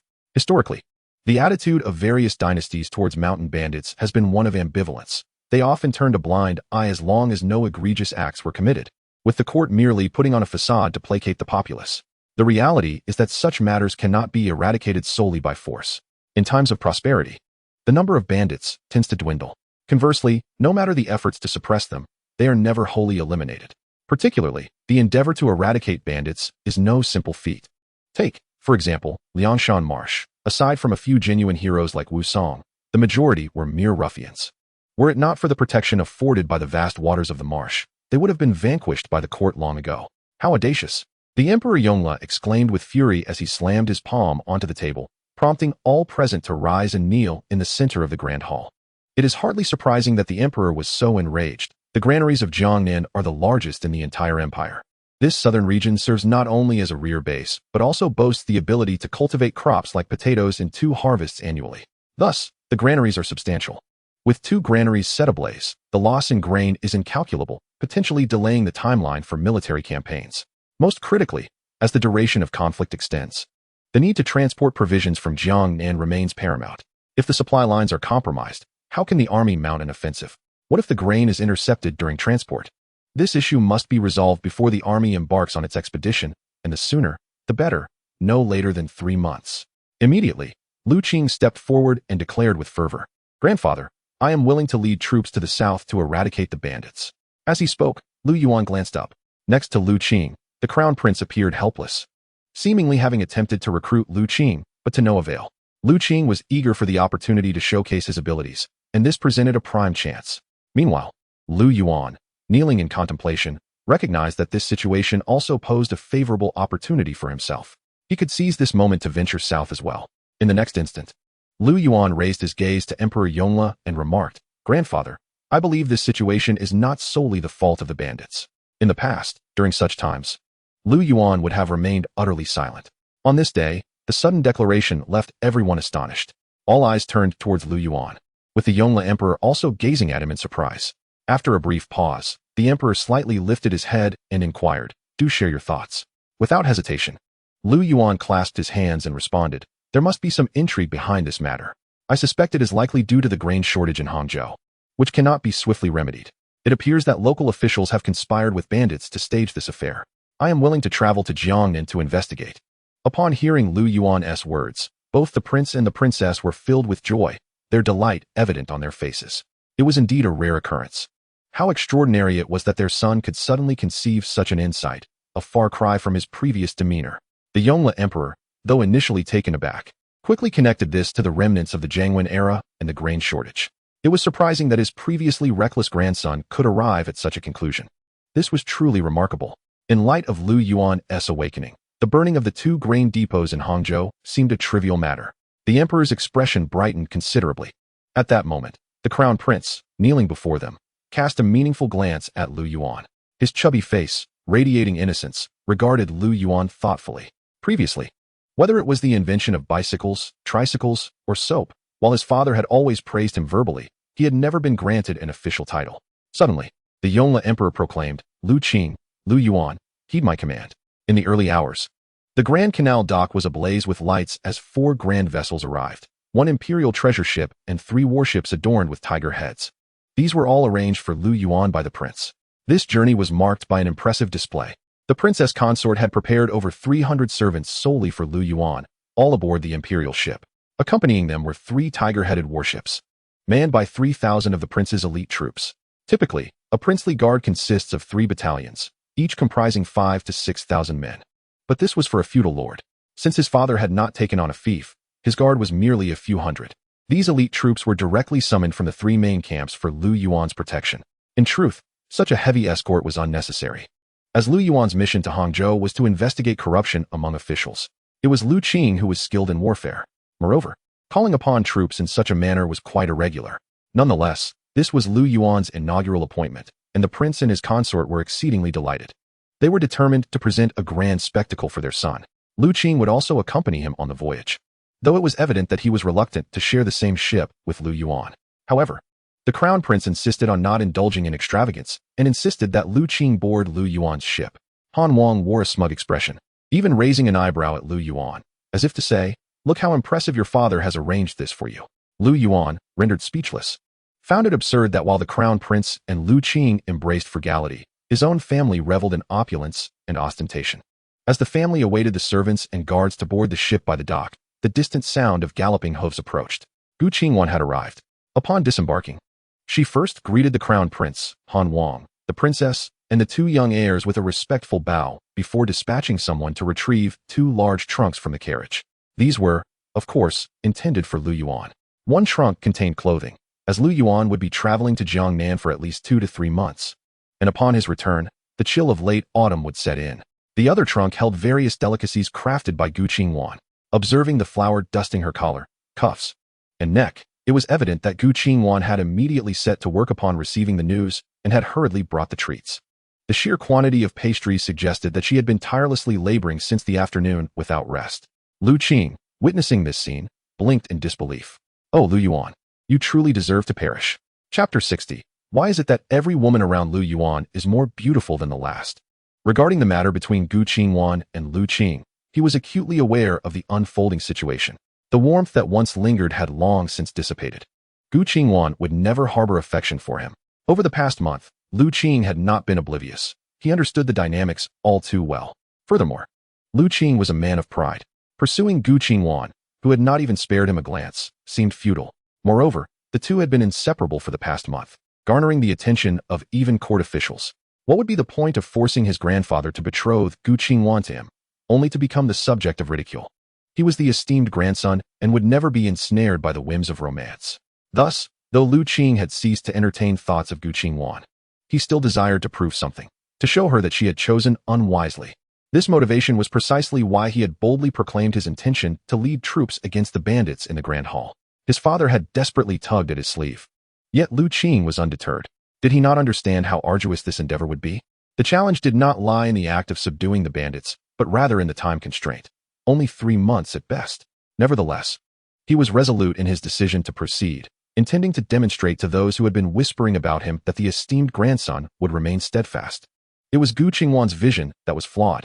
However, despite this conviction, he could not shake off his frustration, especially upon witnessing the current scenario before him. It was utterly incomprehensible. What exactly sets me apart from Lu Yuan? Why does Gu Qingwan not even glance in my direction? Meanwhile, Lu Yuan gazes at Gu Qingwan, who has toiled all day and hastily driven over to see him, feeling a wave of emotion swell within him. Despite their playful banter, where Lu Yuan affectionately calls her sister, it is Gu Qingwan who has taken on the role of caretaker during their time together. Observing her, disheveled from a long day's work without even the time to change her clothes, Lu Yuan feels genuinely touched. However, expressing such sentimental gratitude is not in his nature. Perhaps it is a cultural inclination to cherish that unspoken understanding, an intricate bond where neither party vocalizes their feelings, yet both comprehend them. This notion, however, seems somewhat peculiar. If you don't express it, how am I to know? Do you not possess the ability to speak? Nevertheless, Lu Yuan counts himself fortunate to have encountered such a connection. He refrains from uttering any overly sentimental thanks and instead casually remarks, "Well then, thank you, Sister Qingwan." Gu Qingwan does not take offense at receiving such a terse acknowledgement after her exhausting day. Instead, she smiles playfully, saying, "Isn't it only natural for an elder sister to care for her younger brother?" They share a knowing smile, a silent understanding passing between them. Nearby, the king and queen embrace, reminiscing about their own youthful days as they observe the tender exchange before them. The following morning, atop the tallest tower of the treasure ship, Lu Yuan reclines in an old rocking chair, his legs crossed, engrossed in a book titled The God of War. A large yellow dog lounges at his feet, gnawing on a sizable bone, while Ling Ju sits beside him, intently reading a novel. Su Lian, on the other hand, delicately peels a grape and offers it to Lu Yuan with the utmost gentleness, saying, "My lord." As Lu Yuan continues to read The God of War, he responds absent-mindedly, "Oh." Su Lian, with a playful giggle, brings the grape closer to his lips and sweetly adds, "Isn't it delicious, my lord?" Lu Yuan casually flips a page and replies, "It's decent." He then adds, "There's no need for you to fuss over me so much. It must be tiring. You needn't be so formal. feel free to do as you please. When the ship docks for supplies, I will provide you with money to buy whatever you desire. Do not consider yourself beneath anyone. Although he is a prince, accustomed to being served, this level of attentiveness makes him feel somewhat uncomfortable. However, after Lu Yuan speaks, Su Lian responds in a soft, endearing tone, "No, not at all. I simply wish to serve you, my lord. I desire nothing else. I don't need your money. I wish to give you money instead." Lu Yuan looks at her in bewilderment. "You want to give me money?" As Su Lian peeled grapes, she nodded with delight and said, "Indeed, I have saved quite a sum over the years. When the time comes, I shall present it all to the young master. What does it matter if my entire being is comprised of the young master's wealth?" Lu Yuan was taken aback. Was he to become a kept man? Ever since Lu Yuan had expressed his intention to assist Su Lian the other day, she could no longer conceal her feelings and had completely devoted herself to him as her master. The warmth and affection in her beautiful eyes for Lu Yuan were nearly overflowing. At times, one could argue that demons were far superior to humans. Once she had decided on her loyalty, she would remain steadfastly devoted for a lifetime. Even if one were to mistreat her, she would never abandon them. If treated kindly, some deeply affectionate demons would even seek the reincarnation of their benefactor to continue their service. However, this appeared to contravene the natural order, inviting divine retribution. Yet, some demons would still heed the call of loyalty. Unlike humans, who, when treated with sincerity, might ultimately betray with ingratitude and malice. "What are you staring at?" "I'm talking about you, Lu Qing," Lu Yuan remarked, while engrossed in his reading. "Brother, I have said it 1,000 times. No means no. Why do you still wish for more? You are on my ship, enjoying my hospitality, and yet you wish to borrow my personal guards? This is unacceptable. They were sent by my father to protect me. How could I lend them to you?" This morning, Lu Qing had arrived with a singular purpose: to borrow soldiers. He sought to commandeer all 3,000 personal guards from the 3 warships. Lu Yuan understood Lu Qing's predicament. The task of eradicating the bandits was exceedingly challenging. The crux of the matter lay in the time constraint. The southern mountains were treacherous, and 300 bandits guarding the perilous terrain could withstand an overwhelming number of troops. A direct assault would result in substantial casualties without guaranteeing success. As for artillery, it was equally futile. Firstly, the artillery of the Ming Dynasty could not reach the bandits' mountain stronghold due to their maximum elevation angle. Secondly, and most importantly, certain narrow paths were so treacherous that not only could one not transport the cannons, but even reaching them was a formidable challenge. Thus, historically, the eradication of bandits typically involved encirclement, surrounding the bandit stronghold until their supplies ran out. However, this raised the question of how to encircle them. The southern mountains were abundant. Before the troops could arrive, the bandits would likely flee, making it difficult to track them down. This necessitated a considerable number of soldiers to seek their whereabouts. Once found, and the encirclement initiated, another issue arose. The bandits had recently burned their granary, but prior to that, they had certainly seized a significant amount of supplies. They would only set fire to the granary once they could no longer carry away the goods. Therefore, without a siege lasting at least 6 months to a year, there would be little to gain. Currently, Lu Qing had at most 3 months to act. Thus, he found himself in need of borrowing soldiers. Yet, the question remained, would he lend them? I am utterly astounded. Can this truly be borrowed? These soldiers are all loyal confidants of my father, elite warriors. If they sustain injuries or become incapacitated, how will I return to explain to my father? Moreover, you intend to use my troops to achieve glory? You seize the mountaintop, and then you flaunt your accomplishments to your grandfather as if they were solely yours? How is that conceivable? What were you thinking? Can you genuinely utter such words? Do you truly consider me a fool? It is impossible to lend them, especially since the most critical factor is that Lu Yuan also seeks to eradicate the bandits. Indeed, Lu Yuan intends to lead these 3,000 men on a mission against the bandits. At this moment, Lu Qing, seated nearby, observed the scene before him with a furrowed brow. Let us set aside the matter of soldiers for a moment. When did you take Su Lian as your servant? Who, pray tell, is this exquisitely beautiful and ethereal woman who seemingly emerged from a novel? When did these 2 women board the ship? How is it possible that you managed to bring 2 women into this gathering under the watchful eyes of so many? And on what grounds? Oh, why must it be so? Why are the women surrounding Lu Yuan all so stunning? How can they all be so breathtakingly beautiful? Why must it be this way? Chapter 61. What are you doing while I handle the case? Today, Lu Qing was truly taken aback. Last night, the exchange of smiles between Lu Yuan and Gu Qingwan left Lu Qing feeling discontented. They appeared like an old married couple. After a night's sleep, he had almost forgotten the feeling. After breakfast, he pondered approaching Lu Yuan to discuss borrowing soldiers. Although Lu Qing felt the hope was slim. What harm was there in voicing his thoughts? After all, Those who achieve great things throughout history are often audacious. However, upon arrival, Lu Qing was utterly disheartened. Where did all these people come from? Especially Su Lian. She is the world's foremost dancer, the dream of countless men. Though Lu Qing had never seen Su Lian in person, her iconic pink hair and the many portraits of her in the imperial city were well known to all. Who does not know her? Listening to their conversation, Lu Qing was certain that this was indeed Su Lian. Lu Qing was genuinely perplexed, his mind swirling with questions. Why is Su Lian present in the imperial city? Why? Was she not in the Jiangnan region? When did she arrive in the imperial city? And as if that were not enough, why does she refer to herself as a servant to this great brute? This is Su Lian, the world's foremost dancer. Lu Qing was truly at a loss. Tears truly welled up within me, yet I pondered, why should this be the case? You already have Gu Qingwan by your side. How could you indulge in such frivolity? Lu Qing found himself in a state of mild depression. Regarding Lu Yuan's words, Lu Qing could only respond with exasperation. Are you investigating cases of corruption? What chaos could possibly ensue? Lu Yuan, however, shook his head, asserting, that is not necessarily the case. What if I uncover a major scandal? Those desperate individuals might resort to desperate measures, seeking to eliminate me to silence the truth. Naturally, I would require additional protection for my safety. In truth, under normal circumstances, Lu Qing could have continued to argue with Lu Yuan for a while longer. Yet, he found it increasingly difficult to remain seated. The manner in which Su Lian catered to Lu Yuan was simply intolerable. This individual resembled a mere dog. Yet even a dog would not behave as obediently as Su Lian did. She peeled grapes for him, served him tea, while Lu Yuan, the lazy soul, did not even bother to move to spit out the grape seeds.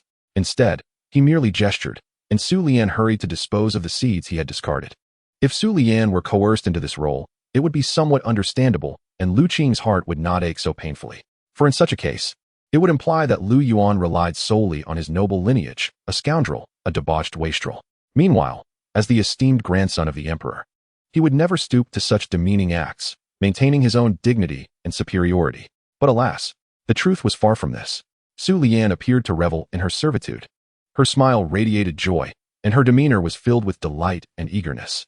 She seemed on the verge of savoring the grape seeds expelled by Lu Yuan herself. Lu Qing could not comprehend how anyone could find such fulfillment in serving a lout. Su Lian awakened from this delusion. You are Su Lian, the muse of countless literary souls. Unable to endure the scene any longer, Lu Qing uttered a few casual remarks before departing. Meanwhile, Lu Yuan continued engrossed in his book, The God of War. At that moment, Lu Wenqing, sitting nearby, suddenly remarked, Young master, do you wish to suppress bandits as well? This time, Lu Yuan had not brought Li Er along. Instead, he was accompanied by Lu Wenqing. He needed Li Er to oversee the family's potato harvest and manage certain factories in his absence. Furthermore, Lu Yuan intended to cultivate this young man, as he would likely engage in numerous battles against the Lu Jin in the future. Lu Yuan desired to assist his father. However, the locations of such conflicts were far from desirable, harsh, desolate lands where even birds would not alight. If there were any good places, the Lu Jin would not venture southward to raid the grasslands annually. To send Lu Yuan to such inhospitable regions for extended periods, perhaps 6 months or even a year or two, such a notion was madness. Lu Yuan is not a war fanatic like his grandfather or father. While it is acceptable to eliminate bandits in Hangzhou, doing so beyond the borders is another matter entirely. Therefore, Lu Yuan must find an obedient substitute to lead troops into battle on his behalf.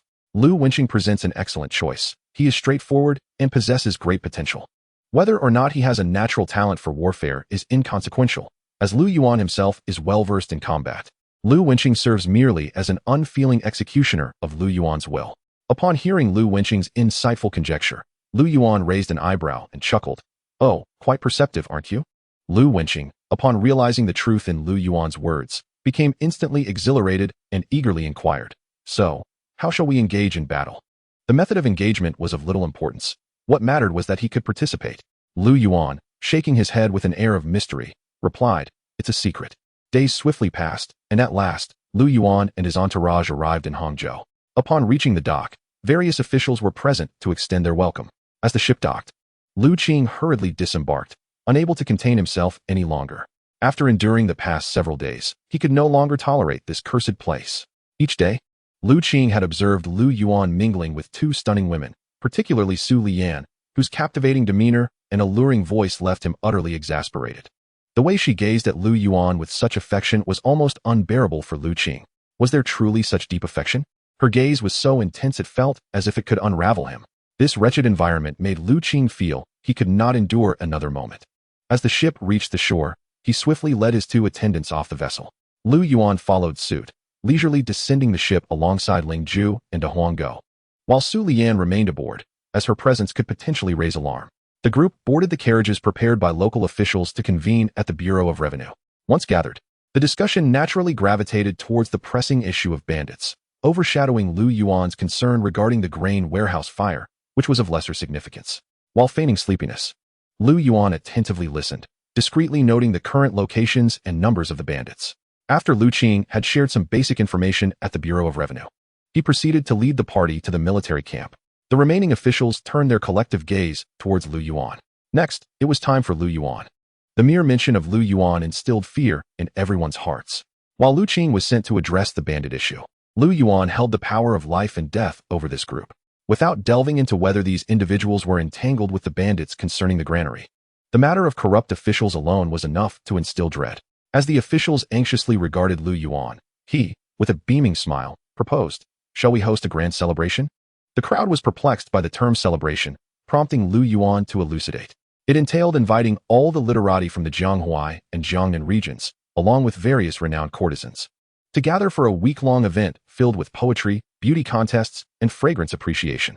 Lu Yuan further detailed the proceedings, and suddenly, the local officials of Hangzhou grasped the concept. "Ah, a silver gathering, is it?"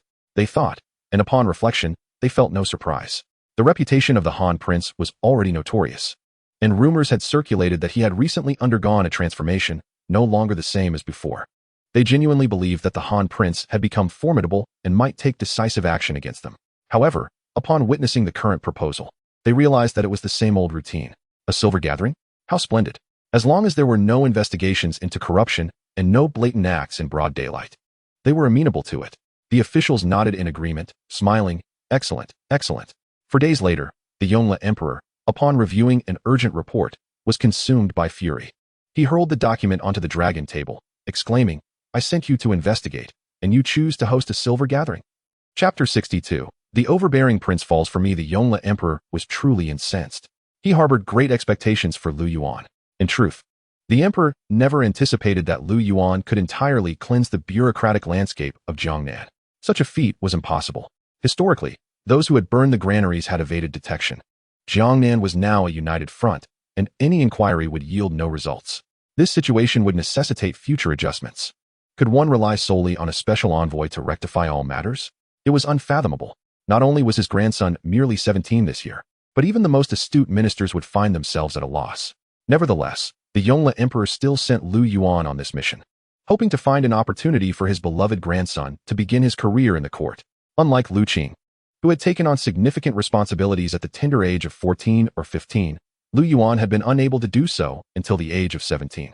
This was primarily due to the unspeakable deeds he had committed prior, rendering him unfit in the emperor's eyes until now. However, this incident presents a splendid opportunity. The Yongle Emperor has made up his mind to casually capture a scapegoat for his beloved grandson. He intends to lavishly celebrate this affair for his cherished grandson and bestow upon him a modest official position, thus facilitating his entrance into the court.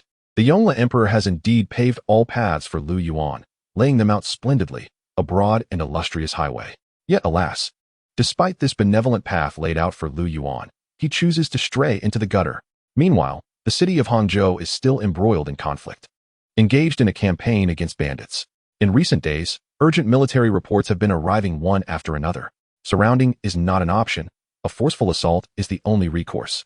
In just these few days, thousands have perished without capturing even a single hilltop.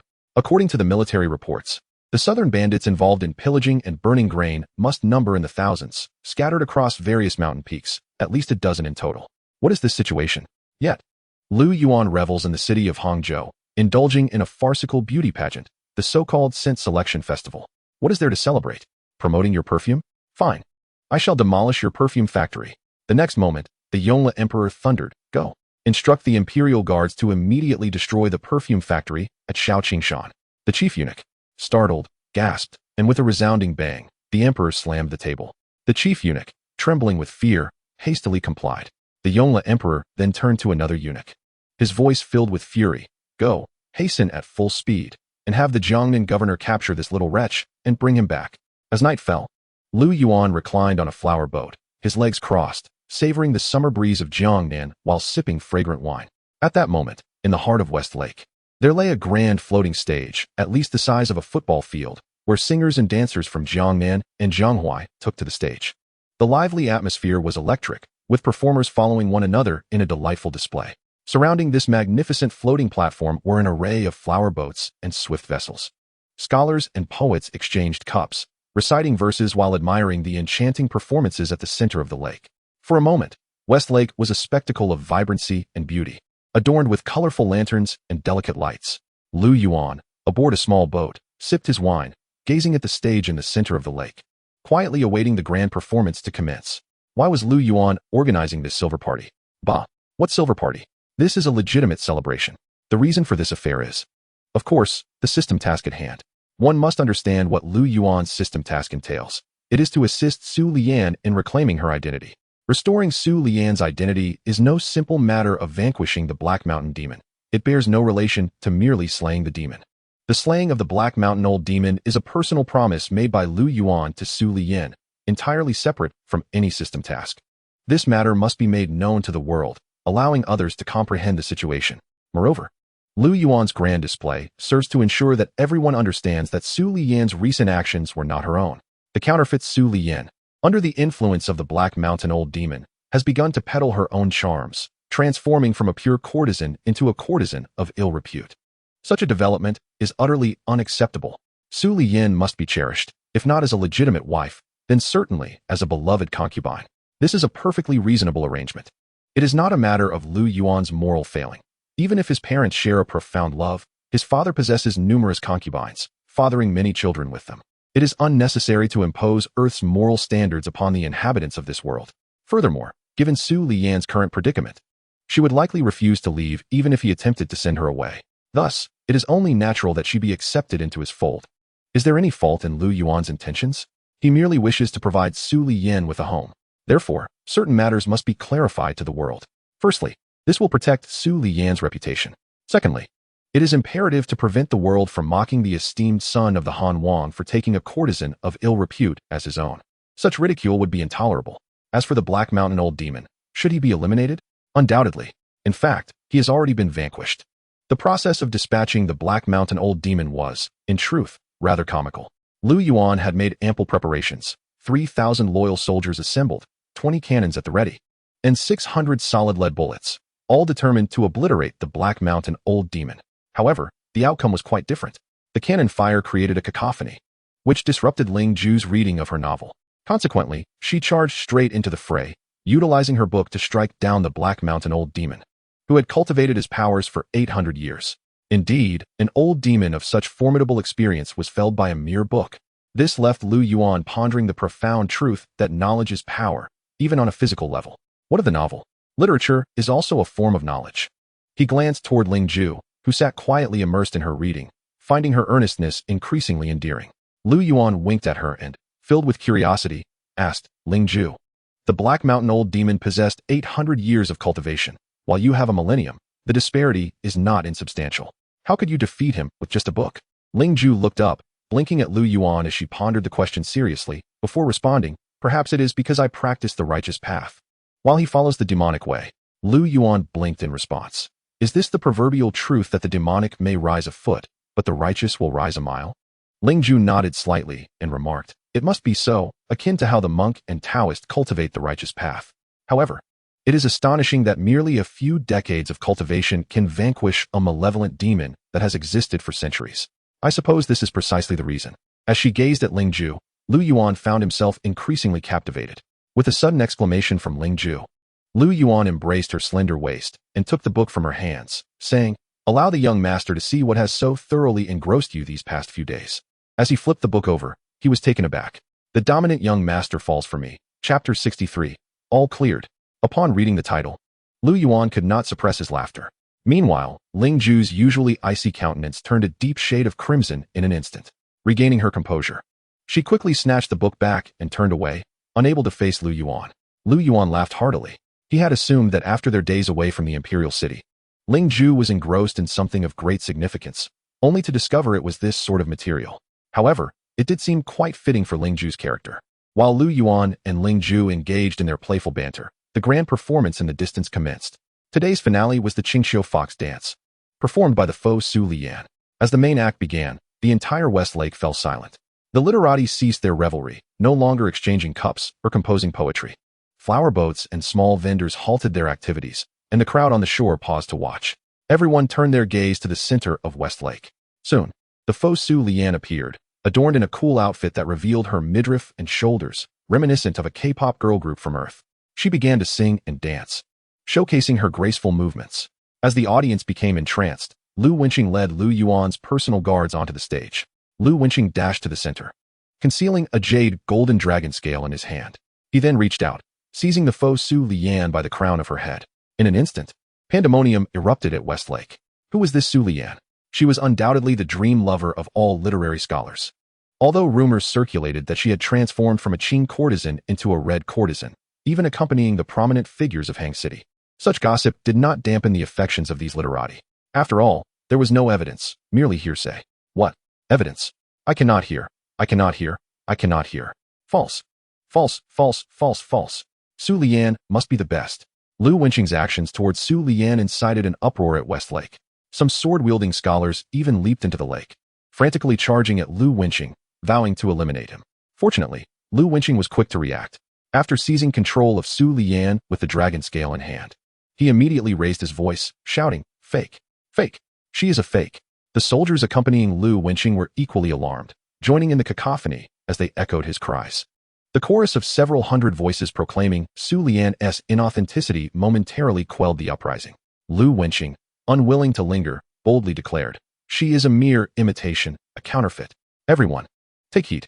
With a sudden press of the dragon scale, the false Su Lian emitted a harrowing scream, her skin appearing to melt away, ultimately collapsing into a grotesque mass upon the ground. Before the crowd materialized an unremarkable face. Following the script, Lu Wenqing gazed at the astonished onlookers and continued. She previously ensnared the real Su Lian. The subsequent events were of little concern to Lu Yuan, having rehearsed them multiple times aboard the ship the previous day. Once Lu Wenqing concluded his fabricated tale, the genuine Su Lian made her entrance. Upon her arrival, she wept and recounted the tribulations she faced while being usurped. She attributed her restoration to the sagacity of the Han Prince, who aided her in reclaiming her rightful identity. Her words bore a semblance of truth intertwined with deception, evoking tears of sympathy from the audience. Simultaneously, a crisp, cool voice of the system resonated within Lu Yuan's mind, signifying the completion of his task. The war god reward had been credited. As Su Lian finished the prearranged narrative, she unexpectedly continued with words unknown to Lu Yuan. In essence, she expressed that after this incident, she felt envious and believed it had hindered her sisters from gaining affection. Thus, she proclaimed this evening would be her final dance before retiring from public life. These sentiments had not been previously discussed among them. However, as Lu Yuan listened, he recalled Su Lian's earlier remark about only dancing for him in the future. Initially, he thought she was jesting, but it now appeared to be sincere. Interestingly, Su Lian's decisiveness mirrored that of Gu Qingwan. Both were women of action, unwavering once they made a decision. It seemed likely they would become close friends. After delivering her farewell, Su Lian disregarded the reactions of the cultured onlookers and commenced her final dance before the audience. Lu Yuan, reclining with his legs crossed, savored the performance in silence. Soon, Lu Wenqing returned with the false Su Lian in tow. He pushed the impostor before Lu Yuan and returned the dragon scale, asking, "How shall we deal with this counterfeit, young master?" Lu Yuan accepted the dragon scale and handed it to Ling Ju, who had resumed her engrossed perusal of the script nearby. The false Su Lian, kneeling before Lu Yuan, remained silent, neither weeping nor begging for mercy. His expression appeared somewhat wooden, as if he had anticipated this day long ago. Lu Yuan glanced at the woman and retrieved 2 silver notes from his pocket, saying, "In the future, whether in Hangzhou or elsewhere, you can purchase a house and pursue your passions." The red fox was indeed pitiable. After being captured by the Black Mountain Demon, she was forced to impersonate Su Lian, enduring various humiliations. It must be noted that the red fox had made considerable efforts. Su Lian's dancing skills were remarkably exquisite, and to mimic her so convincingly required diligence. Although she was a creature of the supernatural, she had not harmed anyone. Why must she be tormented? The red fox, however, had not anticipated that Lu Yuan would spare her. When she saw the silver notes offered to her, she did not accept them. Yet, Lu Yuan pressed the notes into her hand, raising an eyebrow and saying, "In this world, one cannot get by without silver. Take it. There is no need to be polite with the young master. You need not worry. That willow tree has already been destroyed by my cannon fire." Beside them, Lu Wenqing wore a perplexed expression, wondering what willow tree he was referring to. Had the young master truly taken 3,000 soldiers to destroy a tree? How absurd. Upon hearing that the Black Mountain Demon was dead, the Red Fox's once dull gaze sparkled with life. She lifted her head and looked deeply at Lu Yuan, seemingly wishing to memorize his visage. Moments later, she knelt before him, solemnly bowing her head, and said, "I thank you for your life-saving grace, young master." Lu Yuan waved his hand dismissively, saying, "Enough. You're quite ordinary in appearance. I have no interest." After the Red Fox departed with the silver notes, Lu Wenqing immediately approached, bubbling with excitement. "Young master, are we going to eliminate the bandits?" He had long awaited this day. Observing Lu Wenqing's eagerness, Lu Yuan could not help but smile broadly, of course. Upon receiving Lu Yuan's affirmative response, Lu Wenqing was nearly ecstatic, for Lu Yuan had designated him to lead 300 soldiers as the vanguard. For days, he had been unable to sleep, preoccupied with this matter. Now, brimming with enthusiasm, Lu Wenqing asked, "So, which mountain shall we target? Shall we go for the formidable Longhu Mountain first, or begin with the less populous Qinglong Mountain?" Lu Yuan's lips curled into a smile, his chin slightly raised, and he gazed at Lu Wenqing with an air of mystery. "We shall eliminate them all. All 13 bandit dens, we shall eradicate." Lu Wenqing. Chapter 64. Eradication of bandits. I want it all. Lu Wenqing was bewildered. Was this a jest? 3,000 soldiers? Although they were elite, what use was their prowess in such narrow mountain paths? The advantages of an elite force could not be effectively utilized. To think they could eradicate all, it was a mere fantasy, after all. That illustrious young master had entered the mountains with 30,000 men, and yet, 3 days had passed without a whisper of news. As Lu Wenqing was about to speak, Lu Yuan interjected, instructing, "Call that vendor over here." After Lu Yuan's command, Lu Wenqing surveyed the crowd along the shore, pondering which vendor he referred to. Lu Yuan clarified, "The one selling grass fruit." Upon locating the vendor, Lu Wenqing grimaced, "We were discussing the bandit suppression, and you..." Before he could finish, Lu Yuan shot him a stern look. "Hey, you rascal." Startled by Lu Yuan's glare, Lu Wenqing quickly turned to find the vendor. While he was not afraid of receiving a beating from Lu Yuan, after all, he could endure it.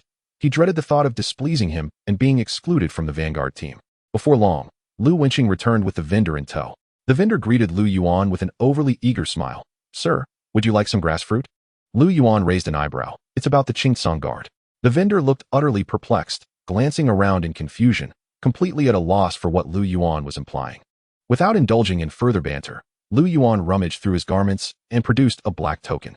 Upon seeing the token, the vendor's expression shifted to one of seriousness. He promptly knelt on one knee, earnestly declaring, "Lu Guozhong of the 7th Team of the Qingtsong Guard, at your service, Deputy Commander." The token from his uncle certainly proved useful. Lu Yuan nodded and immediately inquired, "Do you possess any information regarding collusion between bandits and officials in Hangzhou? Or any details related to the granary?" Lu Guozhong, still kneeling, furrowed his brow in contemplation before gently shaking his head. "Not at the moment. However, there have been whispers among the common folk recently. Yet, it is merely hearsay, unsubstantiated." Lu Yuan nodded slightly in response. He had not expected to uncover any leads here. Such matters were invariably shrouded in secrecy, even from the closest family members. He casually asked, but finding nothing, he continued, "I require a list detailing the connections between the various officials in Hangzhou and the courtesans here, particularly those who maintain concubines outside." Lu Guozhong, without hesitation, replied, "Half an hour." Lu Yuan nodded. "Proceed." Certain matters would certainly remain unspoken at home, yet after indulging in a few cups of flower wine with alluring concubines, one's tongue could become rather unguarded. Approximately 30 to 40 minutes later, Lu Guozhong returned with the requested list. As Lu Yuan perused the substantial stack of documents, he couldn't help but marvel at the art of governance in such a flourishing region as Jiangnan. Indeed, there is little to discuss on this matter. It belongs to antiquity, not modernity. Such occurrences are rather commonplace. It is merely that these individuals engage in rather flamboyant pursuits, exhibiting a myriad of types. Remarkably, even foreign steeds are present. After a meticulous examination, Lu Yuan nodded at Lu Guozhong before stating, "Do not sell the grass fruit for the time being. Proceed to my vessel and await my findings. Once I ascertain the situation, I will summon you for scrutiny, as you are the experts in this matter." Lu Guozhong was momentarily taken aback. Uncertain of Lu Yuan's means to gather information. although he had inferred some details regarding the list of concubines maintained by these officials. How could those women possibly divulge such information willingly? Despite his confusion, Lu Guozhong complied promptly, replying, "As you command." Shortly after Lu Guozhong's departure, Su Lian returned. As her final performance before withdrawing from the limelight, she executed a series of her renowned dances, leaving no room for regret. At this moment, upon returning to Lu Yuan's side, Su Lian was adorned with a sheen of fragrant perspiration. Her delicate blouse was dampened, and her pink tresses clung to her graceful neck. She exuded an intoxicating aura of femininity, utterly captivating. After seating herself beside Lu Yuan, she gathered her long, pink hair into an elegant updo and, with a radiant smile, coyly inquired, "Did the young master find my dance pleasing?" Lu Yuan was momentarily taken aback, then broke into a mischievous grin, responding, "Ah, I missed it. I was preoccupied with other matters." Upon hearing this, Su Lian pouted playfully, "You are insufferable. I shall perform again for you this evening." Nearby, Lu Wenqing shivered at the sight. This flirtatious woman was far too adept at charming, and it sent shivers down his spine. While others admired Su Lian's unparalleled beauty, Lu Wenqing believed that women only served to distract from his martial pursuits. Unable to bear it any longer, he exited the room. Lu Yuan, ignoring Lu Wenqing, continued to jest with Su Lian for a spell before producing the memorial Lu Guozhong had given him. "Tell me, how many of these women do you recognize?" Although Su Lian typically delighted in playful banter and feigned vulnerability to entice Lu Yuan, she adopted a serious demeanor when matters of importance arose.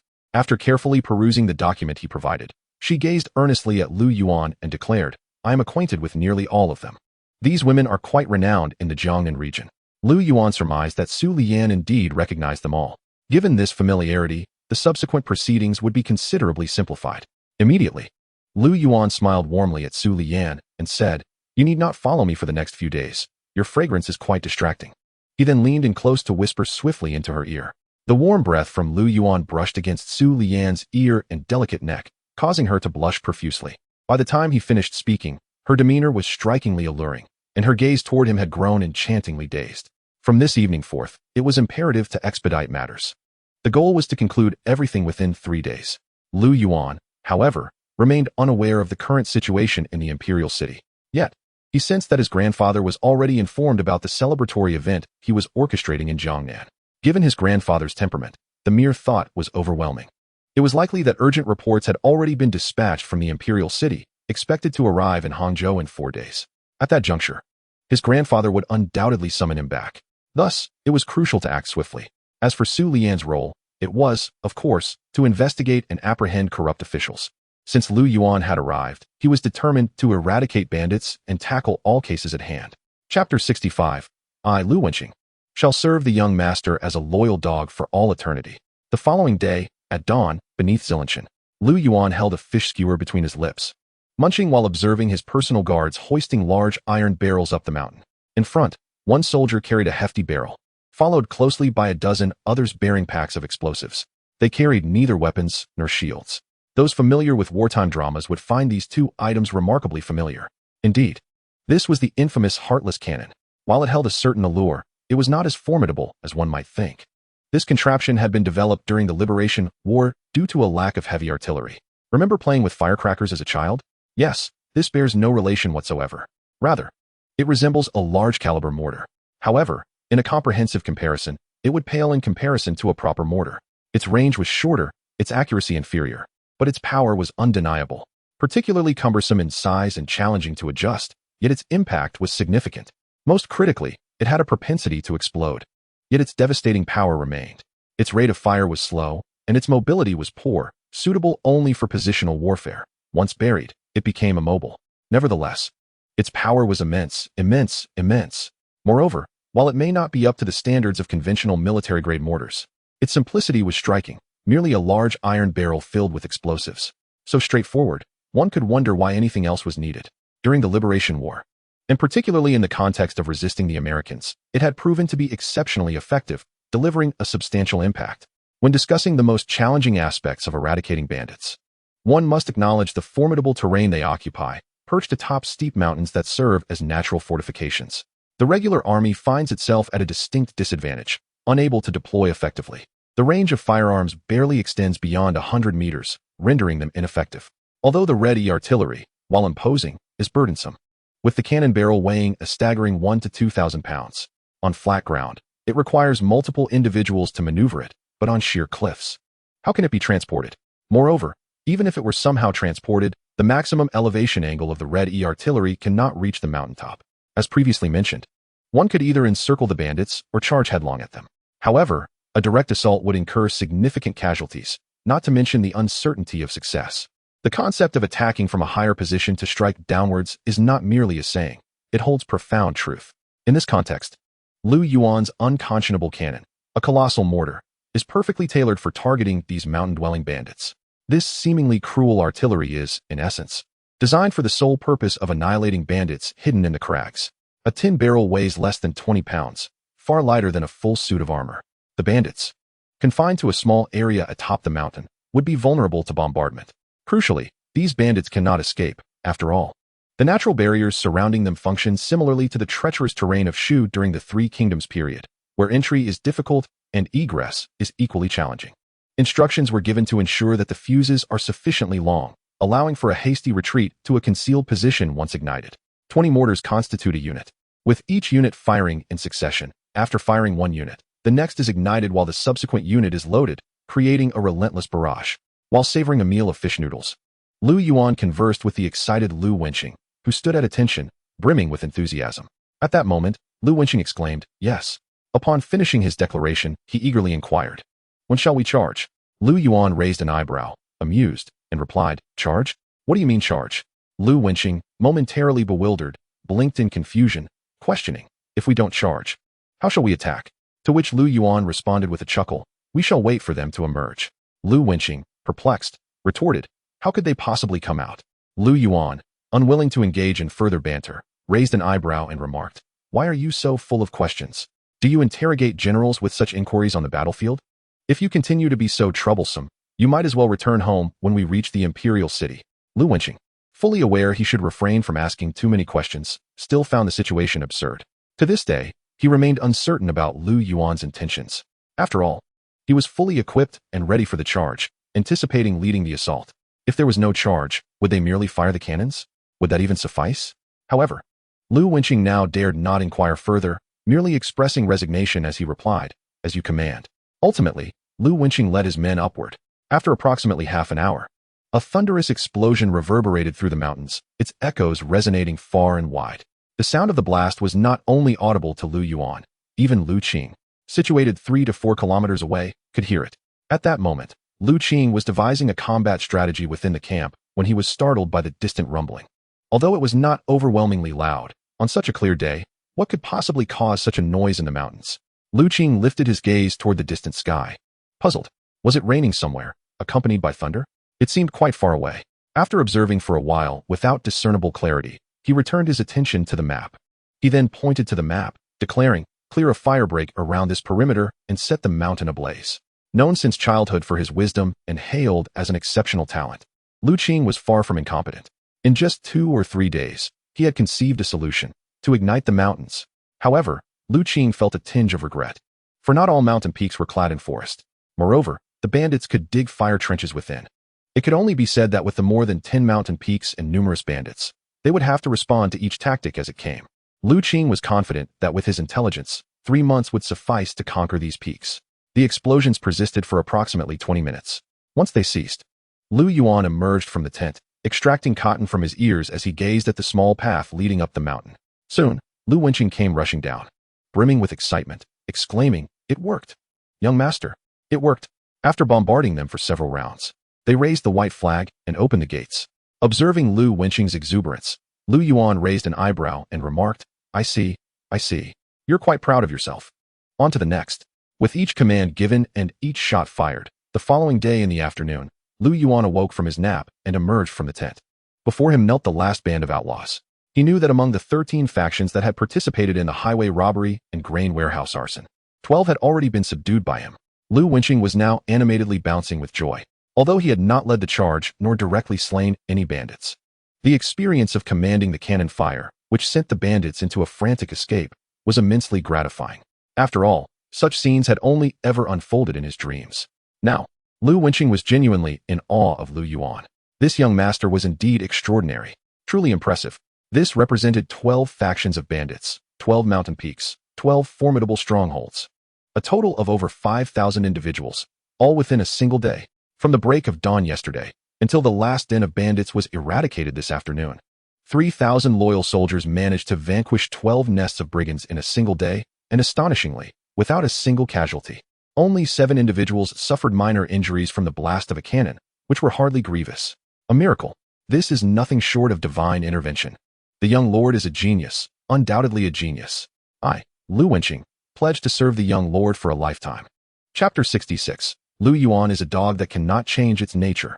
The following morning, Lu Yuan rode upon his steed, flanked by 3,000 soldiers escorting 5,000 bandits, along with the treasures from more than 10 bandit lairs. So did they confess? Lu Yuan swayed slightly in his saddle. Feeling somewhat drowsy after a night of traversing rugged mountain paths, they were finally nearing the exit from the mountains. Riding alongside him, Lu Yuan wore a troubled expression and remarked, "Young lord." They remained tight-lipped, as if they would rather face death than speak.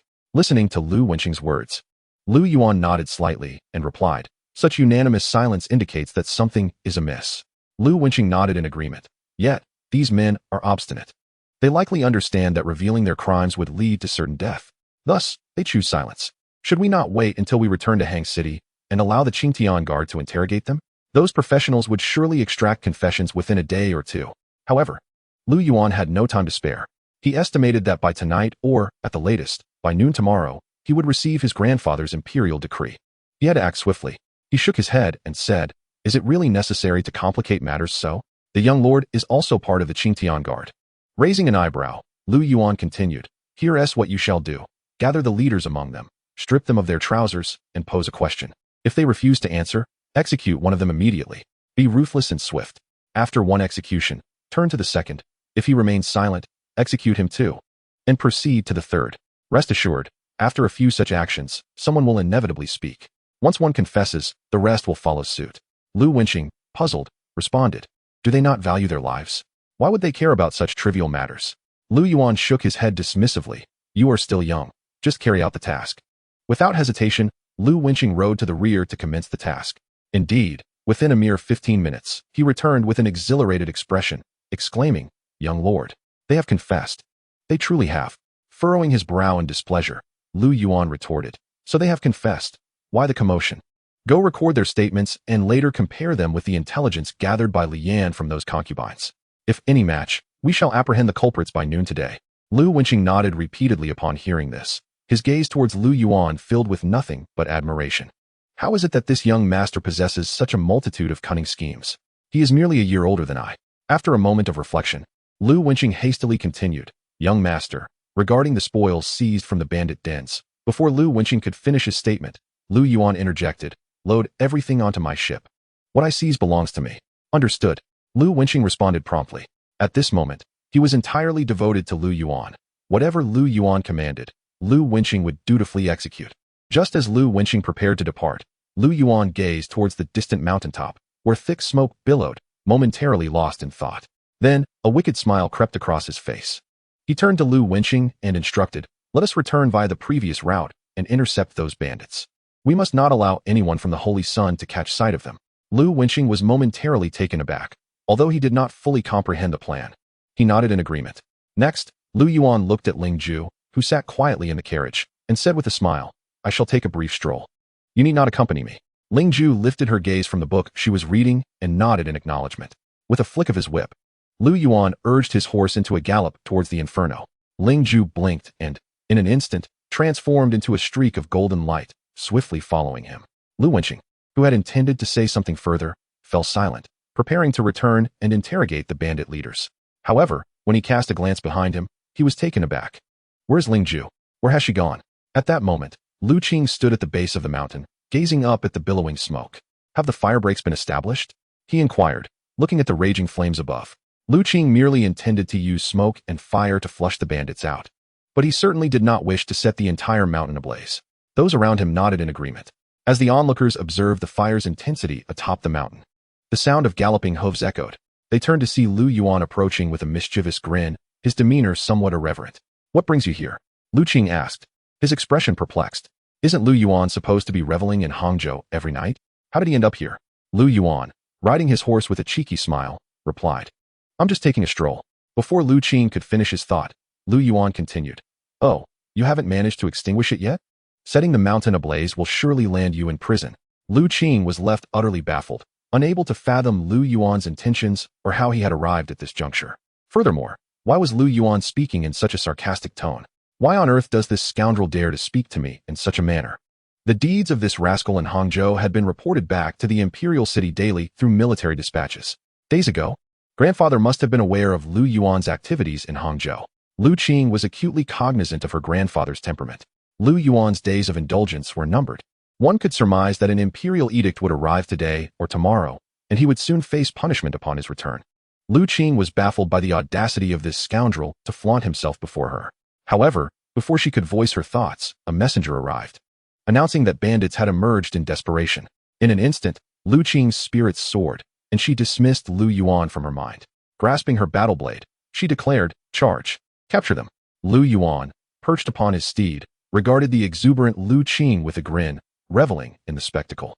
Indeed, Lu Yuan had come here for no purpose other than to witness the unfolding farce. Having relished the moment, he prepared to depart. The raging inferno of the mountain would inevitably be extinguished, but it was anticipated that it would take at least another day or two to conclude the efforts here. By that time, he would likely be aboard the vessel heading back to the imperial city, watching Su Lian perform before him. Lu Yuan was particularly curious to see Lu Qing's expression when she discovered that the next bandit den was deserted after her endeavors. Alas, he would not be privy to that moment. In the sky, concealed among the clouds, Ling Ju observed Lu Yuan, who had finished his amusement and was now retreating. A delicate smile graced her lips, for her concern had compelled her to follow him. Upon her arrival and witnessing the scene, Ling Ju found it somewhat amusing. Her benefactor indeed possessed a playful spirit. Around midday, the group returned to Hangzhou. 5,000 bandits were swiftly corralled into a designated area at the port.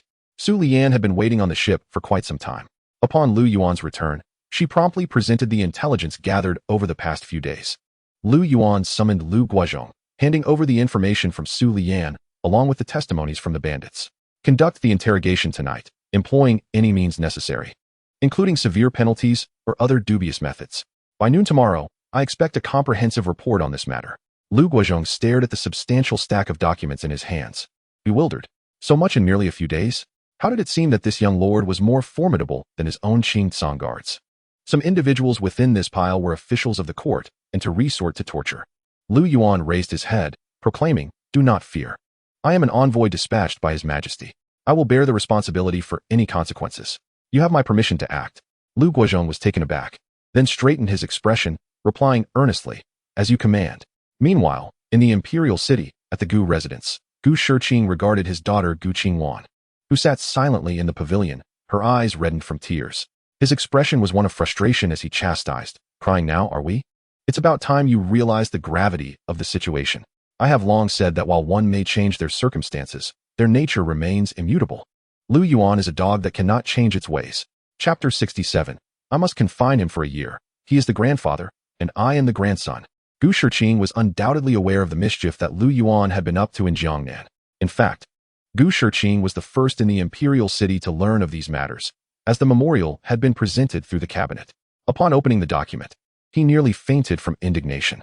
After the previous drinking session with Lu Yuan and Lu Chong'an, Gu Shiqing had not changed his opinion of Lu Yuan.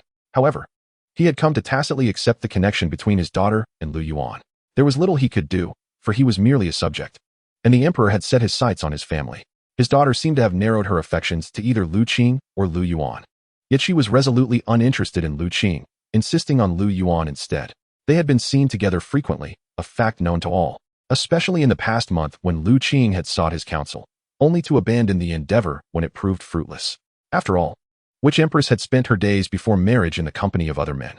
Thus, Gu Shiqing saw no other option. Lu Qing was out of the picture, leaving only Lu Yuan. Fortunately, Lu Yuan had behaved more reasonably of late. Whether it was the bicycle, perfume, or soap, if one could overlook their previous biases against him, he was indeed impressive. If it were merely that, it would be acceptable. Yet Gu Shiqing could not shake the feeling that a person's nature is difficult to alter. Just look. On the very first day of his arrival in Jiangnan, his true character was laid bare. It was as if a dog could never change its habit of eating excrement. At this moment, Gu Qingwan's eyes glistened with unshed tears as she lowered her head in silence. Truthfully, Gu Qingwan found it hard to believe the allegations. However, the memorial was undeniably authentic. She reasoned that even so, Lu Yuan must have had other motives for his actions. Gu Qingwan was unsure whether her thoughts indicated a complete infatuation. Yet she held firmly to her belief. After a month spent together, she felt certain that Lu Yuan was not that kind of person.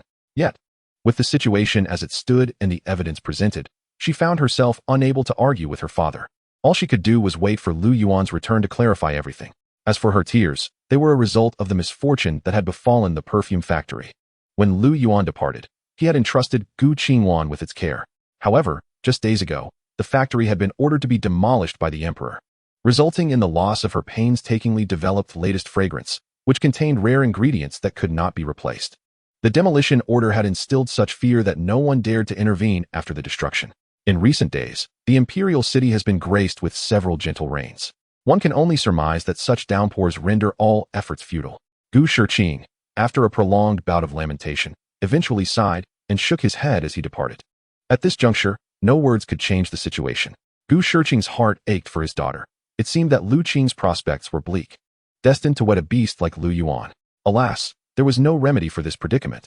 He must hasten to visit his esteemed mentor, who had been bedridden for days due to the vexations wrought by Lu Yuan. It was disheartening that, despite pledging to properly guide Lu Wenqing, that very evening Lu Yuan led him to Hangzhou for debauchery.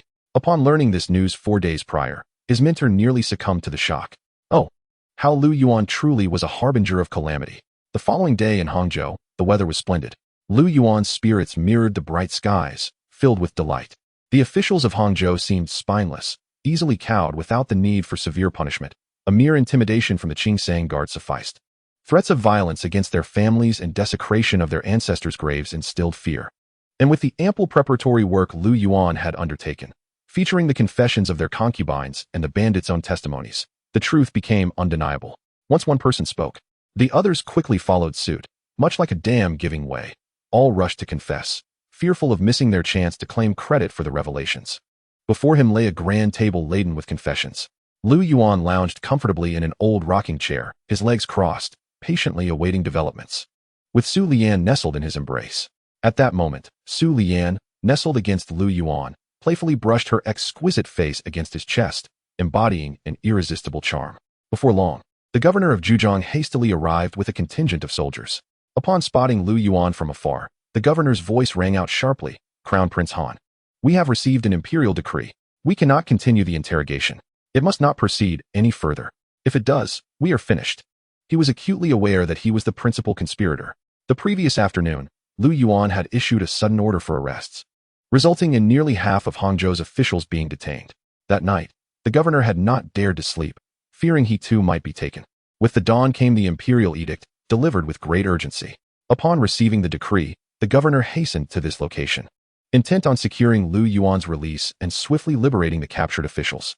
He reasoned that a single night of interrogation should not yield swift confessions. Surely, the officials would hold out a little longer.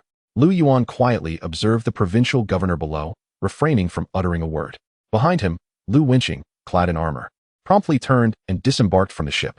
At that moment, the provincial governor, mounted on horseback and holding the imperial edict aloft, glanced at Lu Yuan with a hint of trepidation. He dismounted and approached the vessel, prepared to proclaim the decree. However, just then, Lu Wenqing delivered a swift kick, sending the provincial governor sprawling. The edict he held was deftly caught by Lu Wenqing. Seated on the ship, Lu Yuan regarded the now panicked provincial governor and commanded, "Seize him." The provincial governor, about to protest with a bold retort, was silenced by a resounding slap from Lu Wenqing, causing him to spit blood and lose several teeth. A contingent of soldiers rushed forward, covering the provincial governor's mouth as they dragged him into a nearby vessel that had been prepped for this very purpose. In that moment, Lu Wenqing turned to the individual who had previously stood beside the provincial governor and handed him the edict, saying, "You shall read the decree." Trembling, the man accepted the edict and unfolded it. At this instant, all present, including Lu Yuan, promptly knelt in anticipation of the proclamation. In the imperial palace of the capital, the Yongle Emperor hurled a report onto the floor before the Prince of Han, exclaiming with fury, "Look at the mischief your son has been up to in Jiangnan." The Prince of Han, kneeling on the ground, appeared utterly speechless as he picked up the report and casually perused it. He was already well aware of his son's antics and regarded them with indifference. What of his son indulging in a few women in Jiangnan? What significance did that hold? What "Father, did you not engage in similar exploits in your youth?" What vexed the Prince of Han was that when trouble arose, it was his son to blame, yet when glory was earned, it was attributed to the grandson. With the war escalating, he was left to deal with the aftermath. He had hoped this wayward son had mended his ways, only to find upon leaving the palace, he had fallen back into such disgraceful behavior. He had intended for the young man to present himself well before the realm, but now, he had exposed his folly for all to see. And to make matters worse, he had summoned all the renowned courtesans of Jianghuai and Jiangnan to Hangzhou. Truly a debauched reveler, indeed. Upon the young man's return, he would ensure he spent a year in confinement. He would be the grandfather, and the young man, the grandson. As the Yongle Emperor paced the hall, lamenting the disgrace, the Prince of Han lowered his head in silence, enduring the chastisement on behalf of his son. Suddenly, a young eunuch hurried into the chamber, undeterred by the emperor's wrath. Upon entering, he proclaimed, "Your Majesty, joyous tidings, a great victory has been reported from Hangzhou." Hearing this, the Yongle Emperor's anger subsided somewhat. "Oh, there is still hope in my beloved grandson," he declared, and without hesitation, commanded, "Read." The young eunuch halted abruptly and promptly opened the memorial, proclaiming, "Good news from Hangzhou. On the 9th day of July, around 6 in the morning, the Crown Prince of the Han Kingdom achieved a resounding victory against the bandits at Zillingshan. In just half an hour, he captured one bandit leader and apprehended a total of 346 bandits, suffering no casualties himself. Chapter 68. Congratulations on soon having a beast as a son-in-law. The grand hall fell into a profound silence. The Yongle Emperor and the eunuch exchanged bewildered glances. Meanwhile, the Han Prince remained silent, bowing his head.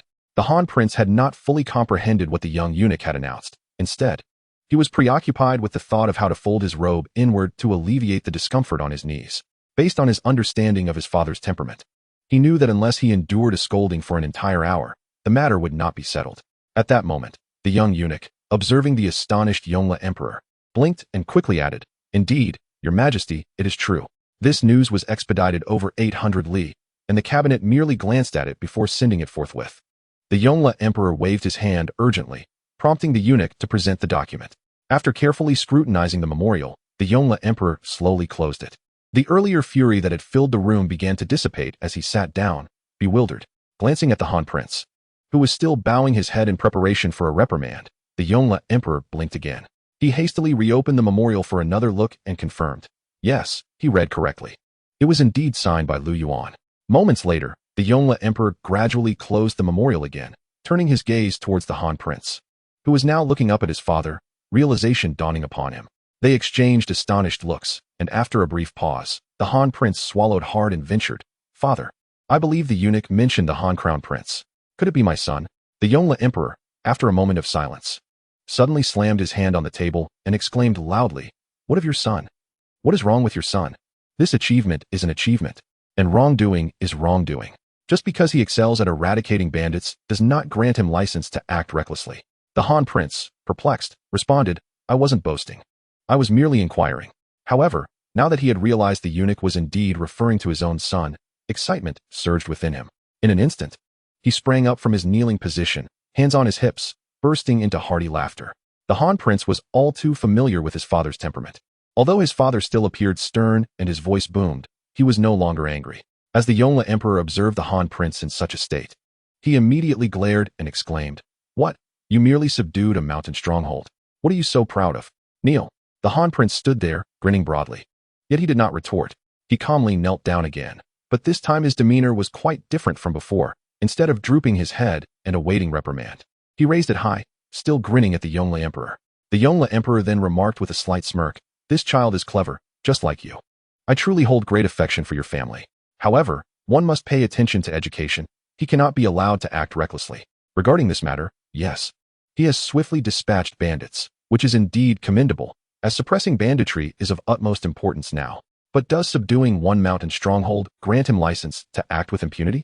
There are still over 10 more strongholds to deal with." Before the Yongle Emperor could finish his statement, a young eunuch rushed in, beaming with excitement, and announced, "Your Majesty. Your Majesty, news from Hangzhou. The Han Prince has again eradicated a nest of mountain bandits." The Yongle Emperor was taken aback. By the time the young eunuch had completed his report, the Han Prince's grin had widened to ear. At that moment, he rose directly, looking at the Yongle Emperor, and said with a chuckle, "Father, should I still kneel?" At that instant, the Yongle Emperor had just glanced at the memorial and, raising his head, glared at the Han prince, commanding, "Kneel." "Why are you not kneeling? What is there to be so proud of? You have merely subdued 2 mountain strongholds. Why the need for separate reports? Could they not have been combined?" Of course, the Yongle Emperor spoke in such a manner, yet he was thoroughly astonished within. The previous report indicated the time as around 6 in the morning, while this one noted 7. What did this imply? It suggested that his dear grandson had vanquished one stronghold in merely half an hour. How could that be possible? It was utterly inconceivable. Even if one hurried from one bandit nest to another, it would require at least half an hour, wouldn't it? Could it be that he divided his forces to attack 2 simultaneously? But the question remained, where did Lu Yuan acquire so many troops? Did he not have only those 3,000 personal guards? Before departing, the second prince had temporarily reassigned troops from the 3 main camps, which he himself was aware of. How could 3,000 manage to assault 2 strongholds at once? Was it possible he drew from the total commander of Zhejiang? The Yongle Emperor was aware that this commander was previously subordinate to the second prince. Given that connection, it was not outside the realm of possibility. Yet, contemplating this further, the Yongle Emperor promptly set aside the memorial and returned to his dragon table, rifling through documents until he unearthed the previous military report from Lu Qing. Opening it for review. After reading, the Yongle Emperor was utterly bewildered, his face adorned with question marks. Indeed, on the very day Lu Qing arrived in Hangzhou, he had withdrawn all the troops. Moreover, the Grand Commander of Zhejiang's naval forces had been continually accompanying Lu Qing. What on earth is happening? Where did Lu Yuan acquire his troops? At this moment, the Han Wang, who had been kneeling with a grin, suddenly ceased his laughter. Although he was always a beat behind the Yongle Emperor, he finally grasped the gravity of the situation. His expression shifted to one of seriousness. This is quite peculiar. Meanwhile, in Hangzhou, Lu Yuan rose from the ground to receive the imperial edict. Upon examining its contents, he found it somewhat amusing. Was it really necessary to be so incensed? And to be bound for return? Yet, it is indeed warranted. If he were to solely organize this grand celebration while neglecting the suppression of bandits, it would be rather absurd. This must be presented to the world as a spectacle. Fortunately, all matters had been resolved. Hoisting the sails, it was time to return. After the afternoon break, Gu Shiqing returned to the cabinet. He had missed the morning session to visit Lu Chong'an, and after serving him his soup and medicine, he spent a considerable time offering comforting words before returning. As he descended from the carriage and made his way towards the cabinet, Gu Shiqing kept his head lowered, fearing the gaze of others. It was indeed embarrassing. While he trudged along, he overheard someone exclaiming nearby, "Minister Gu, congratulations." Huh? Gu Shiqing turned with a puzzled expression. He saw several officials smiling and clasping their hands in greeting. After their brief exchange, they departed, leaving Gu Shiqing utterly perplexed. Congratulations? For what? For soon having a beast as a son-in-law? Chapter 69. You may kneel if you wish. If not, find a place to sit. Gu Shiqing could not comprehend what these individuals were congratulating him for. Without waiting for clarification, they left him in confusion. Ultimately, he could only shake his head. Once inside the cabinet, several colleagues approached him with beaming smiles, exclaiming, "Congratulations, Minister Gu." Gu Shiqing was still at a loss, merely returning the gesture with a forced smile and replying, "Same to you." After this exchange of pleasantries, he settled into his position to commence his duties. However, seated there, he remained troubled by curiosity. What on earth was this about? Just as Gu Shiqing was lost in thought, a eunuch rushed in, panting with urgency. The members of the cabinet appeared to be accustomed to the proceedings. One official in a crimson robe stood up, glanced at the document, and promptly closed it. He then handed it to a nearby young eunuch who had been waiting, urging him to hurry away. The young eunuch understood the urgency and swiftly departed with the edict. Soon after, another eunuch took his place, standing at the entrance as if awaiting something. This scene left Gu Shiqing utterly perplexed. What on earth is this? What are these people doing? Unable to contain his curiosity any longer, Gu Shiqing shifted his chair closer to the next assistant, Song Qijie, and whispered, "Old Song. What transpired this morning? Why has everyone been congratulating me since I arrived this afternoon? What am I being congratulated for?" Song Qijie, taken aback by Gu Shiqing's ignorance, replied, "You don't know?" Gu Shiqing looked at him with a puzzled expression. "I'm unaware." Understanding dawned on Song Qijie as he blinked. "Oh right. You weren't here this morning. It concerns the Crown Prince of Han. He has achieved a significant victory." The Crown Prince of Han? A significant victory? Gu Shiqing's confusion deepened. Meanwhile, Song Qijie leaned closer and continued to whisper, "Did you see that edict just now? Including that one. It's the 6th document returned today, all pertaining to the Crown Prince. He has been relentless in Hangzhou, eliminating an entire bandit stronghold approximately every hour.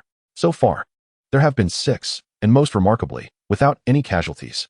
"Ah," Gu Shiqing responded, his astonishment palpable. Just then, Yuan Yiren, Another deputy in the cabinet and the official who had just inspected the edict approached and quietly remarked, "There were casualties this time." Song Qijie immediately inquired with curiosity, "What casualties? Wasn't he there nothing before?" Yuan Irin replied in a hushed tone, "It seems a cannon misfired, injuring the faces of 2 individuals."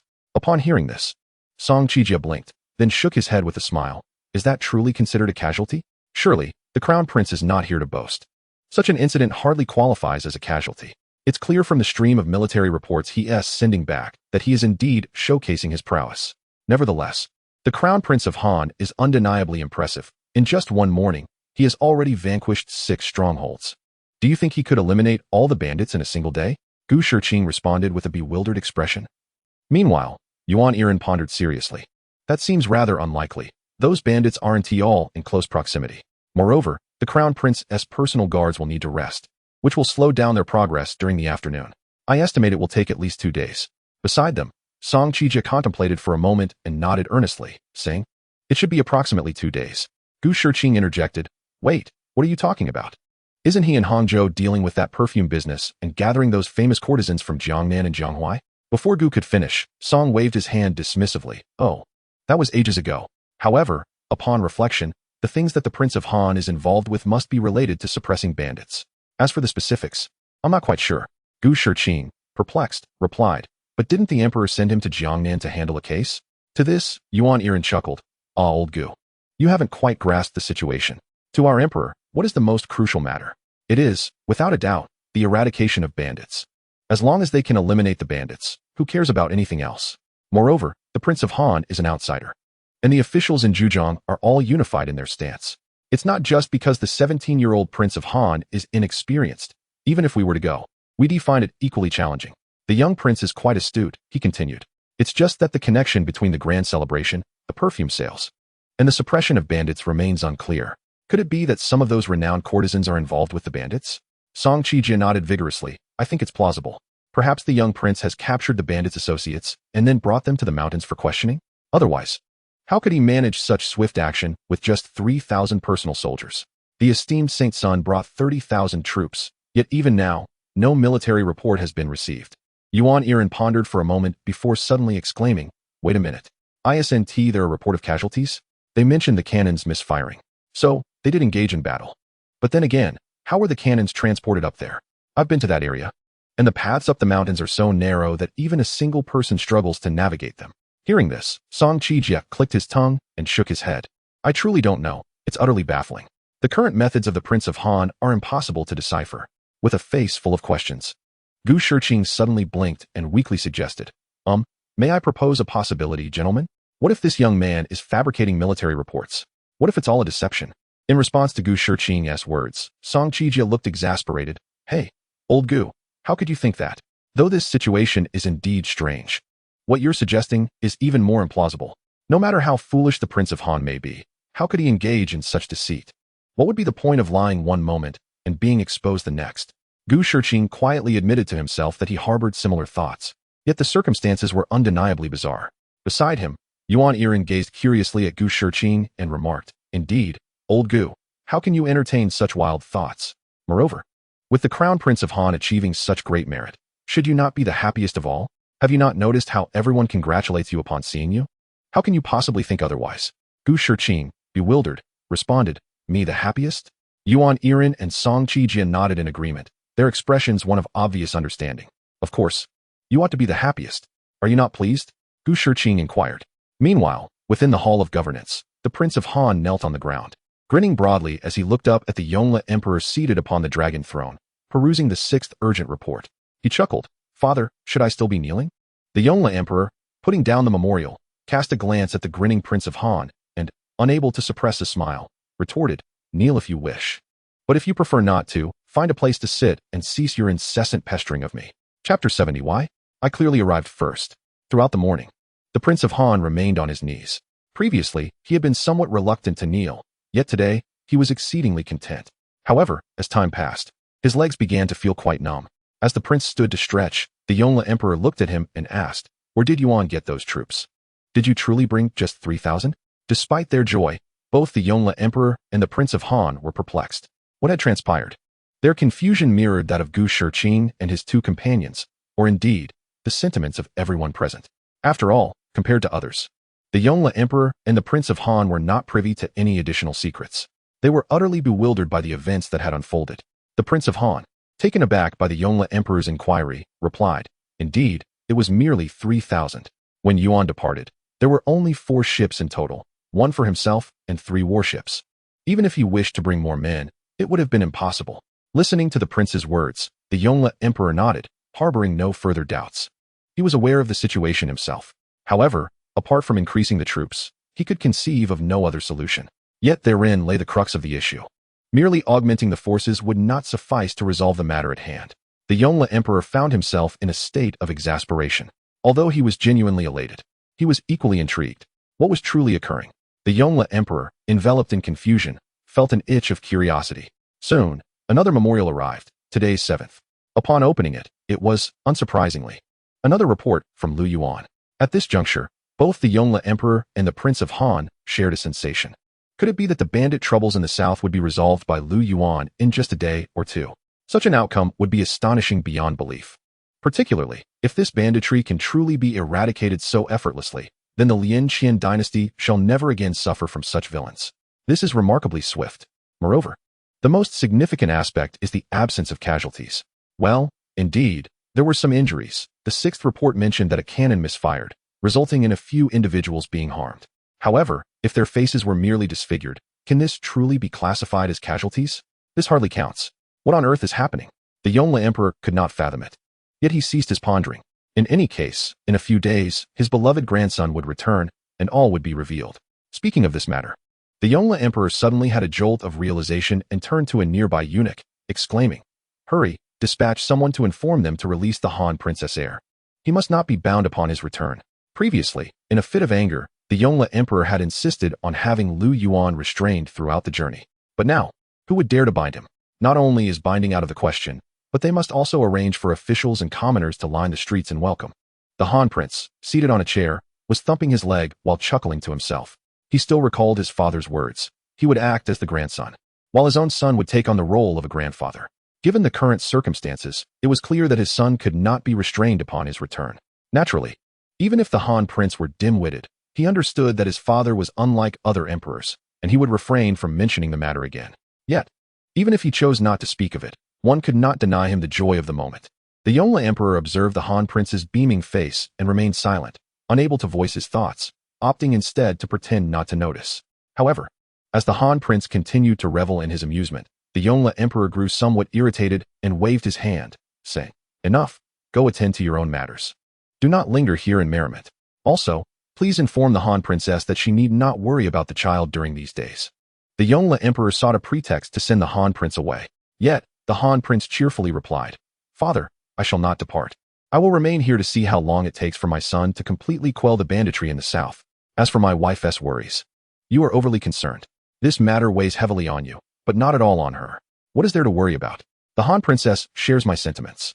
Both of us believe that our son's escapades in Jiangnan with a few courtesans are of little consequence. Furthermore, these are renowned courtesans. Courtesans are merely for enjoyment. Are they not? Our son is not without means. Even a bottle of ordinary perfume costs dozens of taels of silver. What is the harm in some amusement?" The Han Prince and the Han Princess had not taken the situation to heart over these past few days, leaving the external world to its idle chatter. The Yongle Emperor, somewhat speechless, mused to himself that this family truly exemplifies the saying, "Like father, like son." As for the Han Prince's insistence on remaining here, so be it. After all, this matter concerns his own son, and naturally, he wishes to be informed at the earliest opportunity. However, the Yongle Emperor shot a stern glance at Prince Han and said, "You may stay, but keep your mouth shut. I do not wish to see your gleaming white teeth again." Prince Han promptly fell silent, though his eyes sparkled with mirth and his brows curved in amusement. The Yongle Emperor remarked, "The cabinet has received the 8th urgent report." Gu Shiqing glanced at it briefly before passing it to the waiting young eunuch beside him. It appeared that the reports would continue to arrive throughout the evening, as Prince Han's heir was determined to eradicate the bandits in the south in one fell swoop. "Who among us will be on duty tonight?" Song Qijie initiated. Yuan Irin exchanged glances with Song Qijie, and then, with a smile directed at Gu Shiqing, who sat in the center, he said, "Of course, it is Lord Gu. After all, this is something that delights him the most." Gu Shiqing's mood had evidently brightened since the afternoon, contrasting sharply with his earlier demeanor. In response to their comments, Gu Shiqing chuckled and shook his head. So you two have been waiting for me all along. Very well, I shall take the watch tonight. However, I must step out for a moment. My old mentor has been bedridden with anger these past few days. I shall go inform him to prevent any further distress. Song Qijie and Yuan Yiren both nodded with smiles. Gu Shiqing, not wishing to dawdle, quickly gathered his things and exited the cabinet, boarding the sedan chair. In the past few days, upon entering the chair, Gu Shiqing had tightly drawn the curtains, fearful of being seen by others, regardless of the oppressive heat within. Yet now, as he entered the chair, he promptly drew the curtains aside. Inside the sedan, Gu Shiqing felt as though he had been liberated from a 3-day confinement, experiencing a newfound sense of relief. How delightful! Meanwhile, in Hang City, Lu Qing sat astride his horse, his expression inscrutable. Yet within, he was weeping. Why? I clearly arrived first. Chapter 71. What on earth is happening today? This is truly a commotion. Days later, Lu Yuan's fleet sailed grandly into the territory of Lucy. In about 4 or 5 days, they would nearly return to the imperial capital. Although the sweltering heat of midsummer had passed, the weather remained warm but was no longer stifling or humid, feeling considerably cooler than when they had set out. Following Lu Yuan's grand ship were 3 tiger-headed warships, along with 3 smaller vessels. One of the smaller boats carried officials from Hang City, while the other 2 were occupied by the bandit leaders and several key figures such as the 2nd and 3rd in command. As for matters of lesser significance, they remained in Hangzhou. The fleet ascended from the south of the Yangtze River to the Jianghuai region and subsequently traversed through it. Upon reaching the western part of Shandong, a palpable desolation was felt. Although Jiangnan and Jianghuai have historically been the most affluent and bustling areas, incomparable to others, the stark contrast was indeed striking. Observing this expanse of land, Lu Yuan smacked his lips. What a splendid piece of land! Such fertile ground, left fallow instead of being cultivated for grain, was truly a lamentable waste. Especially considering its proximity to the Grand Canal, future transport of goods would be exceedingly convenient. This territory, however, belonged to a vassal prince, the Prince of Lu. The first Prince of Lu had passed away, and now it was the second. In truth, if the Li Dynasty were identical to the Ming, 3 years hence, his father would also be dispatched to this region as a vassal. Initially, his grandfather intended for his father to go to Yunnan, but his father adamantly refused. Eventually, with no other options, he was forcefully assigned to this area, specifically in the Luzhong region. Setting aside whether this land would eventually belong to him, Lu Yuan at present yearned for this expanse. He desired every inch of it. Upon returning, the high-yield potatoes he had crossbred would soon be ready for harvest. Lu Yuan planned to engage in agriculture. After all, his yield per move far surpassed that of others. This land could not only resolve the empire's food supply issues, but also generate profit. Moreover, it was not far from the imperial city. Any urgent matters could be addressed within days. Lu Yuan held a particular fondness for this land. Yet, it was owned by the Prince of Lu. What to do? Although his grandfather had indeed diminished the power of the princes, and more severely than Emperor Jiangwen, it was the private armies that were curtailed, not the territories. This land remained the Prince of Lu's. Lu Yuan gazed at the magnificent land by the river, left to waste, feeling quite distressed. However, after a moment, a spark of inspiration ignited in his mind as he turned his gaze toward Lu Wenqing beside him. Lu Wenqing had been observing Lu Yuan's anxious demeanor with great curiosity, wondering what could possibly be troubling the young lord. Upon catching Lu Yuan's gaze, Lu Wenqing felt a sudden apprehension. Such a sudden shift in the young lord's attention surely indicated something was amiss. Before Lu Wenqing could utter a word, Lu Yuan abruptly commanded, "Stop at the cargo dock in western Lu." Lu Wenqing blinked in surprise, his curiosity piqued. "Haven't we just?" Yet, before he could finish, Lu Yuan shot him a glare, prompting Lu Wenqing to promptly fall silent. Lu Yuan continued, "Retrieve 2 valuable bracelets from the treasures seized from the bandits and drop them in the city." Lu Wenqing, taken aback, stammered, "Where should I drop them?" Lu Yuan shrugged nonchalantly and said, "Just toss it anywhere. It doesn't matter where. Find a deserted spot and be done with it." Lu Wenqing, perplexed, responded, "What on earth is this about? I simply don't understand." Yet, having spent considerable time in Lu Yuan's company, Lu Wenqing had learned not to ask questions. When one was in the presence of the young master, it was best to follow instructions without inquiry. With the young master possessing a multitude of intricate thoughts, questioning would yield no clarity. Thus, Lu Wenqing promptly set about his task. By around 8 or 9 in the evening, Lu Yuan and his entourage's vessel docked. A contingent of loyal guards went to the transport wharf to procure supplies and move goods. In truth, they had already restocked during their previous stop in the Jianghuai region. making it sufficient for a direct return to the imperial capital. The others were unaware of why the young master had halted in Lucy for additional supplies. However, they thought little of it, believing it was merely the young master's way of showing consideration for his soldiers, ensuring they had ample food and drink for the journey home, especially after their commendable achievements. As this group of procurement guards disembarked to purchase supplies, Lu Yuan led 2 soldiers, stealthily breaking away from the main force under the cover of night. The trio entered the city and found a secluded corner, where they discarded 2 jade bracelets and a handful of loose silver coins. As they did so, the 2 soldiers looked at each other in confusion, asking, "Deputy Commander, what does this mean?" Lu Yuan, adopting a stern demeanor reminiscent of Lu Yuan's training, scolded them, "Don't pry. How should I know? The young master has a myriad of schemes. I cannot fathom which one he is employing this time." Despite their bewilderment, the soldiers complied with Lu Yuan's orders, reasoning that it was merely about gathering provisions. What else could they do? Around midnight, as the supply operation concluded and personnel were being counted, Lu Yuan cast an exaggerated gaze at the 2 soldiers before him, expressing his frustration. "What? The bracelet your mother gave you? The token of love from your wife gone? How could you be so careless? Such important items, and you've managed to lose them?" The 2 soldiers, with faces full of grievance, lamented, "We have no idea how it happened. We noticed their absence as soon as we left the city." Feigning exasperation, Lu Yuan replied, "Enough, enough. Such significant items must be recovered." He then turned to the soldiers counting the personnel and declared loudly, "These 2 have lost their important belongings while transporting supplies. Quickly send someone to help find them. We must not delay our return to the capital. The emperor is surely awaiting our celebration and commendation." Lu Yuan, observing Lu Yuan's performance from the side, could not help but feel a surge of admiration. The young lord truly possesses remarkable acting skills. Had he not known that these 2 soldiers were dispatched by the young lord himself, he might have genuinely believed that an incident had occurred. At this moment, Lu Yuan found himself perplexed by the young lord's intentions. How could his intellect differ so greatly from that of the young lord? He felt utterly out of his depth. The soldiers who had been sent out to procure supplies nodded in agreement upon hearing Lu Yuan's words. If they were delayed in their return, it would indeed be a serious matter. They also marveled at how compassionate the young lord was, displaying such consideration for the troops. The leader among them hastily instructed everyone to disperse and search. However, Lu Yuan, standing high upon the platform, exclaimed with urgency, "With just this handful of men, how long will it take to find anything? Hurry, bring more people, hundreds, even thousands, to search the docks. If nothing is found there, proceed directly into the city."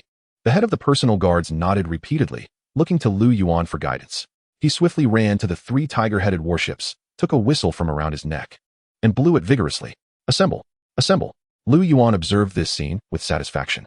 He then turned to Lu Yuan and admonished, "What are you still doing standing there? Hurry and follow them. If nothing is found at the docks, lead them into the city." "Yes, my lord. I shall go at once," Lu Yuan replied, somewhat resigned. What a chaotic day this was. Chapter 72. Woe is me. I shall return home and tell my grandfather how you all bullied me. All right, enough. If nothing is found at the docks, we will search the city. Follow me. After the 1,000 personal guards had scoured the transport docks without finding anything, Lu Yuan shouted loudly. The crowd immediately nodded in agreement. With Lu Yuan's command, they surged through the transport docks, racing toward the city. Upon reaching the city gates, Lu Yuan and his 1,000 Hanwang personal guards were halted. This was the territory of the Duke of Lu, without the emperor's orders. The Duke's guards could not leave their domain. Similarly, the guards of other lords were not permitted to enter the Duke of Lu's territory without permission. In the dead of night, a 1,000-strong force arriving to search the city? What were they looking for? A jade bracelet.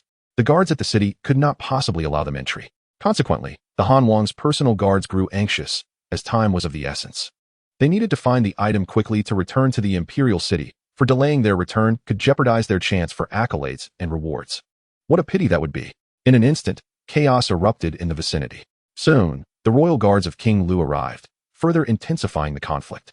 The 2 parties confronted each other at the entrance. In truth, there was no fault on the part of King Lu's guards. After all, it was late at night, and the royal guards of King Han lacked both the emperor's decree and the orders from the military department. How could they allow over 1,000 people to enter and search it well? Suddenly, it was unclear who threw a stone into the crowd.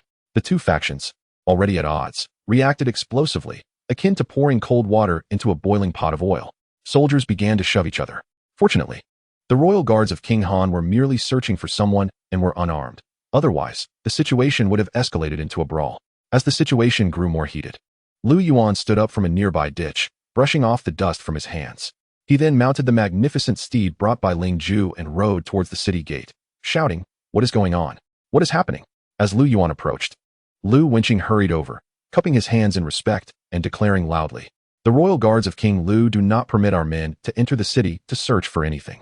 Lu Yuan gazed at the leader of King Lu's guards, whose face bore the marks of several slaps, and indignantly retorted, "On what grounds do you deny us entry to search for something? We are unarmed and mean no harm. Are you targeting us?" The leader of King Lu's guards, visibly enraged, had been struck multiple times during the earlier scuffle, leaving his hat askew. Gritting his teeth, he shouted back, "Why do you think we won't let you in? This is the domain of King Lu. Do you think you can simply waltz in? Absolutely not. We are specifically denying you entry. Get lost. Hurry up and leave, or you will regret it." The leader of King Lu's guards was genuinely furious, unleashing a torrent of curses. This was not originally a problem stemming from King Lu's side, particularly if the matter could have been discussed reasonably. It would not have escalated to this point.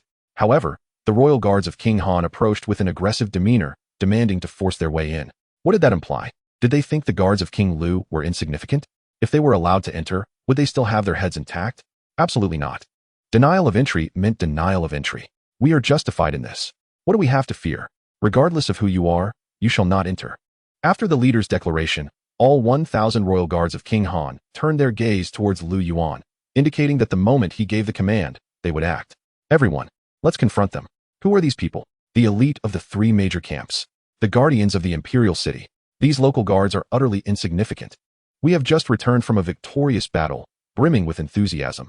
Even without weapons, we would dare to charge at these scoundrels. After all, they wouldn't dare use their arms against us. This matter is one of perspective. Each side has its own rationale. Engaging in hand-to-hand combat is merely mutual brawling. However, should they resort to weapons, the situation escalates significantly.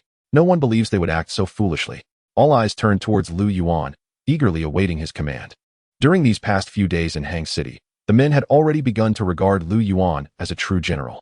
Just as the collective spirit of the group surged, Lu Yuan suddenly appeared on the verge of tears, his expression one of deep grievance. With his hands covering his face, he lamented in a quivering voice, "You all possess such audacity. We are valiant soldiers returning under imperial orders to suppress bandits. Not only do you fail to welcome us, but you also choose to bully us. This is a blatant affront to the emperor, a disrespect to the current court. Woe is me. I shall return and inform my grandfather of your mistreatment." As he wept, one hand concealed his face while the other pulled on the reins, turning to depart. Once he turned, he lowered his hand. Indeed, he had not shed a single tear, his expression now stoic. His earlier display was merely thunder without rain. Meanwhile, the over 1,000 personal guards of the Han King stood bewildered. Is the young master truly crying? This behavior seems rather uncharacteristic of him. Likewise, the guards of the Lu King were equally perplexed. Is he really shedding tears? Moreover, this seems amiss. They merely stated that without the emperor's edict or the Ministry of War's orders, we may not enter the city. How did this escalate to accusations of disrespect towards the court and the emperor? Who is truly showing contempt here? You wish to force your way in without any orders or decrees, yet we are the ones at fault? Are you out of your mind? Lu Yuan led his over 1,000 personal guards away. The Lu King's guards, turning back, burst into laughter, mocking Lu Yuan. Hearing their raucous laughter while riding ahead, Lu Yuan, ever the dramatist, covered his face once more and turned back, continuing to wail, "Woe is me. You wait. I shall return home to tell my grandfather how you have bullied me." His pitiable display evoked even louder laughter from the Lu King's guards. What a childish brat. Seeking his grandfather's aid, does he think he's a mere child? When faced with bullying, he runs home to tell an adult. How absurd. Laughter erupted among the crowd. Yet, amidst the mirth, a few were left curious. But who exactly is his grandfather? In the grand imperial city, who cares about the high officials? We are justified in our actions, and we fear nothing. Chapter 73. Grandfather, you must advocate for your grandson. 7 days later, in the imperial city, the weather was splendid. Along the main road from the east city gate to the palace, the common folk gathered to extend their warm welcome. At this moment, at the palace entrance, the Yongle Emperor, accompanied by his officials, personally awaited the return of his beloved grandson. In recent days, Lu Yuan's exploits had already reverberated through the imperial city. Who could have anticipated that within just over a day, he had eradicated the bandits in the south? His original mission to inspect the granaries was not neglected either. From Lu Yuan's arrival in Hang City to his departure, a mere 8 days had elapsed. In just 8 days, he not only exposed the corrupt officials in Hang City, but also eliminated the greatest threat to the Yongle Emperor, the bandits. What monumental achievements these are. Truth be told, ever since Lu Yuan set sail back to the imperial city, the Yongle Emperor had been waking up from dreams filled with joy. During the grand court meetings in these past days, he felt a newfound sense of pride. Each time he heard the officials extolling the prowess and miraculous feats of his grandson, his heart brimmed with happiness. Just wait and see who dares to speak ill of his family now. This is what it means to be in harmony with the will of heaven. Being emperor was indeed destiny. His past rebellion had proven to be the right choice. Now, the Yongle Emperor could hardly contain his smile, eagerly anticipating the return of his esteemed grandson. Word had just arrived that Lu Yuan's fleet had reached the harbor and was preparing to disembark and march into the city shortly. With such a remarkable achievement, the Yongle Emperor found himself at a loss for how to reward his beloved grandson. As he surveyed the crowd, his gaze fell upon Gu Qingwan, who was eagerly awaiting among the throng. The Yongle Emperor was well aware of the budding relationship between his grandson and Gu Qingwan. He held her in high regard, not only due to her illustrious lineage as the eldest daughter of Gu Shiqing, but also because of her virtuous character, gentle, kind, and graceful. She seemed destined to be a great wife for his grandson. Initially, he had intended to match Gu Qingwan with his other grandson, Lu Qing. However, for reasons unknown, she seemed utterly uninterested in Lu Qing and had set her sights on Lu Yuan instead. The Yongle Emperor had no objections to this. As long as she married one of his grandsons, be it Lu Qing or Lu Yuan, it mattered not. What he valued was Gu Shiqing. Moreover, Gu Qingwan's affection for his grandson brought him pride. Look, this is not a forced marriage on my part. It is indeed my exceptional grandson who has captivated the daughter of Gu Shiqing to an extraordinary degree. You all must have witnessed this. It is Gu Qingwan herself who insists on marrying Lu Yuan. What can we do? After all, our grandson is remarkable. Just as the Yongle Emperor felt a surge of pride, a young eunuch rushed back, exclaiming, "Your Majesty, the procession of the Crown Prince of Han has entered the city and is approaching swiftly." Upon hearing this, the Yongle Emperor nodded in acknowledgement. Meanwhile, Gu Qingwan, upon hearing the news, felt a wave of excitement, her eyes sparkling as she waved the little flower in her hand. After nearly 2 months apart, she naturally missed him dearly. They had known each other for less than 2 months. As Gu Qingwan eagerly awaited his arrival, Lu Yuan was perched atop a grand steed. His teeth clenched, struggling to contain his emotions. Lu Wenqing, who was leading Lu Yuan's horse, turned back, perplexed, and asked, "Young master, what are you doing?" After holding his breath for a moment longer, Lu Yuan finally exhaled and replied, "Just gathering my emotions." Lu Wenqing raised an eyebrow, thinking, "This hardly seems like emotional preparation. It appears more akin to a struggle of a different nature." After another moment of contemplation, Lu Yuan turned to Su Lian, who was following behind, and beckoned her over. "Lian, come here." Su Lian had not transformed. Their relationship was already a foregone conclusion, leaving little to discuss. Lu Yuan would never abandon Su Lian, nor would she ever leave his side. Given this understanding, it was the perfect opportunity for him to request his grandfather to bestow upon Su Lian a formal identity. Upon hearing her name called, Su Lian immediately ran over, addressing him sweetly, "Benefactor." Leaning closer, Lu Yuan whispered into Su Lian's ear, "When you hear me weeping later, use a little magic to make me shed tears. Just a couple of gentle drops will suffice." Though Su Lian was somewhat perplexed, she nodded in agreement. With that, Lu Yuan settled comfortably back atop his horse. After a moment of reflection, he recalled another matter and playfully kicked Lu Wenqing, who was leading his horse. Lu Wenqing turned around, bewildered, asking, "What is it?" Lu Yuan raised an eyebrow and said, "You better pay attention, young man. Once we return home, I expect you to conduct yourself properly. If I hear even a whisper of mischief from your grandfather, you can forget about following me for the upcoming expedition." Lu Wenqing, initially ready to assure Lu Yuan of his good behavior, suddenly felt a surge of excitement, his eyes practically ablaze. At that moment, he could hardly contain his enthusiasm, exclaiming to Lu Yuan, "Really? Young master, are you serious? Are you really preparing to send me on this northern expedition?" Lu Yuan shook his head vigorously. "It is not merely about involving you in this campaign. I intend for you to lead troops, at least 3,000. Upon hearing Lu Yuan's declaration, Lu Wenqing was utterly flabbergasted. He never imagined such a prospect. At this moment, Lu Wenqing felt an overwhelming urge to kneel before Lu Yuan and offer his thanks. In his eyes, this noble heir was akin to a deity. Lu Yuan, observing the uncontainable excitement of Lu Wenqing, raised an eyebrow and remarked, "However, you must remember to behave yourself at home during this period. Be the person your grandfather cherishes. Furthermore, it wouldn't hurt to read a few more books. After all, which great general is illiterate?" At this juncture, Lu Wenqing regarded Lu Yuan with a singular focus, obedience. Enthusiastically, he nodded repeatedly, exclaiming, "Yes, yes, yes. I will certainly read upon my return. With this, Lu Yuan chose not to elaborate further. Soon, his entourage arrived at the imperial palace, where he was reunited with his grandfather and parents. And he caught sight of Gu Qingwan, who wore a joyous expression amidst the crowd. As Lu Yuan knelt before Emperor Yongle, the emperor stood up, ready to speak with a smile. However, in the next instant, Lu Yuan's expression shifted dramatically, and he began to wail pitifully. Grandfather, you must stand up for your grandson. I have been bullied. The sight of Lu Yuan kneeling and crying was unexpected for everyone. They anticipated joyous celebrations, with Emperor Yongle bestowing lavish rewards, and perhaps even releasing some prisoners to share in the revelry. No one foresaw this turn of events. Regaining his composure, Emperor Yongle furrowed his brow and inquired, "What is the matter? Speak slowly. With your grandfather here, no one can harm you." Lu Yuan then began to recount the events of the past week, embellishing the tale only slightly, as there was little need for exaggeration. His grandfather had always been in the process of diminishing the powers of the princes. It was merely that the Duke of Lu had been rather compliant, preventing any opportunity for action against him. Across the nation, the princes who needed to be curtailed were being dealt with, and even if Lu Yuan did not instigate trouble, it would only be a matter of time before the Duke of Lu faced the same fate. This served as an excuse and a stepping stone for his grandfather. As Lu Yuan sobbed, he recounted events from 7 days prior, not to mention the expressions of Emperor Yongle and his father, King Han. The surrounding ministers wore frowns. The Duke of Lu's behavior was indeed unacceptable. Each of these ministers, without exception, were meritorious figures. It was not unreasonable to send additional troops to assist in recovering important items lost by soldiers during supply runs at the harbor. After all, Lu Yuan and his companions were eager to return to the capital to present themselves before the emperor. They could not afford any delays. As for the restrictions on the royal guards, neither the prohibition on entering nor the exclusion from the fief, these matters are certainly open to negotiation.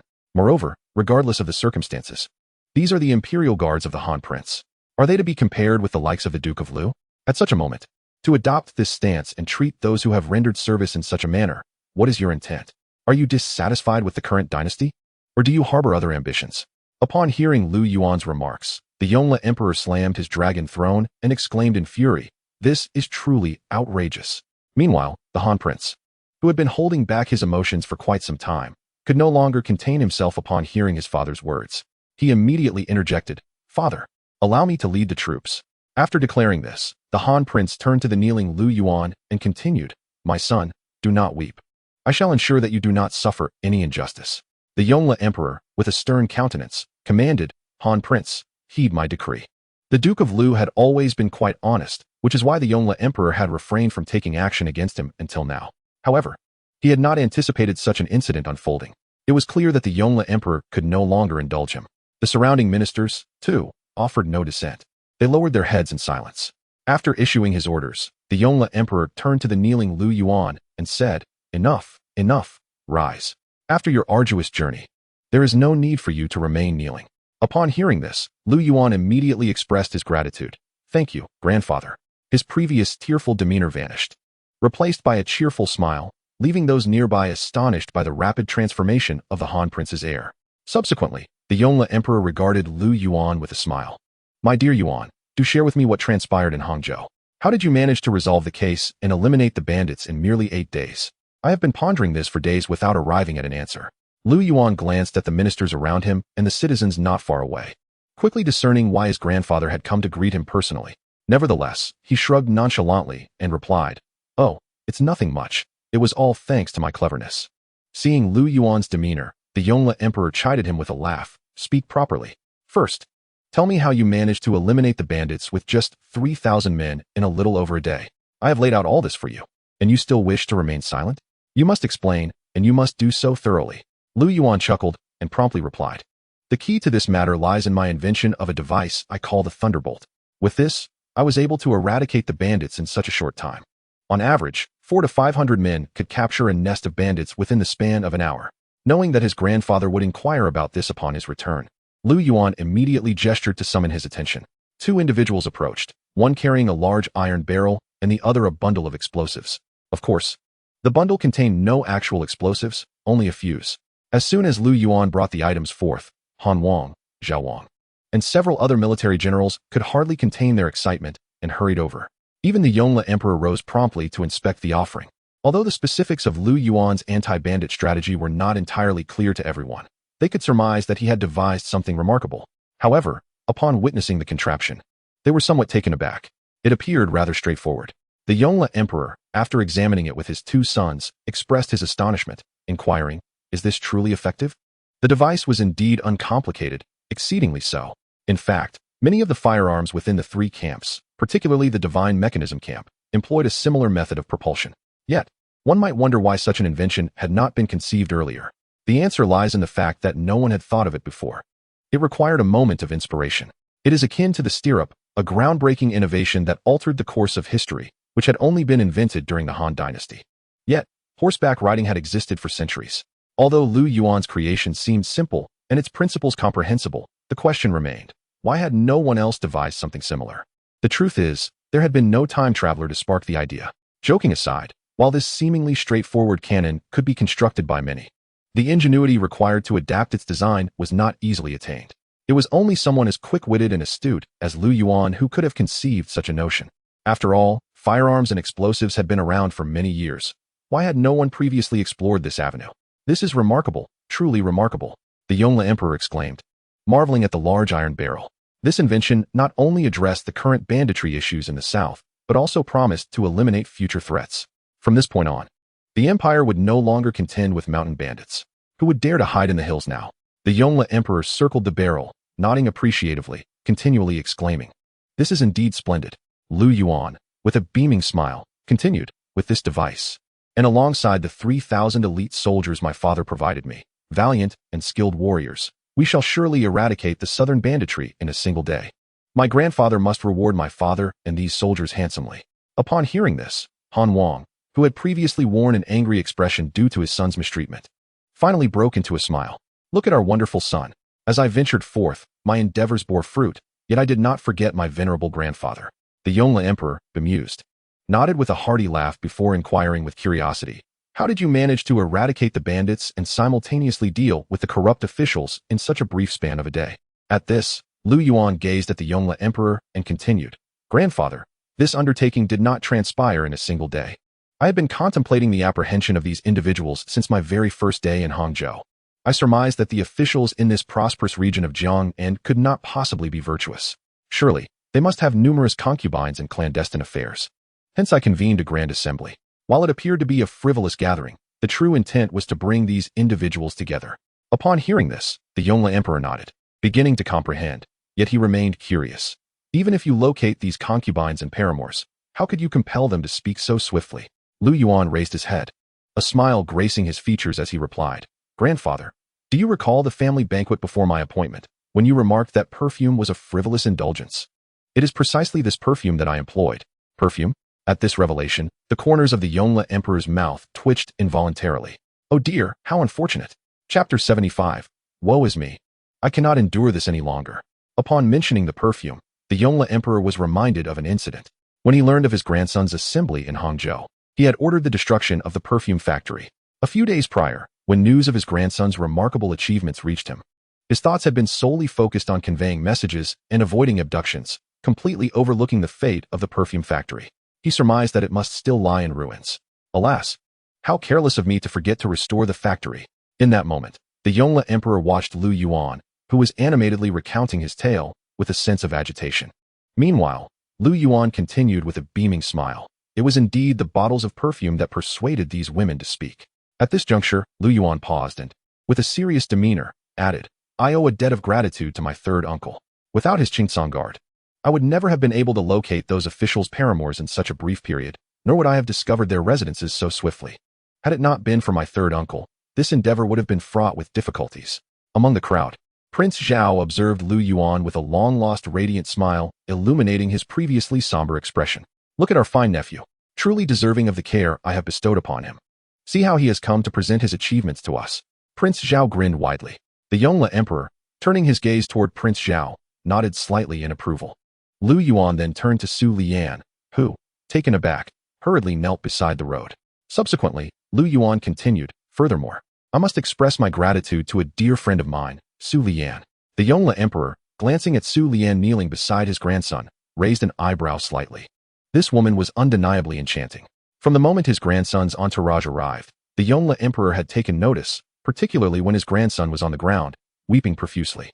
Lu Yuan had been watching him with deep affection and visible concern. The Yongle Emperor surmised that she was likely his grandson's confidant. At this moment, Lu Yuan continued. Lu Yuan was originally a dancer from the Jianghuai region and was well acquainted with the performers of Jiangnan.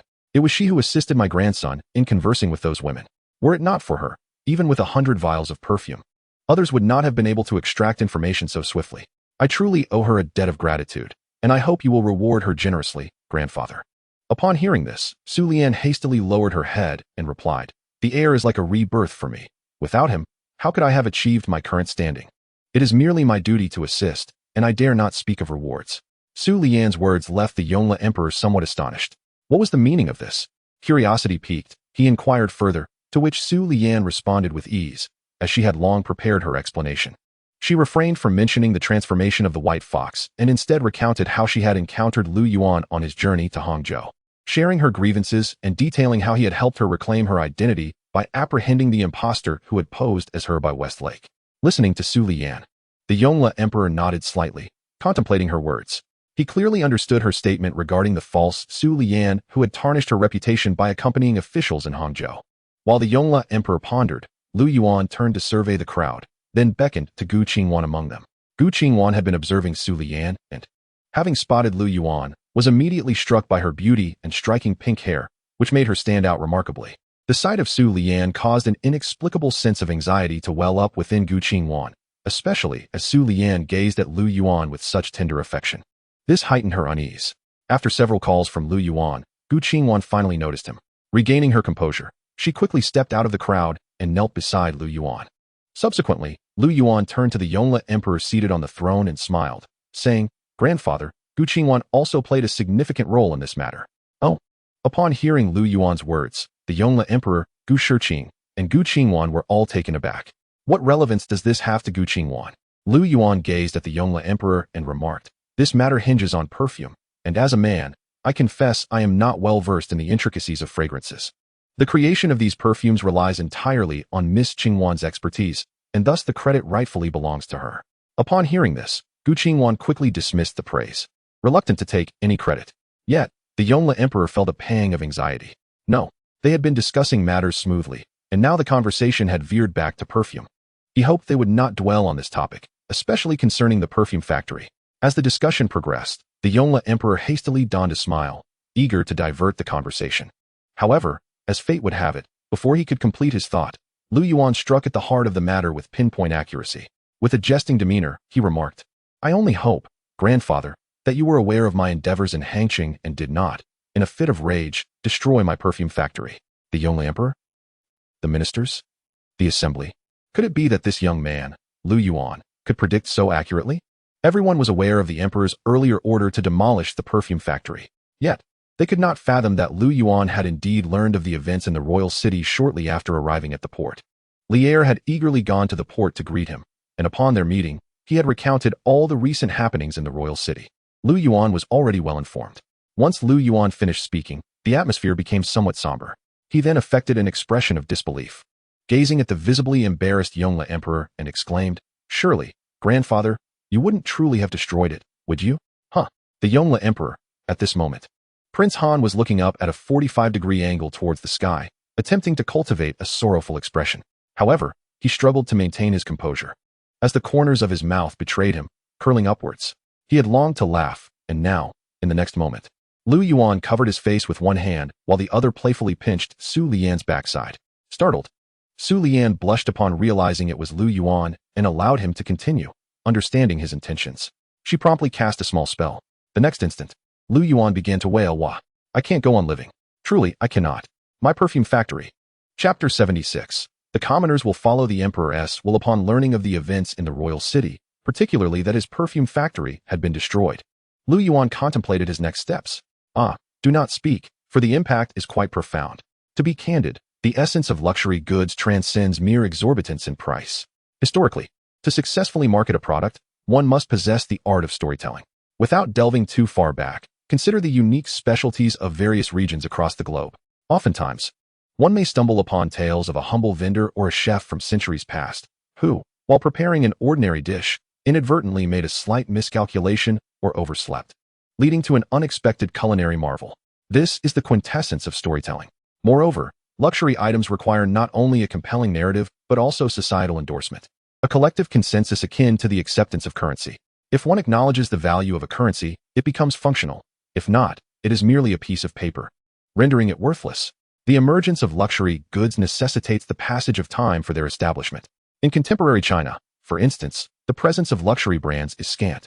One might argue that Motai is an exception, yet its reputation was cultivated over decades, with the consumption of billions across a population of 1.4 billion before it achieved its esteemed status. This is a relatively swift progression. Take, for instance, a Hermes bag, which has garnered consensus over centuries. Tracing its origins back to equestrian boots favored by European royalty, it evolved from small circles to broader audiences, ultimately achieving a global consensus. Certainly, some may retort that numerous luxury items exist within the domestic sphere, such as handcrafted embroidered garments priced in the tens of thousands or exquisite bowls costing upwards of 80,000. This perception stems from a lack of exposure, not from an absence of luxury. Indeed, our ancestors' treasures command lofty prices, but one may simply find them unaffordable. Yet, upon reflection, one must question whether the items you reference command a collective recognition. The answer is no, they are merely niche premiums, celebrated only within restricted circles. Conversely, Lu Yuan aspires to create a fragrance that resonates with an imperial consensus, transcending mere service to a select few aristocrats. However, what does Lu Yuan currently possess? Presently, there is nothing of substance. It is but a fleeting trend, a product of viral fame. This novelty has captured the attention of affluent ladies who indulge out of curiosity or other motives. Yet, such fads are ephemeral, in a matter of months. The fascination will wane, and the fragrance's appeal will diminish, making it unsustainable at its current price point. This is reminiscent of previous viral food trends, such as crispy roasted pork belly or explosive squid dishes, which have since faded into obscurity. For a few months, there was a surge of activity, only to be followed by an abrupt disappearance, vanishing without a trace. Lu Yuan could not allow such a fate to befall him. Now was indeed a propitious moment to weave a tale, one that would even involve his grandfather, the current emperor. The venerable words of his grandfather would resonate as a consensus across the realm. At that moment, the Yongle Emperor observed his grandson weeping sorrowfully and felt a pang of guilt within. This was truly unexpected. Who could have foreseen that his grandson had resorted to using perfume? The Yongle Emperor felt somewhat helpless, attributing his haste and anger to the circumstances. Yet, reflecting on the situation, who could remain calm under such pressure? Witnessing Lu Yuan's distress, the Yongle Emperor empathized with his grandson's grievances. After all, this young man had toiled outside for an extended period, achieving significant accomplishments, only to return to find his family in disarray. How could one not feel aggrieved? However, let us not forget that an emperor cannot admit fault, particularly in a public setting. The Yongle Emperor pondered for a moment before casting a glance at the chief eunuch standing nearby, head bowed. Suddenly, he struck the dragon throne with force and, glaring at the eunuch, exclaimed, "You wretched cur! I entrusted you to ascertain whether the Prince of Han's workshop required assistance, and you commanded that it be destroyed. How dare you presume to convey my imperial will falsely?" The eunuch, taken aback, quickly knelt and began to chastise himself, saying, "Oh, your majesty, it was my error. My grave error. I must have misheard. It was entirely my fault." The Yongle Emperor, with a wave of his hand, replied, "Considering this is your first transgression, go to the Ministry of Rights and receive 20 strokes of the rod." The eunuch hastily bowed in gratitude, expressing, "Thank you for your grace, your majesty." After addressing the eunuch, the Yongle Emperor turned to Lu Yuan and said, "Though this misdeed rests with the servants, the destruction of your perfume factory is indeed regrettable. Your grandfather will assist you in rebuilding it. Whatever you require, speak to me, and I shall ensure the Ministry of Works restores it all." Lu Yuan, covering his face and absorbing the commotion, was momentarily taken aback. Was this truly sufficient? No, it certainly was not. He then began to weep even more sorrowfully, lamenting, "The equipment of the perfume factory is not particularly valuable, but the loss of my latest perfume is devastating. It contained many rare ingredients that are now difficult to procure." Upon finishing his lamentation, Lu Yuan discreetly nudged the nearby Gu Qingwan. Having witnessed Lu Yuan's tears, she quickly nodded in agreement, emphasizing how precious the ingredients were and lamenting their loss.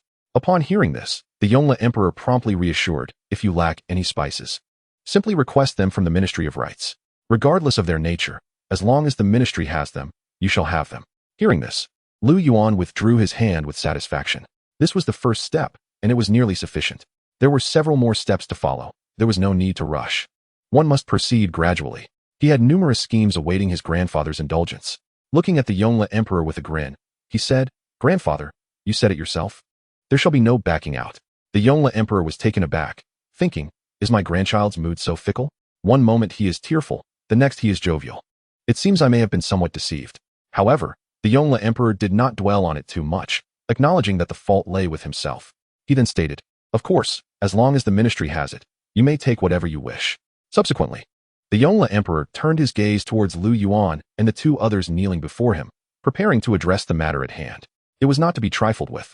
Today, he had taken the initiative to leave the palace to welcome them, and had even invited the families of several officials. Moreover, there was the matter of his beloved grandson and Gu Qingwan, which was about time to settle. Since the two had developed feelings for one another, it was only right to arrange a marriage and select an auspicious date to formalize the union. With a smile, the Yongle Emperor looked at Gu Qingwan and asked, "Miss Gu, what rewards do you desire?" Gu Qingwan was momentarily stunned, then quickly bowed her head and replied, "This matter is entirely the prince's merit. I dare not presume." Before she could finish, the Yongle Emperor waved his hand with a smile, saying, "Merit is merit, yet fault is fault. I see clearly. Since you do not know what reward to ask for, why not let me bestow upon you a marriage, granting you to my grandson Lu Yuan as his wife? How does that sound?" Upon the emperor's declaration, both Gu Qingwan and Gu Shiqing trembled slightly. Gu Shiqing, feeling somewhat resigned, acknowledged that what was inevitable had indeed come to pass. Meanwhile, Gu Qingwan, with her head bowed and a face flushed with shyness, quickly expressed her joy, saying, "I shall heed your majesty's arrangements." The Yongle Emperor, observing this scene, felt immense satisfaction. He then turned to Gu Shiqing with a smile and inquired, "Minister Gu, what are your thoughts on this?" Gu Shiqing managed a strained smile as he knelt and replied, "I thank your majesty for bestowing marriage upon my daughter." Upon hearing this, the Yongle Emperor was genuinely delighted. After a hearty laugh, while seated upon his dragon throne, he then glanced at Su Lian. The Yongle Emperor was naturally somewhat concerned about Su Lian's background. Being a courtesan was not acceptable, for she had once been a lowly dancer. Nonetheless, observing the deep affection in her gaze towards his grandson, who seemed equally interested, he thought, as she was merely a secondary wife, there was no need for excessive scrutiny. She was merely a concubine, akin to the way certain officials in the court might take a ninth or eighth mistress. There were indeed many of such status. Thus, the Yongle Emperor turned to Su Lian with a warm smile and said, "If you desire no rewards, then let it be as with the young lady from the Gu family, promised to the heir as a secondary consort. Once the Ministry of Rights selects an auspicious date, we shall proceed together with the Gu lady." The unexpected fortune left Su Lian utterly astonished, her joy overwhelming her senses. Yet, she maintained her composure, bowing her head in excitement and expressing her gratitude. "Thank you, your majesty, thank you, emperor." The Yongle Emperor slightly turned his head to glance at Lu Yuan beside him, winking, as if to convey, "Isn't this a splendid arrangement that your grandfather has orchestrated?" Lu Yuan responded with a grin directed at his grandfather. Such matters were not particularly unusual in ancient times. Even Gu Qingwan bore no resentment. After all, as the primary wife, one could not voice objections to a husband taking concubines, and was often expected to assist him in such endeavors, lest she be deemed jealous. Subsequently, the Yongle Emperor commenced a grand bestowal of rewards, which included commendations for valiant soldiers. As for Lu Yuan, he received not only ordinary treasures of gold and jewels, but also a magnificent residence. Naturally, Lu Yuan could not remain in the Han Prince's palace after his marriage. Next came the official position. Initially, it was suggested that Lu Yuan be assigned to the military, considering his aptitude as a commander demonstrated during the events in Hangzhou. However, proficiency in research did not necessarily equate to mastery of military tactics or warfare. Yet, his innovative ideas could potentially prove advantageous on the battlefield. Remarkably, within a single day, he had eradicated numerous bandit dens without incurring any casualties. Where else could such talents be better utilized than in the military, especially with the impending northern expedition to hone his skills alongside the Han Prince? Nevertheless, Lu Yuan declined this offer. He had previously expressed that he lacked the enthusiasm for such extensive campaigns in desolate terrains, which could last 6 months to a year. He had no desire to engage in what he deemed madness. Therefore, he opted to accompany his third uncle, taking on a nominal position within the Qingtsong Guard, where he could perform his duties as he pleased.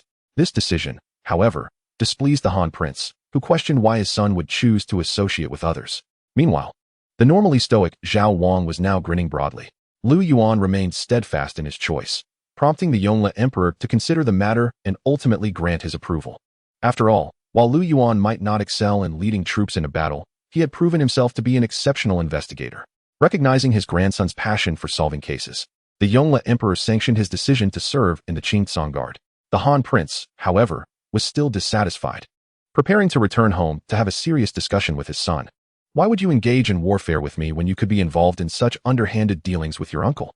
Zhao Wang interjected in confusion. At noon, the emperor hosted a banquet, a delightful affair filled with feasting and merriment. Around 2 or 3 in the afternoon, after the guests had dispersed, Lu Yuan led Gu Qingwan and Su Lian out. Instead of returning home, Lu Yuan intended to visit his perfume factory first. Moreover, he wished to check on the new creations that Li Heir was supposed to produce for him before his departure. Did you miss me, sister? Lu Yuan cheekily inquired, glancing at Gu Qingwan beside him. Despite her bashfulness, Gu Qingwan, having endured a month and a half of separation, could not suppress her feelings any longer, and immediately replied in a delicate voice, I did. Seeing the charming and adorable Gu Qingwan in front of him, Lu Yuan felt an undeniable affection. Without regard for the public setting, he boldly took her hand. What was there to fear? After all, they were already betrothed. Gu Qingwan was now his wife. The two walked hand in hand, engaging in cheerful conversation, while Su Lian trailed silently behind them. To be wed to the heir of the prince, bestowed by the emperor no less, was a dream beyond Su Lian's wildest imagination. Thus, she maintained a humble demeanor, never daring to compete with Gu Qingwan for attention. A concubine should embody a concubine's grace. After chatting for a while, Gu Qingwan turned to the obediently standing Su Lian, who bore a demeanor befitting a servant. The principal wife must also present herself accordingly. Though Gu Qingwan initially felt a twinge of discomfort, witnessing Su Lian's submissive attitude quickly alleviated her unease. Gu Qingwan gently grasped Su Lian's hand, her lips parting to utter something, yet she hesitated. Convention dictated that she should address her as sister. However, Su Lian's mature and striking beauty suggested she was already in her early 20s, while Gu Qingwan was merely 17. Before the wedding had even taken place, Su Lian swiftly chimed in, Sister Gu, thus resolving any potential awkwardness between them. Lu Yuan observed the exchange, shaking his head in amusement, reveling in his fortunate situation. Soon, the trio exited the palace and made their way to the perfume factory. However, they passed by the grand residence bestowed upon him by his grandfather, a magnificent house with a large garden. It could not compare to the Han Wangfu, especially since his father's estate was not exactly a proper princely residence, having encroached upon the homes of many local citizens during its expansion.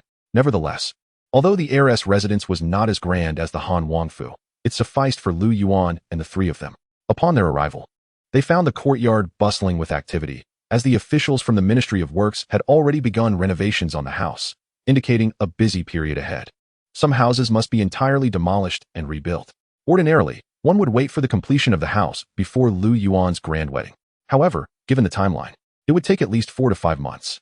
Not to mention, even 2 months would be insufficient. After all, in a month and a half, his grandfather would embark on the northern expedition, taking his father and third uncle along. Thus, during dinner, his grandfather proclaimed that under these exceptional circumstances, special arrangements would be made.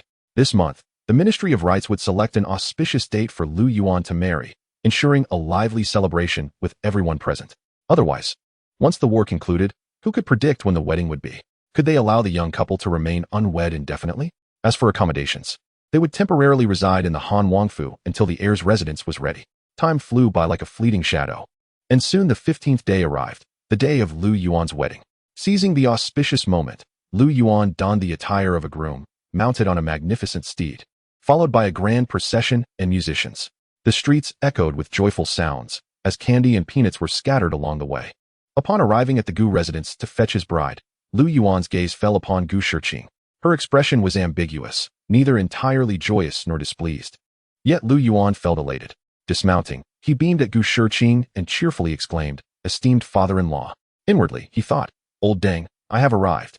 Gu Shiqing regarded Lu Yuan with a furrowed brow, her heart unwilling despite the 100 protests within her. At this moment, she could only feign compliance, mustering a reluctant You've come. As for the book, when it first launched, I happened to glance at the homepage and spotted an old acquaintance prominently featured, part-time artist. Upon seeing a work by Master Bai, memories rushed back to 2016 when my friend had just begun his earnest journey as an author. He had penned an exquisite fantasy novel, engaging in daily banter within a small group alongside Master Bai. After completing that fantasy tale, He attempted several more, but lost the motivation to linger in the group, and here we are, 7 or 8 years later. Time truly flies. Rediscovering that old group brought forth a wave of nostalgia. I realized that Masterby had thrived remarkably well, producing one masterpiece after another, each garnering tens of thousands of subscriptions. How could this newcomer write so beautifully? Would inspiration never wane? I envy him deeply. Upon witnessing Masterby's remarkable feature, I couldn't help but reach out to him, reminiscing about the good old days. I can assure you that after 7 or 8 years, he has undoubtedly forgotten who I am. After all, my friend has adopted countless pen names over the years. Alas, had I known back then that lending him several thousand yuan would lead to such forgetfulness, I am certain that he would now refer to me as grandfather upon seeing me. What a pity it is. Speaking of the past, there is a wealth of stories I yearn to share. Over the years of writing, I have encountered numerous benefactors along this journey. Among them, I am most grateful to 2 editors. One of them is the then editor-in-chief, Taishan. It seems I must mention him with every book I publish. Inspired by One Punch Man, I impulsively decided to write a novel about an invincible fighter. In a moment of fervor, I began to write. At that time, the editorial divisions at Jade were not as they are now. They were simply divided into fantasy, urban, and so on. The fantasy division was managed by Taishan. I submitted my novel to all the editors in the fantasy group. I recall that there was 1 editor-in-chief and 7 editors in that division. All 7 editors deemed my submission unworthy and rejected it, save for Taishan, who recognized the potential in my work and signed me on. Oh, that's why he was the editor-in-chief. He then assigned me to a reading editor for guidance. However, I was rather obstinate and refused to go to the reading division, insisting on directly transitioning to Jade. Once Taishan learned of this, he acquiesced to my wishes and arranged for me to work with another editor at Jade. Nevertheless, my initial novel did not fare well. In fact, it was outright eliminated in the first round of evaluations. At that time, the concept of readership engagement was virtually non-existent. Jade still allowed authors to see their click rates. As a newcomer, I noticed that my click numbers were higher and my recommendation votes were considerably more than others. So, why was I eliminated?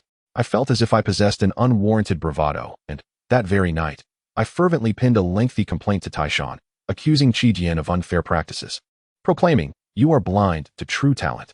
It's all a conspiracy." The following day, Taishan quietly responded with a few words, acknowledging my concerns. Shortly thereafter, he informed me that I would continue to move forward the next week. At that moment, I nearly wept. Did I think I was on the verge of success? No. I was placed in the second round of evaluations and was eliminated once again. Thus, I began another tirade of complaints. Conspiracy. Conspiracy. It's all a conspiracy. To be honest, even now, I dare not revisit the words I spoke back then. Upon reading them, I feel a profound embarrassment for my youthful naivety. After this episode, Taishan again responded with a simple acknowledgement, stating that I would advance to the next round. From that point onward, thanks to Taishan's insistence on promoting my work, I found a path forward. My friend, that book has truly risen to prominence. It has garnered numerous recommendations, filling the shelves of various platforms without exception.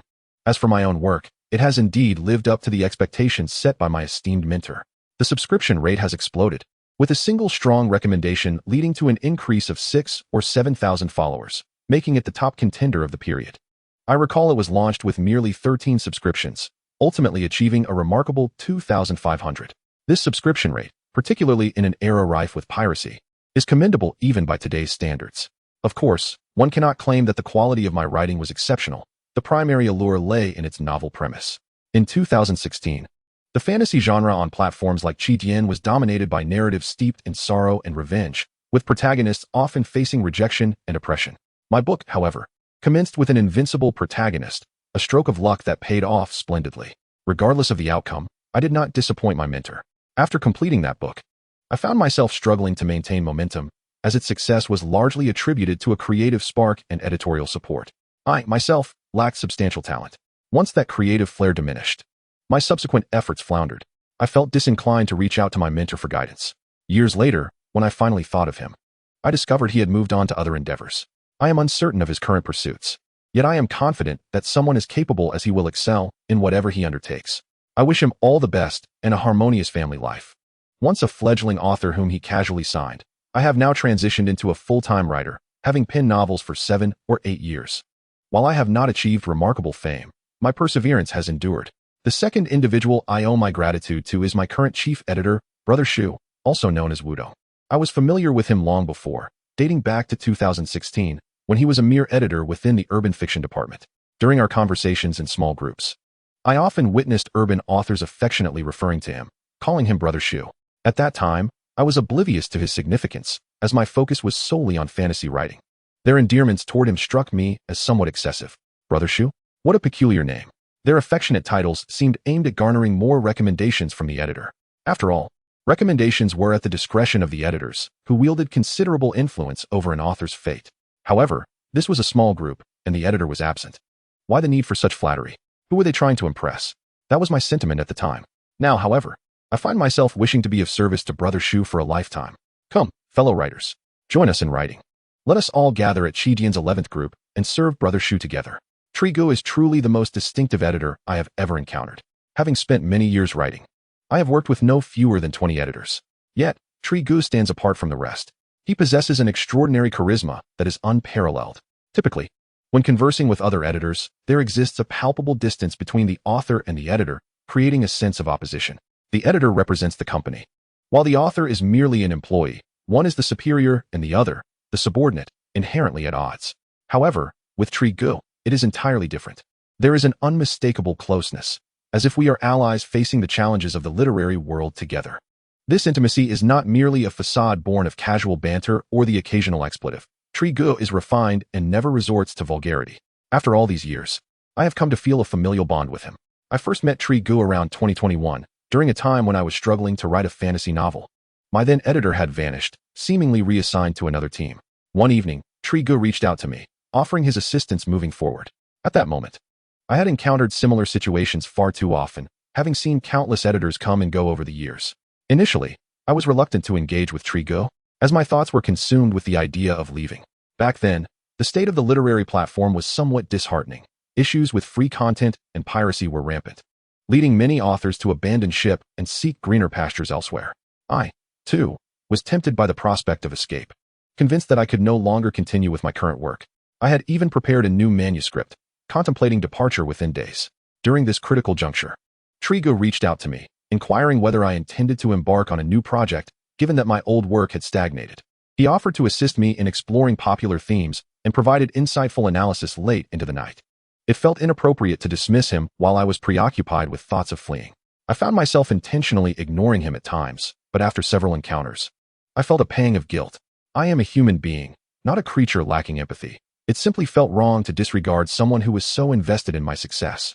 Ultimately, I resolved to pursue a dual endeavor, to write one work on the primary platform and another elsewhere. However, my old habits soon resurfaced. I am perplexed by the challenges I face in my writing endeavors. Despite penning a profitable novel, I find myself compelled to produce 5 or 6 less successful works in between. To this day, I remain uncertain as to the reasons behind this phenomenon. Upon reflection, I surmise that the rhythm of writing a published book differs significantly from that of crafting a new manuscript. It is imperative that each chapter of a new book captivates the reader. Even a moment's lag can prove detrimental. Consequently, I often find myself in a series of disappointments. Are you aware of the considerable costs associated with signing a book on Qijian before it is officially launched? Even when one triumphantly navigates the myriad challenges, it typically takes a month and a half to commence earning revenue. The wait for financial compensation can extend to at least 2.5 months. If fortune does not favor one, the situation can become dire. I have faced at least 4 or 5 such failures during this period. Throughout this time, my friend Shu has consistently discussed literary matters with me. I, on the other hand, ceased writing for external platforms and focused solely on Qijian. After all, given the kindness extended to me, I felt compelled to produce commendable work under their auspices. I must achieve tangible results. Especially considering my previous accomplishments as an author of several distinguished works, I cannot afford to lose face. Yet, ultimately, I must accept that pride must be sacrificed, for my finances can no longer endure such a strain. For several months, I have earned not a single penny. Who can withstand such adversity? This time, my friend truly left. However, before departing, I candidly expressed my predicament to Shu. I confided that my funds had dwindled to nothing, and if I were to continue writing new books, I might soon face hunger. I needed to venture outside to earn quick money. Upon accumulating a few thousand, I intended to return. After hearing my plight, Shu proposed a contract for my current manuscript, offering a buyout at 50 yuan per 1,000 words. This notion was akin to receiving a windfall, a substantial one at that. To be frank, my book was unlikely to receive even a second round of recommendations. 50 yuan per 1,000 words seemed extravagant. In my eyes, it was nothing more than a poorly conceived work. At that moment, I was truly destitute. uncertain of how I would afford my next meal. When Shu made this generous offer, I felt a wave of emotion wash over me, nearly bringing me to tears. I was tempted to kneel before him in gratitude. From that point onward, I resolved to be devoted to Shu for life. However, it is crucial to clarify that I did not accept this seemingly free money. The reason being, Shu acted out of kindness, but I could not allow myself to lose dignity. Accepting that money would have left me feeling unworthy. Even if it meant facing starvation, I could not bring myself to accept it. Thus, that day, I abandoned the manuscript and sought quick earnings elsewhere. This time, the allure of quick success was genuine. After 1 to 2 months, I managed to earn around 10 to 20,000 before returning to Qidian to reconnect with Shu. Then, I embarked on a new venture of writing a profitable book. The previous one extended to 1,000,000 words, but ultimately faltered, collapsing under its own weight. Not only did the plot unravel, but my mental state also deteriorated. I shall refrain from recounting past events. Suffice it to say, it crumbled, and I was unable to continue. This year, I resolved to initiate a new manuscript, yet my old habits resurfaced. Each book I penned met with failure, one after another. Fortunately, Brother Shu was well aware of my tendencies. He refrained from questioning or commenting too much this time. If I were to abandon a project, he would simply sign me on for the next one. I recall that the previous book began with a repayment system. At that time, it was only recommended for 2 days, and by 8 o'clock that evening, I noticed that my collection stagnated. It was evidently not a lucrative endeavor. That very night, I decided to halt the project. I then sought to explore the latest trends in novels, and at dawn, I began writing anew. Publishing it around 4 or 5 in the morning, and promptly informing Brother Shu. When he arrived at work the following morning, I was ready for him to sign. This was indeed the book in question. Throughout this period, Brother Shu said little, and we seemed to share an unspoken understanding. I would inform him, "I've penned a new book, this one is bound to succeed," to which he would respond affirmatively. The members of the signing author group were left astounded by the rapid progression, abandoning a project one night, writing a new book that same night, and signing the next morning. It was bewildering. The success of this novel can be attributed entirely to Brother Shu's trust. He signed me without concern for the content. As long as I sent him the link, he would approve. Had I followed the conventional process, the waiting period for these 5 or 6 unsuccessful books would have extended beyond a month, and I would have long since given up. At last, after several missteps, I managed to regain my rhythm with this new manuscript, which has begun to show promise. Frankly, over the years, the most support I have received has come from Brother Shu, who has guided me in understanding the current popular themes and trends. He assisted me in navigating the initial trials, even advocating for my work when it fell short. After facing numerous failures, he encouraged me to explore new platforms, suggesting I might find success elsewhere. He even discreetly mentioned that there were opportunities within the website to earn some extra income. The relationship between editor and author felt more akin to that of friends or family, devoid of any pretense or superiority. In truth, the camaraderie in our group felt like a call to serve under Brother Shu. Of course, should he ascend in rank in the future, that would be a separate matter. Now, after a challenging 6 months, a new book is on the verge of being published. Goodness, published? This is a heartfelt message upon the book's launch. I cannot believe I have unwittingly penned 4,000 words. This is intentional. I want to acclimate you all in advance. Henceforth, each chapter will be approximately 4,000 words, with 3 chapters updated daily. This amounts to an impressive 12,000 words per day, tripling the update volume prior to the launch. Of course, this is not set in stone. Should inspiration falter, the updates will inevitably decrease. The launch is scheduled for 6 o'clock on the 10th, which is tomorrow evening. In truth, there is little else to convey. If you are financially able, I encourage you to support the work through legitimate means. If not, feel free to search on Baidu. There is no shame in consulting Baidu. I can observe from the back end that most readers of this novel are students or those just starting their careers. What financial resources could they possibly have? Even if they do possess funds, it is likely sourced from their parents. With the monumental and unparalleled update frequency following the launch, one might expect to spend around 20 to 30 yuan within a month merely to keep up with this book. This aligns with the cost of a monthly subscription. There is truly no need to go out of your way to make an initial subscription. It is quite unnecessary. As if you only subscribe for the first installment and then switch to Baidu, my subsequent updates may suffer in subscription numbers, leading others to believe I have faltered in my writing. We are all friends here, and there is no need for such superficial gestures. What? You wish to set up an automatic subscription? By all means, you are most welcome. In any case, if finances are tight, consult Baidu. Focus on your studies and work diligently. Earn substantial wealth, and perhaps when you become a local magnate. If I am still writing and have not changed my pen name or fled, you might return to reward me with a token of silver. In that case, I shall serenade you with grandfather's grandfather is my grandfather. However, it is imperative to emphasize one point. which I must reiterate with each launch message. We absolutely do not condone the act of eating from one bowl while disparaging it with another. You cannot turn to Baidu for pirated versions. If you come across a plot that displeases you, do not rush to my legitimate comment section to vent your frustrations. That is entirely unacceptable. Indeed, I am someone who diligently maintains the cleanliness of my comment section. You can see how pristine it is. How does it remain so? I delete 30 negative comments daily to achieve this. If you wish to express discontent, do so without the guise of fandom. Do not blame me for being ruthless in banning and deleting. Yet, it should not come to that. It is merely a novel, intended for enjoyment. If it brings you joy, continue reading, and if not, simply close it. Would you not agree? Well then, that is all for now. On the 10th at 1800 hours. Expect 12,000 words to be updated. Therefore, there will be no updates tonight at midnight, nor at noon tomorrow. We shall gather for the updates at 6 o'clock tomorrow evening. I would like to clarify why the time is set for 6 o'clock. It is to ensure a strong push. The recommendation positions of this book are determined by its performance, as everyone is aware. For books that have not yet launched, the focus is on readership. For those that have, it hinges on subscriptions. The subscription and following methods are indeed quite disadvantageous. Should too many people flock to Baidu, my limited subscription may prevent me from making it to the top recommendations. I have already bypassed Sanjiang. Initially, I was set to launch there next week, but I have decided to release it this week without waiting.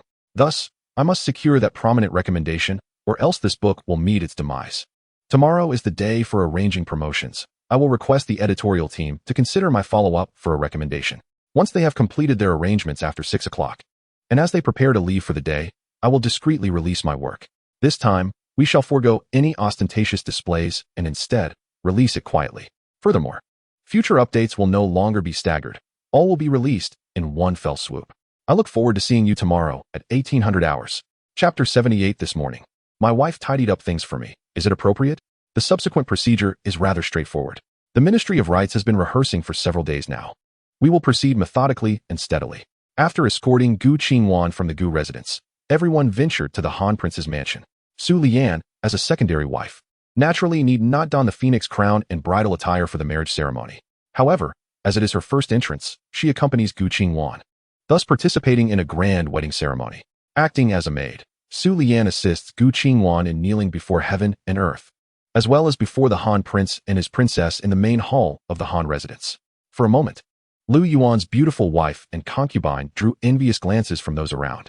Following this, the banquet commenced, and as the groom, Lu Yuan made the rounds, drinking merrily until the late hours. Despite Lu Yuan's robust constitution, the day left him feeling somewhat lightheaded. Upon his return, he found Gu Qingwan sitting gracefully on the bed, her small hands clasped nervously before her. Observing the customary etiquette, Lu Yuan lifted the red veil from Gu Qingwan's face, revealing her unparalleled beauty, which appeared even more enchanting under the ethereal glow of the spirit lamp. Gu Qingwan, feeling anxious, dared not meet Lu Yuan's gaze. The more she exhibited this shyness, the more endearing she became. Their relationship was not akin to that of ordinary folk. With a soft sigh from Gu Qingwan, she was soon cradled in Lu Yuan's embrace. In that moment, nestled in his arms, Gu Qingwan gazed at him with sultry eyes and whispered, "Brother, you are mischievous." That night was truly unforgettable, akin to the sudden arrival of spring, when 1,000 trees blossom with pear flowers. The following day, Lu Yuan stood at the foot of the bed, while Gu Qingwan, clad in a red nightgown, assisted him in dressing. Today marked the Grand Court Assembly, and Lu Yuan was required to attend. Logically, as the deputy commander of the Qingtsang division, he need not participate in court. However, royal privilege allowed him to attend, as his grandfather had granted him permission to do so. Certainly, Lu Yuan was not particularly eager to leave. He would rather embrace Gu Qingwan and indulge in a few more moments of slumber. "No need to rush, sleep a little longer. You were quite fatigued yesterday," he said, gazing at the gentle Gu Qingwan who attended to him tenderly. His sudden chuckle elicited a deep blush from her, as she lowered her head in shyness and responded softly. Then Lu Yuan added, "After I conclude the grand morning assembly, I shall return to fetch you, and we shall visit the little green mountain." At this juncture, Gu Qingwan looked up at him in surprise. Lu Yuan, aware of the reason behind her astonishment, understood the implications of marriage. A married woman could no longer roam freely as she once did, especially someone like Gu Qingwan, who was the legitimate wife and thus expected to manage household affairs. Of course, presently residing in the Prince of Han's residence, her mother was overseeing matters, but Gu Qingwan was still expected to learn alongside her mother. Many of her former hobbies must now be relinquished. However, in Lu Yuan's perspective, such sacrifices seemed unnecessary. There were not myriad household matters to attend to at this moment. Perhaps in the future, when the family expanded and prospered, it would be a different story, but currently, it was unwarranted. Moreover, Gu Qingyuan was required to oversee the perfume factory, as the intricacies of perfume creation were not easily comprehensible to others. Observing Gu Qingyuan's astonishment, Lu Yuan grinned and reassured her, "What we were before is what we shall remain. Fear not. Regardless of what others may say, you are my wife. And your choices are mine to govern. Their opinions are inconsequential." Upon hearing these words, Gu Qingyuan felt her heart melt. She fully understood that her husband cherished her deeply. Unable to resist, she nestled into Lu Yuan's embrace and sweetly murmured, "I will heed my lord's words." Feeling the warmth of Gu Qingyuan's gentle form, Lu Yuan smiled broadly and said, "All right, I have the grand morning assembly today. I must eat and depart early, while you take another short nap." Gu Qingyuan nodded slightly, but did not immediately let him go. Instead, she adjusted his attire and straightened the jade belt at his waist. Upon entering the main hall, they found breakfast had already been prepared. Noticing that only his mother was present, Lu Yuan curiously inquired, "Where's father?" The Princess of Han, while beckoning Lu Yuan to join her for breakfast, replied, "He left early. After drinking last night, he slept for merely 2 hours before heading to the barracks." Lu Yuan nodded slightly, acknowledging the impressive stamina of his father. Just the previous night, he had consumed as much as Lu Yuan had. And by the time Lu Yuan returned home, his father was still there, merrily drinking from a jar. To have rested for a mere hour or two, and then be up and about was indeed remarkable. Lu Yuan said nothing further. Although today was the grand morning assembly, his father would not be present but had instead gone to the barracks early, awaiting the imperial edict after the assembly concluded. What edict awaited? Certainly. It was Lu Yuan who had been bullied by the king of Lu, prompting his father to personally lead troops to confront the king regarding the matter. Once the Grand Court assembly concluded and the imperial edict was issued, his father promptly set forth with the army.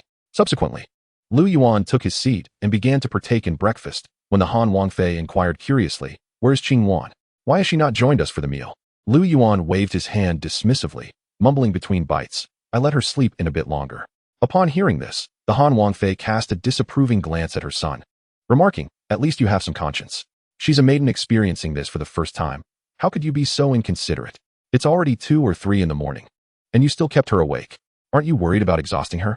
Lu Yuan was taken aback, exclaiming, "Mother, how could you possibly have heard that?" The Han Wangfei merely scoffed, rolling her eyes at Lu Yuan. "What do you mean? How did I hear? I was merely escorting your father this morning and happened to notice that the light in your room was still on." Lu Yuan, bewildered, thought to himself, "Is that really on the way? My room is separated from my parents by a small lake, not to mention a rockery." After only a brief moment of eating, Su Lian arrived. It was not that she had just risen. Rather, like the Han Wangfei, she had hardly slept throughout the night. Following the banquet, she had swiftly sent people to clean up, ensuring those who were intoxicated were escorted home safely. After a considerable amount of effort, it was already late into the night. The Han Wang had to rise early to head to the military camp, and Lu Yuan himself needed to prepare for the Grand Court assembly that morning. Amidst all the hustle and bustle, they finally arrived at the present moment. The Han Wangfei looked at Su Lian and promptly urged, "Lian, stop busying yourself and sit down to eat. Leave the menial tasks to the servants. You should not be doing everything. You are meant to enjoy a life of comfort once you are married." Unlike Gu Qingyuan, the Han Wangfei had long been acquainted with her daughter-in-law, while her relationship with Su Lian was still in its infancy, having only known her for a brief span of 15 days since her son returned from Hang City with her.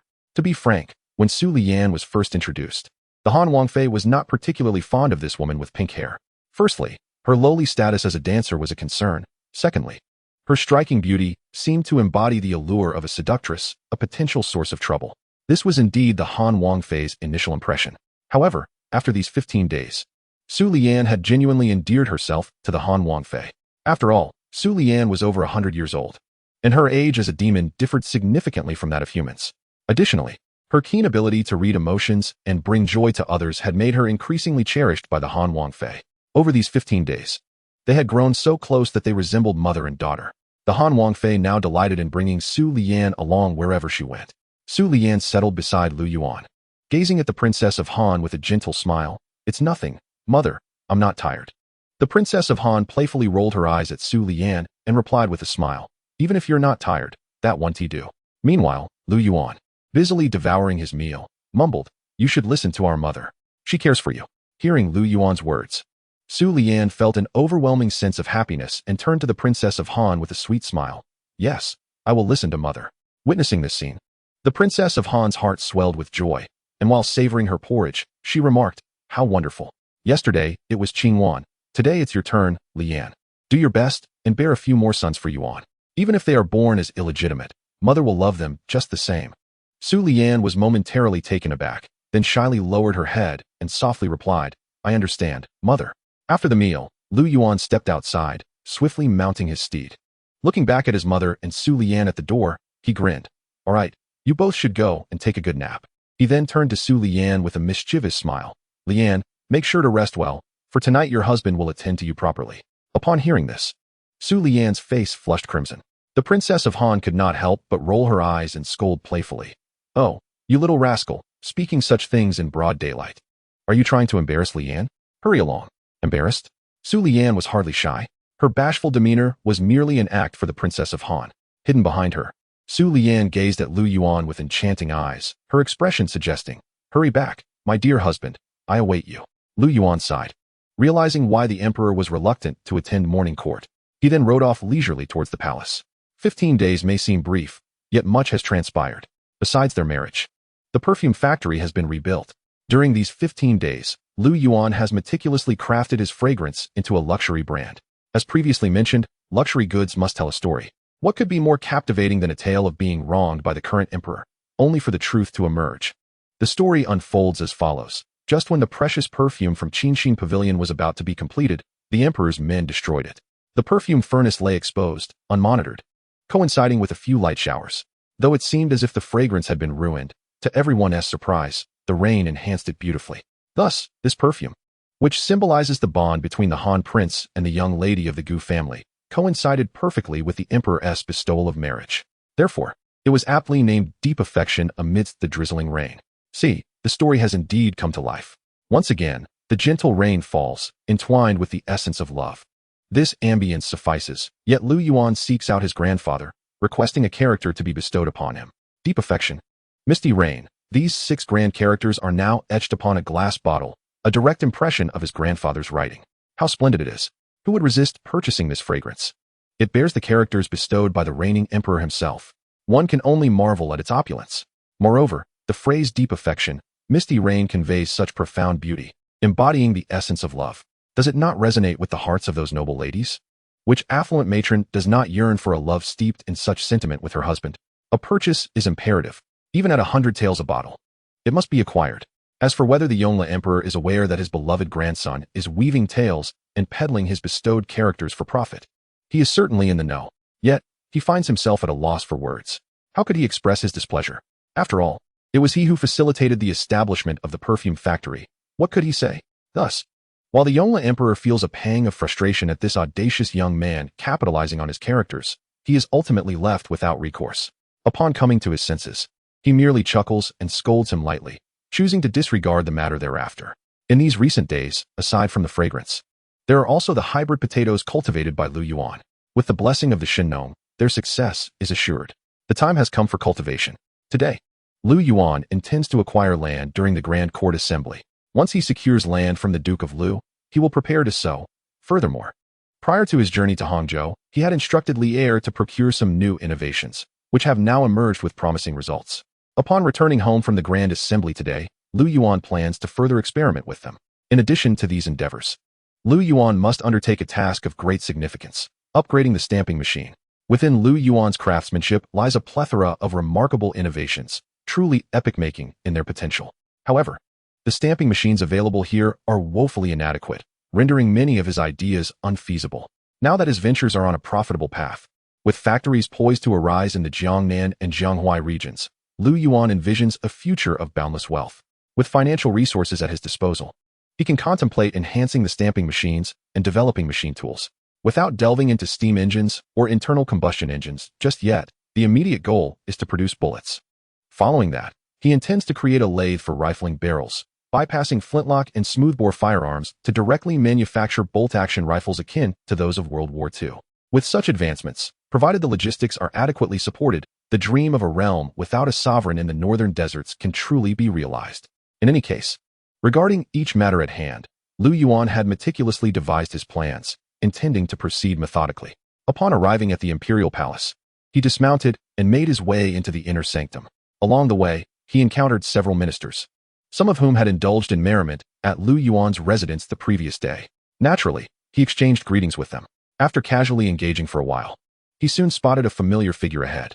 A mischievous smile crept upon Lu Yuan's lips, for the individual before him was none other than Lu Qing.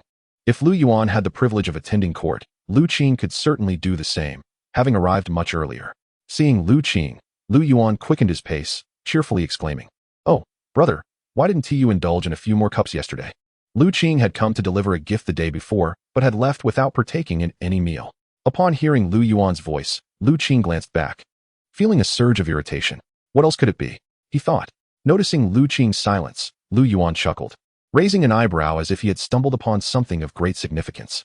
He feigned surprise. "Oh, brother, what's the matter? Your jade belt is all askew. And your mother didn't even help you tidy up before you left?" With a look of annoyance, Lu Qing retorted, "Mind your own business. Aren't you also?" He was about to point out that Lu Yuan often wore his own jade belt rather loosely. However, before he could finish, he noticed Lu Yuan, in a rather self-satisfied stance, proudly adjusting his own jade belt that his wife had arranged for him that morning, grinning as he asked, "See, isn't it just right?" Chapter 79. 3 years hence, should the empire face famine, my grandson shall present his head. After uttering this phrase, Lu Yuan paid no heed to Lu Qing's expression and dashed away with a lively step. Lu Qing was left dumbfounded, exclaiming in disbelief, "Are you even human? Are you a beast? Lu Yuan, you truly are insufferable." Meanwhile, during the Grand Court Assembly, discussions were centered on the matter of the Duke of Lu. If they were to deal with the Duke, it was essential to enumerate his offenses. Relying solely on Lu Yuan's singular justification would not suffice. When it came to the bureaucrats' ability to conjure accusations, their prowess was unparalleled. Charges of injustice, disrespect, and an array of nonsensical claims culminated in 37 counts against the Duke. Once the charges were laid out, the next step was to raid the Duke's residence.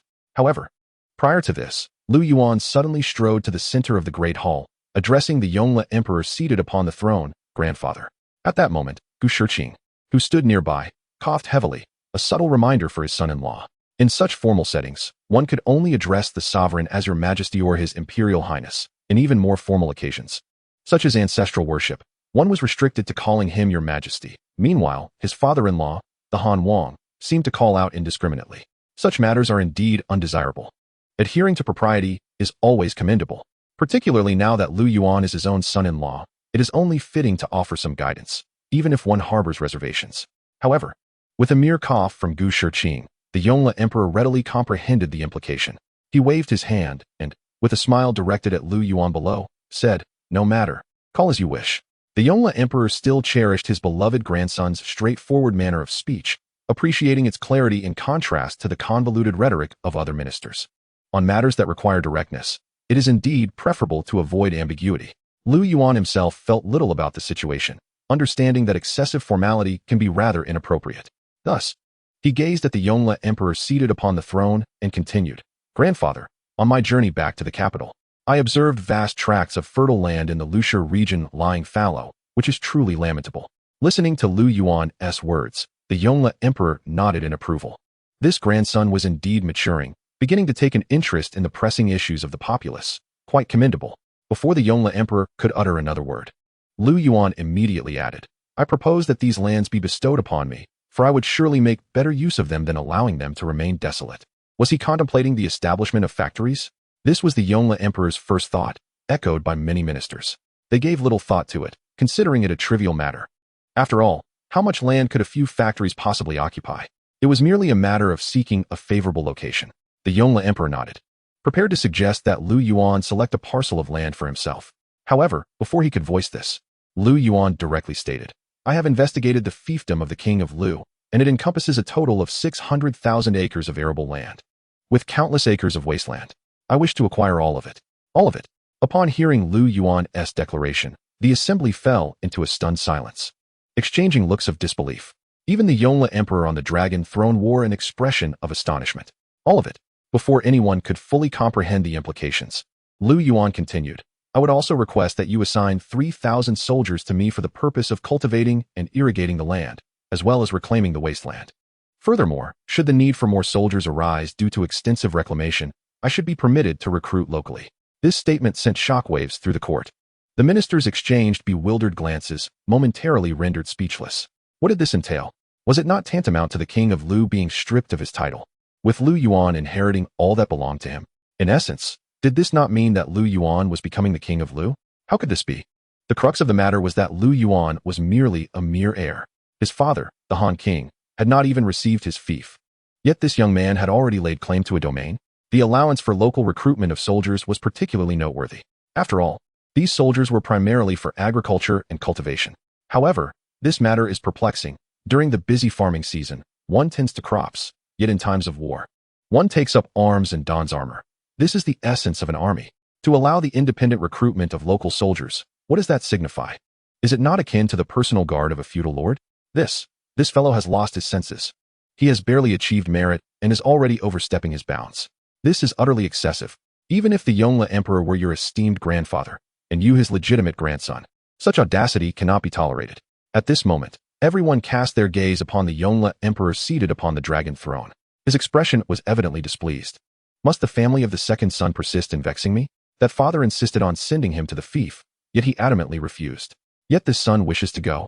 Must they push their family to the brink, while mine is compelled to endure such indignities? Lu Yuan's demands are nothing short of absurd. A mere heir presumptive demanding a princely title and the authority to recruit personal soldiers? Of course, the Yongle Emperor was not genuinely concerned about his grandson revolting. The issue lay within the breach of protocol. After all, this imperial throne was seized through rebellion. The literati, harboring dissent, had already been purged in support of Jiang Wen. The remainder, though silent, remained unconvinced at heart. They waited for any misstep from my family, ready to clandestinely pen their criticisms. They scrutinized every action, seizing upon even the slightest transgression. Look, behold this family. The throne obtained through rebellion does not align with the will of heaven. Such conduct is utterly devoid of decorum. A feudal lord clad in a dragon robe does not equate to an emperor. If I were to act thus, I would certainly invite scorn, especially when my grandson's reasoning is preposterous. 3,000 local soldiers are insufficient? How much wilderness can you cultivate? Is it not sheer folly to claim that 3,000 soldiers are inadequate, requiring further recruitment? At this juncture, Gu Shiqing, standing at the forefront of the grand hall, longed to take a running leap and deliver a kick, wishing to obliterate Lu Yuan. If this continues, when Lu Qing ascends the throne, he shall find himself in the same predicament as the current Duke of Lu. You are courting disaster, and do not involve my daughter in your folly. She was just wed yesterday. If you intend to pursue this path, you ought to have informed me earlier. I would never consent to marrying my daughter to you. Amidst the silence in the grand hall, Lu Yuan, undeterred, boldly declared, I assure you, in 3 years, the empire shall know no famine. This statement, ambiguous and somewhat boastful, speaks to the challenge of cultivating 600,000 acres, even if all were to be sown with sweet potatoes of extraordinary yield. In fertile lands, enriched by plentiful fertilizers and supported by experts, achieving a yield of 10,000 pounds per acre may still fall short of feeding the entire empire. However, Lu Yuan simply stated the absence of famine, not that everyone would be well fed. Furthermore, it is crucial to note that Lu Yuan did not claim that only a modest amount of land would suffice. It is certain that he will require more land in the future, once his hybrid potatoes mature. Those who witnessed the bountiful yield of several thousand pounds per acre will likely overlook his earlier words, especially since he did not make any definitive promises. He mentioned a time frame of 3 years, during which his hybrid sweet potatoes and other crops will have been disseminated throughout the empire. After Lu Yuan finished speaking, the grand hall was enveloped in a silence so profound that the fall of a needle could be heard. The notion was simply too astonishing. Who in this world would dare vouch for agricultural yields? The outcome of the harvest is ultimately in the hands of the heavens. If the heavens decree a bountiful harvest this year, then so it shall be. If not, then no harvest will come. Throughout history, who has ever dared to assert guarantees regarding food production? Such claims are undoubtedly audacious. However, it is evident that the current Lu Yuan differs significantly from the Lu Yuan of yore. Had it been a few months ago, if Lu Yuan had proclaimed that by cultivating his land, he could ensure a bountiful harvest and eliminate famine across the empire, he would have been swiftly dismissed by the Yongle Emperor. In fact, the previous Lu Yuan would not even have stood here today. In a brief span of mere months, Lu Yuan has achieved remarkable feats at an astonishing pace, one after another. First, there was the bicycle, followed by soap, perfume, the eradication of bandits, and then the exposure of corrupt officials in Hangzhou. It can be said that this young man excels at everything he undertakes. The rapidity of his transformation has caused many to still perceive him as the same spoiled youth he once was. Yet, upon deeper reflection, It seems that the present Lu Yuan is indeed different from the past. His current assertions may hint at yet another invention or some unprecedented innovation. It is difficult for others to speculate, as Lu Yuan's creations are entirely unfamiliar and unheard of. His unwavering confidence is both astounding and bewildering, leaving the audience exchanging glances of uncertainty. Among those present, two individuals harbored greater belief than doubt regarding Lu Yuan's words. One of them was the Yongle Emperor, who has always been inclined to trust his own kin. Well, with the exception of the perfume factory, of course. After all, who could blame him for not having been fully informed by his beloved grandson? Besides, he has learned from past experiences, having even contributed to assisting his grandson in selling perfume. Although the Yongle Emperor harbored some skepticism and found the claims rather unexpected, he still chose to believe in Lu Yuan's assertions. Another individual, Lu Qing, found himself in a state of trepidation at the sight of Lu Yuan. As a direct or indirect victim of Lu Yuan's previous inventions, Lu Qing could not shake the unease that enveloped him. Once a reckless subordinate whom he could easily manipulate, Lu Yuan now exuded an air of unpredictability that made Lu Qing genuinely apprehensive about what he might conjure next. Clenching his teeth and fists, Lu Qing contemplated the ramifications should Lu Yuan succeed in his endeavors. The accomplishments of Lu Yuan would indeed be monumental. In the Grand Hall, the Yongle Emperor gazed down at Lu Yuan in a state of disbelief. After regaining his composure, he swallowed hard, his expression one of incredulity as he inquired, "Is this truly the case?" Lu Yuan, with a respectful bow and lowered gaze, solemnly replied, 3 years hence, should famine beset the empire, I shall present my head to you." Upon hearing these words, Zhao Wang, who had remained silent until now, narrowed his eyes in alarm and hastily gestured, Hey, you mustn't speak such nonsense. This is a court assembly. What are you rambling about?" Meanwhile, the crown prince, visibly shaken by Lu Yuan's declaration, stammered in a flustered manner, "Father, this child is merely jesting. It's his first time at court. He knows not the decorum. Pray, do not take his words to heart." Even the Yongle Emperor experienced a fleeting moment of panic at such audacity. What if this reckless proclamation led to dire consequences in the future? Yet, embodying the poise of an emperor, he quickly regained his composure and burst into hearty laughter, exclaiming, "Excellent, excellent. Truly, you are my grandson. To possess such spirit at your tender age is a rarity indeed. I shall support your endeavors without reservation. Even if you falter, I shall not blame you." In a bid to secure his grandson's standing, the emperor sought to cushion any potential fallout. However, Lu Yuan, ungrateful for the leniency, boldly declared, "Nay, I shall have my father present my head to you." The Yongle Emperor, the crown prince, and Zhao Wang were taken aback, incredulously questioning, "Do you not discern the gravity of your words? Must you court disaster?" Yet, Lu Yuan's unwavering confidence piqued the emperor's curiosity, prompting him to inquire, "What remarkable invention have you devised this time?" There was no need for secrecy, as Lu Yuan's forthcoming actions would transpire under the scrutiny of daylight. And surely his grandfather would wish to be informed. With a resolute nod, Lu Yuan responded, "Indeed, I have numerous innovations. However, the assortment is vast and convoluted, and it would take days and nights to elaborate. There is no need to waste breath on such details. Allow me to clarify. The multitude of creations cannot be succinctly conveyed in mere words. After a few months, my grandfather will surely know." Upon hearing this, the Yongle Emperor slightly nodded his head. "Some matters are not suitable for discussion here. If that is the case, I shall await the results. This matter is assured." After the court session, Lu Yuan walked outside the palace alongside Prince Zhao.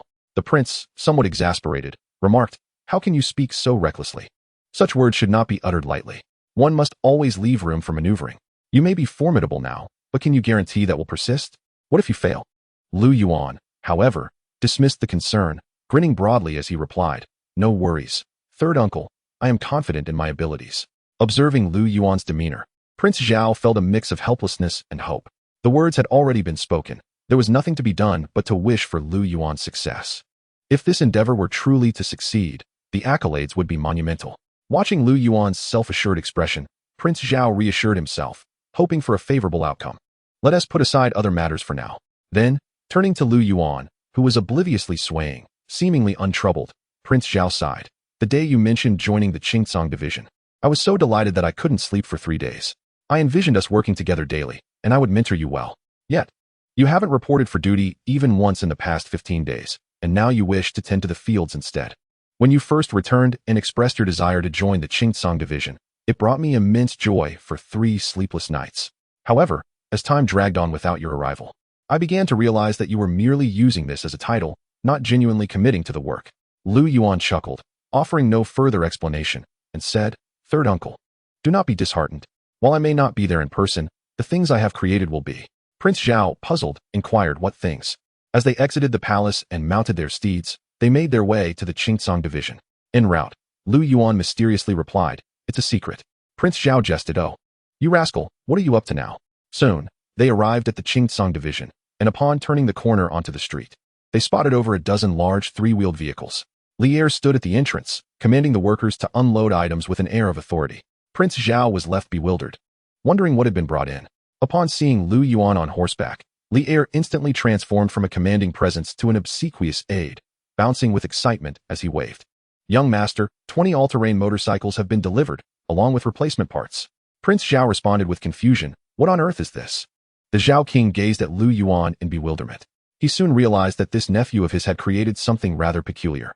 The names he had chosen were equally strange and difficult to pronounce, leaving the Zhao king perplexed as to how he had conjured them.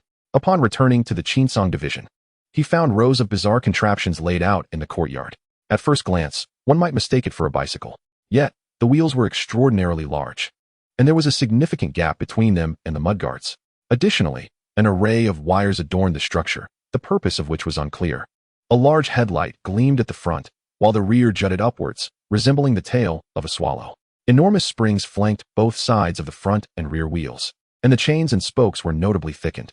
It resembled a bicycle in form, complete with handlebars and two wheels, but where were the pedals?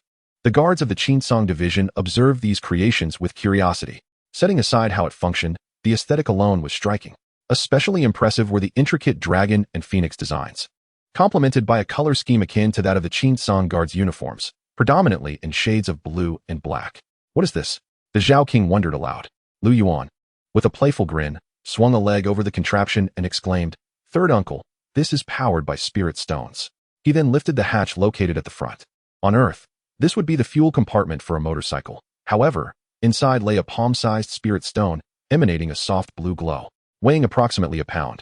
This spirit stone had an energy output equivalent to about 200 liters of 95-octane gasoline, a fact Lu Yuan had previously verified. In truth, the construction of such a device was not particularly challenging. The Ming Dynasty had already developed machines powered by spiritual energy, such as stamping machines. However, those were quite large, whereas Lu Yuan had ingeniously refined the design, making it compact. If one were to draw a parallel, spirit stones could indeed serve as substitutes for electricity or gasoline found on Earth. Thus, one could certainly conceive of automobiles as well. Yet, the necessity for such inventions was questionable, as they would serve little practical purpose. The primary concern was that the spirit stone production in the Ming Dynasty was exceedingly low. Currently, the entire empire boasted merely 3 spirit stone mines, yielding a scant 10 to 20,000 tons annually. Consequently, the supply allocated to the various manufacturing bureaus across the empire was minimal, necessitating prioritization for critical applications. You spoke of creating a vehicle. However, to be precise, a vehicle powered by gasoline is termed an automobile.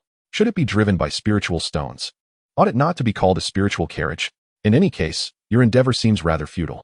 Spiritual stones are regulated, rendering them inaccessible to the common populace. Even if such an automobile were to be fabricated, it is likely that only the high-ranking officials would benefit from it. Is Lu Yuan truly foolish enough to pursue such an endeavor? The inventions he develops merely serve the interests of the elite, yielding no substantial profit. Lu Yuan would certainly not engage in such pursuits. These innovations should ideally be deployed where they are most needed. In truth, utilizing them for motorcycles to assist the Qingtsong guards in apprehending spies would be a waste, considering the guards already possess bicycles. Bicycles are remarkably efficient. One might worry that bicycles are difficult to ride in this ancient context, but such concerns are unfounded. To illustrate, even in the eastern coastal regions of Earth, many rural areas only paved their roads with cement around 2010. Prior to that, they were merely dirt paths. Did that render bicycles impractical? Absolutely not. As long as the path has been traversed by many, and the earth is sufficiently compact, riding becomes effortless. Provided it does not rain excessively, turning the ground too muddy, riding remains easy. Hence, the Qingtsong guards riding bicycles is entirely adequate. Equipping them with motorcycles would be an extravagance. However, given that the leader of the Qingtsong division is my own uncle, it is only natural that they receive the premium version. The most crucial applications for spiritual stones lie in agriculture and industry. Indeed, Lu Yuan has already developed a tractor. This is also why, during today's Grand Assembly, he remarked that 3,000 soldiers were insufficient. With a tractor, how much wasteland could Lu Yuan cultivate daily? As the area under cultivation increases, 3,000 soldiers would certainly not suffice. At this moment, Lu Yuan initiated the mountain cross-country motorcycle and explained to the curious onlookers, after starting it. Simply twist the handlebar with your right hand, and the vehicle will propel itself, eliminating the need for pedaling. As he spoke, he gestured to the several Qing Tsang guards standing before him. Step aside, allow the young master to demonstrate. The guards quickly parted. With a twist of the handlebar, Lu Yuan surged forward. The spiritual stone engine emitted a resonant roar, a sound that was quite melodious, a veritable delight for men. In an instant, Lu Yuan propelled the motorcycle up a nearby staircase, which appeared flat beneath his wheels. The guards watched in awe, their eyes gleaming with excitement. This contraption was astonishing. It ascended dozens of steps in a single bound. After this, riding this contraption to capture spies will no longer require us to leap about. Moreover, the speed of this device is astonishing. After riding back and forth several times, Lu Yuan approached the astonished King Zhao. He then opened the cabin cover and explained, once the spirit stones are exhausted, the machine will come to a halt. Simply replace it with a new spirit stone. Additionally, this water tank must be filled, or else it may suffer damage. Once Lu Yuan finished speaking, he pointed to the last batch of parts that had just been moved in and said, I will invite a few craftsmen to teach our Qingtsang guard personnel how to perform routine maintenance, allowing them to fix minor issues themselves, while any major problems should be addressed by the factory's technicians. King Zhao nodded enthusiastically, and as soon as Lu Yuan dismounted, he eagerly mounted the machine. With a twist of the throttle, the engine roared to life, and he zoomed off. This delighted King Zhao, who joyfully sped around the courtyard on the motorcycle. While darting about, he called out to Lu Yuan, Nephew, this thing is truly magnificent. After his uncle had circled around a few times, Lu Yuan took the opportunity to explain the functions of the headlights, gear shifters, and horn. He also insisted that he must wear a helmet. Once he finished, Lu Yuan disregarded his still excited uncle and led Lier back home. He suspected that his father had already received the imperial edict and was preparing to head to the cargo dock to board a ship. Naturally, he intended to see them off. Upon arriving home, Lu Yuan found his mother ready with a multitude of packages, eagerly waiting for his return to go send them off together. Lu Yuan and Lier barely entered the house before being pulled onto the large carriage that set off immediately. Inside the carriage, Lu Yuan's two daughters-in-law sat beside the Princess Han, both wearing warm smiles as they nestled against her. The Princess Han was overjoyed, holding one daughter-in-law's hand in each of hers, and her excitement was palpable. Now, she would have companions by her side, sparing her from having to attend to the various concubines within the household. Meanwhile, Lu Yuan sat across from them, casually resting his legs against the carriage wall. Engrossed in the book craftsmanship, he listened as his mother spoke of the places they would take his two wives in the coming days. Suddenly, Lu Yuan set down the book and interjected, Mother, that won't do. They must accompany me these days, as I have matters to attend to. The Princess Han looked taken aback, resembling a protective hen, as she gathered both daughters-in-law close and glared at Lu Yuan.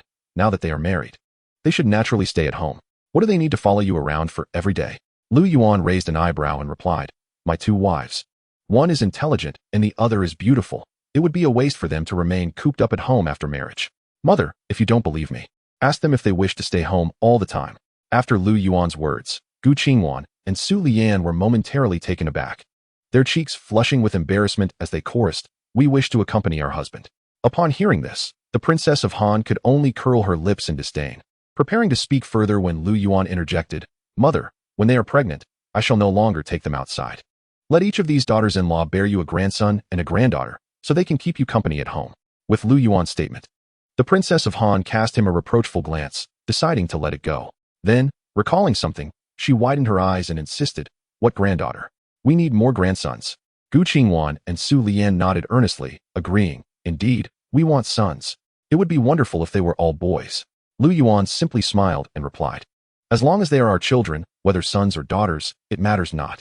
With that, he resumed reading craftsmanship. Gu Qingwan and Su Lian, meanwhile, nestled close to the Princess of Han, gazing at their husband with adoration. Their husband was truly unlike anyone else. After a while in the carriage, Lu Yuan suddenly closed the book and crouched down. With a soft exclamation, he first removed Su Lian's shoes and began to measure her foot. Hey! Su Lian's little feet looked to be about size 36 or 37. He then took off Gu Qingwan's shoes as well, measuring her feet. Both women stood at approximately 170 centimeters, and naturally, their foot sizes were similar. Not only were their foot sizes alike, but they were also both stunningly beautiful, akin to Ling Ju's exquisite feet. Their insteps were pale with a hint of pink, their toes translucent, while the soles and heels were a delicate rosy hue. Lu Yuan's sudden action caused Gu Qingwan and Su Lian to blush profusely. The Princess of Han, sitting between them, was momentarily stunned, then couldn't help but frown. Oh dear. How unsanitary. Why are you suddenly grabbing at their feet? Lu Yuan was taken aback, then looked up at his mother with a chuckle. What's unsanitary about it? My wife's feet are simply delightful. With that, Lu Yuan cradled each of his wife's delicate feet and planted a kiss on them. After a brief silence, Gu Qingwan and Su Lian both let out shy gasps and quickly withdrew their feet. Once the Princess of Han regained her composure, she felt a surge of anger. Reaching out to pinch Lu Yuan, "You little lecher, where did you learn such shameless behavior?" And in broad daylight, no less. As she spoke, the Princess of Han attempted to rise and reprimand Lu Yuan.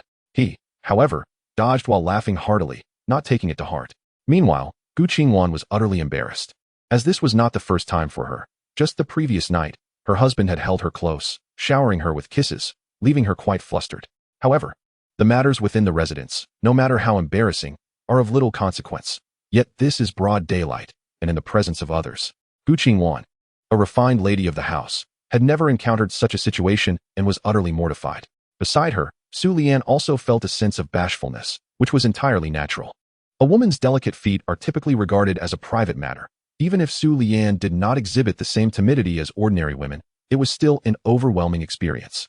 Nevertheless, despite her shyness, as she felt the lingering warmth on her exquisite feet, her captivating eyes directed towards Lu Yuan held a glimmer of anticipation. Tonight, her husband was hers alone. Soon, a convoy of carriages from the Han Prince's residence arrived at the cargo dock, where a row of tiger-headed warships lay anchored at the shore. This time, only a few thousand men were needed for the suppression of the feudal lord. After all, could the Duke of Lu really dare to rebel? Unlikely. Once Lu Yuan and his entourage disembarked, they spotted the Han Prince energetically approaching them. Lu Yuan's two wives immediately greeted him with cheerful exclamations. "Father!" The Han Prince, seeing his two daughters-in-law, felt an immense joy in his heart. One was the woman Lu Qing had long desired but could not attain, and the other was sought after by scholars and poets throughout the realm. Remarkably, both had now become his son's wives. This was indeed a matter of great pride for him. With a hearty laugh, the Han Prince began to distribute gold coins, retrieving silver notes from his pocket while smiling at his daughters-in-law. "From now on, buy whatever you wish. If you run out of money, just ask your mother-in-law for more. Once you enter the Han Prince's residence, you shall not suffer any losses." Lu Yuan remained silent beside him, thinking, let him give. Why not? His father's gold coins, if not given to his own family, would merely be scattered elsewhere. After his father had finished distributing the coins, Lu Yuan took his father's arm and quietly led him aside, whispering, "Father, be cautious when you visit the Duke of Lu. Handle everything delicately. Do not smash or seize anything." The Han Prince looked at Lu Yuan in confusion, blinking in surprise. "Why?" he inquired. However, upon reflection, he seemed to grasp the situation and embraced Lu Yuan's shoulders, grinning widely. "My son, are you worried about your grandfather? Do not fret. He is quite furious about this matter. I have already planned to demolish everything in his possession, burn down his house, sell the women into brothels, and cast the men into the border troops. I must show the world that those who dare to bully my son will meet such a fate. I shall ensure you take your revenge." Truth be told, had it not been for the shared ancestry of the Duke of Lu and the Han Prince, the latter would have even considered disturbing the Duke's ancestral grave. Upon hearing this, Lu Yuan became immediately agitated, gritting his teeth and exclaiming, "Smash nothing, burn nothing. Those are all our possessions, father. Please, do not destroy them. If they are taken away, they must be cherished. Treat that Lu Wangfu as you would your own son's residence. Do you hear me? Do not smash or burn anything." Han Wang,